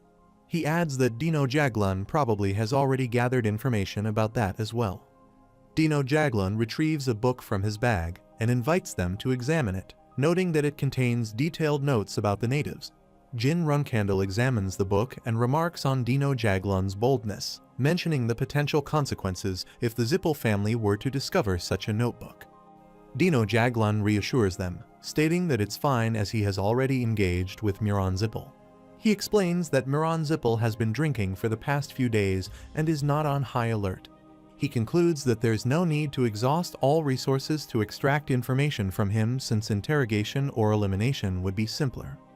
Jin Runcandle acknowledges that he understands, then turns to Dino Jaglon and asks for a favor.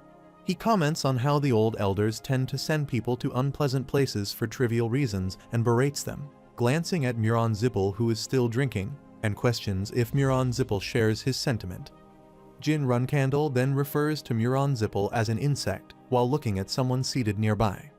Dino Jaglon arrives and questions Muron Zippel about drinking alone. Muron Zippel greets him warmly, waving his hand and joking about waiting for him until he thought he might die. He expresses frustration at not being able to communicate effectively with others. Dino Jaglon introduces himself and explains that they are travelers and storytellers, bringing them along because Muron Zippel might find them interesting. He apologizes for bringing them without permission. Muron Zippel reassures Dino Jaglon that it's alright and asks where they met. Dino Jaglon explains that they met in the Phalon Kingdom while gathering medics, prompts everyone to introduce themselves. Jin Runcandle expresses his honor at meeting Sir Muron Zippel, who smiles in response. Veridin Zippel comments that Brother Muron Zippel is a despicable person, and that his deceased Uncle Andre is evil, but Muron Zippel surpasses them both. He mentions that thinking about Muron's actions makes him feel nauseous even in his sleep, and he questions the Elder's decision to make Muron the master of the Mage's Tower. Dante Heron interjects, expressing surprise at Veridin's harsh words about his own brother, and asks what Muron Zippel is like for Veridin Zippel to speak so negatively about him. Veridin explains that Muron is a monstrous being from the abyss, something too horrifying for someone as innocent as Dante to comprehend. He advises Jin Runcandle to avoid any potential confrontation with Muron Zippel in the future, as encountering Muron would lead to dreadful consequences. Meanwhile, Veridin Zippel inquires if Jin Runcandle tells stories as he travels, to which Jin Runcandle affirms, mentioning their exciting experiences as mentioned by Mr. Dino Jaglon. Veridin Zippel acknowledges that Jin Runcandle must have been through a lot, but he comments that it's nothing compared to a high-ranking member of the Zippel family on a mission. On the other side, Muron Zippel calls Dino Jaglon and recalls their meeting 2 weeks ago, expressing curiosity about Dino Jaglon's identity. He wonders if Dino Jaglon is also curious and remarks on the audacity of a mere reporter venturing into a restricted area of Zippel. Muron Zippel asks about Dino Jaglon's interactions with the natives, expressing concern about potential repercussions and the additional work involved in singling out those who spoke to Dino Jaglon when he was not around. He questions his pseudo-intelligent Dino Jaglon, asking if he comprehends that all those who conversed with him have vanished, and he wonders why Dino Jaglon didn't realize this until now. Laughing, he mentions that if Dino Jaglon tries to match his level, he'll continue to rise with confidence. Muron Zippel wonders how Dino Jaglon can be so fearless, expressing his inability to understand and laughing about it, noting that he's getting goosebumps. He remarks on Dino Jaglon's audacity, and Dino Jaglon asks for clarification, to which Muron Zippel replies about the Garden of Swords and the scoundrels supporting him. As Miran Zippel moves to attack Dino Jaglon, Mirakin intervenes and pulls him aside, saving him. Jin Runcandle wonders about the shield and questions why he couldn't detect any magic power that would have been used to create such a shield, considering the power of the magic was concealed within the campfire. He finds it puzzling that he couldn't perceive the flow of the magic and contemplates what exactly occurred. Mirakin warns to be cautious, mentioning that while it's possible to conceal the presence of magical power, it cannot be completely erased, indicating that the person in question is hiding something. Miran Zippel inquires if Jin Runcandle is present, noting that the girl had made a request to Runcandle, but even if he asks how Miran recognizes his face, he receives no answer. Jin Runcandle draws his sword and mentions that he will have to gradually coax information out of Miran Zippel. In response, Miran Zippel recalls that Jin Runcandle is still a reserve flag bearer and inquires how he obtained the request, wondering if it's something personal. Jin Runcandle remarks that Miran Zippel's tone is irritatingly superficial and laughs, expressing his growing weariness. Miran Zippel acknowledges his rudeness and suggests they proceed, creating a shield around himself as Jin Runcandle attacks him with magical projectiles. Mirakin intervenes to protect Dino Jaglon and others from the magical projectiles, while some individuals position themselves in front of the projectiles, shielding Miran Zippel from harm. Mirakin commands everyone to get out of the way and take them away while Dino Jaglon issues the instructions amidst tears and curses. Dino Jaglon questions why Miran Zippel would act in such a manner, referring to him as a piece of human trash. He asks what these people have done to deserve this treatment. Miran Zippel acknowledges Dino Jaglon's reaction, expressing his curiosity about the expression on his face. He enjoys seeing Dino Jaglon's reaction, calling him foolish. Miran Zippel questions those who don't know their place, labeling Dino Jaglon as a useless person who only engages in flattery and spying. He rhetorically asks if Dino Jaglon believes he'll find solace in saving things more pathetic than himself. Miran Zippel blames Dino Jaglon for the plight of the people, stating that he can't stop his actions and proceeds to attack them again. He tells Dino Jaglon to stop talking, as he plans to eliminate them soon. Kashmir Alfrian contemplates the extent of the destruction caused, even though he attacked when Miran Zippel lowered his guard, noting the power of shadow energy. Miran Zippel finds it annoying that this non-magical force is depleting his magic as if the shadow itself is in motion. He realizes it's shadow energy, concluding that Jin Runcandle is indeed cunning. Laughing, Miran Zippel suggests that Solderit is once again supporting Runcandle, breaking his earlier pledge. Jin Runcandle calls upon his shadow energy and positions Mirakin and Kashmir Alfrian above them, launching an attack on Miran Zippel. Mirakin remarks that he can't sense anything again, while Jin Runcandle notes that Miran Zippel is concealing his mana flow, making it easier to fight under the assumption that he's continuously using magic. Meanwhile, Miran Zippel acknowledges Jin Runcandle's quick response, noting that he had secretly prepared for this moment. However, he expresses doubt about saving all those involved and rushes to attack Jin Runcandle, who also charges towards him. Mirakin joins in the attack as well. Miran Zippel retrieves his magical stick and launches an attack, which Jin Runcandle blocks. Jin Runcandle vows to use all of his abilities and warns Miran Zippel not to approach him. He realizes that regardless of the magic he uses, Miran Zippel's shadow energy negates it all. Jin Runcandle performs a magic spell to retaliate, feeling relieved when he hits his target. Miran Zippel laughs, finding the situation thrilling and anticipating the satisfaction of defeating Jin Runcandle. He thanks Jin Runcandle, believing that his efforts will make the place he cultivated shine. Meanwhile, Jin Runcandle recognizes the trap-like nature of Miran Zippel's magic and decides to focus on dodging, rather than directly countering the attacks to conserve his stamina. He signals to Mirakin and Kashmir Alfrian, and Mirakin acknowledges the plan and joins him in the attack. Mirakin urges them to move quickly and take everyone outside the magic circle, which Dino Jaglon also agrees with. Miran Zippel dismisses their efforts, stating that the magic square covers everywhere he can see without any gaps due to its sincere construction. He then challenges Jin Runcandle to enjoy the confrontation, launching an attack. Jin Runcandle manages to evade the attack but falls to the floor. He notices that the ground is eroding where the attack lands, causing the group to split into two. He realizes he has no choice but to move forward and uses his sword to block the energy. Jin Runcandle finds it odd that Miran Zippel, despite being an 8-star mage, can control such a vast amount of magic power and wonders if he's concealing an artifact. Miran Zippel considers that Jin Runcandle comprehends magic, noting his evasion of the fire pillar and avoidance of the eroding earth. He observes that Jin Runcandle advanced and nullified his fire pillar, a decision indicating a deep understanding of magic. Miran Zippel expresses disbelief, acknowledging Jin Runcandle as a magic swordsman and chuckling. Jin Runcandle reminds him to conceal his expression, to which Miran Zippel agrees, attributing Jin Runcandle's actions to his expertise as a magic swordsman. He acknowledges that the situation may have become more troublesome due to Jin Runcandle's abilities and prepares to counter with stronger magic power, launching an attack. He contemplates mana counterflow, considering it the most fatal symptom for those with mana.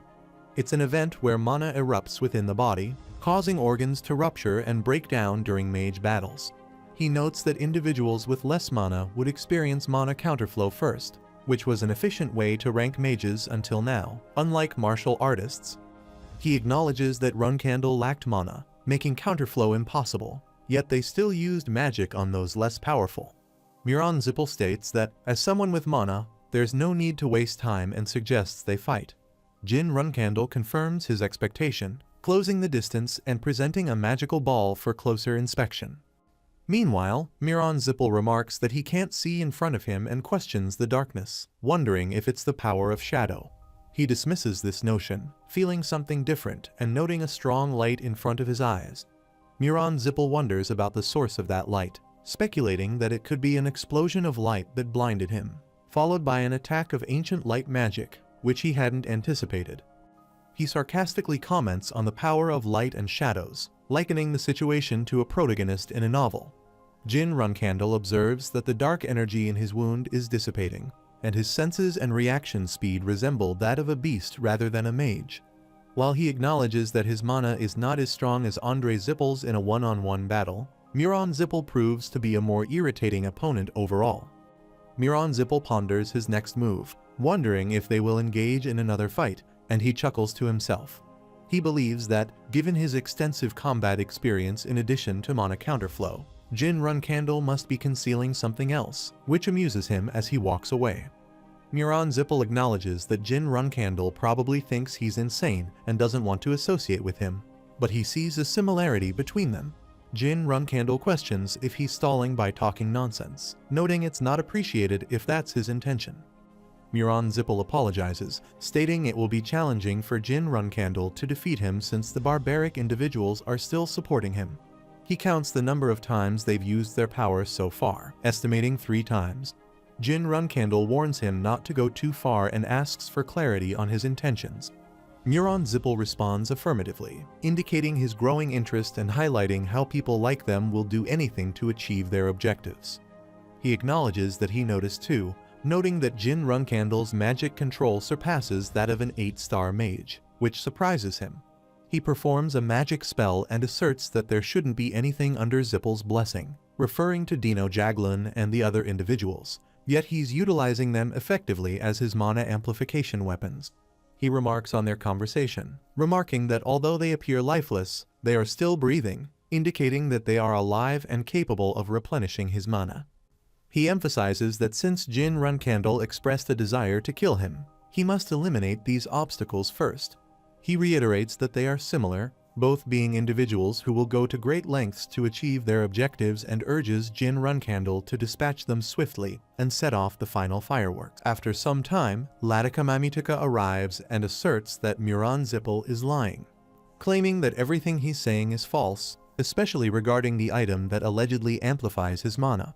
She reveals that she discovered the truth after torturing the collapsed individuals, learning how to utilize the divine relic. Miran Zippel ponders what a divine relic is and demands an explanation, questioning what Jin Runcandle is currently up to. Latika Mamitika points to all the collapsed people and her unfortunate fellow compatriots, indicating their dire state. Miran Zippel orders her to stop, insulting her as an insect, but she continues, stating that they are all deceased. He angrily tells her to be quiet, accusing Jin Runcandle of being a demented murderer who deceives and manipulates people for his own gain, using them as experimental subjects and then discarding them. He realizes that Jin Runcandle lied to him earlier to gain control over him. She pleads for someone to end that disaster while tears stream down her face. He calls her a rat that doesn't know its place, telling her to die as he launches an attack. He questions how she dares to ruin his spectacle, mentioning that the scream he will emit after cutting up those corpses is the highlight of the night. He kept her alive because she was useful, but now he wishes for her death. Dino Jaglan emerges from the woods and urges Jin Runcandle to save her, explaining that she is Tika, the acting leader and the only pillar of support for the natives, so he must rescue her. Jin Runcandle recognizes the Zippel family's secret magic, the Evil Eye Blue Flames, recalling hearing about it before. He asks if they've heard of the Blue Flames. Jin Runcandle remembers his sister telling him about the Blue Flames, describing them as a secret technique exclusive to the Zippel family, capable of continuously burning without ceasing. She warns that trying to extinguish them would only lead to being consumed by them. He wonders how to combat such a flame, and she suggests using a hotter flame to burn away the fire, casually enjoying her tea. In the present, he returns to the scene where Jin Runcandle employs the hotter flame to rescue Latika Mamitika, and Miran Zippel remarks that it is indeed a hotter flame. He then questions whether this should suffice and inquires if it's Tess while Jin Runcandle secures her in his arms. Miran Zippel questions how a mere magic swordsman and a Runcandle at that could receive the title of the strongest mage of their generation, which Tess had the right to bestow. He challenges how someone could become the best in their generation, a feat he could never have imagined. Tika, feeling the heat but without any burns, believes the flames are protecting her, expressing her gratitude. Jin Runcandle states that if it weren't for her, he might have been deceived, reassuring her now that she can relax. However, she insists that it's not the time to relax, as Miran is utilizing the power of the divine relic that he does not possess. She explains that he only knows a few activation words acquired through interrogation, but the relic remains hidden in a location known solely to them. She inquires whether he came here at Priestess Leosa's request. She adds that after the fight ends, she'll disclose the location of the divine relic, urging him to put an end to their suffering. Jin Runcandle remarks that his expression is now worth observing, indicating that Miran Zippel appears shocked that Tess chose him and utilized trap magic and the evil eye, questioning if he has revealed all his tricks. Jin Runcandle declares that playtime is over. It's time for him to descend into hell.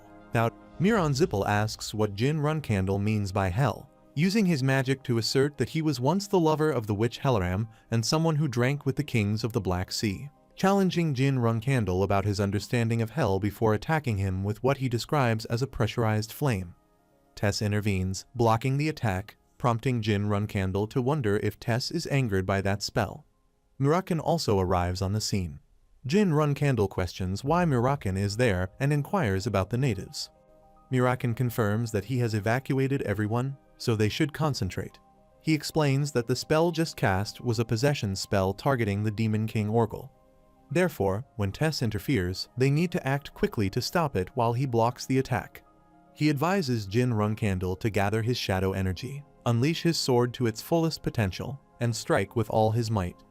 Mirakan instructs Jin Runcandle to step on his shadow energy and run, intending to slice open the dimensional door. As they both run to attack with their swords, Jin Runcandle gets injured, realizing the overwhelming mana counterflow. He understands he can't sustain Tess any longer, but manages to do so just in time. Jin Runcandle contemplates that he may become a person whose once glorious life will gradually fade due to Heluarm's dagger, ultimately receiving death's reverence as he walks towards hell. Regaining his strength, he grips his sword tightly and charges forward to attack, realizing that even if he swings 10,000 times, the outcome will remain the same as the beginning. With determination, he puts all his will into his sword, aiming to cut through and successfully stab his opponent. Miran Zippel attempts to counterattack while regaining his energy, but he cannot, and he transforms into a burning figure, screaming. Jin Runcandle gazes at his sword, pondering that the release of shadow energy felt different this time. It was the first time he had experienced such a sensation. He wonders if it was a fragment of the Heart Sword. Despite this, he attacks again, only to witness Miran Zippel's body turning to ashes and slowly vanishing. Jin Runcandle then looks at his magical stick, noticing a faint glow, still holding it before completely destroying it. He declares it's finished and collapses onto the floor, with Murakan and Latika Mamutika watching. After a while, Murakan explains that the wands used by the master of the Zippel family's Mage's Tower have a specific function, indicated by a small rune character at the top of the wand. He asks what it does, and when he waves the wand, the character activates and sends an emergency signal to their own Mage's Tower. Murakan emphasizes that they don't have time to relax and urges Jin Runcandle to wake up. Jin Runcandle opens his eyes and responds to Murakan, who asks if he's awake and instructs him to swallow something while pouring power into his mouth. Jin Runcandle questions what it is, then stands up, spitting it onto his hand to inspect it. Murakan explains that Jin Runcandle nearly died due to the mana counterflow, but he just consumed a unicorn's horn, a potent medicine effective against counterflow. Jin Runcandle expresses feeling much better, with his mana calming down, although his shadow energy and aura are still mixed up. Kashmir Alfrian compliments Jin Runcandle on his fighting, and Jin Runcandle thanks him, asking when he prepared this. He responds that he didn't prepare it. They were given it, gesturing towards Dino Jaglan. Jin Runcandle asks how he acquired it, and Dino Jaglan explains that he heard about it while he was Muron's drinking companion and that Muron had a unicorn's horn stolen from his family, which she found. Latika Mamutika introduces herself formally as Latika Mamutika, the proxy saintess for Miss Leosa. She inquires about the situation and asserts that even in death, she won't forget, bowing respectfully before them. She explains that when the saintess Miss Leosa requested their rescue, it likely meant assisting in restoring their Collins, the divine relic, rather than literal salvation. Jin Runcandle wonders what restore means if it's broken. Murakan interrupts, expressing surprise as a dragon who has lived for over 3,000 years. He's never heard of a divine relic like that before and initially believed it was merely a bluff. He mentions that the lunatic's magical power was on another level, attributing it to her divine relic. Murakan inquires about the owner of that divine relic and whispers, asking for the god's name. She reveals that the god's name is Klom, to which Murakan responds that he has never heard of that name before and asks about the god's era. Kashmir Alfrian interjects, suggesting that if this is true, they should quickly escape after locating the divine relic. Even though they are in a remote area, it is still within Zippel territory, and they don't know when they'll be noticed. She explains that there's a slight issue regarding this plan. To retrieve the divine relic, they need to restore it first, and to do that, they require the sun's energy to open the sealed ground. Murakan questions this, pointing out that it's the middle of the night. She affirms that they indeed need to wait until noon and perform a ceremony with the tribe members, necessitating gathering everyone there. Murakan questions why it has to be so complicated and emphasizes the urgency of finishing before the Zippel notice, instructing them to stop standing around and move microbe. Jin Runcandle ponders the Zippel, the divine relic, and the midday sun, contemplating what could be missing, something crucial. He notes that Muron Zippel can no longer move, with Tess having put an end to him, and considers this remote location abandoned by the Zippel family as long as no signal is sent to the Mage's Tower. Murakan mentions Muron Zippel's status as a master of the Zippel family's Mage's Tower, assuming everyone is aware of that. Kashmir Alfrian disagrees, stating there's no time to spare, and Jin Runcandle warns that they'll soon be discovered as he activates his magical stick, coinciding with the appearance of Midor Elner, Vice Master of the 7th Mage's Tower, at the scene. Kashmir Alfrian acknowledges the rune inscribed on the staff and confirms that he is indeed a master of the Mage's Tower. Murakan requests a proper explanation, questioning the specifics of him being a master of the Mage's Tower, as he is uncertain about the details regarding the staff of the Zippel Masters. He mentions hearing about a feature that allows them to summon mages under their command and inquires if such a thing exists, wondering how the kid knows about it. Jin Runcandle explains that the Zippel family is continually evolving, and he wasn't certain if it was true until he heard about it in passing from his elder sister, Luna.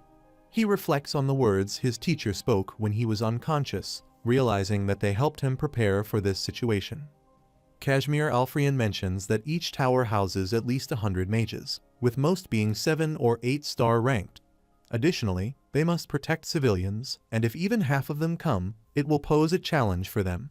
Jin Runcandle asks how long it will take for them to arrive, to which Kashmir Alfrian responds that the 7th tower is situated at the northernmost part of the continent, and even with the use of a teleportation gate, It will take 2 hours. Upon hearing this, Jin Runcandle expressed concern about the 2-hour timeframe and asked if he could make a request. Kashmir Alfrian questions if that would be possible, emphasizing that any delay could result in everyone, including himself, perishing, as the other party is neutral. Jin Runcandle reassures him, stating that he should not worry about potential offenses, as they won't reject the request, considering the urgency of the situation and leaving it in Kashmir Alfrian's hands. He affirms that he understands the importance of staying alive, declaring that no matter what happens, he will succeed. She acknowledges his determination, expressing gratitude, and states that they will now begin the ceremony to restore the divine relic. Muraken expresses uncertainty about their actions, while Jin Runcandle coughs, admitting that he might have gone too far.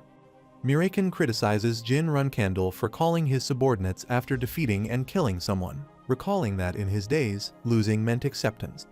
Jin Runcandle explains that they also called his elder sister Luna Runcandle, and Kashmir Alfrian is fetching the person they need. The person responds, acknowledging the difference in their current situation, as they are trying to protect the world, but questions if Microbe will arrive on time.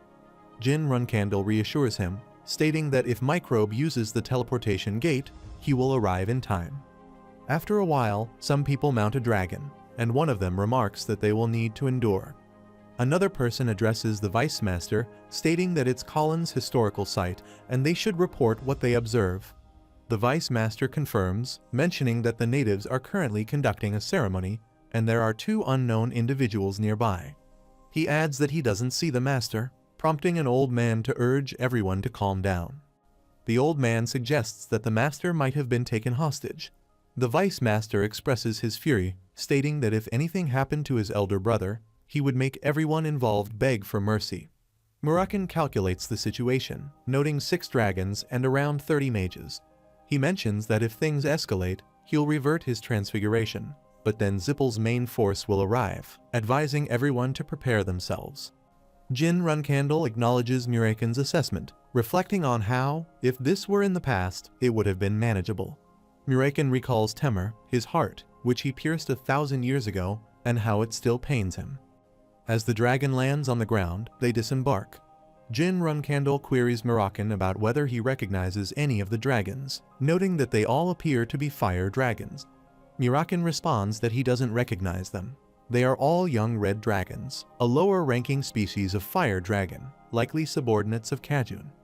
Midor Elner introduces himself as the Vice Master of the Zippel family's 7th Mage's Tower and inquires about the whereabouts of Master Miran Zippel. Jin Runcandle admits that he doesn't know and doesn't see him, remarking that Midor Elner is a name unfamiliar to him from his previous life. Midor Elner speculates on why Miran Zippel might have gone missing, suggesting that he may have made enemies due to his personality, or they could be associated with the Runcandle family. Jin Runcandle inquires whether he needs to disclose something, and he responds by stating that he won't ask him to remove his mask or drop his weapons. Instead, he asks a straightforward question: is his brother alive or not? Midor Elner, appealing to their shared bloodline and family connections, pleads with Jin Runcandle to tell him the truth. He assures Jin Runcandle that if he reveals the truth, he won't harm his family and requests honesty. Jin Runcandle dismisses Midor Elner's plea as amusing, condemning those who harm others as showing affection for their bloodline, calling it nonsense. Midor Elner counters by asserting that those bugs are humans, just like the Zippel family, while continuing to demand information about Miran Zippel. Frustrated by the lack of answers, he criticizes Jin Runcandle, blaming him for not only harming his brother but also playing tricks on him. He commands his warriors to prepare for an attack but not to shoot. Rather, they are to capture everyone. They unleash their magical powers to assault their targets, determined to make them suffer excruciating pain without allowing them a peaceful death. He vows to make them beg for death and to honor his brother's soul with their screams and blood. Jin Runcandle observes that they are using advanced 8-star magic, recognizing the severity of the situation. He notes his dislike for intense heat while launching his own magical attacks against them, ready to confront the threat. Meanwhile, a girl arrives on the scene, drawing the attention of Midor Elner, who scans the area to assess the situation. Talaris Endorma also arrives, having heard that her daughter gave someone a flower, although she arrives late to the scene. Midor Elner contemplates the presence of a domain capable of completely freezing 8-star magic, noticing the sharp, cold air permeating the area alongside the even colder presence of a particular individual. An old man inquires if this person is Ice Palace Master Talaris Endorma. Jin Runcandle remarks that it seems Kashmir Alfrian was successful, while Mirakan expresses admiration for the Ice Palace Master's abilities, finding it quite impressive. He mentions the legendary Snow Toad Moat, known to be controllable only by the Chosen Ones, and is surprised to learn that there are humans in this era capable of such feats.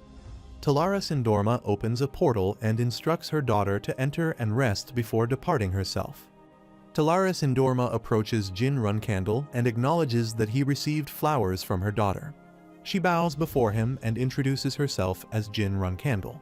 She mentions that she has heard a lot about him. She then comments on how he is still standing despite his external injuries, noting that his internal condition is a concern as well. Jin Runcandle responds that it's not a problem, and she remarks that at least he can talk, allowing her to ask him a question. She inquires if he was truly the one who killed her toy, mentioning a person named Alcaro or something similar. Jin Runcandle recalls the mission from his student days involving Alcaro and realizes that Ceres did not keep it a secret. Talaris clarifies that she's not blaming him for anything presently. She had planned to eliminate Alcaro regardless. However, she asks if Jin Runcandle knows someone like Mirakan, indicating him as an example of an acceptable man. Mirakan compliments Talaris Endorma, acknowledging her keen observation skills. She then suggests that they should have tea together sometime. She changes the subject, mentioning Ceres, her boyfriend, and some tasks she needs to attend to. Talaris' daughter questions who Ceres' boyfriend is, stating that she has repeatedly explained that he is not her boyfriend. She wonders why he gave him flowers. Her daughter clarifies that it was to protect him before their upcoming confrontation and notes that he must have been preoccupied. Jin Runcandle rests his head on Talaris' lap, admitting that things have been quite chaotic. Talaris asks if Kashmir Alfrian was the one who brought the flowers and noted his willingness to sacrifice himself. She recalls Kashmir Alfrian arriving and presenting flowers, explaining that the boy her daughter gave flowers to is in danger of dying and requests help from the Ice Palace Master. She mentions that he even woke her mother from sleep, indicating he is a good ally. Jin Runcandle agrees, acknowledging that everyone has been very kind, including her. She responds that there's no need for thanks. She simply doesn't like seeing him hurt by anyone other than her. As Jin Runcandle starts coughing and vomits black blood, she asks if he's okay. He wonders why the blood is black and reflects on fighting in this condition.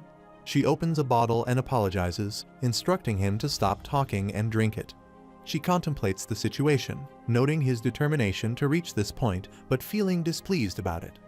Talaris Endorma approaches Midor Elner, commenting that he doesn't have silver hair and questioning if he isn't pure blood.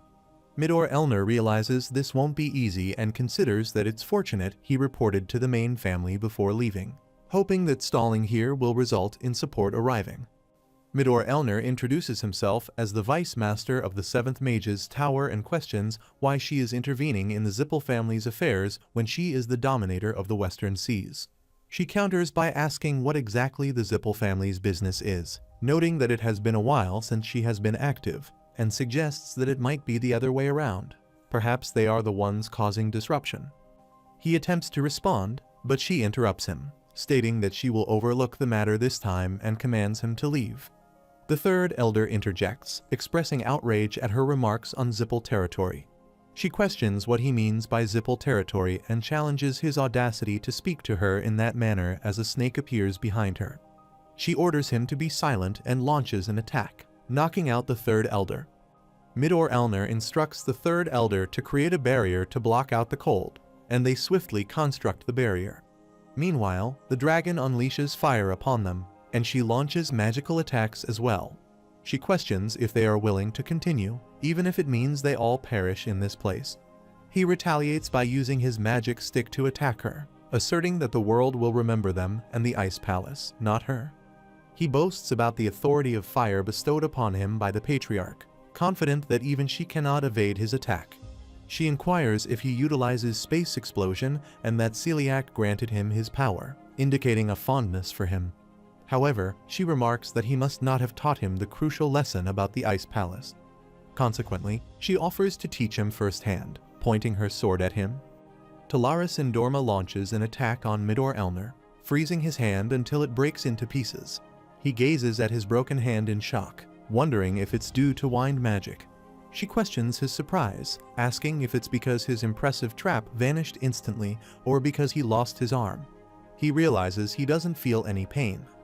She points out that mages like him can be problematic, noting that despite his enemy being right in front of him, he's distracted.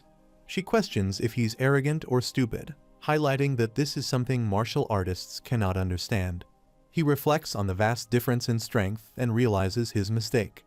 He understands that even if support arrives, they will all perish facing such a formidable opponent. Feeling hopeless, he collapses to the ground as she prepares to launch another attack. As a magical circle appears, he and his followers vanish, leaving Talaris Indorma to wonder about the sudden disappearance. On the other side, one of his followers praises the Vice Master for a job well done. The Vice Master assures them that they will leave the rest for the White Knight. Talaris Indorma's daughter asks if everything is complete as they gaze at a giant boat, questioning if it's a Kozak. Murakan explains that it's a vessel used by the Zippel during wartime and questions the significance of the disappearance. Jin Runcandle mentions Andre Zippel, noting the attacks following the death of the family's vice head and their imminent response. He realizes the vessel itself is not the issue, but rather the individuals aboard the White Knight, the elite squad chosen from within the Zippel ranks. Concerned about becoming a burden, he contemplates his role. Talaris Indorma declares her intention to depart, expressing reluctance to engage in a conflict of that scale in their current location. She informs Runcandle that she will relocate the natives to a safe place and instructs him to prepare himself. Jin Runcandle refuses, stating that he cannot leave until the ceremony is completed. She dismisses his objection, referring to him as a child and questioning if it appears as though she is asking for his opinion. She asserts that she is not there to listen to his complaints. He insists that if they do not conclude the ceremony promptly, they will be unable to prevent future attacks by the Zippel, leading to more victims. He pleads for her help to prevent such tragedies from recurring. She agrees but sets a time limit of 1 hour, demanding that everything be completed within that time frame. She also mentions that afterwards, they will need to have a face-to-face discussion with his parents.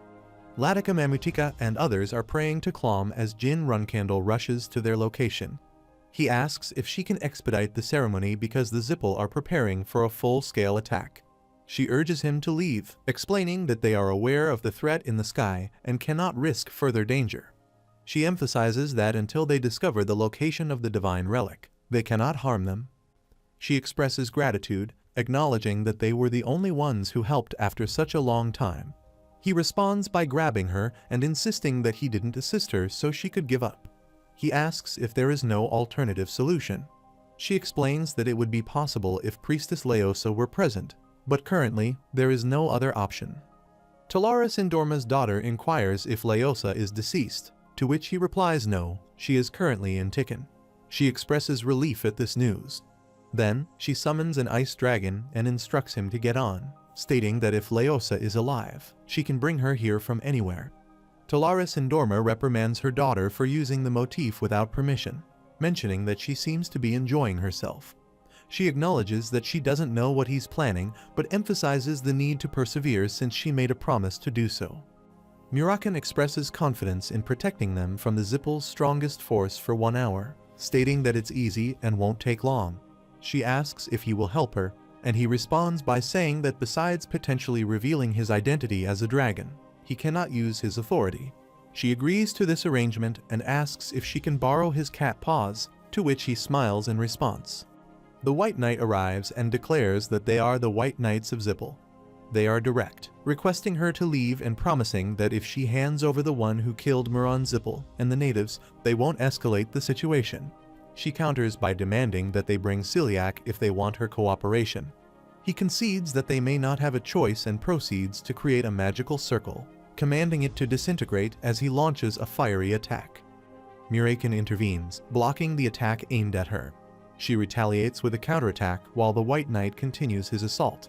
Both attacks clash and cancel each other out. He orders preparations for the aftershock and instructs Squad 1 to set up a shield, emphasizing the need to protect the line. Observing the situation, he recognizes the Ice Queen, but is puzzled by the man standing with her. He notes the man's ability to punch through magic without any aura and understands that he is not to be underestimated. He issues a call to the main family, intending to use the war cannon. Meanwhile, Jin Runcandle arrives and knocks on the door. Pan opens it, asking who he is and looking at him. Jin Runcandle inquires about Priestess Leosa's whereabouts. She arrives and mentions she is waiting for him. Jin Runcandle indicates he'll explain what's happening on the way, but first confirms he's ready to go. She agrees to leave right away. On the other side, Talaris Indorma attacks the White Knight. Muraken also joins the attack, noting her strength. Two ice hands materialize and attempt to grab the White Knight. He questions what they are. She explains they are a gift from the Ice Queen and are better than nothing. The White Knight's hand is transformed into ice, causing him to shout that he can't feel his hands, though he acknowledges it's effective and grabs a big rock, throwing it at them. She considers this to be child's play and recalls that the Runcandle kid mentioned the Zippel family's interest in this land, indicating they won't be able to use the war cannon. She perceives it as a situation where both sides need to avoid casualties, realizing that time will be on their side at this rate. The White Knight wonders if that's what she's thinking and becomes frustrated. However, he has yet to receive permission to fire. He notes that the natives are engaged in a ceremony, and the two individuals have suddenly disappeared. He believes that in a situation where they seem to be planning something, this cannot continue. Another White Knight reports to the commander, conveying a message from the main house. The commander inquires about the message, to which the knight responds, "Annihilation." She is puzzled and asks what's going on. Muraken notes that they have suddenly become quiet and asks if they have given up. She responds incredulously, saying there's no way that's the case, just as White Knight attacks them. Commander White Knight announces that he has just received permission from his patriarch. She understands what that means and declares that this is her last chance. He begins to count to 3, demanding that she hand everyone over and leave. If she doesn't comply, he threatens to annihilate everyone present. She insists on wanting Celiac.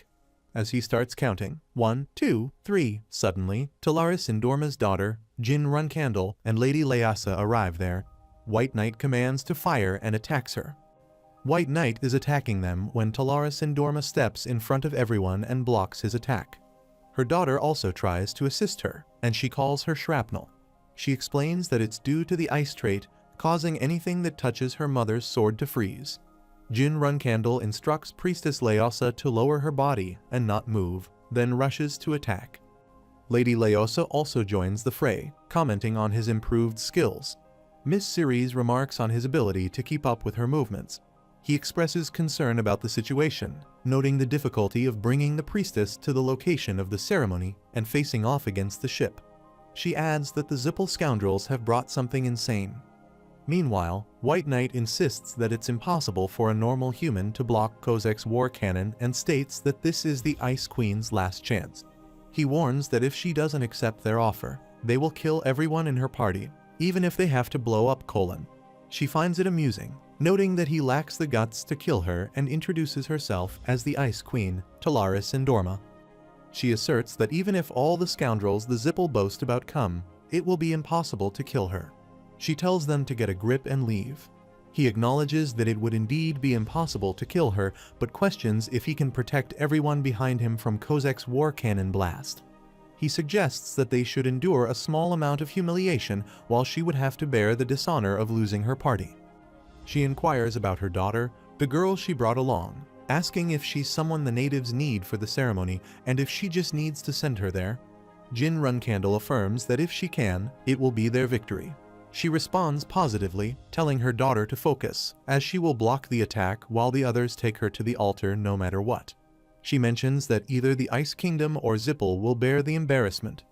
White Knight orders to prepare the cannon, stating that today, Colin will be erased from the map. She instructs Miss Ceres to protect the priestess and asks about herself. Jin Runcandle assures that he will open up a path for her. Talaris Indorma's daughter questions what he means by doing it himself, noting the overwhelming shrapnel and how he might die if he attempts it alone. He explains that he was able to come this far thanks to the help of many people, and if he doesn't put his life on the line, he won't be able to handle the choices he made. Lady Leasa remembers being called by an old man who tells her she needs to run away, especially the priestess, as the Zippel scoundrels will do anything to find out the location of the relic. He grabs her shoulders and emphasizes that if she dies, Colin and their vocation bestowed by Clom will be finished. He pleads for her to flee to a place where they won't find her, assuring her it's right to stay alive and find someone who can save them. He takes her hand and leads her, instructing her to find the priestess. White Knight arrives and demands information about the priestess from the insects before burning them to death. Lady Leasa reflects that she had convinced herself that running away was for the best, but leaving everyone behind was ultimately her choice. She realizes that hiding on a small island, praying to an unresponsive god, and waiting for a savior were all choices she made. Jin Runcandle calls out to her, bringing her back from her thoughts, and asks if she understands that even if they die, she needs to get over there and put her life on the line. She affirms that she understands and commands to fire, while Talaris and Dorma's daughter also runs to attack. Jin Runcandle thinks he doesn't need to hesitate, and he only needs to believe in one thing and maintain an unwavering will to wield his sword. Jin Runcandle tells both of them to keep going while he blocks their attacks and launches his own. He calls out to Mirakan, who warns him that the attacks keep coming. White Knight orders to fire and counterattacks with fire, prompting Mirakan to urge everyone to keep running without stopping and to look behind them. Mirakan compliments their progress and remarks that, at this rate, they will be successful. However, a strong fire attack hits Jin Runcandle, causing her to call out to him. Jin Runcandle reflects that he has come this far with the help of many people, realizing that if he doesn't put his life on the line, he won't be able to handle the choices he made. Meanwhile, Miss Ceres and Lady Leasa continue their attack. Miss Ceres questions why he is going to such lengths, while Lady Leosa urges her to keep running without looking back and not to let their efforts be in vain. Meanwhile, Lady Leosa thinks about Clom, deciding she will no longer wait for his reply. She realizes that it has taken him far too long to realize that nothing will change just by praying. She feels she has made her decision. Clom calls out to Jin Runcandle to wake up. He turns completely white and opens his eyes, surveying the destruction around him. Talaris and Dorma and Miss Ceres sit in a corner, shivering with fear as the White Knights capture them from all sides. Jin Runcandle asks what is happening when he sees a giant dragon behind him. He wonders if it is Mirakan or another dragon, several times larger than normal, covered in red light. He identifies it as Celiac's guardian dragon, Kajun, realizing the Zippel family's determination. He reflects on whether they have failed in the end as he looks at his unconscious body on the floor. Clom questions Jin Runcandle, wondering where things went wrong. He considers if he should have ended things with Muron Zippel's death, or if the right decision would have been to take the natives and flee. He ponders if he shouldn't have helped them from the beginning, wondering if regrets are engulfing his mind. Jin Runcandle's soul asserts that it's his choice, and he doesn't regret it. What angers him is that even in death, his weakness and incompetence haven't changed. He blames himself for everyone else's suffering because of his own weaknesses and foolishness. Clom acknowledges his perspective and advises him not to forget that feeling. A bright light appears in front of him, and Jin Runcandle asks about it. Clom introduces himself as the one who sealed himself in the mirror with Solderant's help. He mentions that he was waiting for Jin Runcandle, the boy chosen by Soldrat. Jin Runcandle's soul asks, "Wait, what does he mean?" Clom replies, "As the contractor of 1,000 years, there isn't much time left. He might have realized what happened today and the path he needs to forge from now on, as well as the pain of those he couldn't protect." Jin Runcandle's soul is left speechless, questioning the meaning of everything now that it's all done. Clom reassures him, saying that nothing is final, and suggests discussing the rest outside. Jin Runcandle's soul returns, and he opens his eyes and looks around. He wonders how many times he's woken up like this today. Miss Ceres approaches him and asks if he just woke up, noting his apparent shock and the value he places on his life. Mirakan arrives as well, slapping him on the head from behind and expressing a desire to beat him to death. Jin Runcandle states that he's sure he was attacked by Kajun. Mirakin questions why he's suddenly bringing up Kajun's name and who attacked whom, pointing out that Kajun backed off as soon as he met Jin Runcandle's eyes, saying he's finally awake. Talaris Indorma admits that she was wondering what he believed in to do that, but she never expected him to make a god descend. Jin Runcandle asks what she means by God and what she's talking about. Mirakin asks if he did it without knowing, explaining that the priestess made the god descend into her body, and it wasn't just any ordinary god. As soon as the god descended, it destroyed Kozak.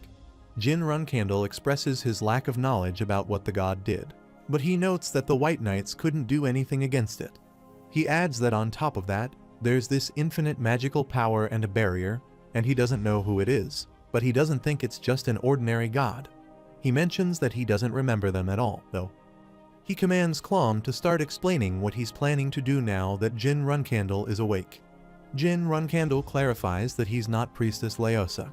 Klom acknowledges this, stating that her name is Klom, and thanks to her sacrifice, he was able to descend and experience the pain and death Jin Runcandle did today. He adds that Jin Runcandle should consider it a small lesson in addition to what he aimed to achieve.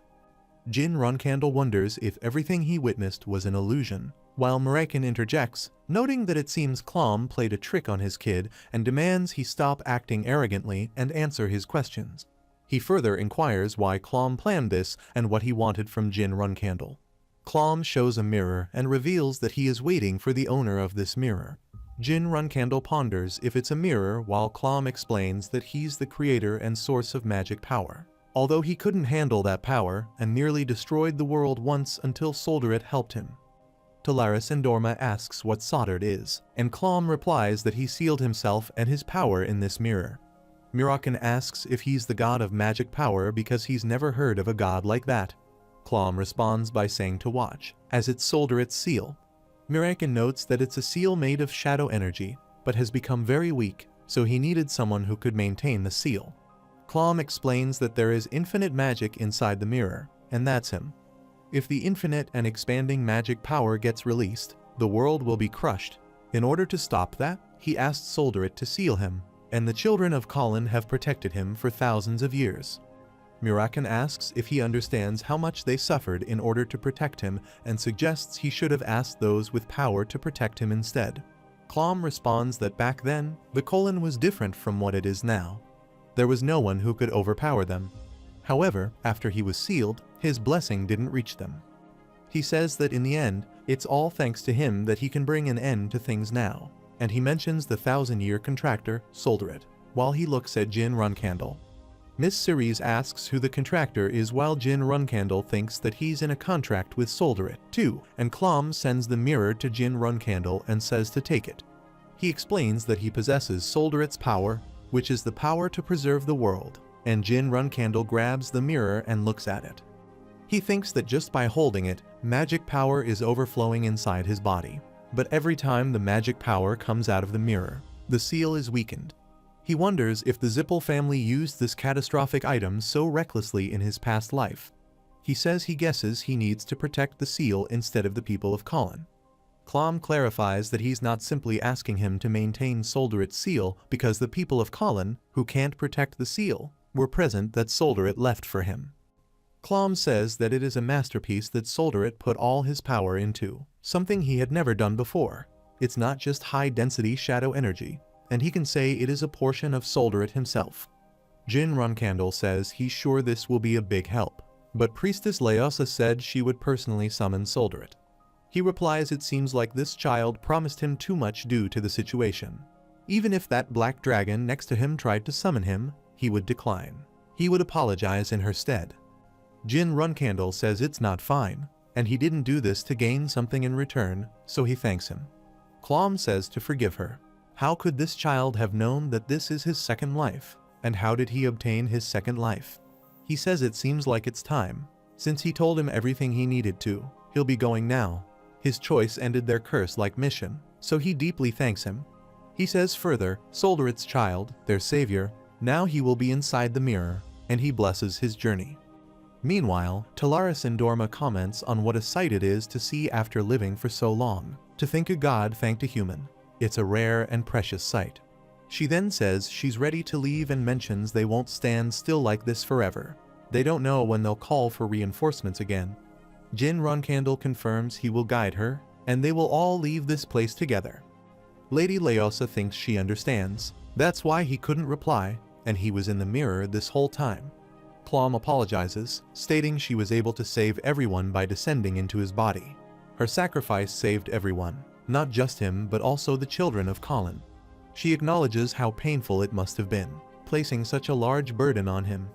Lady Leosa expresses her gratitude for listening to their prayers, hearing her voice in the end, and saving them as she bows down in front of him. She then says, "Please don't apologize. Neither of them has done anything wrong." Clom expresses his gladness, stating that's why he's more grateful, that he was the one who received her vocation. She replies that they just don't want their memories to be filled with sadness. Clom acknowledges her sentiment and thinks to himself that Jin Runcandle's strong will has reached him, so he leaves him this world where this pain no longer exists. Latika interjects, recalling that it was over 10,000 years, and the history of their people was characterized by always having the short end of the stick. However, they feel that being a weak and poor tribe with no development for a long period of time led them to become slaves of the Zippel family. She's sure he knows what happened after that. If the mirror had ended up in the hands of the Zippel family, their sacrifice would have been meaningless. She expresses her relief that the mirror ended up in his hands, and Jin Runcandle humbly responds that the reason why he made it this far is all thanks to everyone in Colin. He thinks to himself that if those crazy Zippel had gotten the mirror, like in his past life, the mages would have come forth, and the world would have ended. Jin Runcandle states that he'll arrange a place for them all to stay at the Hufester Allied Powers, and she asks Tika, "Pardon, what's Hufester?" Dino Jaglon asks if a Runcandle reserve flag bearer can't receive support from his family and states there's no need to do that for them. Jin Runcandle explains that this is a letter to the first flag bearer of Runcandle, Lunar Runcandle. If he shows them this letter when he gets to the territory, they will help him. Dino Jaglon thanks him, and Jin Runcandle suggests that if he's thankful, he should say a lot of bad things about those Zippel scoundrels. Dino Jaglon wonders if the Zippel family will just let this slide and expresses his belief that they will enforce censorship, even if he writes an article by himself. Jin Runcandle asks if he thinks he's the only one in the world who hates the Zippel family and says he's the trigger. After reading his article, those who have been attacked by the Zippel family will stand with him. Jin Runcandle encourages him further, stating that he's going to become a great reporter, so be confident and walk away. Jin Runcandle enters the room and greets her properly, thanking her for her help, addressing her as Miss Talaris Endorma, and bowing down in front of her. She casually dismisses it, saying it was nothing and that it's fine, child. He expresses concern that because of him, the Ice Palace and the Zippel family may become enemies now. She reassures him that Celiac will handle the situation more carefully instead, as he wouldn't have anticipated an ancient god descending, and he might even think that he has become stronger. He expresses relief at this, and she clarifies that she didn't help him out of goodwill. It was a request, and he shouldn't feel grateful. He agrees, acknowledging that it's true, and asks if she would like compensation. She playfully wonders what she should request from Solderit's contractor and a magic swordsman, laughing. He contemplates how things have unfolded and how much she might take from him. She then suggests that perhaps she should just let it go this time. She mentions that she obtained some rare pieces of information and asks her daughter if she agrees. Her daughter questions why she is asking her, assuming she's going to let it go, and he thanks her, addressing her as Ice Queen. She responds that they'll be leaving now since she has been away for too long. Miss Ceres proposes that it's time they meet and finish their battle so they are no longer indebted to each other, doing so fairly. Talaris Endorma inquires if her daughter is still going through puberty and remarks that she can't be honest. Her daughter exclaims, asking why she has been like this since yesterday. She then concedes, stating that they are really leaving now, bidding farewell. Later on, Talaris Endorma arrives to meet Creon Runcandle, who is cooking food. She greets him, saying it's been a long time since they last met, and he asks what brings her here all of a sudden. She gets straight to the point, asking if he has any thoughts about marrying his youngest child to her family. Tamiun Marius reads a letter and notes that's what happened with Kozek and the White Knights, along with the master of the 7th Magic Tower. She mentions the youngest did something fun again and asks if the youngest is well.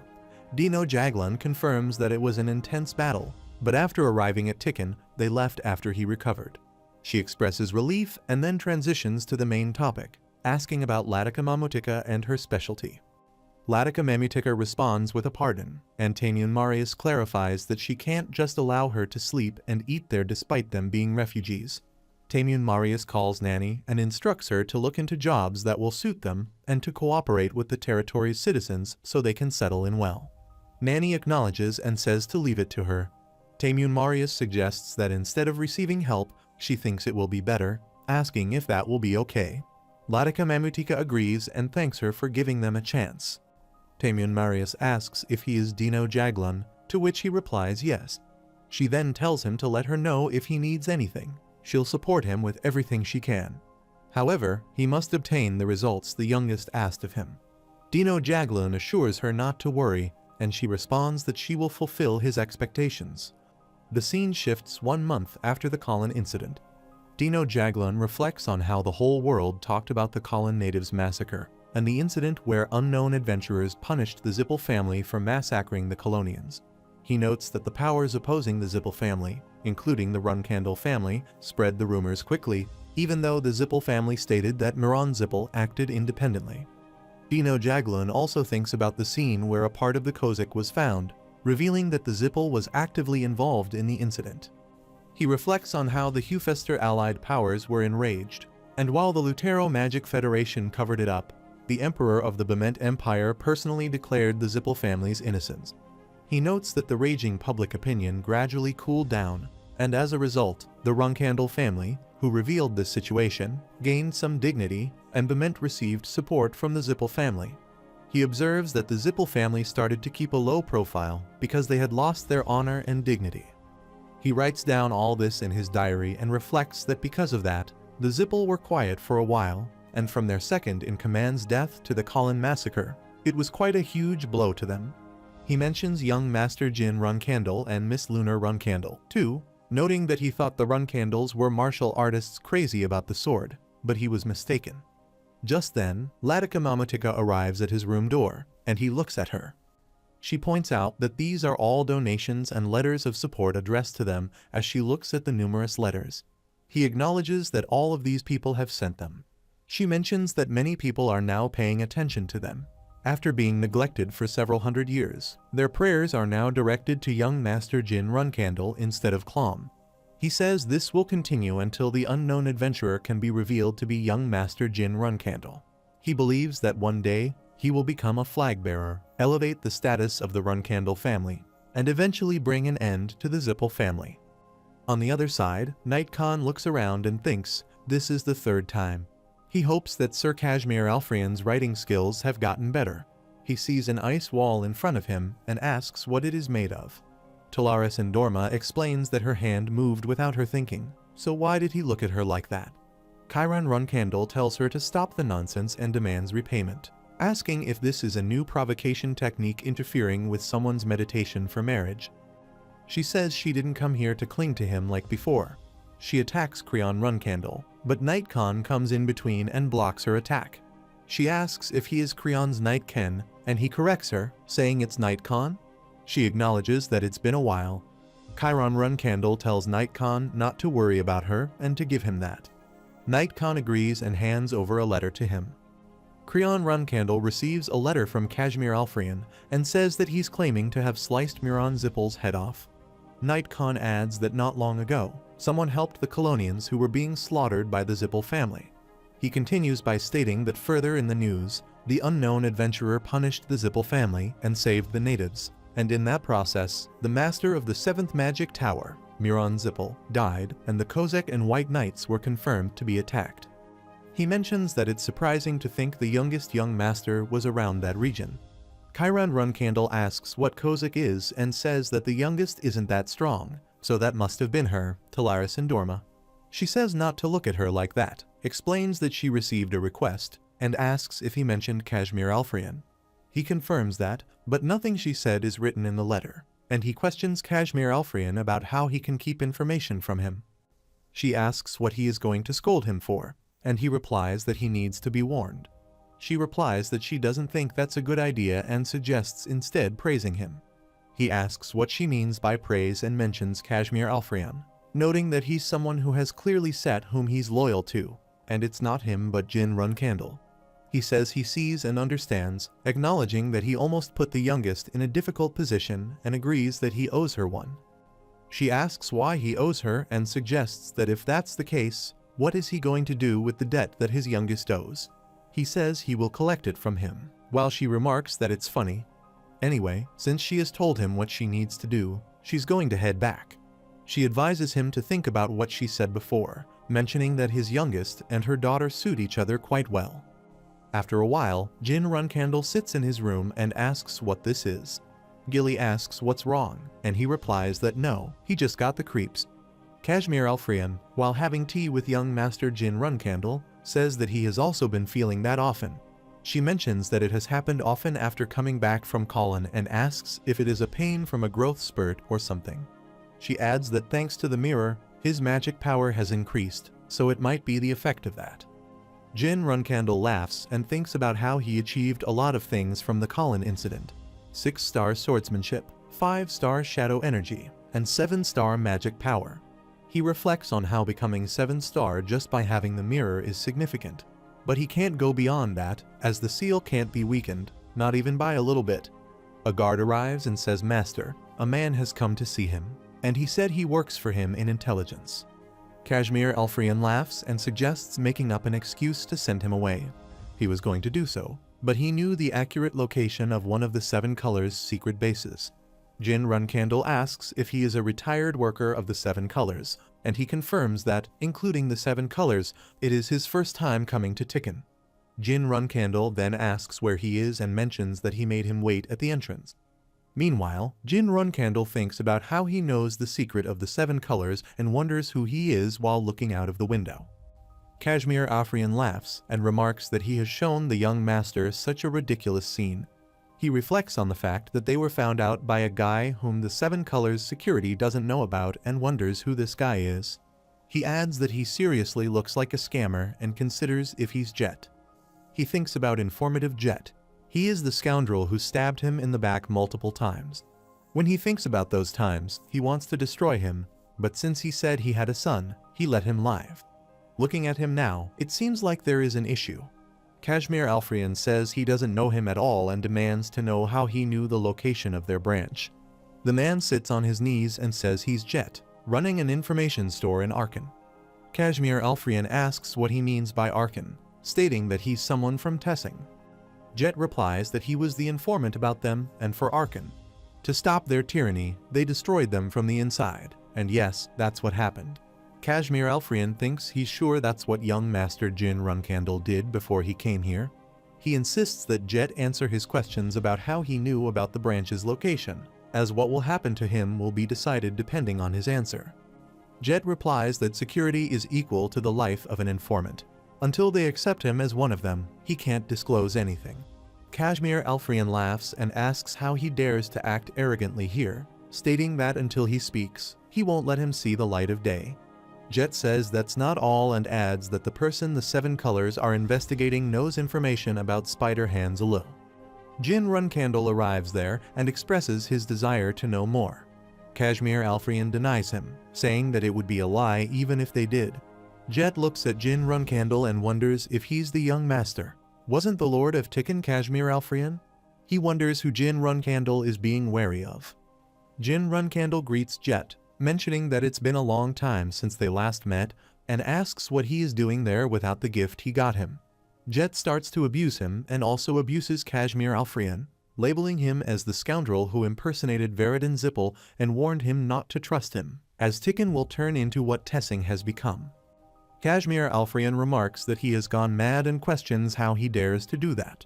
He attempts to attack him, but Murakan arrives and asks if he didn't hear him calling and what happened to the ice cream he asked him to buy. Kashmir Alfreyan gets scared and apologizes, explaining that he's currently interrogating someone. Murakan interrupts, questioning if he isn't the one who poisoned the juice and why he is here. He thinks that he's the crazy scoundrel from before and wonders why he is here. Additionally, he notes that Jet is speaking informally to Kashmir Alfrian, and remembering what happened in Arkan, he realizes that this crazy person is that kid scoundrel's subordinate. He concludes that Jet must be the person with the highest rank here. Jet bows down and admits that he's the idiot who didn't recognize him now or before. Jin Runcandle thinks good, so this is who Jet is, and says, "It's fine. Let's get to the point about everything regarding Spider Hands Alu." Jet replies that his real name is Taken Marius. He was a former Runcandle cadet. Jin Runcandle asks what he means by Runcandle cadet and mentions that Taken Marius is a familiar name. Gilly whispers that Taemun Marius was the first young lady's nanny, and that's her surname. Jin Runcandle thinks about Spider Hands Alu, realizing he's from the Delki Kingdom of the Hufester Allied Powers, with a commoner's status, and he passed the Runcandle cadet exam. Jet explains that the name he was using then was Taken Marius, which is Alu's real name, now erased from this earth. Jin Runcandle calls Gilly, and she confirms that it's correct, adding that Nanny Taemun Marius is also from the Delki Kingdom. She asks when he took the exam. Jet responded in the year 1776, which has been exactly 20 years. Murakan remarks that 20 years ago, the Delki Kingdom would have been in the middle of a civil war, and they would all have been taken away due to the war. He questions how a commoner could take the cadet exam, asking if Jet is lying. Gilly responds that Alu really is, and if that is true, it means someone inside Runcandle must have helped him. Jin Runcandle considers who within Runcandle would have the authority to do that, either the purebloods or the nannies who support them. He thinks that the Runcandle family's nannies don't just raise children. Depending on the position of the pureblood child they look after, their authority increases. 20 years ago, everyone acknowledged Luna Runcandle as the temporary head. He further thinks that during that time, the eldest sister's nanny would have had great power within the family. He considers the possibility that if they are truly related, the one who cursed him in his previous life might be involved. Then he rethinks and considers that Taemun Marius might have acted alone, but then questions why. Jin Runcandle asks if he has confirmed the source of the information, and Jet swears his life on it, stating that he personally went to Delki and confirmed it. She agrees, saying, "Alright, take the lead then," while Jet asks for pardon. Jin Runcandle asserts that they are going to Delki right now.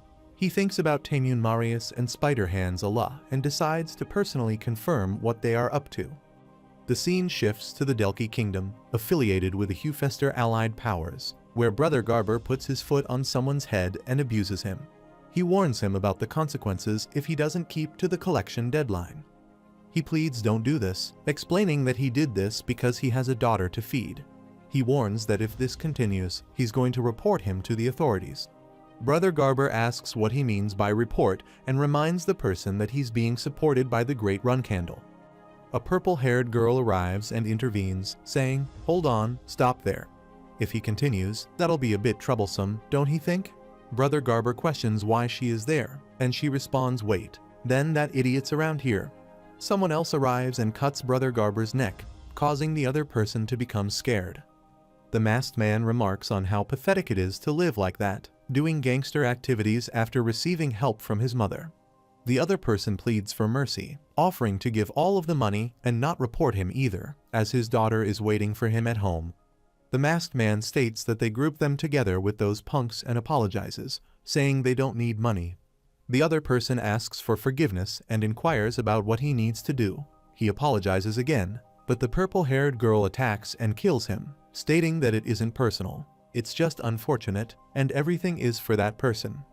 Kashmir Alfrian explains that the last name Marius is a common surname found anywhere within the continent. However, in the Delki Kingdom, only the specialized organization was allowed to use it.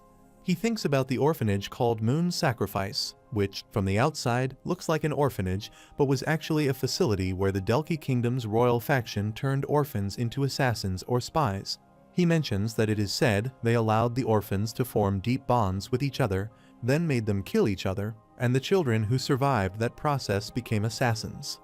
He continues, saying that later, the orphanage was closed because the prince's faction won the civil war.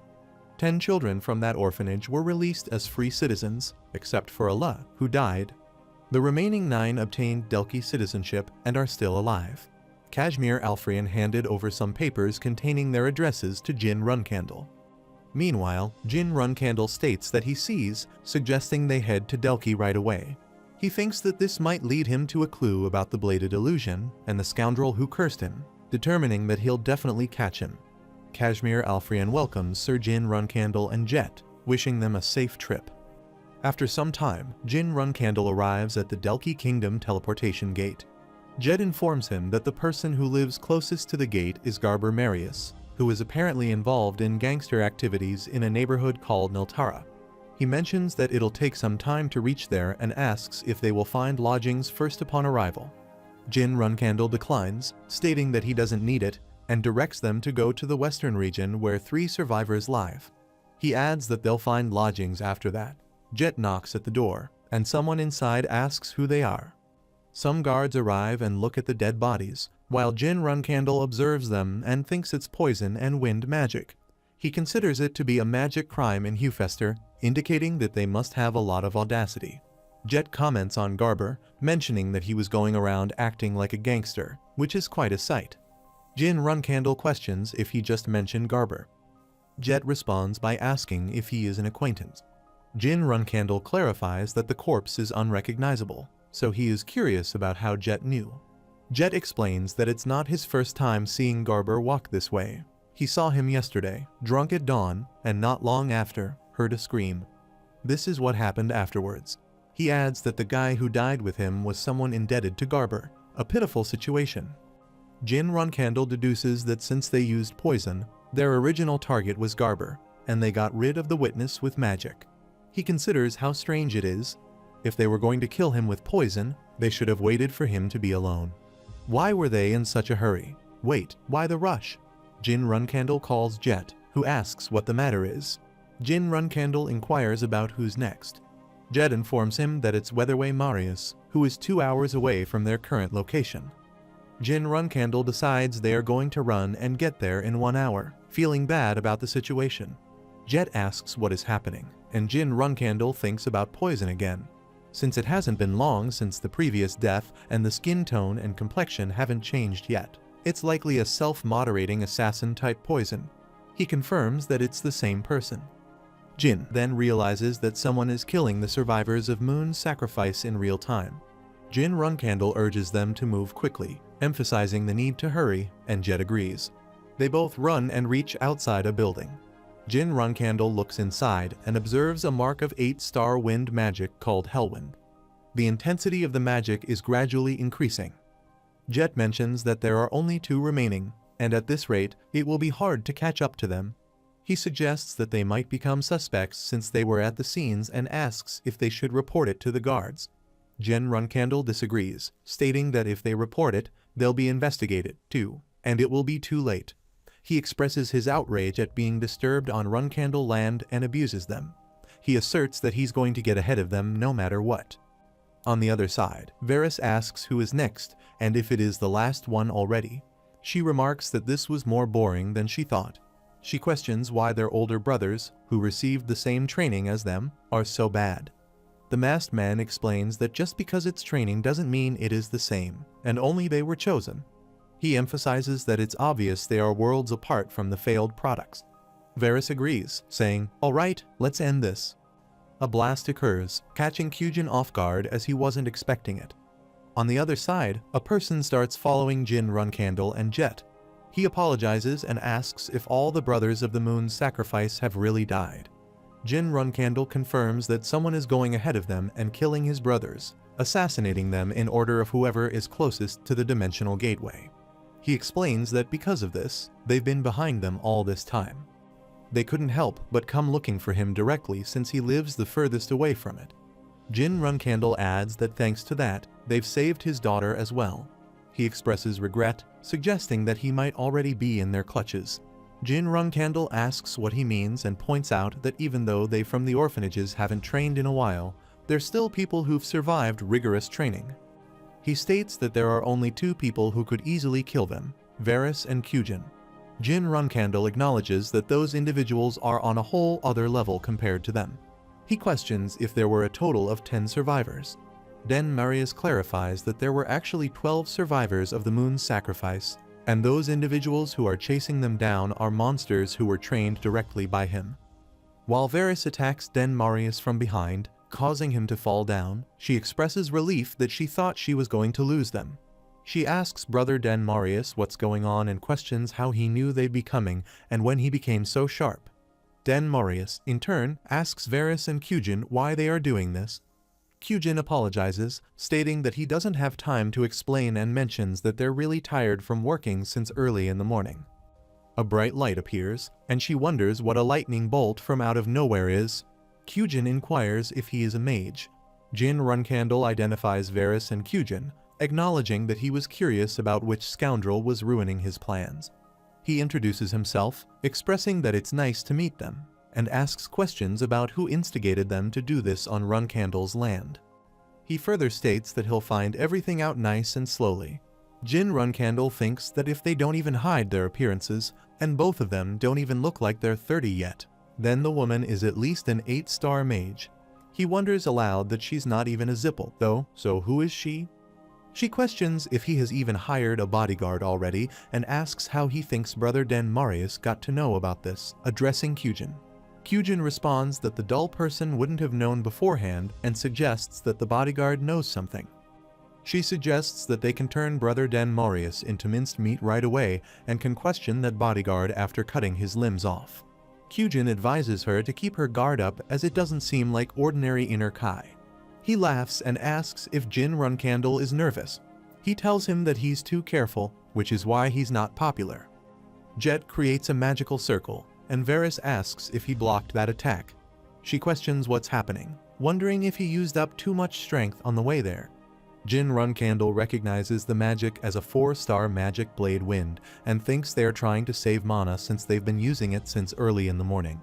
He realizes that the problem is the guy over there who must be the one who uses poison. He considers that if he has a sword, he must be a poison-using swordsman, and he had initially thought he was just an assassin. He looks at his sword, contemplating the situation. He instructs Jet to take Den Marius with him and run away.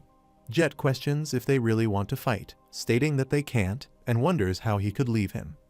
Jyn Runcandle starts fighting with Cugin and thinks that this person must be at least an 8-star mage. Cugin remarks that a magic swordsman, 01 bodyguards, his life looks more precious than that piece of trash, and suggests handing that person over and running away. Jyn Runcandle acknowledges that while his life is more precious, he's quite attached to him and orders Jet to go now.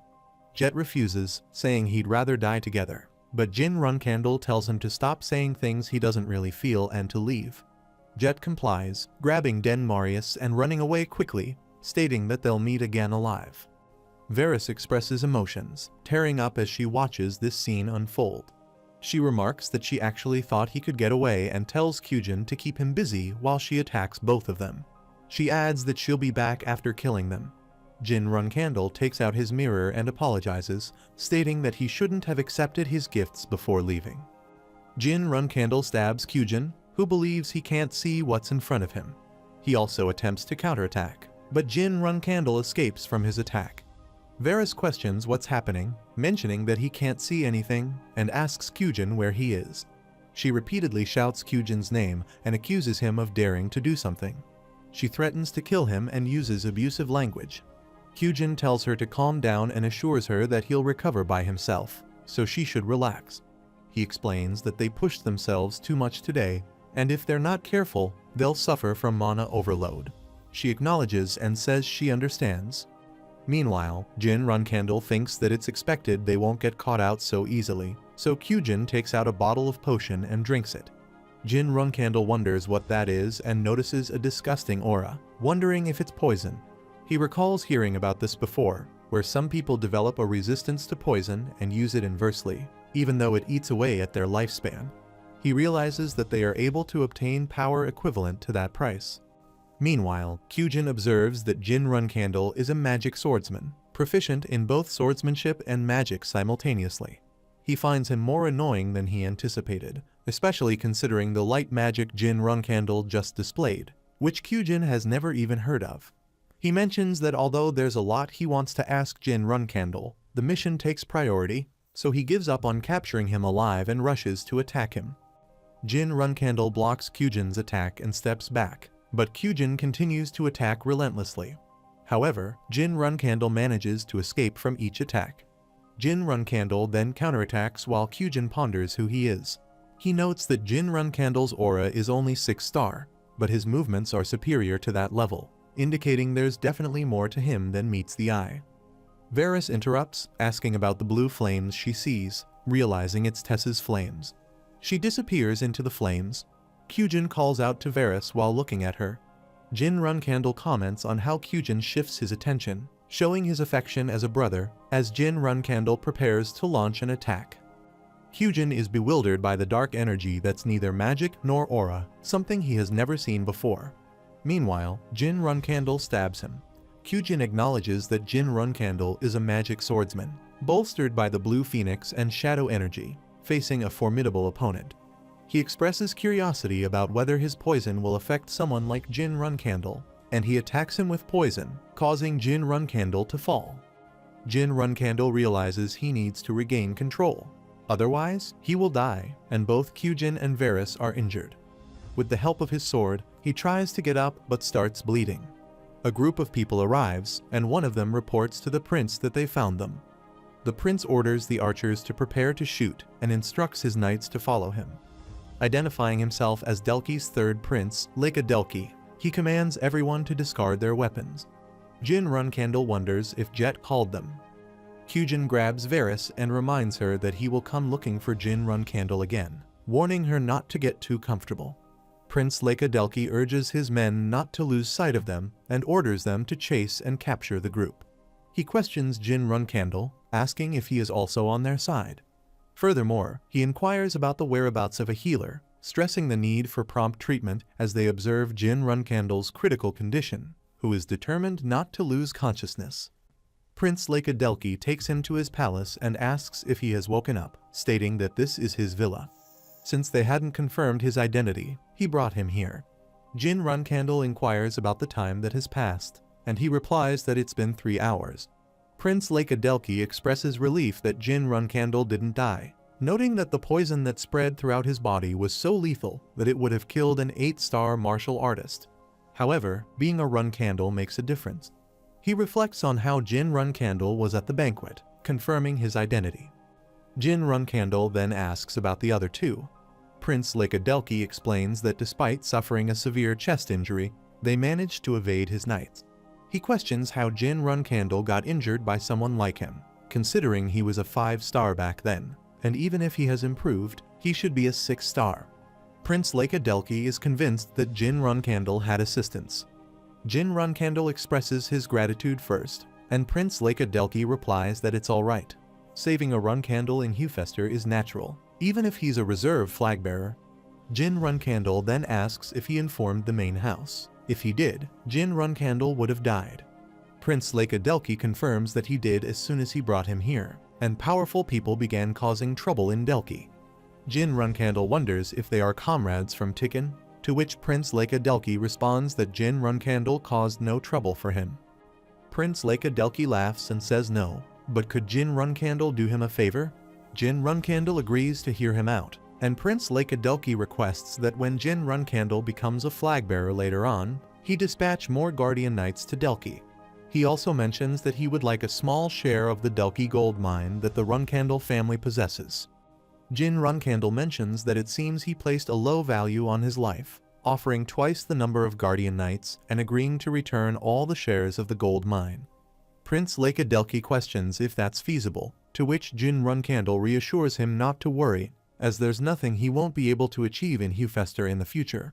He wonders about the implications of such a statement, realizing that unless he plans to become the Patriarch, even as a flagbearer, he shouldn't possess that much authority.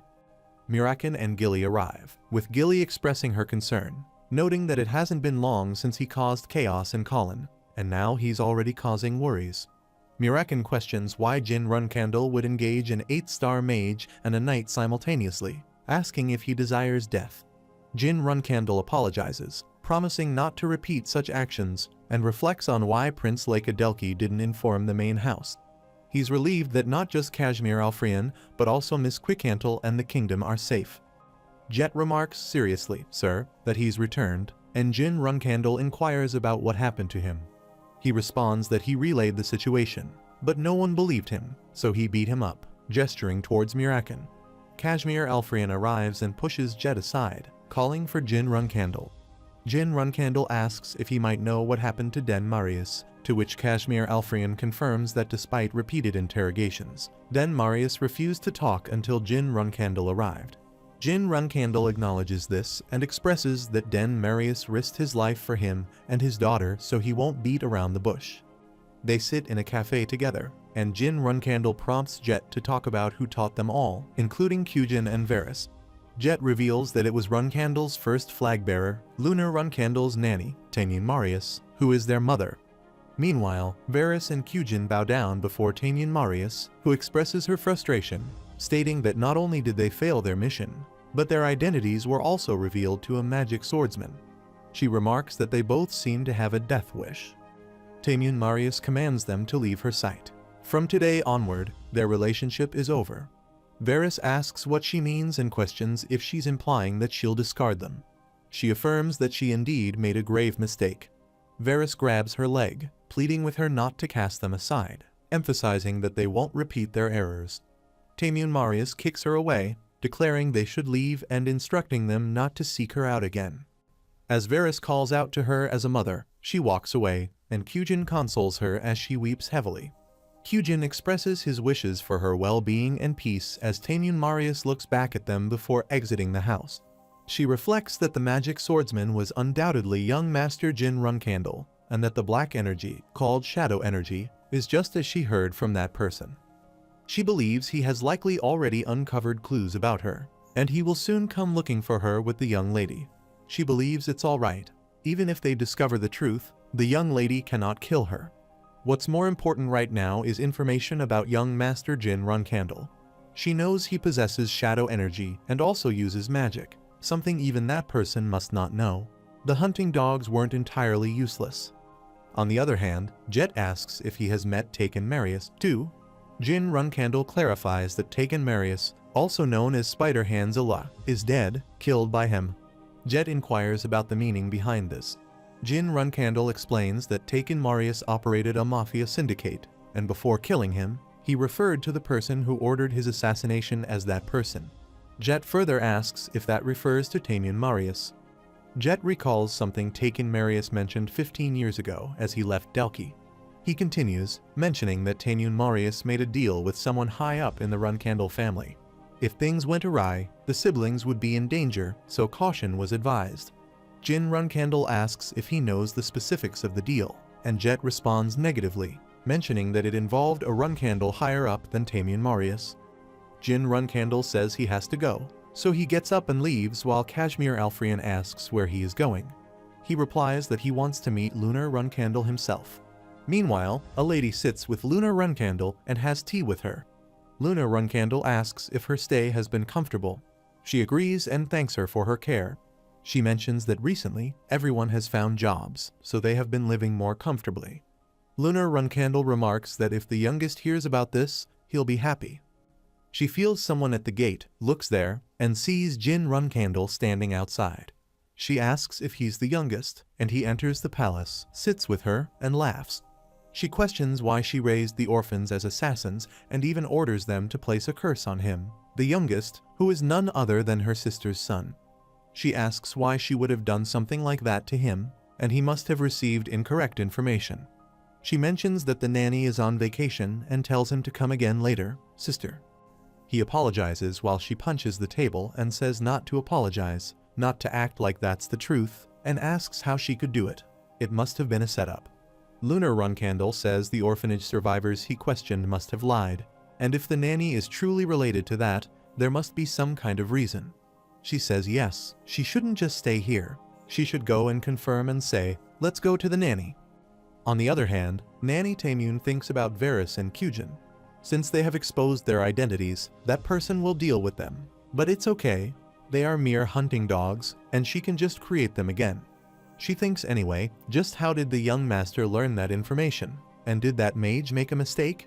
If not, then just how? Someone knocks at the door, and she looks behind and says they have come to her Lady Lunar Runcandle and young Master Jin Runcandle. Lunar Runcandle says she'll get to the point about Varys Marius and Cugin Marius, asking if she knows them. She confirms that and says she knows them, while Lunar Runcandle asks why he created assassins secretly and why they bother Jin Runcandle. She replies, "Please listen." That wasn't her order, and she had just been flustered after finding out that her hunting dogs got into contact with young Master Jin Runcandle, and that is why she was waiting for her. Lunar Runcandle asks if she is making such excuses, thinking she can get forgiven for raising assassins secretly without her knowledge while becoming emotional. She says, please submit her to the family trials, and she will give her testament in detail there, and asks if she is running away right now, how she can do that, and that she doesn't seem like someone she knows right now. She asks about her current actions. She just can't understand them with her head right now and wonders why she can't speak clearly. Nanny Tamune says she apologizes for hiding that. However, the reason she raised her subordinates was to survive.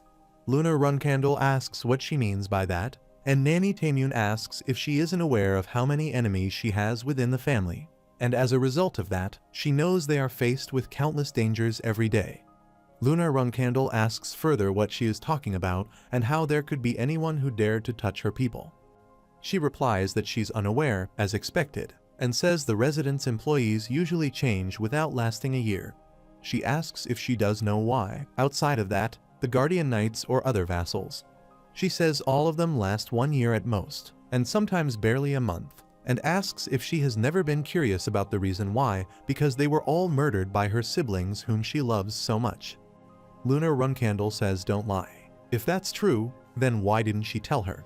Nanny Tamune replies she did it because she knows very well what type of person she is. Lunar Runcandle says that's ridiculous, and she replies if she had told her, would she have been able to kill her siblings, or would she have at least given a light punishment? She asks if she didn't withdraw from fighting for the throne because she didn't want to kill her siblings. Lunar Runcandle thinks she doesn't want to do this anymore. Nanny Tamune says the war for the Runcandle throne, and the moment she gave up that obligation, all of her people were reduced to being prey. She thought 35 years ago, she felt what real power was for the first time, and in that awful orphanage, who had the fate of becoming a bloodhound for the nobles, was acknowledged for her skills and became a nanny for the Runcandle family. She thinks she was able to live as a human and not as livestock, and that was her fate. But for her to be the first child of the Runcandle family, what luck. She thinks, was she jealous? Of course not. She was thankful instead, and the one who had given her this power was this small and warm gift. She thinks of the other Runcandle children who were born every year after, and all of them were her competitors. She thinks, however, that wasn't a problem since the patriarch said that Miss Lunar Runcandle inherited all the talent. Lunar Runcandle says she sparred against all of the members of the beginner class and won, and Joshua and Runcher Runcandle teamed up against her, but she won. Nanny Tamune says that's amazing, and she wants to continue like that, while Lunar Runcandle says she doesn't like fighting, and that she just has a good sense for it. Nanny Tamune thinks although she is anxious about her naivety and thinks she finds out straight away that her anxiety is unnecessary. Lunar Runcandle says she doesn't show herself in front of her brother Joshua Runcandle and says she'll kill him next time. She says get lost. He make her lose her appetite and throw him on the floor, and she throws food at her sister's head and calls her trash. She says they should lick the floor for the rest of their lives. That's what suits them. Nanny Tamune thinks as time passes, she turns 13, and she can't find any traces of her innocence from the past, and it's her authority more time passes. Lunar Runcandle says she's so exhausted, mother and father, her siblings, and everyone in this family that she wants to stop everything now. She says further she doesn't want to become the head of these methods. Nanny Tamune says no, that she doesn't have a choice in order to become the head, and she doesn't want it. Lunar Runcandle says to kill her family members for the family. That's not the answer, and for her family members and the family, she's going to achieve something new. She says further she's going to become a sword that protects the family. Nanny Tamune thinks at 19 years old, her long puberty period comes to an end, and her revenge also comes to an end. She says further yes, Moon's sacrifice and the pain and abuse she received for 20 years, and she was going to make her the matriarch and use her for her revenge. She thinks, however, that she was an aloof white whale amidst the myths, and she was the starving anglerfish that circled around her. She says she will follow her and thinks that day, she will set a new dream. Luna Runcandle thanks Nanny Tamyun for staying by her side and thinks her dream crumbled. And not long after, her siblings, who realized she had changed, started the hunt. Nanny Tamyun thinks what her siblings achieved with madness and obsession was something hard for her, who had to do all types of assassinations to endure. She thinks Miss Luna can't find out about this. She's definitely going to blame herself, and she's her nanny. She needs to overcome this. She thinks but how, and thinks yes, she'll nurture bloodhounds like what she went through. She'll choose useful orphans, but in the end, they capture her. She says Tamyun Marius, the instructor and best assassin of Moon's sacrifice, and he'll get straight to the point. He wants her skill and loyalty. If she gives him those things, then he'll give her what she wants. Nanny Tamyun insists on just killing her, while he replies to listen till the end. He says she's always smiling, but he knows very well what expression she's wearing behind that smile and asks if she doesn't want to be free. He asks if she doesn't despise the princess who doesn't know anything and come to him, and he'll give her true freedom. Nanny Tamyun thinks that day, the anglerfish, who was circling around the aloof white whale, heard the voice of its savior. The scene shifts to the present again, and Nanny Tamyun wonders if the young lady has heard about this. Jin Runcandle and Luna Runcandle walk out, and he looks at her and thinks what expression she would have. Nanny Tamyun says she's sorry, even if she died. She hopes that she wouldn't know about this and says it doesn't matter what the reason is. It's a fact that she secretly trained soldiers and let them point their swords toward the young master Jin Runcandle. She mentions that even if it wasn't her direct order, it's the gravest sin among sins, and she needs to pray for her sins, so she has already reported her sin to the main house. Some guards arrive there. Jin Runcandle looks at them and thinks if they are the family execution knights, Tamyun Marius is already a step ahead. He says then he'll see her at the trial and that it seems like she has someone she trusts. He says he doesn't know who is supporting her, and there aren't many people who possess the power to save her from a familial trial.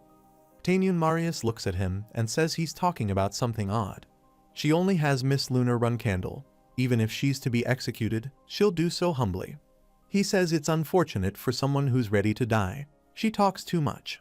And for someone who was a part of that person's circle, would they have that much understanding to save her? Someone who does whatever they want?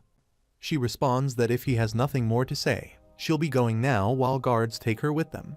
She thinks, as expected, he didn't come this far with just luck. That's right, that person may have abandoned her, but the information she has regarding Jin Runcandle will save her.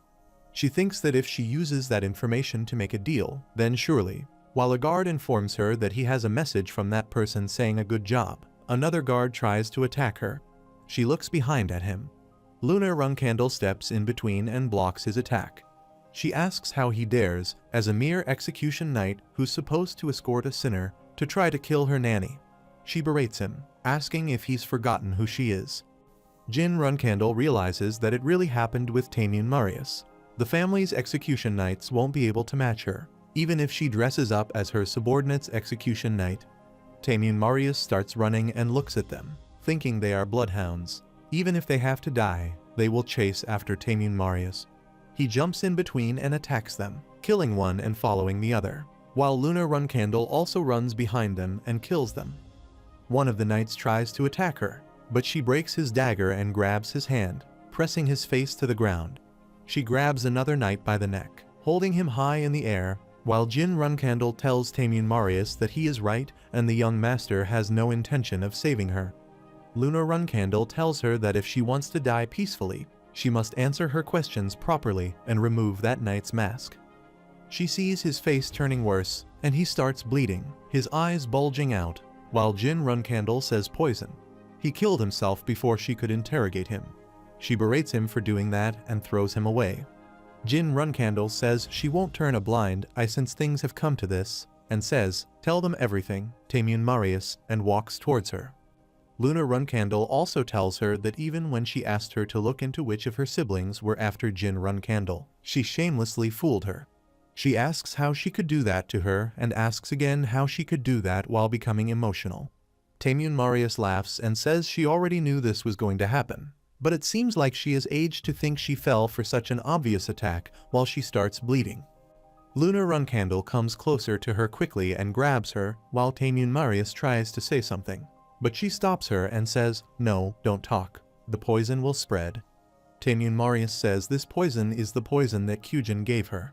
How ironic, and it is already too late for her. She thinks, yes, if this is what they call karma.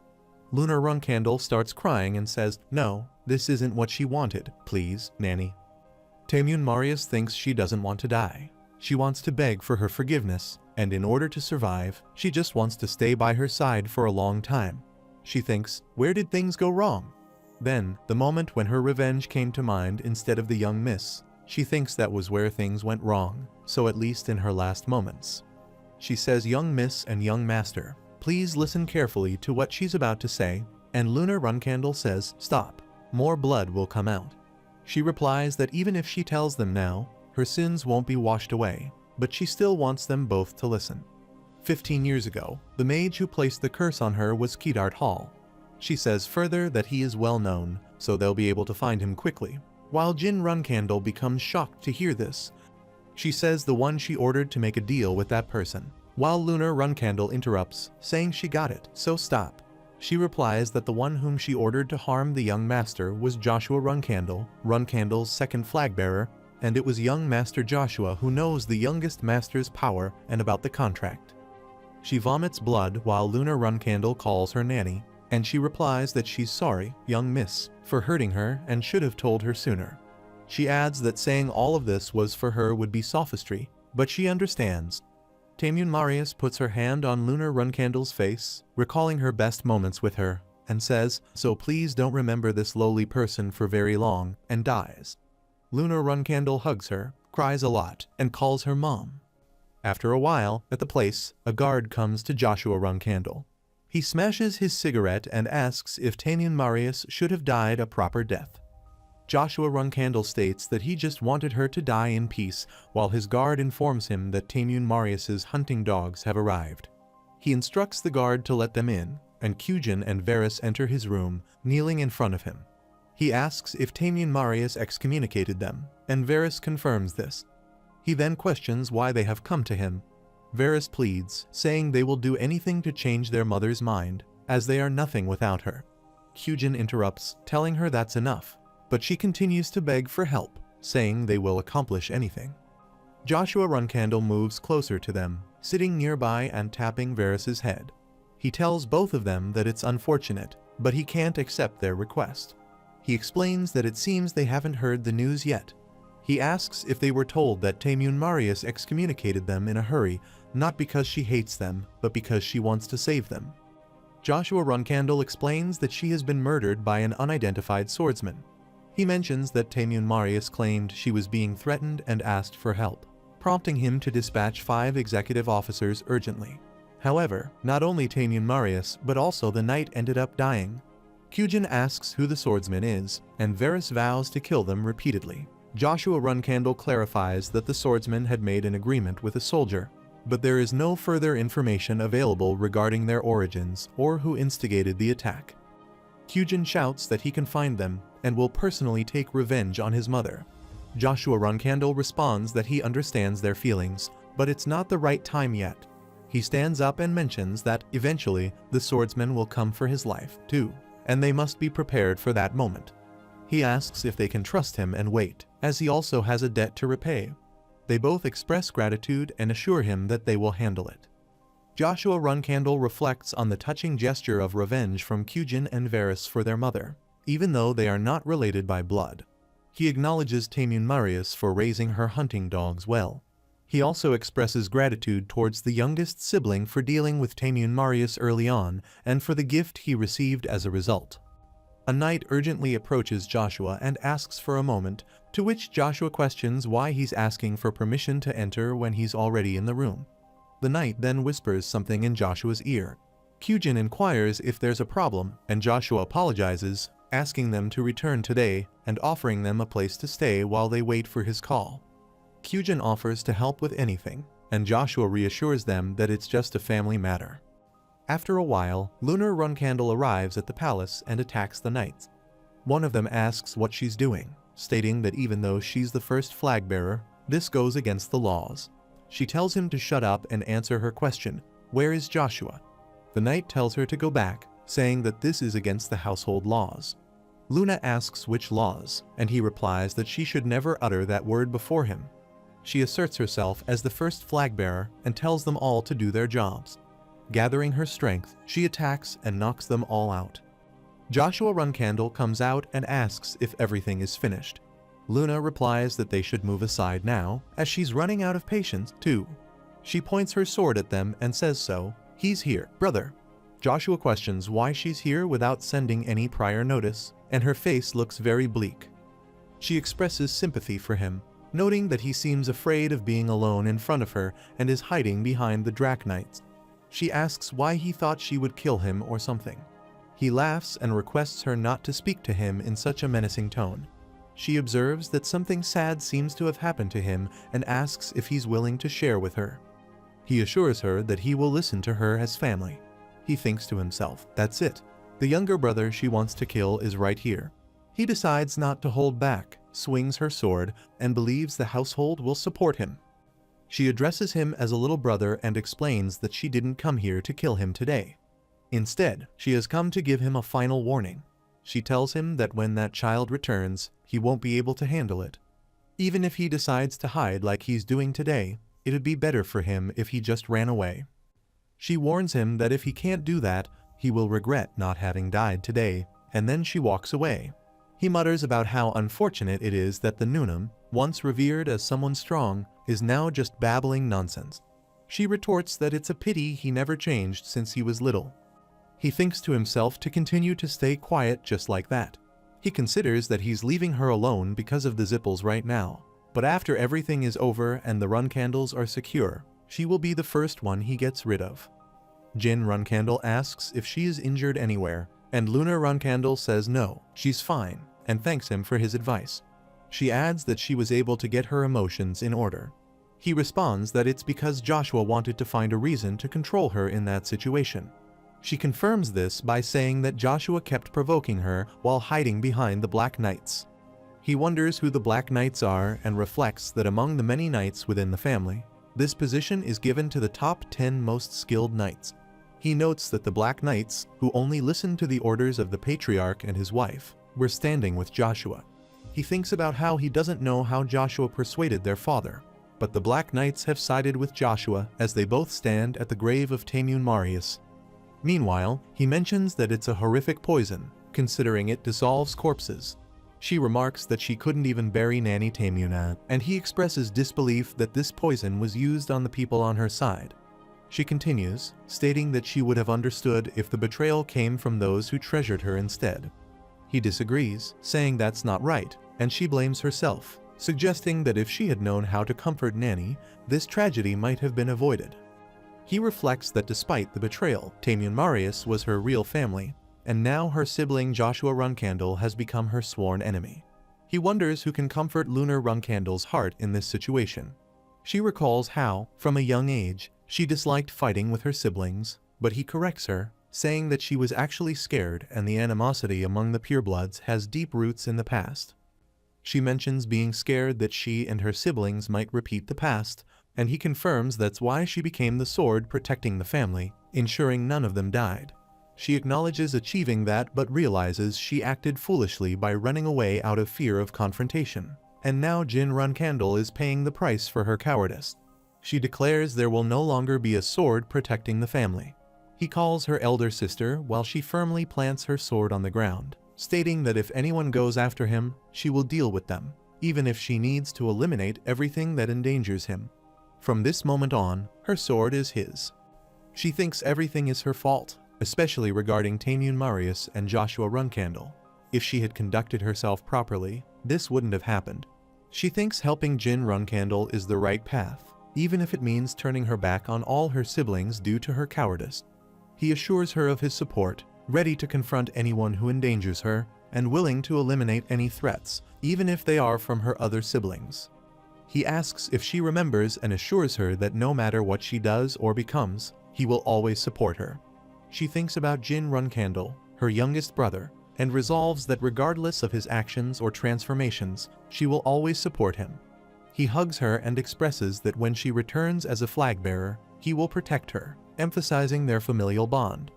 She acknowledges that her sometimes arrogant youngest brother is indeed family, and she is ready to give him everything and help him become the patriarch. After a while, Mirakin inquires about what happened, mentioning the use of a mage and the casting of a curse, noting that such a situation wouldn't have occurred during Temir's time. Gilly shares that her shock hasn't subsided and apologizes for speaking rudely about Joshua Runcandle. Mirakin reassures her that it's fine to express her feelings, as bottling them up can cause harm, and encourages her to repeat after him. Gilly vents her frustration by criticizing Joshua Runcandle just as Jin Runcandle arrives and affectionately calls Gilly strawberry pie. She remarks on how refreshing it is and, more importantly, questions why Joshua Runcandle would want to harm him. She mentions there are many reasons and emphasizes the importance of him taking no action despite knowing about the contract with Solderit. Gilly concurs, recalling Joshua Runcandle's breach of taboo at Storm Castle in an attempt to harm him, contrasting his lack of action at the main estate.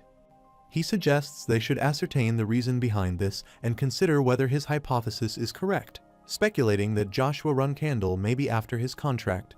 Reflecting on past events with Enya and the ability of the Zippel family to steal a contract with a god, he concludes that despite Joshua Runcandle's involvement, he shouldn't be associated with the Zippel family. He wonders if there is another method Joshua could use to steal a contract. Kashmir Alfrian enters the room and announces he has located the place requested, handing her a paper. Jin Runcandle inquires if it has already arrived, confirming that Suramal is indeed a renowned mage who has retired to the Meltador state in the eastern continent. He explains that since Suramal established the high-ranking magic academy in Zippel, he has been using the alias Amal and is currently engaged in specific magical research there. He then addresses Gilly, Mirakin, and Kashmir Alfrian, making a 3-month request for them to find Suramal. Meanwhile, Huel arrives at a cafe where Suramal is seated. He approaches and politely asks if the person before him is Suramal. Suramal is curious and questions Huel's identity. Huel introduces himself as an aspiring mage named Huel Hister, currently en route to the esteemed Meltador Magic Academy. However, he had heard of a noble sage's presence here and decided to approach him. Suramal is puzzled by the term aspiring mage, prompting curious looks from those around them as they wonder what Huel is staring at. Suramal commands everyone to leave before he incapacitates them, casting a magic spell as he questions the intruder's identity. The intruder reaffirms that he is an aspiring mage. Suramal dismisses this as a joke, pointing out that the intruder's physique shows extensive training with weapons. The intruder explains that there is inherent 7-star magic in his trained body.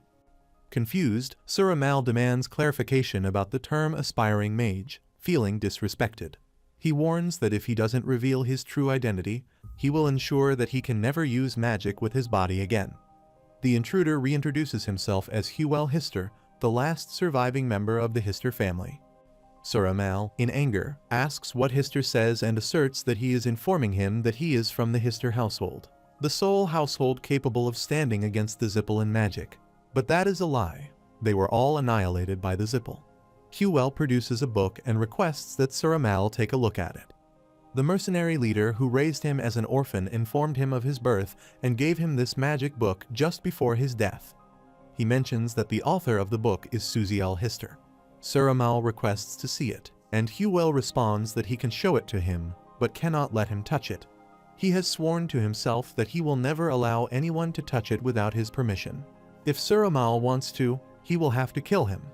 Suramal acknowledges and proceeds to open the book himself swiftly, examining its contents and thinking, this cipher, this is a true magic book of the Histers. He believes that he would certainly recognize such a book, having searched for traces of them throughout his life, and decides to take a closer look.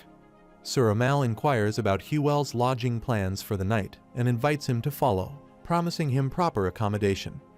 He mentions that the space they are in is dedicated to his research and is highly secure, prompting him to ask how Huel, a member of the Hister family, has been living. Huel Hister explains that he was raised as an orphan under the care of a minor mercenary known as the Grey Owl. Despite wielding a sword since childhood, he lacked talent in that regard but excelled in magic.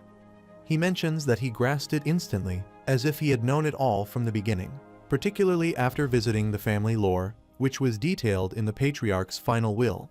He contemplates the magical prowess of the Histers, capable of threatening even the Zippels, who excelled in manipulating history. He believes that such a sudden achievement can be explained by this. Sir Amal interjects, noting that since then, the Zippels had begun pursuing him, prompting him to plan to enroll in a magic school to conceal his identity. He adds that even 300 years ago, the Zippels eradicated anything that could pose a threat, especially anything related to the Hister family, often with a bounty of at least 10 million gold. Hywel Hister responds with surprise at the mention of 10 million, challenging Sir Amal to choose between a life of being perpetually pursued or becoming his disciple, leaving a mark in history. He reveals his real name as Kiddard Hall, known as the Kiddard Hall of Reflux. Hywel Hister asks if it's true if he truly is that Kiddard Hall of Reflux. He confirms that he's aware of Kiddard Hall, noting that his name had been widely known long before someone like him, a mere newcomer, appeared. Hywel Hister questions how he could not know about Kiddard Hall, recounting the legendary tale of Kiddard rising to 9-star status without the aid of the Zippels, battling them, and even boldly instructing Zippel trainees. Sir Amal affirms this, indicating that there's no need for further explanation. If Hywel becomes his disciple, he promises to pass down his magic, named Reflux, and ensure that the name of Reflux endures in history after him. He urges Hywel to choose whether to become his disciple, emphasizing the rarity of the Hister magic lineage. He reflects on how he stumbled upon traces of the rare magic household, the Histers, long ago, and how he has been fascinated by them ever since, pursuing them relentlessly throughout his life. At one point, he reflects, the chain of clues was abruptly severed, and just as he was on the verge of giving up, Hywel Hister appeared before him. He believes that with the magic book he possesses, he can further enhance his reflux magic, and if he successfully imparts the completed magic to Hywel Hister, his disciple-to-be, his legacy will endure. Hywel Hister conjures a magic ball, impressing Sir Amal, who remarks on their readiness to delve into the deep reflux system. Hywel Hister credits Sir Amal for this progress and acknowledges his teachings. Sir Amal then inquires about Hywel Hister's magic book, wondering if he could see it now. Hywel Hister declines, stating that he cannot, to which Sir Amal asks for the reason behind this decision. Hywel Hister reiterates that it's due to his personal beliefs, as he mentioned earlier. Sir Amal asserts that seizing the magic book from Hywel Hister by force would be as easy as breathing for him. However, he emphasizes that he has always respected Hywel's beliefs. Sir Amal then demands that Hywel hand over the book immediately. Hywel Hister acknowledges his mistake, admitting that his words were thoughtless, and suggests an alternative. They should share and understand each other's beliefs. Intrigued, Sir Amal asks about the concept of belief and its significance. Hywel explains that Sir Amal should also entrust him with something as valuable as his own life, specifically the Book of Reflux, in exchange for the magic book. Sir Amal reluctantly agrees, with the condition that Hywel must wait, as the Book of Reflux is currently stored in the eternal warehouse of Vankella Castle, which he will retrieve himself. He checks if Hywel understands this arrangement. Hywel agrees, and Sir Amal proposes that, in the meantime, he will learn the deep reflux system. He contemplates the significance of the Book of Reflux, realizing that he had intended to pass it down on the day he died, prompting him to question the meaning behind his earlier examination of Hister's magic. He contemplates that if only he had Hister's magic, he could surpass the Zippels. Sir Amal tells him to wait there as he will return shortly, then enters a room. Meanwhile, Hywel Hister envisions leaving his mark in history. After some time, Sir Amal opens the door and calls for him. Hywel responds that he's present. Sir Amal inquires if he has mastered the deep reflux system. Hywel confidently affirms that he has, feeling as though he has always known this power, finding it natural. Sir Amal admires his aptitude, thinking that the child is indeed a genius, and congratulates him, handing over the requested item. Hywel accepts the book and assures Sir Amal that he will return quickly. Sir Amal acknowledges that it will take time to decipher, but reassures Hywel that he can also study the Book of Reflux to his heart's content. Hywel Hister acknowledges that he hasn't yet reached the level to fully grasp the deep meaning contained in Sir Amal's masterpiece. He expresses contentment with simply being entrusted with it for the time being. Sir Amal agrees, suggesting that since Hywel has started learning the deep reflux system, they should commence full-scale practice sessions. He proposes practicing against bugs and asks if Hywel is willing to give it a try. Huel Hister questions whether reflux can be effective against non-human opponents like bugs. Suramal clarifies that he isn't referring to human opponents, but rather to the bugs residing in the town that resemble humans. He explains that these creatures, though lacking magical abilities, are suitable practice targets due to their resemblance to living beings. He adds that he used them extensively for practice during his youth, noting that while they cannot use magic themselves, their physical structure is similar. Huel Hister makes a request, asking Suramal to use reflux directly on him before their practice session. He suggests that experiencing it firsthand would be more effective in a real situation. Suramal laughs, expressing pride in Huel. He explains that if they were to recklessly harm those creatures, knights from the capital would swiftly intervene. He demonstrates reflux width, showcasing its ability to steal an opponent's magic power and activate reflux with the strength of magical power. He performs a magic spell, creating a magic ball, and attempts to absorb Huel's magic power. However, it has no effect on him. Suramal wonders why reflux isn't working, realizing that Huel Hister has already surpassed 7 stars. He concludes that this isn't just at the level of a 9-star magician, it's far beyond that. Suramal is injured and falls to his knees, asking how this is happening. Jin Runcandle reveals an artifact called the Mirror, which contains infinite magic power while showing it to him. He explains that thanks to this artifact, he remained unharmed even under reflux. He mentions how the Zippels would have exploited such power to bring pain to the world, and he had resigned himself to a lifetime of suffering because of it.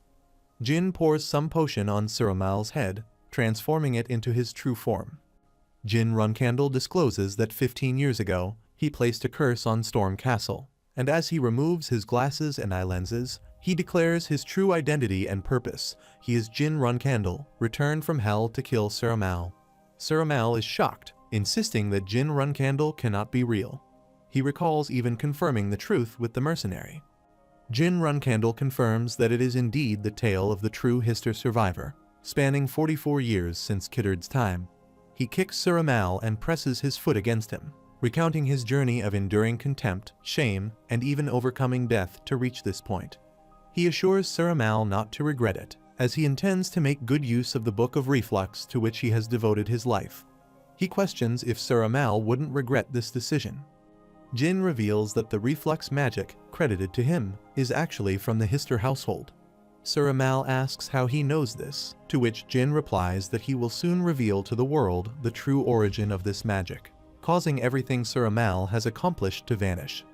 Suramal protests, believing he will be remembered forever. Jin Runcandle mentions that the request and curse he received marked the beginning of his journey.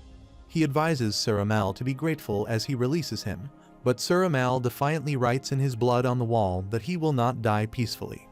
Jin Runcandle doubts Suramal's survival, thinks of Joshua Runcandle, and contemplates that everything is about to begin. Gilly is spreading clothes to dry outside when a cat sits near her. She mentions young master, and it has been 3 months since he left to get Kiddard. Mirokin comments that it has already been that long and goes on to say that Kiddo is toxic.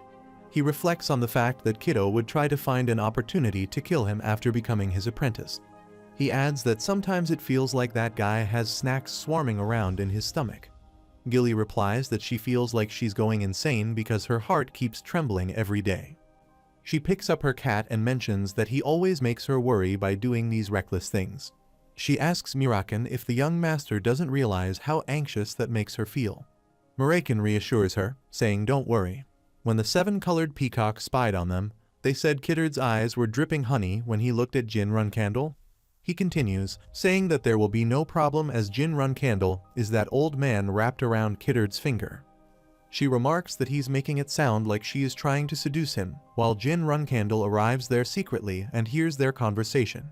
Upon seeing him, she throws Mirakin away and runs towards Jin Runcandle, expressing relief that he has returned and appears healthy. Jin Runcandle acknowledges this, stating that he's back, and informs Mirakin about the magic tomb he obtained from that scoundrel. He shows him the book while collapsing onto the grass. Jin Runcandle mentions that he'll leave it to Mirakin to transcribe it. The scene shifts to the Garden of Swords, where Joshua Runcandle sits in his room having lunch. He ponders about Jin Runcandle, the prime suspect in the murder of Kiddard Hall. He wonders about Jin Runcandle's identity and motives for killing Kiddard Hall, as well as why he was in hiding. He laments that, unfortunately, it's been assumed that the essence of the extreme overload magic is stored in the eternal storage of the Holy Kingdom of Vankella. Haytona Runcandle states that Jin Gray was definitely the alias the youngest was given for his position as a provisional flag-bearer. Daytona Runcandle adds that they are in front of their elder siblings. Haytona Runcandle argues that it can't be the youngest, as Jin Gray is a common name. Daytona Runcandle whispers that the youngest is impressive, but Kiddard Hall is a 9-star mage, and there's no way that's true, so please. Mayu Runcandle taps his punch on the table in anger, stating that their idiotic brothers haven't even seen a 9-star mage before, so they should stop bullshitting. He can't believe those little shits will become provisional flag bearers in a few months. Anne Runcandle asks why he is being so mean, mentioning that it's cute when they say stupid things. She finds them so cute that she just wants to cut them into pieces. One of the merry Runcandles tells both of them to shut up as they are disrupting their meal. Dippus Runcandle asks why she won't even let them talk this much amongst themselves.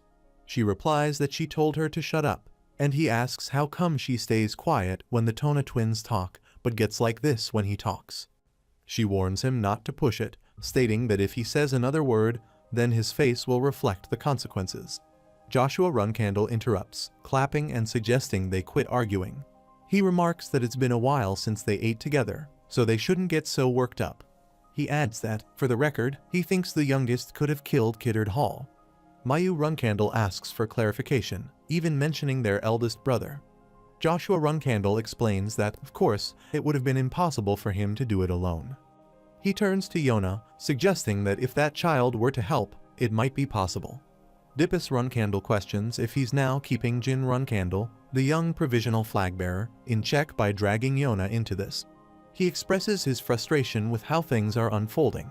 Mary Runcandle asks the eldest brother if he can take responsibility for suggesting that Yona helped. Joshua Runcandle asks what she means by responsibility, stating that it's just a guess since a 9-star archmage died, yet the cause of death hasn't been revealed. He mentions that he thinks it would be difficult unless it was someone from Nameless, the greatest assassination group in existence. He notes that it's been quite some time since Yona was assigned there on their father's orders. He continues, saying that here's what he thinks. The youngest commissioned Nameless so that his name would be known, and Yona, feeling abandoned by the family, helped Jin Runcandle so that he would take her side. Mary Runcandle comments that he has been wishing for Yona's downfall for a long time, but he's being rather direct now by involving her with the youngest so suddenly. Mayu Runcandle agrees with her, stating that if Yona helped the youngest, then that explains his performance during his time as a cadet as well. He adds that, in fact, although she's with Nameless now, he wonders how Yona thinks about the family. Mary Runcandle launches an attack on him, grabbing his face, punching him, and pushing him into the wall while Anne Runcandle rushes to his aid. Dippus Runcandle also grabs Mary and tells her not to cross the line, stating that she's playing right into Joshua Runcandle's hands. She responds that as the 7th flag-bearer, she wouldn't dare to criticize the 2nd flag-bearer of the family, but they all better remember one thing. If Yona gets hurt, their father won't just watch it happen. Dippus Runcandle suggests that sometimes he needs to show an honorable side of himself and advises his brother to confront his fear of Yona by challenging her with his sword instead of constantly provoking her with his words, as that's not the way of the Runcandles.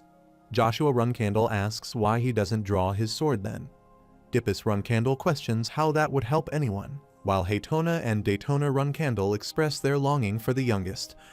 After a while, Dante Heron mentions that a 9-star mage was murdered, and Jin Gray's name was left behind at the scene, leaving no one else as a suspect but him.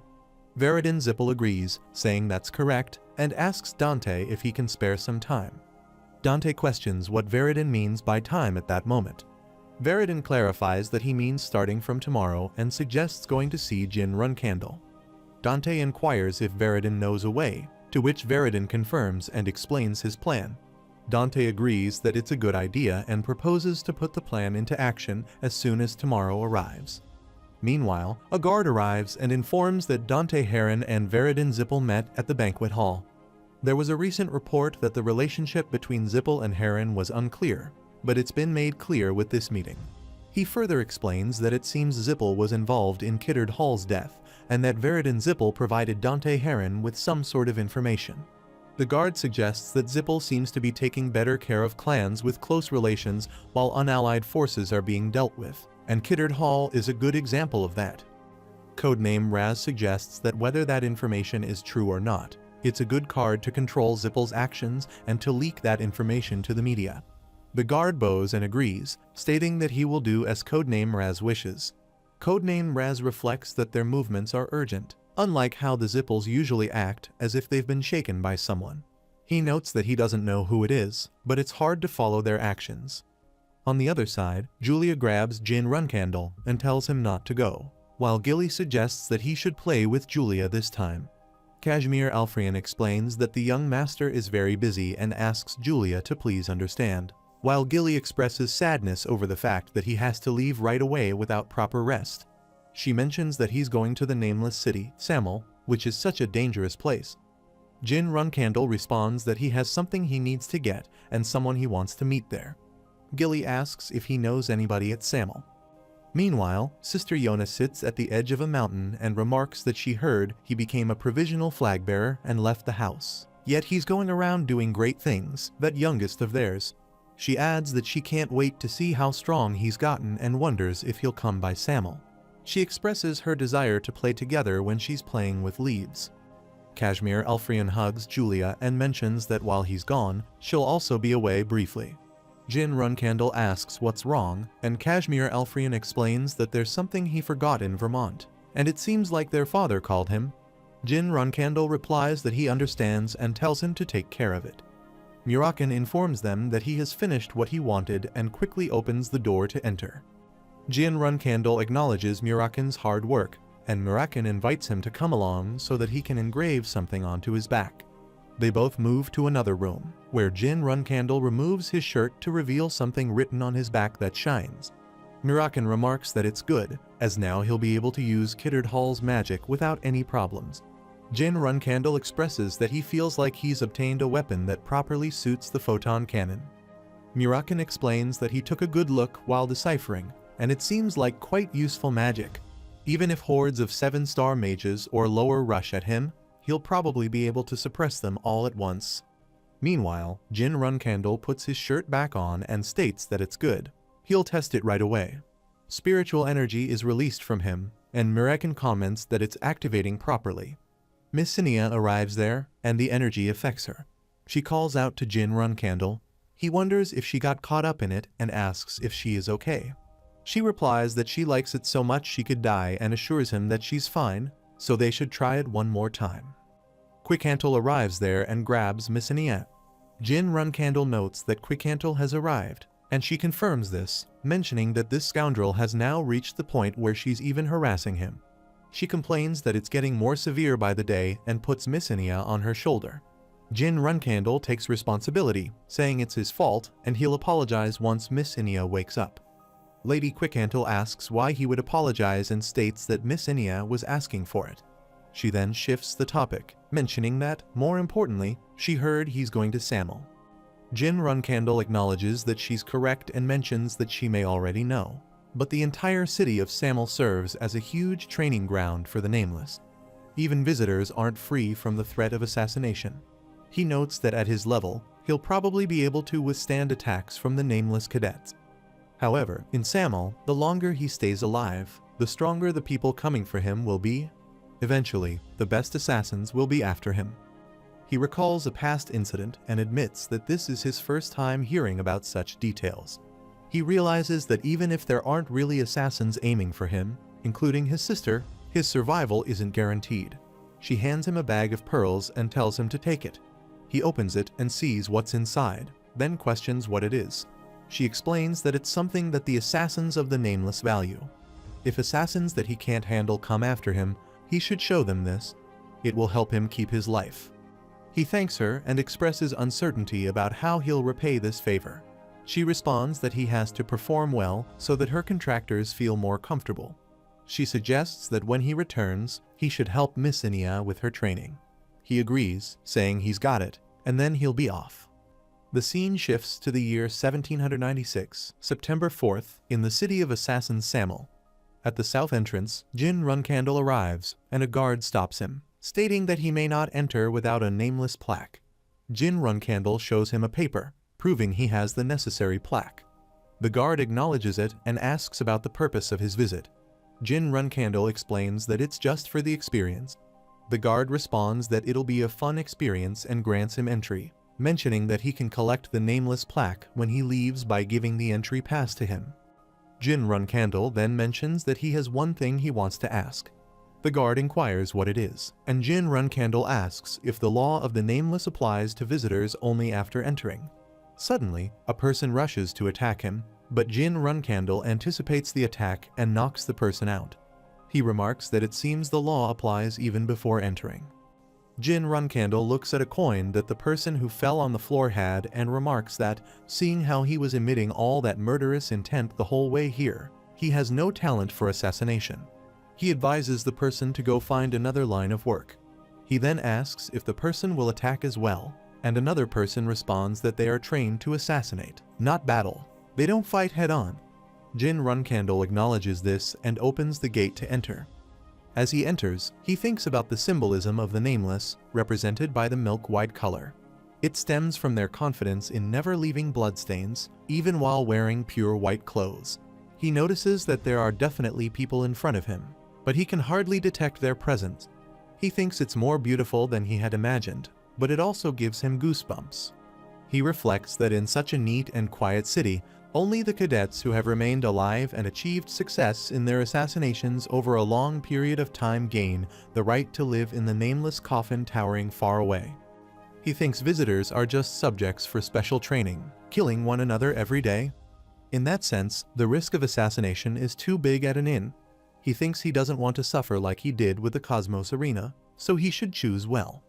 Another person remarks on how absurd it is and asks if he wants a room. Jin Runcandle confirms that he does want a room. The person clarifies that it's against the nameless cadets in Samel, where assassination is permitted. Jin Runcandle agrees and asks for the reason for not going to the inn. He explains that he doesn't want too many customers coming in at night. The other person expresses unpleasantness, and Jin Runcandle thinks he can't kill him. His actions must have seemed like a provocation. The person invites him to come in, stating that he doesn't need his money since he'll pay with his life. He further assures Jin Runcandle to use the room upstairs and rest assured, as he won't touch him while he uses the room. Jin Runcandle goes to his room, checks for any traps, and thinks that at least he'll be able to rest easy now. He plans to think about what he'll do going forward. He hears some clapping and quickly gets ready to fight, wondering what the clapping is about. He didn't sense anything, though he saw someone under the bed. Sister Yona thinks she almost got caught, and Jin Runcandle thinks he saw a kid who looked like the youngest wandering around in the city. So, he chased after him just in case, but the moment he saw Bradamante, he got so excited he couldn't help himself. He wonders if he misheard and definitely heard a clap from the ceiling, which makes him wonder if he's hallucinating because he's so on edge. He acknowledges that he's really on alert and understands that in Samel, this level of alertness is expected. He looks around while Sister Yona thinks that the youngest managed to sense her, and it seems his mind's eye is half open. She marvels at how amazing it is that, at such a young age, he has this ability. As his elder sister, she can't just ignore this. She decides that she'll probably play with him, but then thinks she has no choice but to train him properly. She tells the youngest to look forward to it and decides that instead of playing, she'll train him. Meanwhile, the scene shifts 4 days later when another person arrives and states that he wants Jin Runcandle to leave now. Jin Runcandle asks if he should pay, as expected. The other person responded that he told him at the start he didn't need payment. Jin Runcandle then questions why this request is coming all of a sudden. The other person explains that it's simple. He's giving up on trying to assassinate him and admits his failure. The other person elaborates that when he first saw Jin Runcandle walk in with his nameless plaque, he figured he was the successor of some famous clan and must have achieved great things at such a young age. However, he never expected it to be to this extent. He couldn't find a single opportunity to strike. He admits that he's not at the level where he can kill Jin Runcandle. Jin Runcandle reflects on the past 4 days, during which he gathered information and remained on high alert due to an unknown presence. He wonders if the reason he couldn't find an opening was because of that, and concludes that not being able to assassinate a visitor is a major failure. Jin Runcandle mentions that he has a promotion evaluation coming up, and since the other person has given up, he wants him to leave. The other person acknowledges that although his skills have been stagnating, he has learned a lot thanks to Jin Runcandle. He then replies that with that, he'll give him a word of advice. The other person advises Jin Runcandle that when he faces an assassin, he should imagine that he's fighting against a mage or a swindler.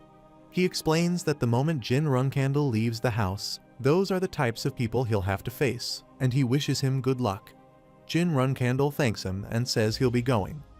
He then wonders why the other person advised him and feels an ominous sense of foreboding when he looks at the many traps on the floor. Jin Runcandle questions the purpose of these traps and asks what kind of prank this is.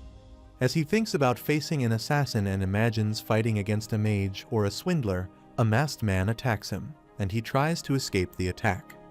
He runs behind the attacker and asks how dare they attack him. He reaches the roof where some masked men stand, ready to attack. They throw wires with traps attached to them, which come onto the roof. He thinks about the traps that were on the ground. Now, they are tied up with wires, and some traps are stuck to his sword. One of the masked men says he won't be able to do anything with his sword like that. They all run to attack him, saying this is the end. Jin Runcandle fights back, trying to knock them out. One of the masked men says to wait, admitting their failure. Another person arrives and asks what on earth is happening. Jin Runcandle throws a bag of coins towards him, and he grabs it. Jin Runcandle insists he should take it now, as he can't bear being in debt to someone. The other person opens the bag of coins and remarks how ridiculous it is to think he'd treat high-rank cadets above him, an intermediate-rank cadet, like this. Jin Runcandle then states that this time, he's really leaving. While someone hurls arrows at Jin Runcandle, he breaks them and notes that after traps, they are poison arrows. He doesn't know who it is, but this situation is starting to get a little old. He sees many arrows coming towards him and quickly escapes the attack. He thinks he doesn't know how many are after him, so it's hard to predict. Since it's come to this, he decides it'd be better to reach high ground and look for the enemy rather than hide. Some masked men attack him, but he quickly counterattacks and knocks them all out. They again throw many arrows at him, and he runs to escape the arrow attack, pondering just how many of them there are. Sister Yona sits atop a high building, looking at him and remarking that, as expected of the youngest, he is more nimble than expected. She expresses that she knew it was worth seeing how strong the youngest was for the past 4 days. She encourages the youngest to struggle for just a little longer, noting that if he plays like this for just a week, his mind's eye will completely open. However, she adds that if he were weaker than she thought and died, it would be sad, but she guesses there's nothing to do about it. She acknowledges that dying during training is a possibility. She urges the youngest to try his hardest not to die while Jin Runcandle continues to fight them and escapes from the arrow attack. Jin Runcandle attacks them and kills them all while hiding behind a tree. He thinks they are organized, with all the cadets moving under someone else's orders. He believes he'll definitely find out which scoundrel is behind it all and mess them up. He sees a paper fly in the air and grabs it, remarking that things are working out better than he thought since the cadets are moving on such a large scale. He had thought it would be one of the best assassins of Nameless behind it all, but it turns out to be Sister Yona as he reads the paper that says, "Let's play in the afternoon as well." He thinks this actually works out, and once he endures all of this, he'll have a reason to ask her for what he wants, for instance, 1,000 poison antidotes.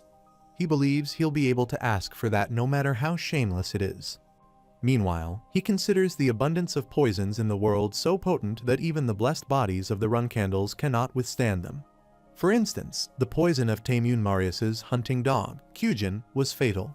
He believes that what he needs is the 1,000 poison antidote, a secret elixir passed down only to the top assassins of Nameless. Those who drink it will develop immunity to 10,000 poisons.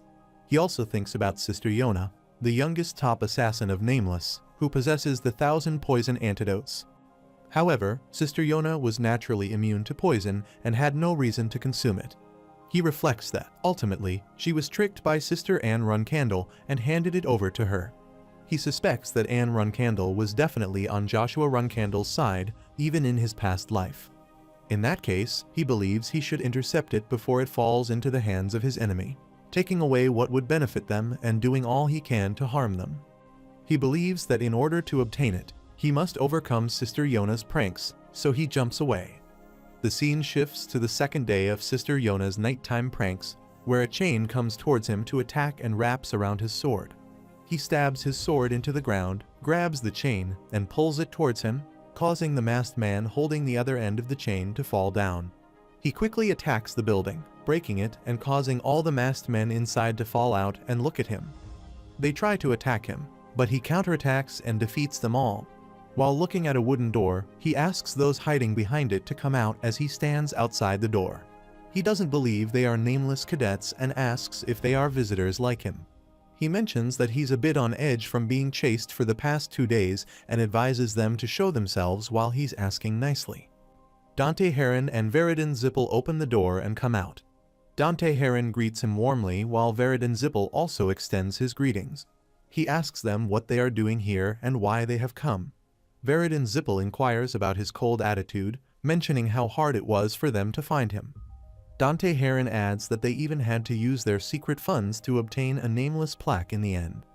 Veridin Zippel calls him a heartless scoundrel and complains about his meanness, a sentiment echoed by Dante Heron. Jin Runcandle interrupts, telling them to stop and explain why they came to find him. Veridin Zippel explains that they wanted to meet him as they missed that night at the arena. He then covers his mouth, admitting that it could happen, and asks what they are doing there. Veridin Zippel attempts to speak again, but Dante Heron quickly intervenes, explaining that they spent all their money trying to acquire a nameless plaque quickly, leaving them with no other choice. Jin Runcandle believes that the heirs of 2 great clans are sleeping on the streets. He acknowledges that this occurred while they were searching for him. Consequently, he agrees to pay for their food. They become excited upon hearing this. However, he also mentions that, in return, they should earn their keep. Meanwhile, some masked men attack him again. Dante Heron reacts by saying so that's how it is, as he takes out his sword and counterattacks. He then asks if this action will suffice. Jin Runcandle looks at him in response. Sister Yona attempts to see who the attackers are by asking about their identities. Ole arrives behind Sister Yona and asks what's wrong. She looks behind and calls him Ole. He says, "Listen, Sister Yona, even if it's him, he can't cause any more of a disturbance than this." He then mentions how many of the other cadets' houses have been affected. She responds that that's not what's important right now. She was having fun playing with the youngest, but then those scoundrels jumped in. He asks who dares disturb their Yona while she points and says, "Look over there." He asks what kind of scoundrels dare to do this. Jin Runcandle thinks that the one at the front is Yona's brother, and the 2 behind him are from the Zippel and Heron clans, who all run to attack the nameless cadets. She jumps from the building and says she'll go there and sort things out herself, but Ole grabs her shirt and says if she goes, they'll die. She responds that's the point and asks why not. This is the first time her family, her brother, has come to visit her, and they are disrupting it. She mentions that she hasn't even had a chance to properly speak with the youngest yet. He responds by suggesting that if she wants to kill them that badly, then how about this? They play a game. She inquires about which game, and he clarifies that it will be a game with the scoundrels' lives at stake, played a total of 3 times starting from the coming dawn. They will send real assassins after them instead of cadets. He explains that if they die, she wins, but if they survive, she loses, and he leaves her shirt. She asks why, noting that the chances of the youngest dying with them increase too much. She expresses that it would be best if the youngest didn't die, especially since this is the second day he's been playing with her so well and is such a good kid. He then states that she'll have no choice but to watch the 3 of them play. Exasperated, she concedes, saying she'll do it, but in return, he can't interfere, and she'll be choosing the assassins. He responds with assurance, saying it's not a problem. More importantly, he asks if she knows how many houses collapsed in Samel today. She admits she doesn't, and he informs her that it's 37. He explains that this is the consequence of her sending cadets after her younger brother just because she wanted to play, and he mentions that he'll be expecting a reflection letter from her about it. She says she's busy and exits, closing the door. He reflects that, for now, he has stopped Yona from personally taking action, and he acknowledges that the fate of the Nameless could have been in real danger there. After a while, Jin Runcandle gets up and remarks that he'd better start moving now. He notes that they are sleeping, and he said there wouldn't be any attacks during the day. He reflects on Dante Heron, observing that his body is as weak as always, but his sword has become sharper. He speculates that Dante must have learned the secret technique of the Heron clan and reached a new stage.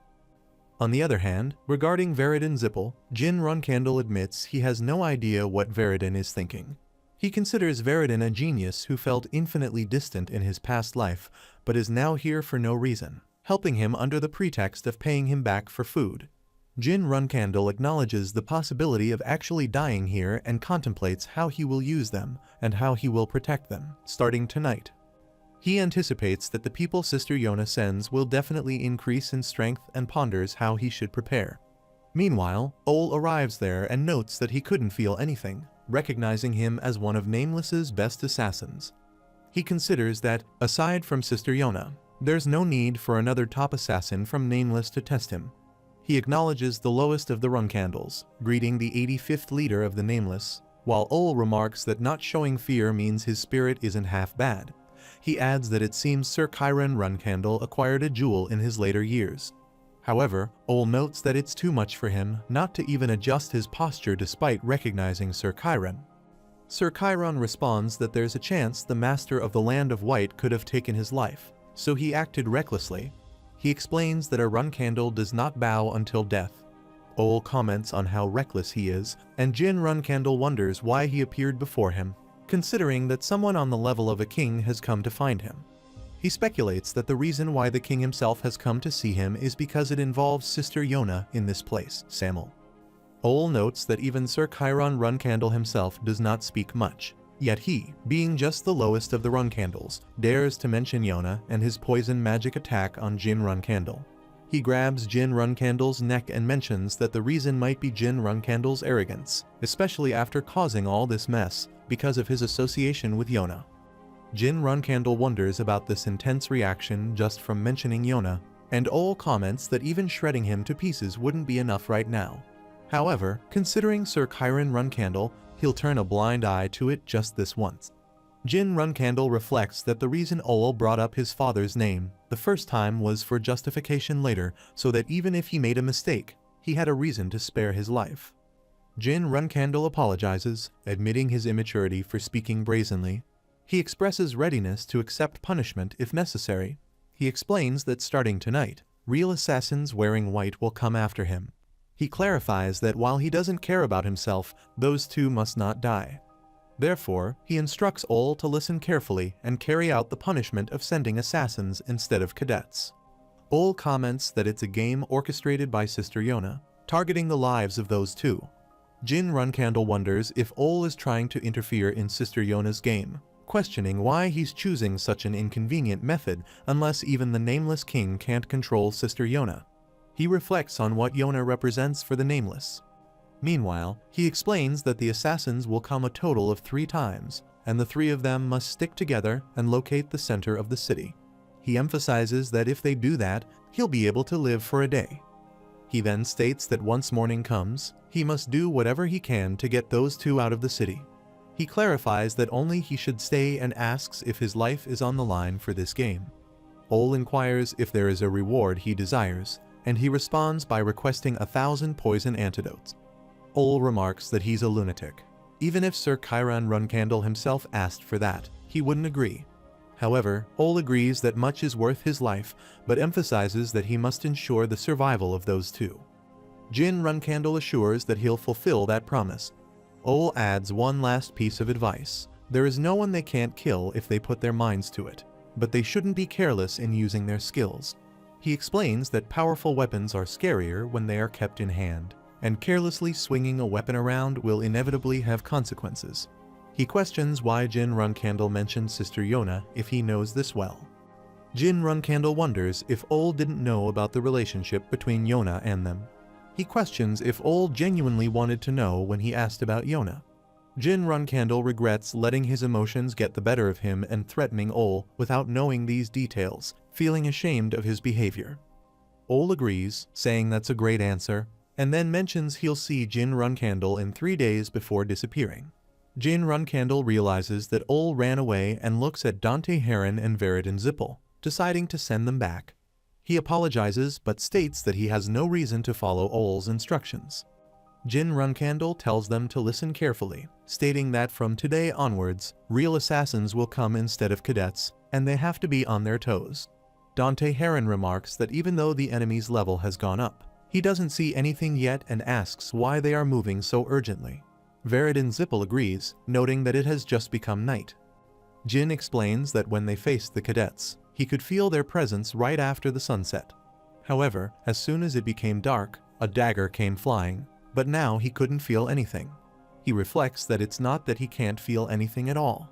Rather, he can't sense their presence but feels the sensation of being chased by a hunter. He realizes that he was aware there's a difference between cadets and assassins, but this is on a completely different level. Meanwhile, Sister Yona notes that, as expected, the youngest is already moving while she sits at Ole's shoulder. He remarks about sending an advanced assassin right off the bat, questioning if she is really trying to kill her little brother. She denies this, and he explains that her little brother is sharp, so he's already running away. However, once the attacks start, he'll die without being able to do anything. He considers that if that happens, the two behind him will also die. She disagrees, saying that won't happen. The youngest's mind's eye is half open. He asks what she means, pondering what the mind's eye is, especially at such a young age. She elaborates, explaining that even now, it might seem like he's moving based on his gut, but it's different. He definitely feels something, at least faintly. During these past few days, his mind's eye has started to open even more. She expresses pride in him. He reflects on how it's the first time he sees Yona show this kind of reaction and asks if the youngest's name is Jin Runcandle. On the other side, Jin Runcandle considers that maybe someone is trying to expect something from him while he's running. An explosion happens in front of him, and he commands everyone to stop, grabbing Dante Heron and Veridin Zippel and pushing them back. Veridin Zippel praises him and asks why they stopped all of a sudden just as nameless cadets attack them. One of the cadets attacks with a dagger, but Jin Runcandle blocks the attack, causing the cadet to wonder if Jin sensed his presence. Veridin Zippel uses his ice magic to freeze the cadet, and Dante Heron compliments his work. Veridin Zippel agrees, saying they'll lay him down like this. However, Jin Runcandle interrupts, saying they don't have time for that. A nameless cadet breaks through the ice cover and takes out his blades.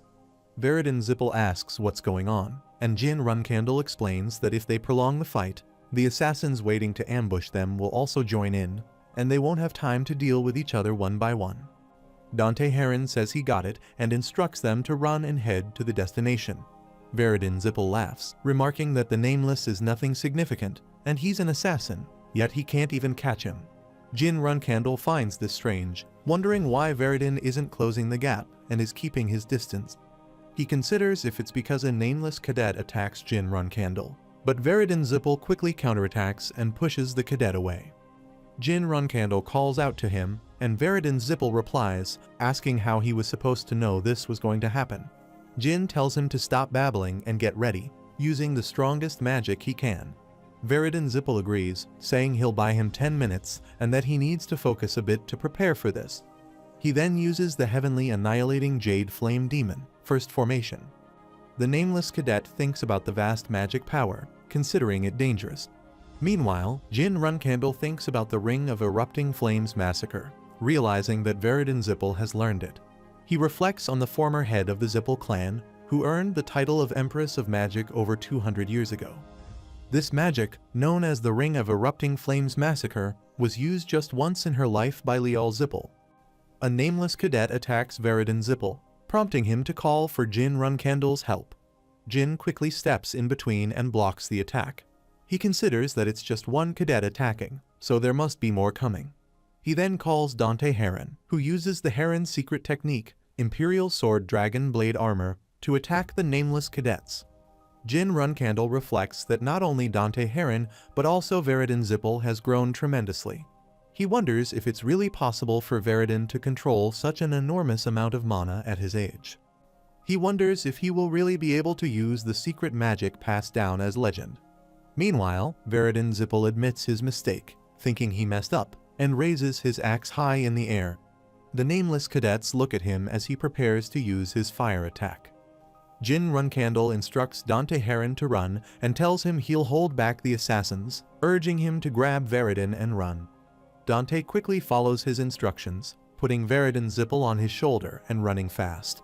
Veridin apologizes to Jin, explaining that it's been a while since he last used it, so he must have gotten confused. He coughs up blood, admitting that he messed up and can feel the mana overload coming. Jin Runcandle tells him to close his mouth and stop spitting blood everywhere. He then instructs Dante Heron to keep running to the place he told him about.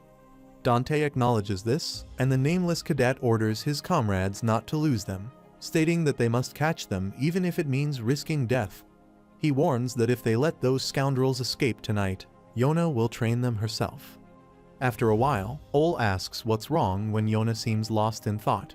She asks if he helped them, finding it strange, and questions how they could have possibly known to run to the safe zone. Dante Heron considers the Samel City Center a place where particular benefactors and the families of the nameless assassins live. He notes that it's true the assassins really stopped attacking. He thinks that unless there's an enemy invasion or an equivalent emergency, the nameless assassins, no matter what happens, will follow the tradition of not using weapons there. Veridin Zippel asks how Dante knew about this and wonders if it was like a test. Jin Runcandle explains that it was something like that, and Veridin Zippel replies that it just doesn't make sense. Yona points out that if someone hadn't told them, then how would they have known about that? Ole laughs and asks what she is talking about, dismissing her concerns. He then asks if Jin has finished writing his letter of reflection about destroying. She laughs and accuses him of lying through his teeth, stating that he's the one who broke his promise first. She covers her face and declares that next, she'll go now. He considers Ole, the king of Nameless, the best assassin organization to him. Yona is more than a daughter to him. She possesses incredible talent no other assassin can come close to. He recalls that she was given various nicknames, such as the one who was born to be an assassin and the second coming of the god of murder. This is what the small minority of witnesses have said about the dormant thing inside her, a blade stained with chaos. Sister Yona reiterates that she will personally fight them, as he has broken their promise, and he must not interfere. Ole replies that he understands. He thinks there's nothing he can do now. He can't stop Yona anymore. He just needs to hope that Jin Runcandle is able to get Dante Heron and Veridin Zippel, the interim patriarchs, out of here. She points out to Ole that it's almost night, and it's time for the two people with her brother to die, suggesting that he come with her. He thinks he's clever, so he will follow her order because he understands the severity of the situation. He feels bad that he has to deal with Yona, but there's no other choice. He agrees and thinks Yona might be merciful since she likes the youngest. Maybe he could have stopped all this from happening to begin with if he had listened to what he said. They both come out onto the terrace and look into another house window. Jin Runcandle stands there while Veridin Zippel falls to the ground after drinking a healing potion. Jin Runcandle wonders why they are still sleeping. She laughs and says they are all gathered so nicely that she can kill them easily. Ole interrupts, telling her to hold on and wait. He questions how they dare chat and giggle with the youngest in front of him when he hasn't even talked to him yet. He declares that she's going to kill them. She tells him to stop interfering, and he asks what she means. She clarifies that he should stop pretending not to know because it's shining through the window. The thing the youngest is holding right now is the silver dragon's claw. Jin Runcandle wonders why there aren't any reactions to this. He expected the killers to say something after seeing this. No matter how many times he experiences this, it gives him goosebumps. They are in the same space, but he can't feel anything. Yona and Ole arrive there, and he greets Yona as older sister Yona and greets the 85th Nameless King for the first time. Ole thinks that Jin Runcandle is clever and acknowledges that he catches on quickly to be able to recognize him. Ole also remarks that it seems like Jin knew they were going to be there and that he fed his friends sleeping medicine. Jin Runcandle affirms that it wouldn't be great for them to know too much, to which he replies that he'll get straight to the point and asks where Jin got the silver dragon's claw. Jin Runcandle explains that he received it as a gift from a silver dragon he came to know during his travels. Since he was holding it up and waiting, it seems like he knows how it's used. He adds that if he shows that to a nameless killer, regardless of the situation, he can survive. Yona agrees, stating that according to their ways, there is no one they can't kill. Ole calls her over, and she gives him a signal. He quickly confirms that if Jin hands that to them, they can guarantee his life. Jin Runkandle says that before he hands it over, there's something he would like to ask. Ole inquires about it and expresses curiosity about why real killers were pursuing Jin instead of cadets. Jin Runkandle asks if Sister Yona is wary of him because he's a Runkandle. She denies it, but Ole stops her and explains. He thinks that this unbelievable scoundrel told him to keep the fact that he helped him a secret from Sister Yona. Ole explains that, honestly, he and Yona made a bet, and he bet that his friends would survive while Yona bet the opposite. Thanks to him, he won the bet. He thinks that not telling him this isn't for his sake and states that from today onwards, there will not be any killers going after him. All nameless killers, including Yona and himself, will not harm the three of them.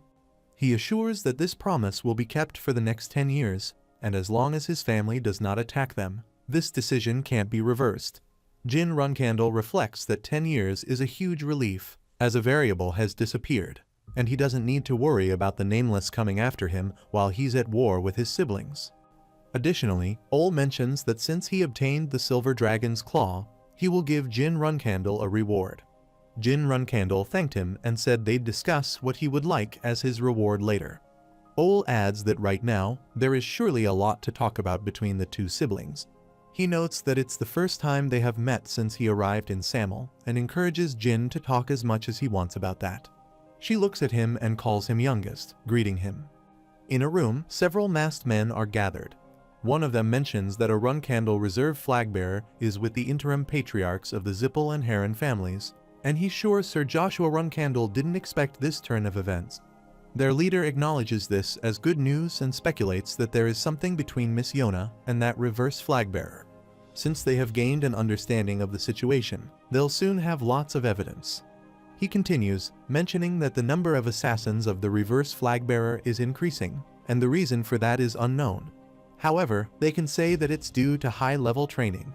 Their leader emphasizes that they can't kill the reverse flagbearer yet, so everyone must be careful. Another person arrives and confirms that they understand. Meanwhile, Sister Yona laughs and tells the youngest that she has no intention of actually fighting him and that she wants to help him grow. Jin Runkandle asks if she sent dozens of killers after him, and she clarifies that it wasn't her intention. She acknowledges that Veridin Zippel and Dante Heron are with him, asking if he has come to think of who they are. She remarks that it's unique for a Runkandle to associate himself with a Zippel and a Heron. Jin asks if she feels regret that she couldn't kill them, and she admits that the Silver Dragon's Claw is more important. He suggests that she will probably report the fact that he was with them to the family. She questions why she would do that, pointing out that it might lead to his death or injury. Jin asks if that isn't her motive, stating that if it hadn't been what she meant to do, she wouldn't have methodically sent those killers. He asks her again why did she do it, and she says she just wanted to play with him. He questions if she treats him like a toy, and she denies it.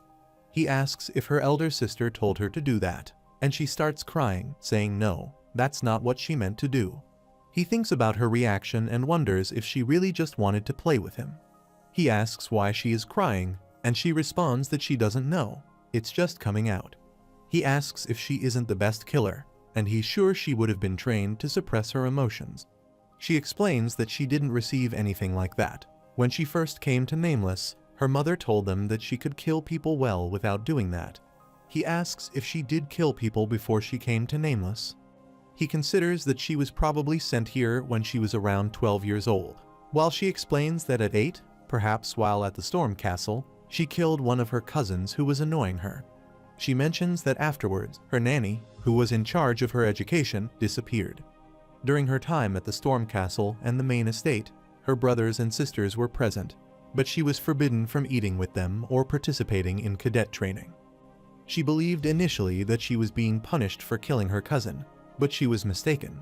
Instead, she received missions here and was tasked with killing people. He reflects that she was born with a talent for killing, and he believes that father removed people from Sister Yona's vicinity to prevent his other children from dying prematurely. She laughs and expresses happiness that she can converse with the youngest like this.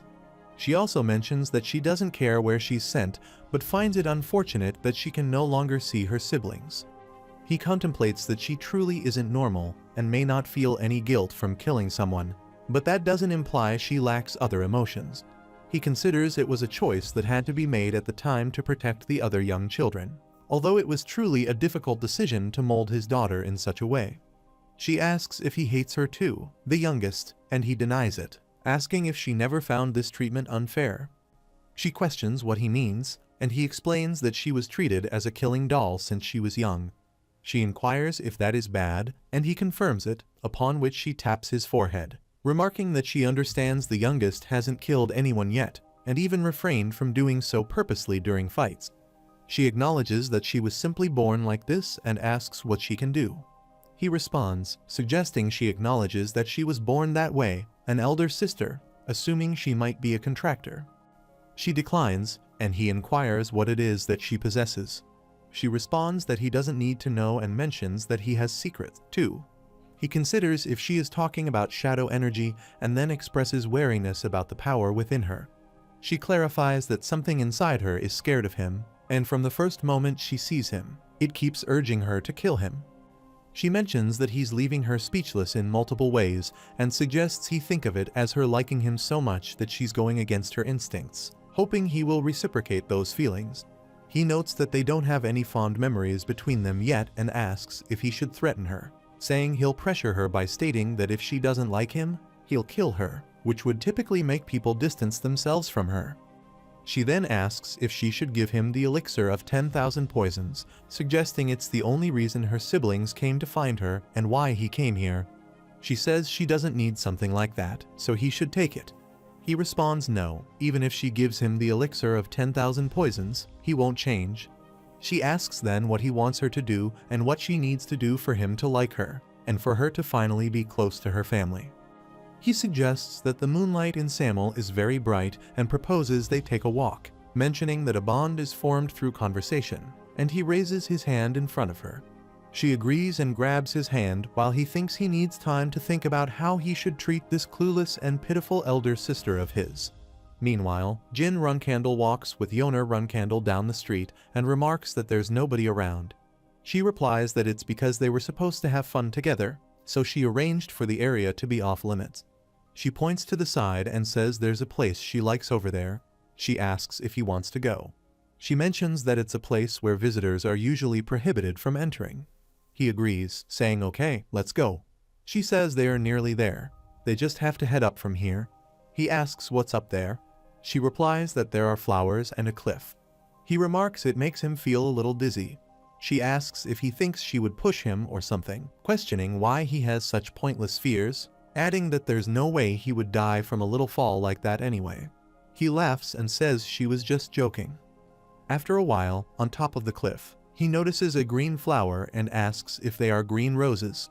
She confirms, explaining that while green roses are usually treated like weeds, bathed in moonlight, they appear quite beautiful and are her favorite flowers.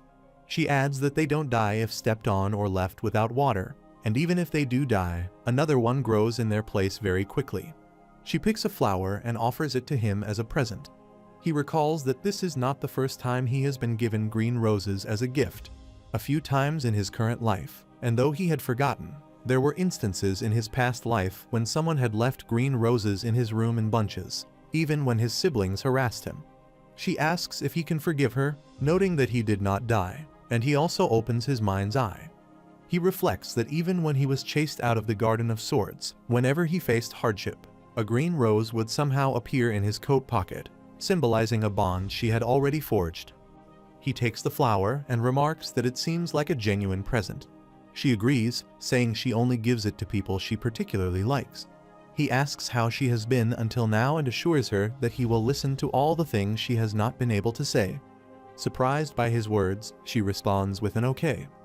She asks if he really tried to kill the leader of the Nameless. He confirms, saying it was when he was about 14. After being reprimanded by Ol, he had to write a letter of reflection in solitary confinement. She reveals she tried 2 more times after that but failed. He questions if it was just because he told her off. She admits she failed back then, but now she probably wouldn't. He acknowledges her capability, noting it is expected of her to challenge the king of assassins. She then asks who the silver dragon that gave him their claw is, and if he is close to them. He confirms they are. She declares she plans to kill them and put their claws to good use. He pleads with her to spare his friends, suggesting they could be her friends as well. She laughs, saying she was joking, and notes that he really doesn't fear her. She adds that aside from conversations with Ole and their father, this is the first time she has felt so comfortable talking to someone. He says he thinks she would make a better flower shop owner than an assassin. She inquires about the flower shop idea. He suggests that if she starts studying flowers now and sets up a shop on his land, he will visit often. She says that does not sound bad. He adds that, of course, she cannot kill her customers. Then, he mentions he is heading to meet the leader of the Nameless. She asks where he is going and threatens to kill him if he leaves. He tells her to stop it. She remembers she has a mission today as well and says she will be going then.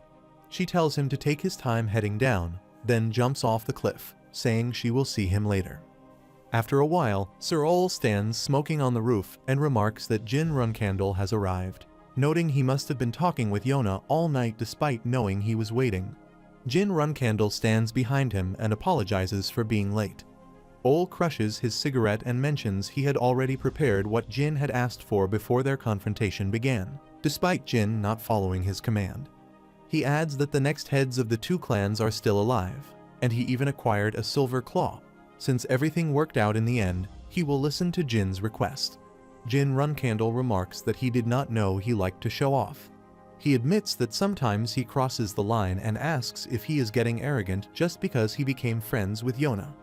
Jin Runcandle responds that no, he wanted to become friends with Ole as well, believing that both of them want the same thing.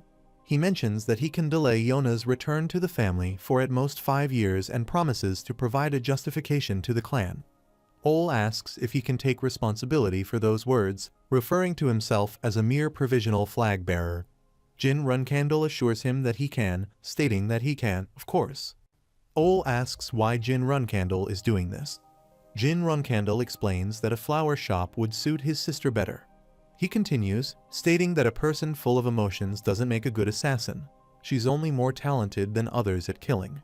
If his sister returns to the family now, she'll only be used as a tool. Instead, he believes it would be better if she spends time with someone who understands her and opens up a flower shop after retiring, as that would suit her more. He says he wants his sister to be happy. Sir Ole responds that it's fine, acknowledging that he has already deceived him twice, so he must have some plan to make it happen. He asks what he wants. Jin Runcandle says he wants Ole to help him just once when needed, not as Jin Runcandle, but as Jin Grey, as he will be leaving Samel. He bows down and adds that he will take Beredin and Dante with him so Ole won't have anything to worry about after today. Sir Ole tells him to hurry up and get lost. The scene shifts to 1 week later. Kashmir follows Khan to a secret place and thinks this place resembles the Black Sea. Though chaotic, the surroundings seem strangely subdued, as if someone has cleaned up. Khan announces they have arrived. Kashmir looks around at everyone and asks what this is. Talaris and Dorma asks why the married man has come. She considers Kashmir and even the leader of the Nameless. With those two here, she can't talk about the children's marriage. Sir Ole ponders the hidden palace and even the ghost blade. With those two here, he can't talk about Jin and Yona. Kashmir speculates that Talaris must be here to discuss the marriage proposal and wonders about the identity of the other person. Chiron Runcandle suggests they all sit down, mentioning that he was the one who called Kashmir here, but unfortunately, things have taken this turn. He adds that Talaris, the uninvited guest, is not the ghost blade, but she and Ole. They all take their seats. Kashmir reflects on Ole, concluding that he must be Ole of the Nameless, and wonders what happened between him and young Master Jin. Additionally, he considers that it has not been long since young Master Jin left for Samel. Could something have happened between them? Sir Ole remarks that it appears he was delayed. Chiron Runcandle explains that he invited him to discuss matters over a drink, but they will proceed once the other two have departed, hoping he understands. Kashmir acknowledges this. He then asks about the well-being of the youngest. Kashmir explains that young Master Jin departed for Samel before heading here. seeking training against poison and assassins. Talaris and Dorma wonders why the young man keeps venturing into perilous places, considering the consequences for her daughter if anything were to happen to him. Sir Ol admits that he came to discuss something related to that matter, but it's not suitable to discuss it in the presence of the Ghostblade and the Master of the Hidden Palace. Chiron Runcandle urges him to speak freely, noting that the Master of the Hidden Palace is one of his trusted companions, and the Ghostblade is discreet, so there should be no issue. Sir Ol agrees, saying, "Alright, then." After a moment, he remarks on the silver dragon's claw, finding it amusing, unsurprised by his lack of anticipation. Chiron Runcandle inquires about the request from the youngest. Ol explains that he requested the erasure of any record of his visit, specifying that nobody, whether citizens of the Empire, nameless cadets, or assassins, should remember anything about Jin Grey or Jin Runcandle. The scene shifts to a flashback where assassins attack soldiers to kill them. A soldier asks where the attacks are coming from. The captain instructs them not to falter, dismissing the assassins as mere threats, and orders everyone to hold their positions. Suddenly, someone attacks the captain and kills him. Another soldier questions their actions, wondering if the Nameless is not afraid of retaliation from the Runcandles. He responds that he doesn't know why they are attacking, but acknowledges they are soldiers serving under the next head of the Runcandle. An assassin then attacks him and cuts off his head. The scene shifts to the present. Ol asks if they managed to deal with the Guardian Knights who were pursuing the provisional flag bearer. Chiron Runcandle replies that it seemed the youngest noticed them and thus made that request, and asked if Ol was actually worried he would be held responsible for it. Ol admits it's a bit embarrassing, but yes, they had to deal with not just 1 or 2 knights after all. He responds, understanding that eliminating opposition was necessary, and assures Ol not to worry, saying it would have been acceptable even if he had to kill several hundred. Ol thanks him for easing his heart and wonders if he feels like praising him. However, Ol adds that there's still one more thing he needs to tell him. Chiron asks what it is, prompting Ol to ask him to look at a paper he hands over. He explains that it's something the provisional flag bearer left behind before departing, emphasizing that it shouldn't be revealed to Ghostblade or the Master of the Hidden Palace. Chiron Runcandle is surprised to see it. Meanwhile, Jin Runcandle enters the room and sees Baradin and Dante sleeping peacefully. He remarks on their tranquil slumber, noting that he came to retrieve his sword before meeting the leader of the Nameless. He wonders if he miscalculated the dosage of the sleeping medicine. However, he decides to let them rest, acknowledging the hardships they've endured since their arrival. To his surprise, he discovers a letter and a tube in his pocket. He expresses disbelief and then begins to read the letter. It addresses him as Jin, from his youngest sister. She explains that the tube contains the 1,000 poison antidote.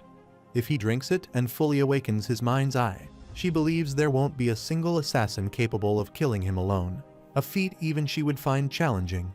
She laments that if he achieves such prowess, she won't be able to surprise him with gifts like this anymore. Nevertheless, she wishes him well, encourages him to stay healthy, and wishes him a happy birthday, signing off as his loving sister. He realizes it's his birthday and acknowledges that he had forgotten about it while being preoccupied. He decides that he will also give his sister a present. Considering Yona's gift of the 1,000 poison antidote, he plans to leverage it as an excuse to negotiate with his father. Believing that the antidote is of comparable value, he hopes it will suffice to request a delay in Yona's return. Although he views this approach as extreme, he believes he has upheld his end of the bargain and expects his sister to do the same. Meanwhile, Chiron Runcandle inquires whether this is truly the case. Ol affirms that yes, if Yona truly desires to remain hidden, it is difficult to locate her, even for him, and in an instant, it is discovered. In addition to this, there have been a few more occasions where he has been made a fool of. Chiron Runcandle laughs loudly and remarks that someone like himself, by that rookie, and it is not as if Yona planned that either. He expresses his wish that it was so. Chiron Runcandle mentions that not only him, it has happened to him as well, and he will send him an official invitation. So come visit the Garden of Swords soon, and they will discuss this again. He acknowledges the message. Chiron Runcandle then addresses Kashmir, expressing curiosity about what he has come here to say. Kashmir confirms that, yes, it is about the death of the Grand Magician Kiddard Hall, which occurred some time ago, and he has come to inform him that the event was the work of young Master Jin. Chiron Runcandle asserts that he sees uninvited guests and requests that they take their leave, as he needs to have a drink with the Ghost Blade and hold a jar. Ol acknowledges that he will then take his leave.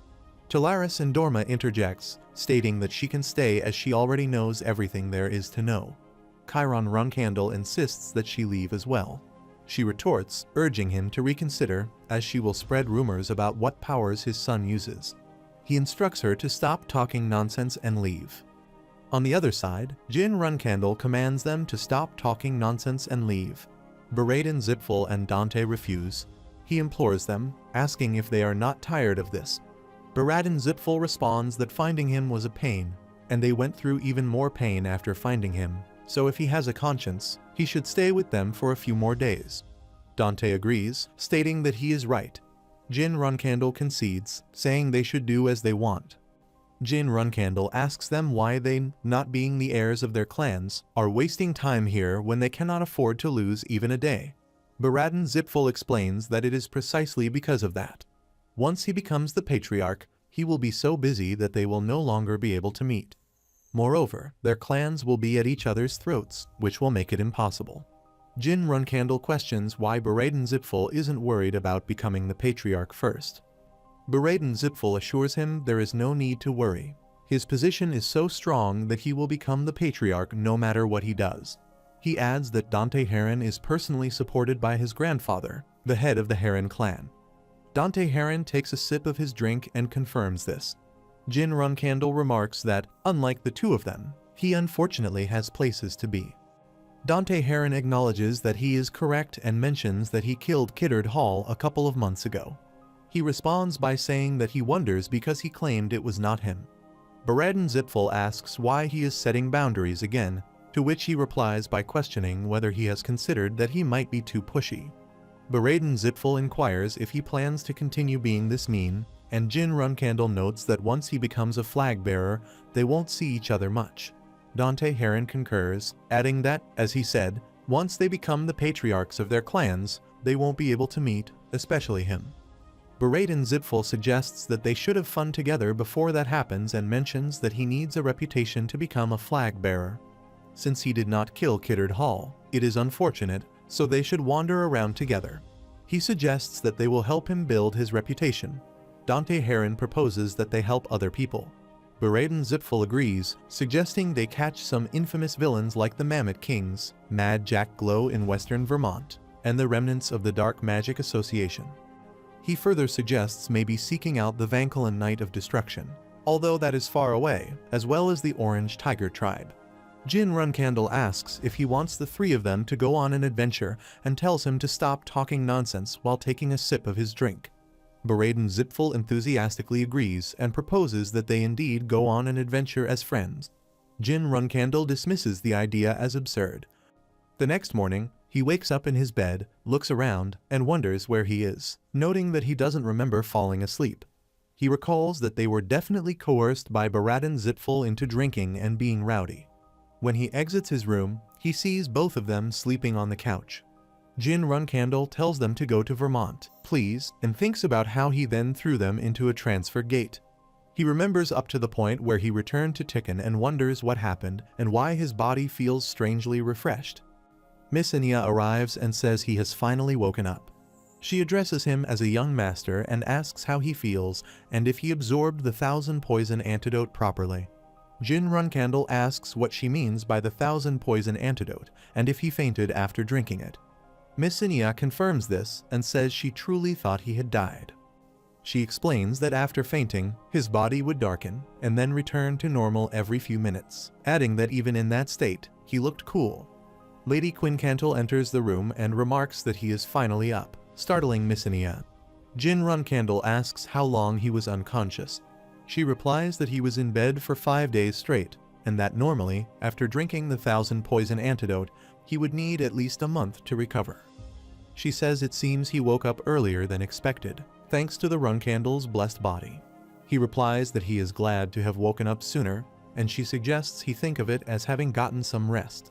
He asked if anything had happened while he was asleep. She responds that nothing much occurred except that Kashmira Alfrian returned after he had left. Miss Inia mentions that Gilly left for a while due to an urgent call from the clan, and this morning, she took the transfer gate to the Runcandle clan. He asks for clarification about the clan. Miss Inia reassures him that Gilly said she would be back soon, so it shouldn't be anything major. She then says she will inform others that he is awake and leaves the room. After a while, Jin Runcandle sits with Mirakan and Lady Quincantle. He says they want him to drink this. Mirakan responds that it's nothing strange, just a celebration for waking up healthy, so he should hurry and drink. Jin Runcandle looks at his bowl, grabs it, and drinks it. He asks what it is. Mirakan asks what he thinks of it. Jin Runcandle says it feels a bit hot, but that's about it, then asks what it was. Mirakan explains that it was just some poison that Jet Scoundrel got from the black market. A deadly poison that will instantly kill anyone below 7 stars with just a sip. Jin Runcandle questions why Mirakan is giving this to someone who just woke up. Lady Quincantle says that Mirakan played a stupid prank, but it's clear that the 1000 poison antidote has been absorbed by his body quite well.